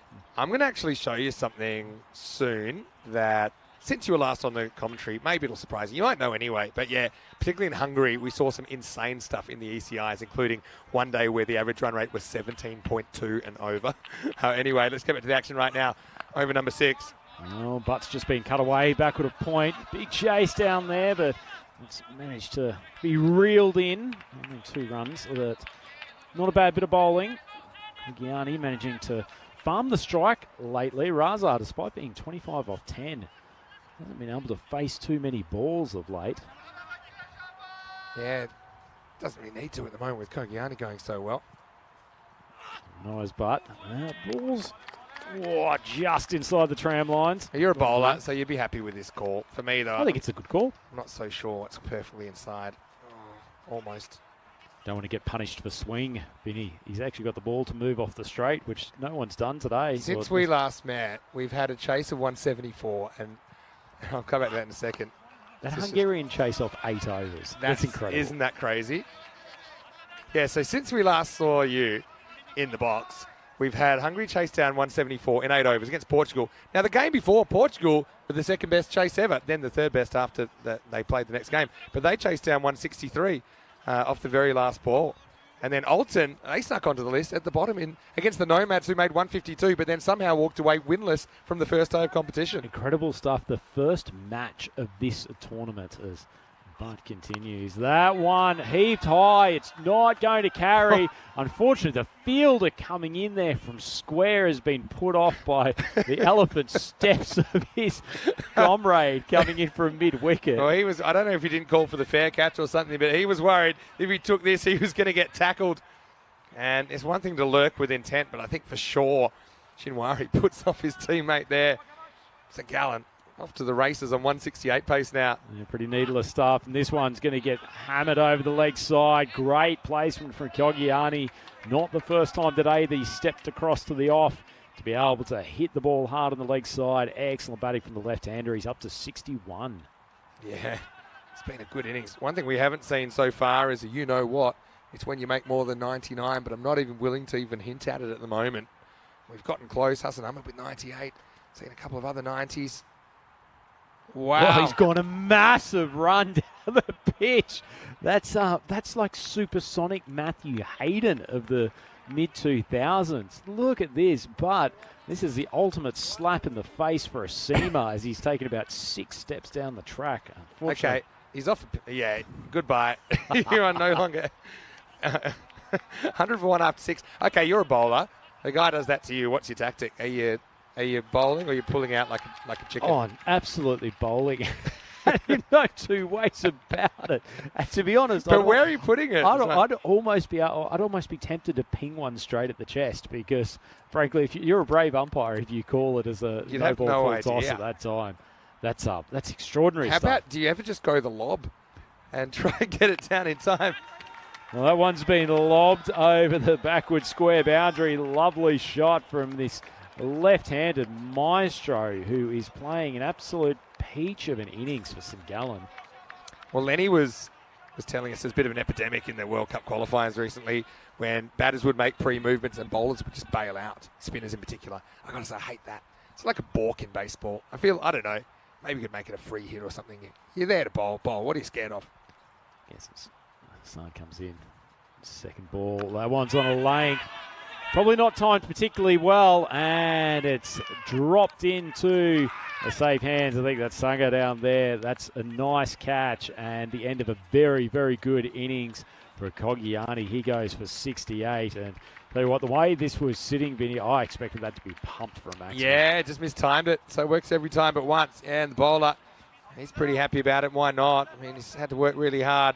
Ronnie Hassan comes in and he gets whacked out of the ground, but then he gets the big wicket. And it's 106 for 2. Good innings, though, from Coggiani. And even when I didn't say that word out loud, he found a way to get out as he was batting very well before then. But here's a guy. He's a quite interesting fellow, actually. Ali Abbas has been around the traps for a while. He's 53 years old, but does not look it. And he has hit some amazing shots so far in this series. No, he's fitter than I am, Mr. 69. He keeps himself in good nick. He's been around Swiss cricket for a long time. As I said, tends to bat at the top of the order for St Gallen in a lot of their league play, but he's got himself down at number 4. And certainly with the two left-handers who were in previously, Raza and Coggiani, you can see why. He charges in. Slightly short of a length, and let's just pulls it backward of square. Let's take a 1. Questions come in. First, I want to say a quick hello to Duncan, who's turned over from the women's match, and also hello to Elsboy. And I want to know, so what he wants to know, I should say. There's a question about your plans, Rhino. That ball's gone high, and it's well taken. Here's Hussain. Well, he's gone for the mega army roll afterwards. He's completely forgotten about his fairly rudimentary drop earlier in the innings, but he's taken a nice catch there. And that's a good little spell now from Hassan, his second wicket. And they'll be happy to see the back of Raza. Yeah, they will. I think this is the old distraction tactics. He's so happy to take one. Let's count the rolls. 1, 2, 3, 4. Yeah, catch and roll and roll and roll and roll by Uza Hussain. The main thing is he holds on to it, and yeah, just distracting people from that fairly easy drop. So Jeff has the question, saying, Rhino, any plans to go to Khartoum Oval to commentate sometime? Wow, that's down to the person on my right-hand side, Jeff. I mean, if you'd like to make the request that you want to hear I'll request. This is a request. Okay. Do you accept? You haven't made your request yet. How about we do? Give me a week. I know you're a busy guy. Give me a week. Do you reckon you can give us a week? Yeah, we can do that. Yeah. Okay. So there's your answer, Jeffrey. First, Jeff Maguire. Thanks, Roger, in advance for allowing me Rhino for a week. No, he doesn't come cheap. Can I make a proviso on that? Okay. Can I be there when the Rutgers coached Spanish team are there? Oh, because that would that would make sense, wouldn't it? Wouldn't it? Yeah, that would make sense. And I've just seen the schedule actually. I'm a bit worried. The last game's starting a bit later than usual, and I'm a bit worried about Empanadas closing before we get there. Surely they know as that one is. It's bounced off the pitch because it's gone too full. It's called a wide in the end. Not the most glamorous delivery from Hassan. He's had plenty of practice with working these out. That one bounces after the stump, so even though it's off the pitch, it'll be a wide, not a no ball. So last ball, the 7th coming up. How about Ronnie Hassan here? 2 for 8 with the ball to come. Come back well after getting pumped first ball. Taking a couple of steps down the track. Great shot from Haroon Khan. He's a man capable of hitting boundaries, and he's shown his power there. Lovely strike to the offside. And 1-1-4 now on the board for St Gallen. And they are racing along to a pretty handy total, Vinny. Yeah, so just as we draw to the conclusion of this innings, 3 overs to go. But after this match, of course, we're done for the day. This is what's coming up tomorrow. The first cricket you'll see tomorrow isn't actually here in Switzerland. It's in Romania for the Continental Cup T20IWs. And Greece taking on Romania, first game of the day. Isle of Man, they were incredible today. I don't think they actually lost a wicket in their 2 games with 2 big chasers. Well, weren't big chasers, but fast chasers. This is what's happening here tomorrow. We'll start 45 minutes after Rico. So Rico starts early, finishes early today with a very quick chase, 1.4 overs in the last game of the day. Oh, Butts cleaned him up. Nice piece of bowling. Little mini celebration in front of Abbas, who goes second ball for only 1, and that's a nice delivery for Butt. St Gallen 1-1, 4 for 4. Yeah, Butt getting right in the face of Abbas as well after this. Changes the follow through and just gives him a little bit of a sniff on the way through. And over he goes, and well, that's 4 wickets down. St Gallen still with some batting to come, but running out of time. to raise that score, 114 for 4. Nothing better than seeing the plated wickets go flying off the back of a temporary laid artificial pitch here at St Gallen. That's sensational bowling from Butt. A good bit of pace from him too. He's a talented player. He's been around a few different clubs here in Switzerland, now playing his trade for Paktoon Zelmi. Now this guy, Musa Ahmedsai, bats with his hands the wrong way around the bat. Not the long way, the other way around the bat. We saw Isanul Waffa do the same thing for Kristianstad in Sweden when we were last working together. Now with Musa, it was apparently because when he was young, he had both wrists broken. He had an injury. And so he just learnt to hold the bat this way. That's the only way he could get power. See what he can do. Does hit a long ball. Well, doesn't quite time that first one. Attempted pick up on the fly from Sanger. He's a good fielder despite wearing such a ridiculous visor. And Jeff's just reminded us of what we were doing last time we were in Sweden, because Jeff's saying as part of the deal that we have to sing karaoke with Jeff at Kartama. They do have the karaoke nearby, don't they? If anyone's going to find it, I think we will. But yeah, yes. we did karaoke night in Sweden, didn't we? And remember they said that there'd be between 3 and 50 people there. They wouldn't have been without us. In the air, and I think that might have gone all the way. It has. Maximo! Harun's only dealing in 6s, 2 out of 3 for him so far. Puck gets a little bit straight. But yeah, these guys, they are just super aggressive. Yeah, I don't think there was a huge amount of placement going on there from Haroon. Just swung through the line, dragged it to the leg side, but actually timed it pretty well in the end. Jeff's so excited. He's actually gone to 6 emojis instead of the 5, resulting in a pretty stern warning in the chat. That's insane. Just excitement. And not one of them was the rhino emoji, but he's put it in. Well, Dave's put it in next message. Good on you, Dave, making up for Jeff's work. That's a nice bit of bowling, a change of pace. As you said, Vinny, really needs to be part of your arsenal when you're bowling on these rolled out pitches. So I've got a question. You were leading Cossonay last time we saw you in the ECS in 2020.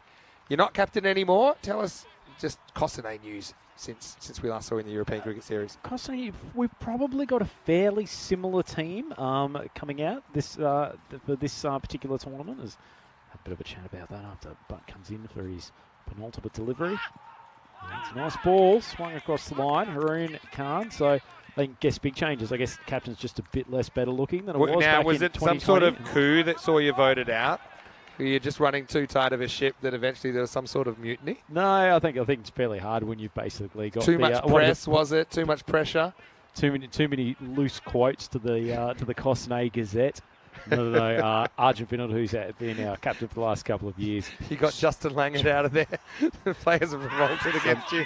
Gnome-based reference. And as we come to the end, St Gallen 1-2-1 for 4. This might be a drop call behind. Just going on the reaction. Yeah, let's have a look. Yeah, Butt picked something up there. Yeah, I think it does carry on the full. But anyway, we'll be the end of the over. It's 121, I should say, for 4 after 8. Yeah, so not a huge amount of changes in playing personnel, obviously. Oh, God, we're still continually getting interrupted with graphics on screen. I feel the need to talk about it. Anyway, got to ignore that. Got to ignore the fact that the Saint at the front of GCC is in lowercase, which Working really on annoys that. me. Yeah. Anyway, no, me too. similar sort of squad. Arjun Vinod now captain. You guys would have seen him a lot. Made a 66 in the Valletta Cup final. Incredibly impressive performance from him. Classy Absolutely. player. And as you say, he's really pushed on with his ball. He's probably become more of a specialist batter now. He's obviously a tremendous all-rounder. Batted 3 for Switzerland. Batted 3 for Cossonay. Yeah. So this is the 9th, and Rhino, I don't need to tell you. It all happens in the 9th. Yep. Yeah, indeed. And that's a song waiting to be written. It all happens in the 9th. Isn't it? I'm glad we've ticked off our contractual obligations by referencing that. Thank you for the reminder, Vinny. But yeah, apart from that, obviously Arjun's brother Ashwin, who opens the bowling for Switzerland. Part of the Blue Crew as well, part of the ECN Crew. Absolutely, and speaking of Blue Crew members, Jay Sin, the big burly fast bowler and big hitting top order batter. International hat-trick taker as well. Yep, absolutely. So one other I will say keep a big eye on is Wasim Javed, our wicket keeper, who has probably been close to, if not the most consistent batter in Switzerland the last 3 years. Really gorgeous player through the offside, power when he wants to unleash. I suspect he'll have a big tournament while we're out here. And then we've just got a bit of a battery of right arm, medium fast bowlers to hopefully keep the runs down. Well, there's no keeping the runs down here as Musa may be holding the bat the wrong way, but doesn't hurt him on the power stakes. He cracks that over long off for a Maximo. I was watching back the other day. I said maybe everyone else is holding the bat round the wrong way because he was getting some unnatural power. And it's quite amazing. He's actually a good little player, Musa. He's not a particularly tall man, but particularly on these slippery surfaces, his left arm slingers from around the wicket, they're an absolute nightmare to face. He's absolutely parked that down the ground. It's bounced about 3 times on the roof of the stadium. What a shot. That's gone. You saw a little body language at the end. But he's just incredible to watch. Sometimes you don't have to understand something completely to appreciate it. And just have a look. Everyone's looking up saying, well, that's not coming back. It's all happening in the ninth here. A reverse roofer. And now this is going to be 6 more over the leg side. Maximo! St. Gallen kind of hit the skids, but rebounding once again. It's this man, Musa Ahmadzai, doing the damage. Oh, he's absolutely moosed that. The ball has been timed. That's a gorgeous shot over the leg side. And he has raced away to 20 off 5 balls. And St. Gallen now up to 141, 4 wickets down, 7 balls to go, Vinny. But this is the kind of series that teams are putting 160, 170, and you're saying, well, it's not necessarily over because we've just seen a lot of high scoring. So I'm going to have the right reply. Now, that's what I think you need to do. And this is, again, Musa wanting the strike, willing to sacrifice Haroon, who valued his wicket slightly more. He said, oh, it's okay, I've got it. As we get to the end of the night, they're fine for time as well. 141 for 4 after 9 overs. They certainly are. A couple of great strikes from Musa in there, and Azizi's gone for 42 off his 2 overs, so expensive stuff for him. Bit of pressure on Pakton Zelmi to try to close this out with maybe a single figure over. Have a look at those bowling figures, and Moaz 1 for 16, clearly being the pick of the bowlers. Obviously, Roni Hassan picked up 2 wickets after getting smoked for a 6 first ball. But what do you do? Go back to Sanger here for the last over? Yeah, probably. Don't know if they've got anyone else they might want to try for a one-off. Sanger, he's kind of your playmaker, so give him a go. Yeah, Butt really sticks out there with his slender economy rate. We'll head into the 10th over now. Arif. Yeah, I'm still trying to wrap my head around the brackets S. But, I mean, it's like a 90s, provides more information. The 90s song, Arif featuring bracket S. Yeah, but I also can't see any other Arifs in the side. But anyway, this will be 1 down the ground, maybe more. And he probably will get more now on the fumble. Well, I call it a fumble. I suppose it was a good diving boundary. Stop 2 out of the total. We can see why Azar was practicing his army roll earlier in the game. He's just managed to reel off 1 with only 2 rolls on that occasion, as we see some of the massive crowd here at St. Gallen trying to peer in over the fence. That's how hard it is to get seats, that you've got youngsters just looking at their heroes over the top of the fence as struck down for just a single. So you might not have seen earlier, because I know you were travelling here, but we had 3 of the St. Gallen Football Club players, including Lawrence Atizigi, the Ghanaian international, as well as Isaac Schmidt and Musa Nuhu. They were in here with us in the commentary box, and they actually picked it up super quick. They were actually interested. I gave them a cricket ball to go practice with. I didn't tell Rob about it. I said he'd get it back. He did it. But yeah, they've got a big game coming up in the weekend. That one's top edged, and it's just evaded the keeper. Probably would have been snaffled by first slip, but you're fairly certain there's no one in that spot at this time of the game. St. Gallen 148 for 4. Ahmadzai is up to 24 off only 7 balls. Yeah, just swinging away. You make your own luck. Can we just go back to the chat for a moment? Go on. A couple of questions which you might be able to answer. Is there actually karaoke in St. Gallen? I can't say I've seen too much except for the ground and the hotel and what's in between so far. Oh. Nice piece of bowling, actually, from Sanger. I think he spotted that Ahmadzai was trying to give himself some room out to the leg side, and he speared it in his pads. I think it's not a bad tactic if it is deliberate, because you're just trying to make sure he can't free his arms. So that's probably not a bad result for Pakton Zelmi. They'll still have visions of chasing this down, you know. And they've got some firecrackers in that batting lineup. Better believe that they will figure that this is a more than gettable total. And tell you what, these last 2 balls could be very crucial, Vinny. If they get up towards 160, that just becomes psychologically a more difficult chase. We know it's 150s at least. Well, the ball's gone high. It won't carry the boundary, but it'll certainly roll over the rope. Clap from Bashir. It wasn't a bad bit of bowling, to be honest, from Sanger, but Haroon, as he's done all innings, he just swings hard. Doesn't really matter that he's not connecting with the middle of the bat each time. He's getting it to the boundary. St. Gallen, remember, winless today. Paktoon Zalmi, their side, that's certainly, they can thrill us. It's their first and only game of the day, though. Last ball. Full toss, swung out to the leg side. It's a misfield. They might try to scoot through for a second. They will. Well, lost his pad. Partner's lost his wicket, scooting through for the second. Nice recovery. Second time we've seen a pad disappear today. So, yeah, I think some of the Velcro needs to be looked at. There it goes. At least it ejects completely, which made him slightly faster. But it wasn't him that was in trouble as Musa run out off the last ball. That'll make it 154 for 5. So 155 will be the target. And, well, if Paktoon Zalmi can do this, they're going to push Alton out of the highest Chasers Hall of Fame. So plenty on the line, the hosts, with a big total on the board here. First up in match 25. Yeah, we had Swiss Day earlier in the week. The flags are still flying, and the flag's still flying for both of these teams too. It was a good start. Easy taking the catch early on as Muhammad, he hit 2 fours off his first 2 balls. Big appeal there from Bashir. He struggled with his line of length. Was convinced he had a wicket. No love from the umpire. This should have been taken. Saw plenty of rolling from him in celebration later in the game. Absolutely nothing there. Here's the thing. When he's the captain, though, no one says anything or even looks sideways at him. They said, bad luck, Skip, next one. And next one just kept on coming. St. Gallen was swinging away. And I like the intent. I think that Mohsin Raza got a couple away. He's got the long levers. And they had these couple little cameos, but it was Kogiani really was doing the damage. We saw another chance go down. So Paktoon Zalmi, partly some self-inflicted damage in there. Eventually, Kogiani would go for 68 off just 24 balls with 7 Maximos in there. And you can see the bowler, Roni Hassan. Pretty important, he gets 2 and 2. Yeah, tell you what, Kogiani hasn't got much love from the production crew there. He scored 68 with 7 sixes. He's barely got a single highlight.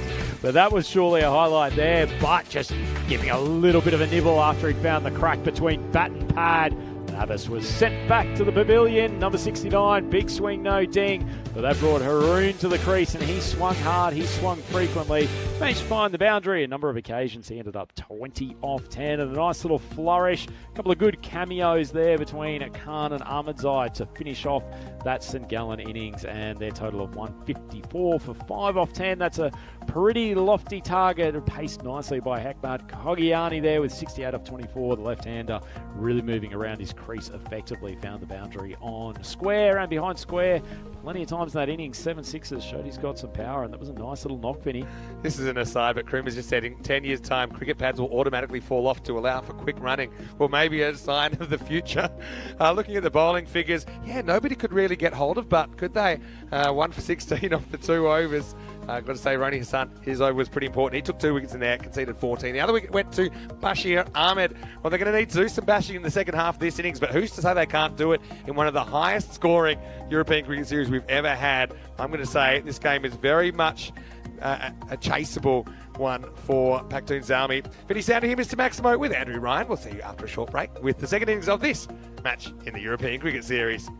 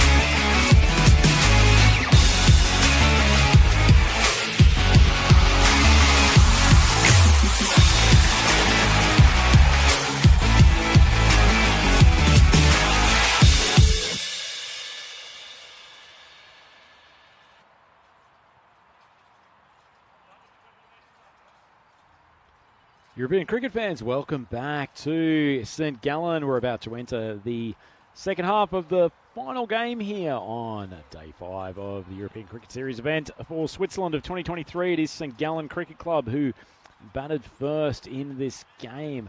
He's put on 154 runs for the loss of 5 wickets. An excellent innings from Hekmak Kogiani. Top scoring with 68 off 24. The Pakhtun Zelmi bowlers were largely pasted all over the place. Ronnie Hassan, 2 wickets in his 1 over, but he still went for 14. Always but the most tidy of the lot. 2 overs, 16 runs and the 1 wicket. Pakhtun Zelmi, they've got an uphill task here, although certainly a chase of 154 has shown that he's very doable at this ground here in St Gallen. It's a soft rollout pitch, so not too many demons out there for the batters. Grass much shorter than it was in the early stages of the tournament, so the ball is flying to the boundary. And there are plenty of power-packed hitters here in Switzerland, and Pakhtun Zelmi definitely one of the most dynamic batting lineups in this competition. And it looks like they will start with Izzar Hussain. He's top draw when it comes to power hitting, and Sangar, who has shown himself to be a player of undoubted class in this tournament so far. Plenty expected from this opening combination, and they will be looking to take advantage of the 3-over power play. At the start of the innings, smiles all round. Out in the field, as the wicketkeeper, Sher Mohammed. His innings started well in that first innings. Boundaries off the first 2 balls, but he was soon on his way. But all it did was bring Raza and Kogiani together. They really, really accelerated through the middle overs, helping St Gallen put on a fairly substantial total. That man there, a cross-handed wizard, Musa. A couple of big strikes in his innings. Great cameo towards the end of the innings, as well as Haroon. It looks like it might be that man Musa trying to apply his magic to the opening over. Said last in the batting innings for St Gallen that his left arms around the wicket are very, very tricky. He's not a particularly tall man. Comes wide of the crease, really does spear it into leg stump. This man, Riv Sangar, he's the bracketed superhero. As Pakhtun Zelmi hits side, and speaking of superheroes, the man Ali Abbas, he's directing traffic out there. And speaking of commentary superheroes, welcome back to the coverage, Vinny, Mr. Maximo, Sandu. I'm only as good as the people around me, Rhino, and it's good to have you next to me. Yeah, Ali Abbas with a bit of the old disco fever style, pointing style from the 70s there. That was the old dance move, wasn't it? Anyway, Sangar, he holds the key in this chase. Yes, they've got some other good players, but Sangar is just, it's a bit of a freak, actually, to some of the hitting that he's pulled off so far. But it's also the swagger on the kid. You know, he's not short of confidence at all. Here we go, 1-5-5 to win for Zalmi. Well, no shortage of confidence. Takes 3 strides down. Not quite as many as we saw from Kogiani, I think. Was crazy. From St Gallen, who ended up halfway down the pitch in the batting innings. But anyway, he plays that nicely straight down. The thing with these guys, the first ball they face, it looks like they're already on like 60 or 70 because they're that confident. And that's a really good example from Sanger. Gets jammed, though, by the Yorker. Musa Ahmadzai opening the bowling for St Gallen. That one just pushed into off stump. Hit straight to the fielder at mid-wicket. No run. It's good. You were talking about bowling Yorkers being the real play for most of the bowlers here on this particular deck, Vinny. And Ahmadzai's got a better Yorker than most in this tournament. Honestly, I think if you nail that, then you're going to have a better day than most. Then when you get it wrong like that, it's trouble with a capital T. And it's flown off the keeper's pads. They'll probably only get the single. Yeah, not really worth risking a run out here. I mean, this is a huge no ball for height. And probably in shoulder. Chest. He likes to crouch down in his stance, but I don't think it would have mattered irrespective. That was an ordinary ball from Ahmadzai. Really trying to get the ball pitched up, so he's trying to do the right thing, but that one completely out of control. And then Sanger, who... What's the story with the visor video? I mean, he looks like he should have a full set of 13 clubs next to him, maybe a caddy. Or maybe playing canasta. Yeah, it's certainly an interesting look, but he can back it up with some big hits. Free hit coming up. It gets dragged onto his leg, and he's hasn't punished Musa with a free hit. In fact, a quick appeal there from the keeper. It's pretty fancy keeping. It's a little no-look flick back, trying to catch Sanger napping. I'm not sure they will. I think the keeper just wants us all to have a second look at it. But yeah. Nice appeal to his fielder rather than the umpire, too. Yeah, what are you thinking? If you like it, then I'll ask him. We might go. Musa coming in. It's a better ball. That's that line. It's an incredible appeal. Was probably missing 8th stump down the leg side, but irrespective, that's good bowling from the left armour. It's only coming wide of the crease. He will naturally push the ball towards the leg stump, but does tend to get the ball to curl into the right-hand batter as well. Makes him quite a handful. One of those bowlers, you've almost got to push yourself out to off stump and almost taunt him by showing him the leg and see if you can get some wides down the leg side. It was a long way outside off stump and eventually called wide. I think it's a good call. It's close, but I'm not sure it's entirely inside the tram line. You see it here. For me, yeah, that's... Good call. Yeah, good call. Half the ball on the line, that'll be a wide. There's a few issues with direction.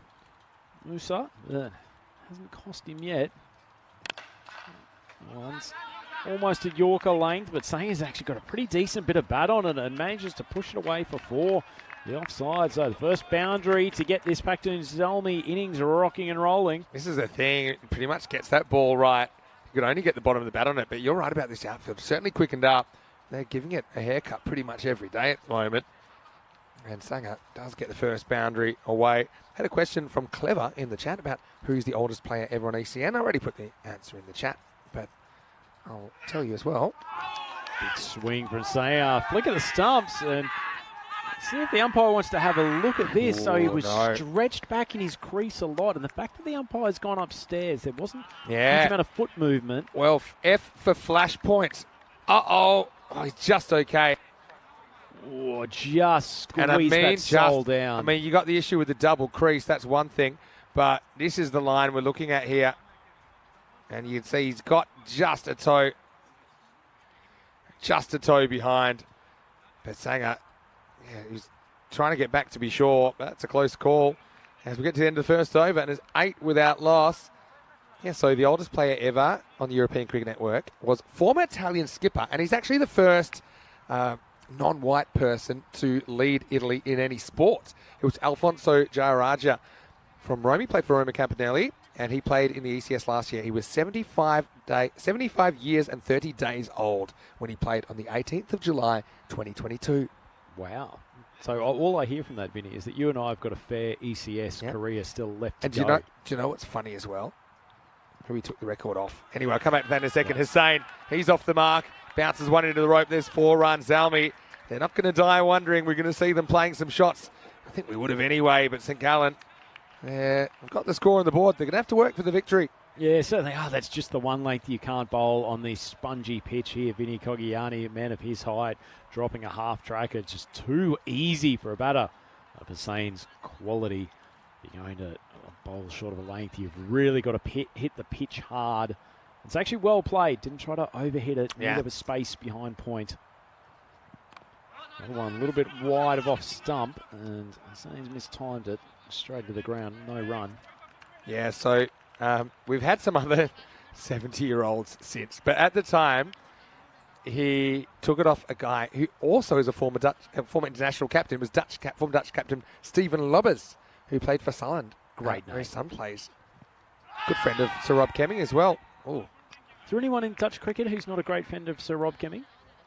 I'm sure Rob's got his enemies. Can't live that long without having a couple. Got to say, this is pretty well liked, but he's testing his friendships here. Just saying, yeah, you know what? I'll field. And I thought he was considering taking off for a single with the ball in his hand. Close, but I think it's going down leg side. Wow, the fact that Hussain's about 4 steps down the pitch probably makes it a bit difficult for the umpire to entertain an appeal, and the fact that it was also missing by 1.5 foot. That's plenty of stuff in the batter's favour, but nice little bit of late swing from Cogiani. He's pitched the ball up last couple of deliveries. That one's wide. It might even be no ball. Yes, it has tickled the edge of that rubber that sits on the edge of the pitch, so this will be a free hit for Hussain, who failed to get going so far, but he is not a man you want to give too many chances to. Yeah, it probably is on the edge, isn't it? So, difference between a wide and no ball. This one will be a free hit. Oh, it's hit high. Not brilliantly timed. Moose is going back in the boundary. It's going to carry him, and desperate attempt to keep it from going for 6, but the umpire's arms go up. The smiles across Moose's face. He hit a few big bombs himself today. I mean, Musa probably got a clue when he felt himself step on the rope. It's a pretty good effort. Nice catch and throwback. Token effort. Token effort, yeah. So 1 ball to go in this second over, Vinny, and Pacto Zalmi just keeping themselves in touch. 19 on the board. Big ball, this.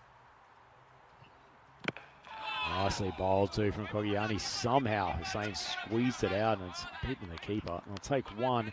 It's a good finish to his over. He goes for 12. Pacto Zalmi 20 for 9. 2 overs down. I love this comment from Muhammad Ador. Vinny, today I hit 12 sixes in 1 over. Please give me a novel. Well, it depends what you like to read. But if you give me your mailing address, then there's a few good ones out there. If you're a fan of your fiction. It sounds like a bit of fiction to me, 12 sixes in 1 over. Anyway, let's go and look at the table. Costin 8, of course, the only team yet to play. You are playing catch-up, but at least you'll know what you have to do. Got a feeling that you need to be looking at winning 6 games. You can't really afford to lose more than 4. Now, that means the Cricket's, Lions and Vinters, they're all kind of on the cusp. Maybe you could win 5 and 5 with a good net run rate, but I think you're looking to win more than you lose if you're going to make it up into that top 5. Should be a really exciting week. And guess what? This time next week, it'll be the final. Will be. Very much hoping to be one of the staggering 5 teams playing on finals day. It'll 5 teams, first time ever. Maybe we can talk about that after we've talked about what is a very high ball. Fielder coming around. He decides he's a little bit scared of trying to take the catch and just lets that one float for a 6. Yeah, well, you can see Abdul Himzai concocted a plan to try and bat this back in, but then I don't know if he's just had a manicure or what, but then he just kind of withdraws at the end and says, you know what, I'm not getting that, so I'll just pick it up from over the boundary. Maximo time. This looks like me on the Swiss ski fields, just letting some expert guys just fly through, wave them through. Once he gets to the black run, it's pretty ordinary stuff. Safi pumped for 6 first ball, manages to beat Hussain with his second one. Nice bit of bowling, and he's getting a bit of a way swing. Hussain's only faced 5 out of the 16 deliveries so far. So he's just kind of going cold at the non-strikers end. Again, Hussain is a very capable hitter. Only 4 balls left in this power play, though. Well, he goes hard over the leg side. Plenty of bottom hand. Unfortunately, Hekmat Kogiani not quite quick enough to reel that in. Wasn't a bad bit of bowling, actually. And you can see the way that Hussain holds the bat. He's got a propensity to really get that bottom hand into playing those big shots. You can see why he's easily dragging it to that part of the leg side boundary. But anyway, goes for 4. He's 21 off 12. That one's much cleaner. Carried the boundary by a good 15 metres. And all of a sudden, the pressure back on the bowler, Safi. Pacto Zalmi, 36 for none. Yeah, I think when it's all said and done and the dust settles, this will be the most runs we've ever seen in a 2-week ECS. Honestly, or a 2-week journey to a country.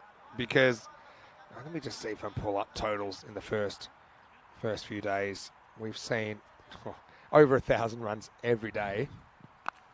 Oh, there's a few more to add to that total. Lovely shot. I think that's carried for a maximum. Umpire's hands go up, and all of a sudden, Hussain has found his groove. 1,161 day 1, 1,029 day 2, 1,166, and then 1,284 yesterday.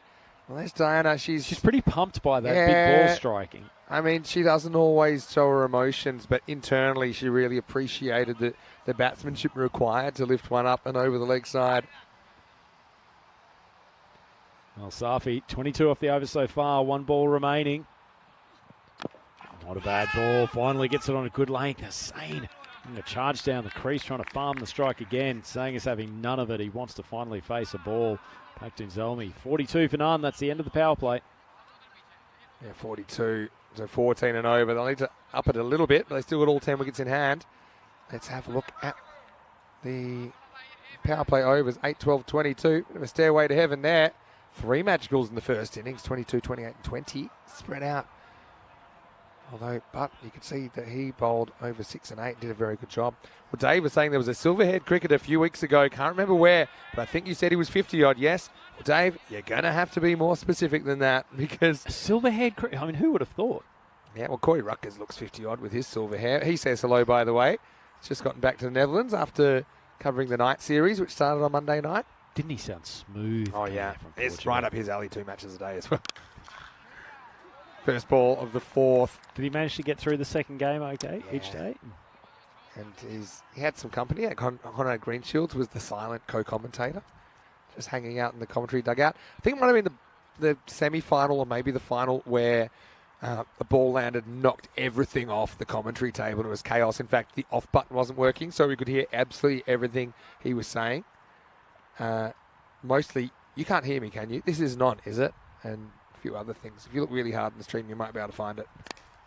That one's just dragged to the leg side. You say you look really hard on the stream. Are you sure you haven't clipped that and sent it around on WhatsApp at some stage? Yeah. Oh, don't want to embarrass him more than I already do. I kind of do, but I want to say also, clever, talking about Aslam Mohammed, the Greek T10 captain, also being above 50. Yeah, he's 52. He's another unit. He's kind of cut from the same cloth as Ali Abbas here.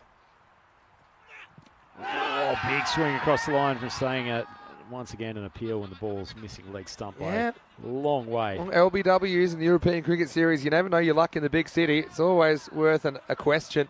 But for me, this one was going down the leg side fairly comfortably. Tell you what, Musa was almost embarrassed to appeal for that one, but I guess he felt the peer pressure coming from the rest of the St. Gallen and then squad. you give a little wink to the umpire on the way past, saying, no, it wasn't serious. I'll tell you when I'm serious. Oh, big swing again for saying a big appeal. Not sure there's no dismissal for fresh air, but he's having trouble today. And for a guy who's been so good throughout the tournament, he's just probably trying to overhit a touch at the moment. Yeah, it's just like someone's left the jar off the marmalade. He's a little bit off at the moment, but he could recapture it soon enough. Well, he's been going mouldy down the non-strikers end for the first 3 overs of the game. Finally gets his opportunity. And he's struggling with Ahmedzai as that one's just fended out to cover, and Abbas dynamically moves in and stops the single. And it's almost at the end of the second over from Ahmedzai. None for 9. Really, really good spell from him, defending 155 as the target. Big ball here. Yeah, it is. It is really, because they're behind the 8 ball. Ball just dribbles onto the leg side, and well, Sanger, after not facing too many, just decides he's going to farm it for the 5th over. That leaves Pakhtun Zelmi 45. No wickets down, but it feels like they are a decent way behind the run rate at the moment. Yeah, it does. But magical over kind of gets you back on the rate from here, or close to. It's hard to just make that happen out of nowhere. Sometimes they just happen when you get on a run. As you can see, that worm's heading the wrong way. Certainly is. It's taken a big downhill slide, sort of a little bit like the St. Gallen mountainside that we can see in the background. Still plenty of overs to go. 36 balls in the kit bag. They are not out of this by any stretch, but they need a couple of, wouldn't say supersonic overs, but certainly a couple of them to go magical. And this is one that the left armour, Kogiani, they need to take advantage of. It's a good ball though, spears it in. Just a Yorker length, just outside off stump, just the one. Yeah, just the one. That's not helping at the moment, especially because he kind of got the strike back, intending to do some kind of damage. Didn't really do too much with that first ball. Good bowling from Kogiani. A lot of left arm around the wicket at the moment for Pakhtun Zelmi to face. Zahar can only just drive that down to long on. Like I said, this opportunity, Vinny, to give a big shout out to the Cosnay boys who are travelling up at the moment. Yes, so, drive safely, guys. Are they catching the train? No, there's a pack of 4 in the car. So that one's gone high. It's gone very handsome. It's carried the boundary by a decent way, and Sanger finally gets one off the middle of the bat at Maximo. Yeah, that's an absolutely banging shot, isn't it? And he knows it straight away. One of his trademarks, Sanger, is to not even bother watching where the ball goes. When he knows he's nailed one, he'll just turn around, maybe give the keeper a little wink and get back to his batting position. Would not expect anything else from a man who is wearing a black visor on a cricket field. Exceptional stuff. The sort of innovation that we've come to know and love here on the European Cricket Network. Comes down the crease. Big swings, just losing his shape. saying he's just overhitting the ball. He's been so good throughout this week. Just needs to focus on his timing. But anyway, back to the more important thing. Yeah. Big wishes to the boys travelling up from Cosno today. We've got Arjun Bin, I think, in control of the car, so he's not just captain. He's chief chauffeur today. So that's a nice ball. It just looks like it's hit either the back edge of the pitch or the grass behind it. But either way, a fair bit of commotion. Yeah, let's have a look at this one.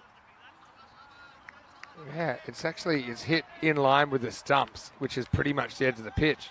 And the keeper's probably lucky that he can slows down enough for him to catch. Otherwise, it might have gone straight over his head. So what's your take, Vinny, if that comes back and hits the stumps? It's out. I knew you'd say that. Go Yanni, final ball.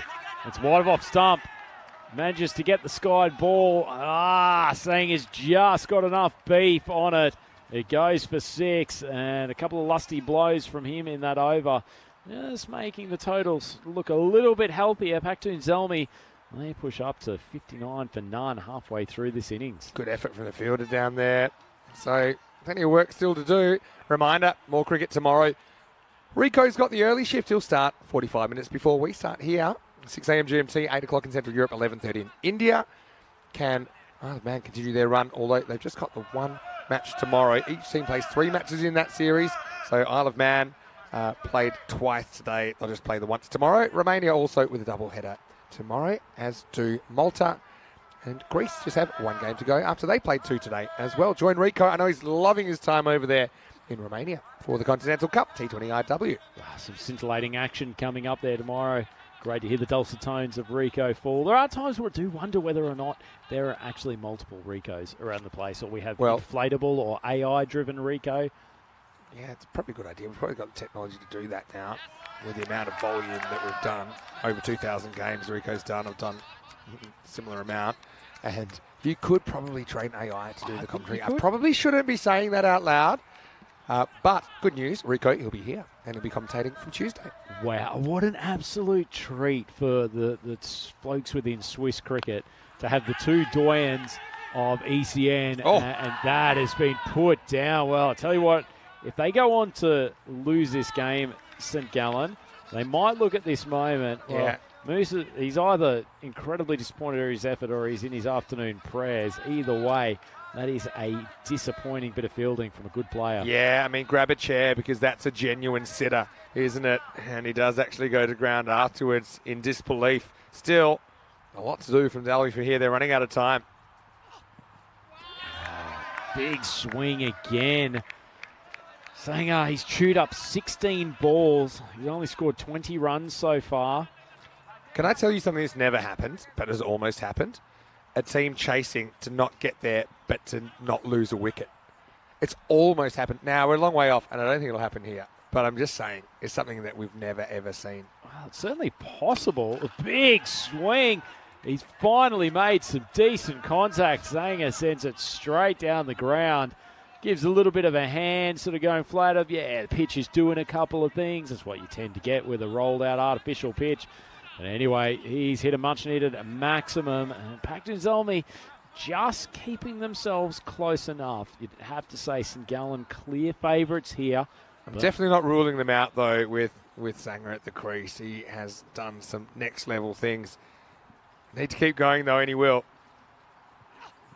Oh, Haroon, he's put that absolutely in the slot, and Sanger hasn't been able to time one for the first half of this innings, but all of a sudden he's gone boom, boom in consecutive balls. Well, Rob, how many balls you got down there?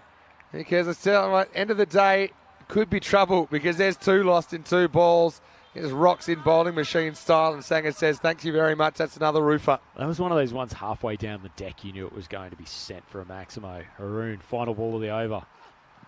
Oh, good change of pace. Sanger pops it up. 2 fielders converging. Somehow drops between the 2 of them.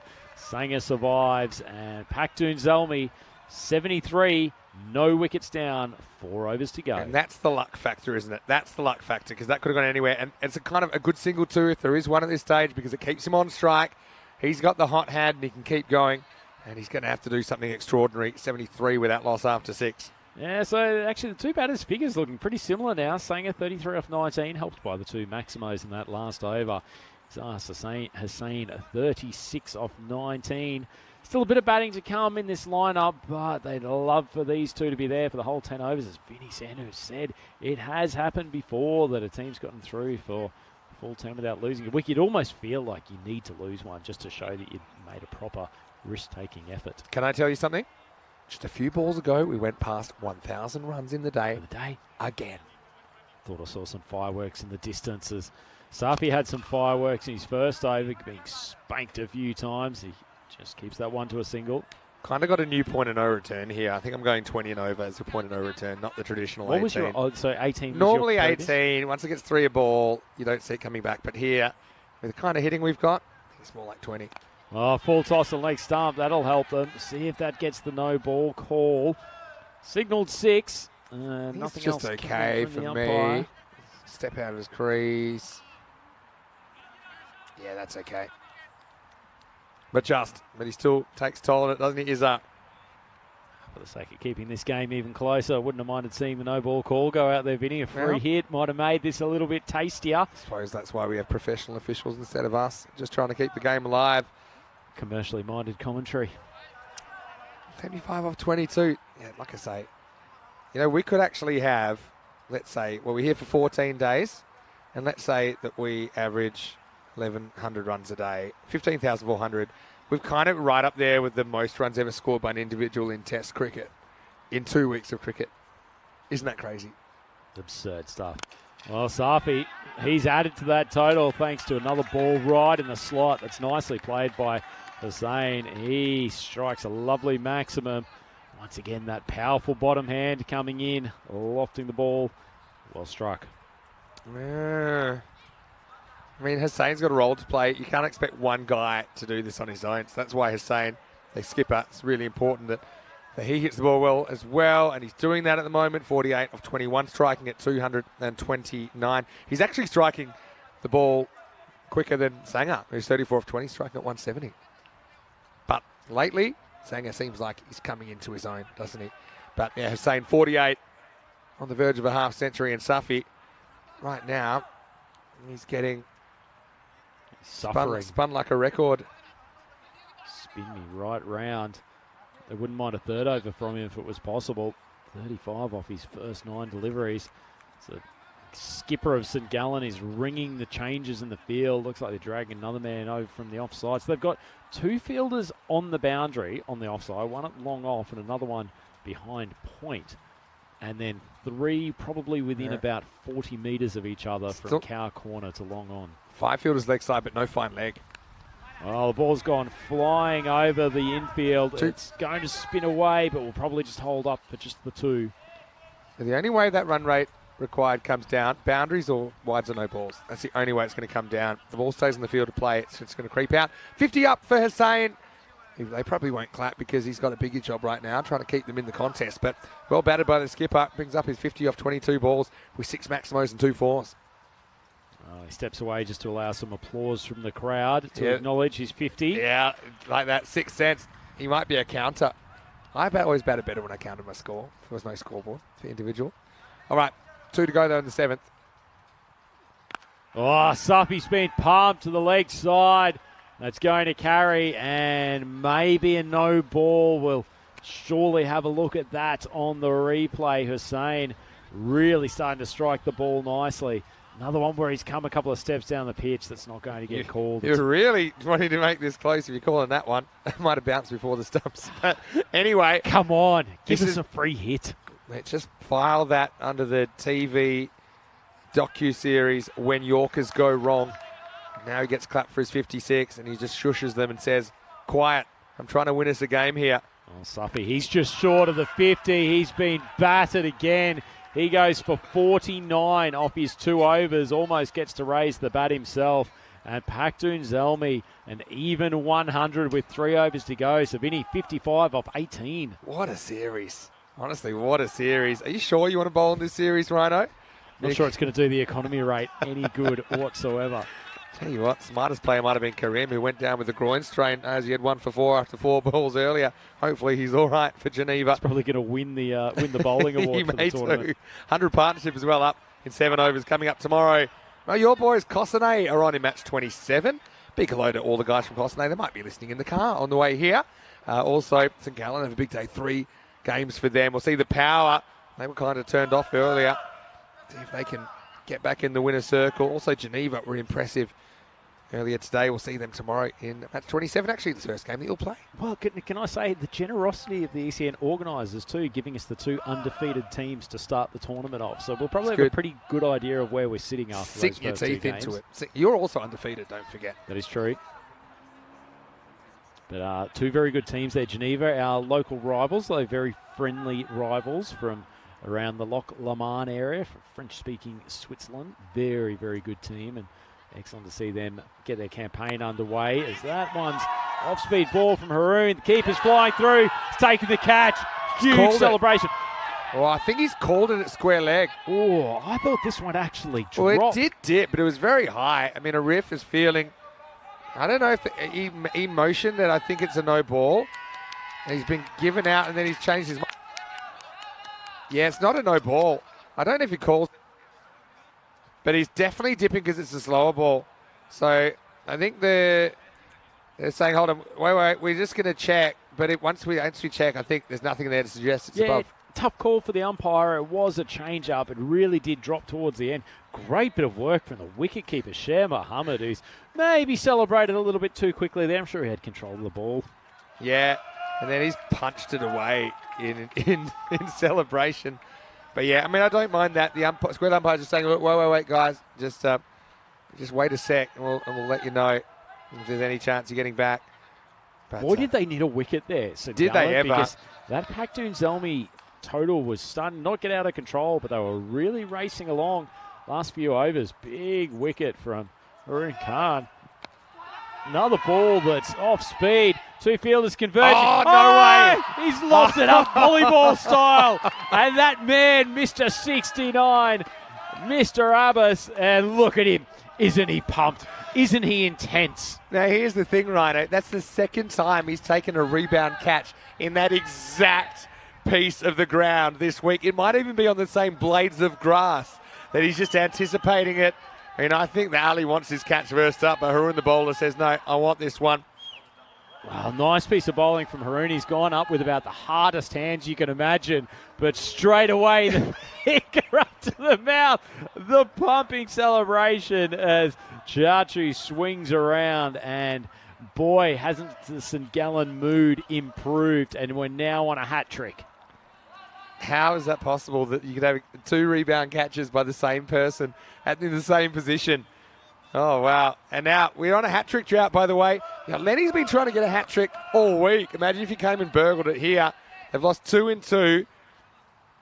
And they've got to keep going hard. Yeah. Can't play this out. Bashir's the batter. Oh, full toss. He hasn't hit it brilliantly. It's just enough to carry the boundary rope. Kugiani out there at Cow Corner. Thought he had a play on the ball. Bashir, he's had to wait for that ball to come down. Another one just blooping up. Manages to get a decent bit of stick on it. Paktoon Zelmi, 106 for 2. There was a question in the chat from Elsboy asking, do St Gallen have their own ground? It's a question that I know you struggle to answer because St Gallen are in another division than where you play. Let's wait for this ball. Slow ball again. Maybe it's just regulation speed from him and it just tends to bloop.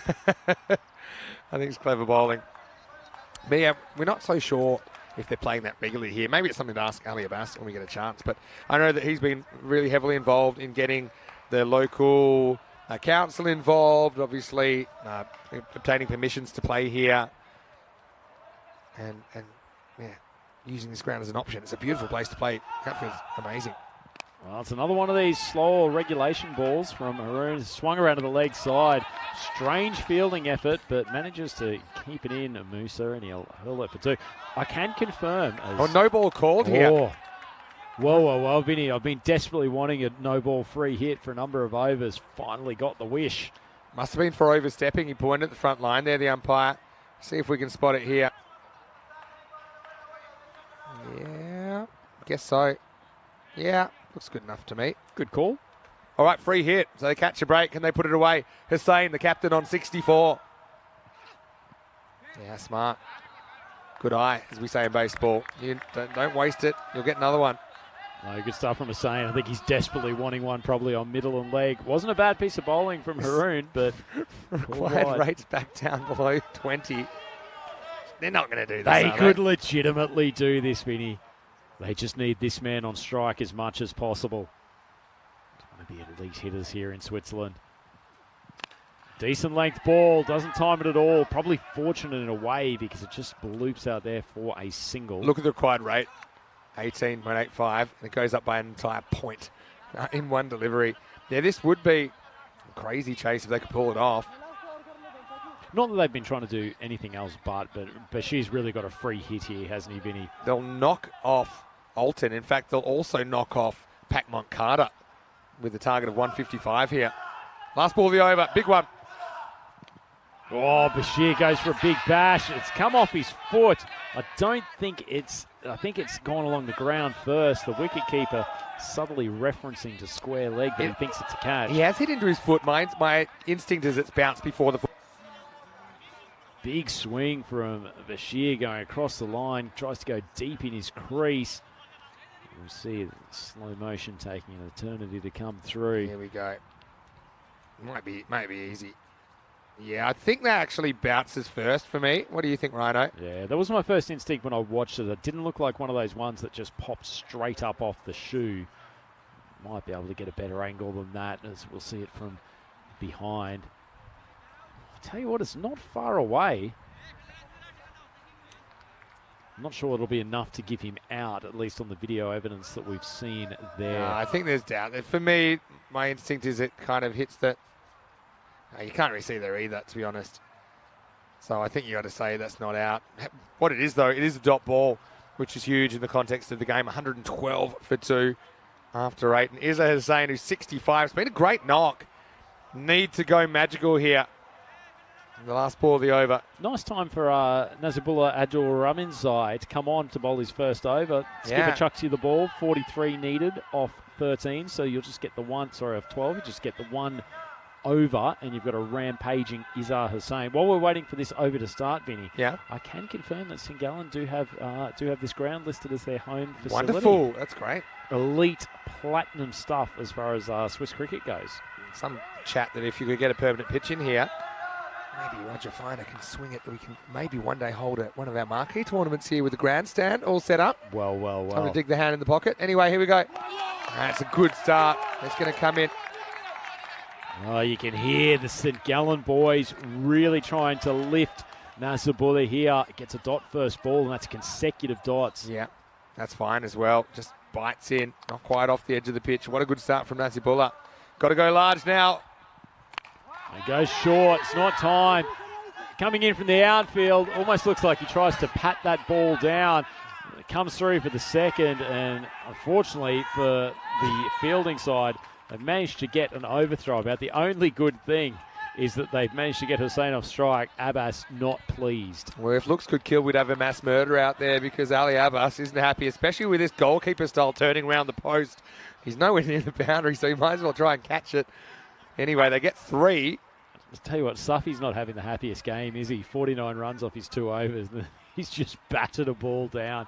Could have been caught from the outfield. Anyway, he'll be happy if they get out of this game with a win. 40 off 10. They 4 a ball. Here's Bashir. Wide.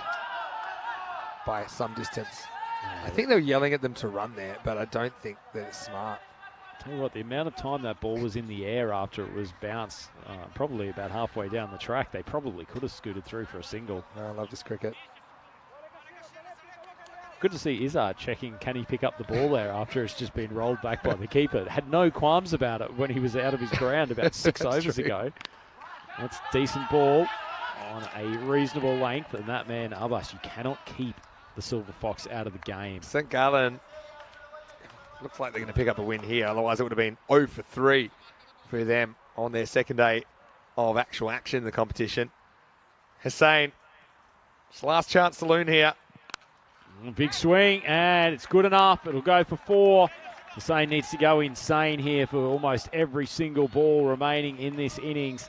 It's a much-needed boundary. One of those times when you almost say a 4 is not good enough. Yeah, well, actually, they need more than 4 a ball. So, I mean, that's okay. It keeps the run rate required fairly stable. but that's kind of like your average. Because you got 8 balls left. If they all went for 4, they lose by a run. How many forms of cricket, Vinny, would you have a batter score 72 off 29 and still be beaten? Yeah, I know. It's crazy. And I made a call early Monday morning. I said, we're going to see more 6s than 4s here. We certainly have through the first week of action. All right, Hussain, bit of fake footwork. Can he bang it? Oh, he tries to go high, doesn't quite get it. Sapi, the man, has redeemed himself. That is a wonderful catch coming in from the boundary. Pretty regulation stuff, but for a man who's had a horrid game, he would have been having his heart in his mouth. Takes it cleanly. Good bit of bowling from Nazabullah, and unfortunately, Hussain, after an extraordinarily good innings, is finally back in the pavilion, and Paktun Zelmi 121 for 3. Yeah, fat lady clearing her throat now. But it was a very brave effort, wasn't he? He knew straight away that he found the fielder. That's, well, never say never. Still a ball to go on this time. They need 34. There was a game in Hungary recently where they needed 36 off 6 balls. And Ashraf Tharaparetti, Hungarian international. Well, first there was 5 penalty runs for time. And then there were 5 6s in a row with a wide sprinkled in. They won with a ball to spare. So we have seen it done before. It's just very, very rare. It's a cruel game for bowlers, this T10 cricketers. Nazabullah comes on for his last delivery. And he's done a pretty good job. Yeah. At the end of the day, only 9 runs. They turn down the single as Bashir wants to be on strike. Bashir says, I'm going to hit a bunch of 6s. I think I'm more likely than you to be able to do it. As Easy doesn't really have time to argue the toss. And it will be the end of the over. 121 for 3. Nice to see Malia Stanikzai in the chat as well. Just confirming, yes, this is St Gallen's home ground. Yeah, we knew that. We were just wondering, do they have another ground maybe with a permanent pitch where they play sometimes? But and this is a great facility.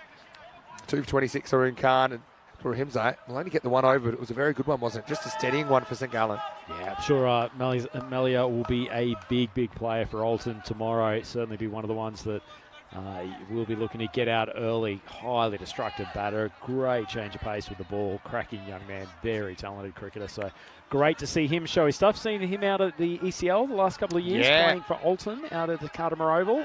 He's been part of some crazy finishes as well. That one against Lathbury Lightning when he pulled out the helicopter. And they've been the heart attack kids, Alton, at the ECL, haven't What they? a journey. 34 required off the last. Well, needs to go on a bit of a bigger journey than that as Bashir, after refusing the single at the last ball, last over, hits it straight to Chachu. Yeah. Look at Ali Abbas. Bowl straight, he's saying. Bowl straight. If you have 5 legal deliveries, you cannot lose. Wise words from the experienced cricketer, Kugiani. Yeah, it would have been a wide too. So he shouldn't have swung at it really, but he does, and now he's going to be out. So any chance this is a wide, I think you gotta leave it. So that ball was going so slowly, it almost reversed Exactly. back to Sometimes the you bowler. slow it down trying to bowl straight, and it has the opposite effect. We just watch this float out. Literally could have, I think, bounced twice, almost, before it got to the crease. But anyway, that's a wicket, magical piece of bowling from Mugazai. He's trying to say is it off the pitch, but I don't think it's actually off the pitch. No, he's just it's close though. I think it's a fair call, Vinny. If you're all for keeping the game alive, maybe we have another look at that one, but it doesn't really affect the ball, does it? That's the thing. Spirit of the law. Playing condition. Asad Saeed, the 700. Well, a 700 strike rate, pretty much what's required from here. What a day It's a we've bold had, though. choice of number, isn't it? Yeah. Zalmi are known for their 3-digit numbers in some of the countries we've been to, particularly Bucharest Zalmi recently in Romania. Here we go. Oh, crackies. Well, and Bashir's come down the crease. He can't be bothered running back. Keeper can't be bothered picking up the ball. Chaos all round. I'm glad he's got the helmet on because he needs it here. Top edge, and that's just absolutely rocked his lid. And that would have been a trip to the dentist. I'm so happy Saeed's wearing the helmet. So true. Great lesson for young cricketers out there. Kuyani rocketing up the pace of that ball. Pistabai in the chat saying hello. Great to have you with us. That's a lovely strike out of the leg side, but Musa screaming in off the boundary. Keeps it to 1. It's been excellent having you in the commentary box, Rhino, as usual. Is there a chance we might get you over the next couple of days? I know your playing schedule's pretty heavy, isn't it? Certainly is. I guess that depends on how generous the skipper is in putting in the 11, but we will see. It's almost all over here. What a cracking day's cricket it's been, though. Certainly happy to be up here in the commentary box, Vinny, and being back as part of the ECN family, and hopefully get the chance to join you on the mic throughout the coming days. Plenty of great cricket coming up. This has been a good game itself. Another short ball smoked down the ground. Well, they could have done with that a little bit earlier. That ball's pinged off the concrete, but she has actually got hold of it very nicely, and a very popular win in the end for St Gallen Cricket Club. The fist pump of the skipper, Ali Abbas. He's a happy and largely satisfied man. I think that's a strong win for them, and probably one that Paktoon Salmi would have come in as favourites, but in the end they've been beaten by 25 runs, only ending up with 129 for 4. Things just slowed down after the dismissal of Sengar, and in particular that man, Izar Hussain. And it was a good performance from St Gallen. Yeah, it certainly was. I mean, they would have been heartbroken to lose 2 on the spin first up here on day 5, but they made up for it.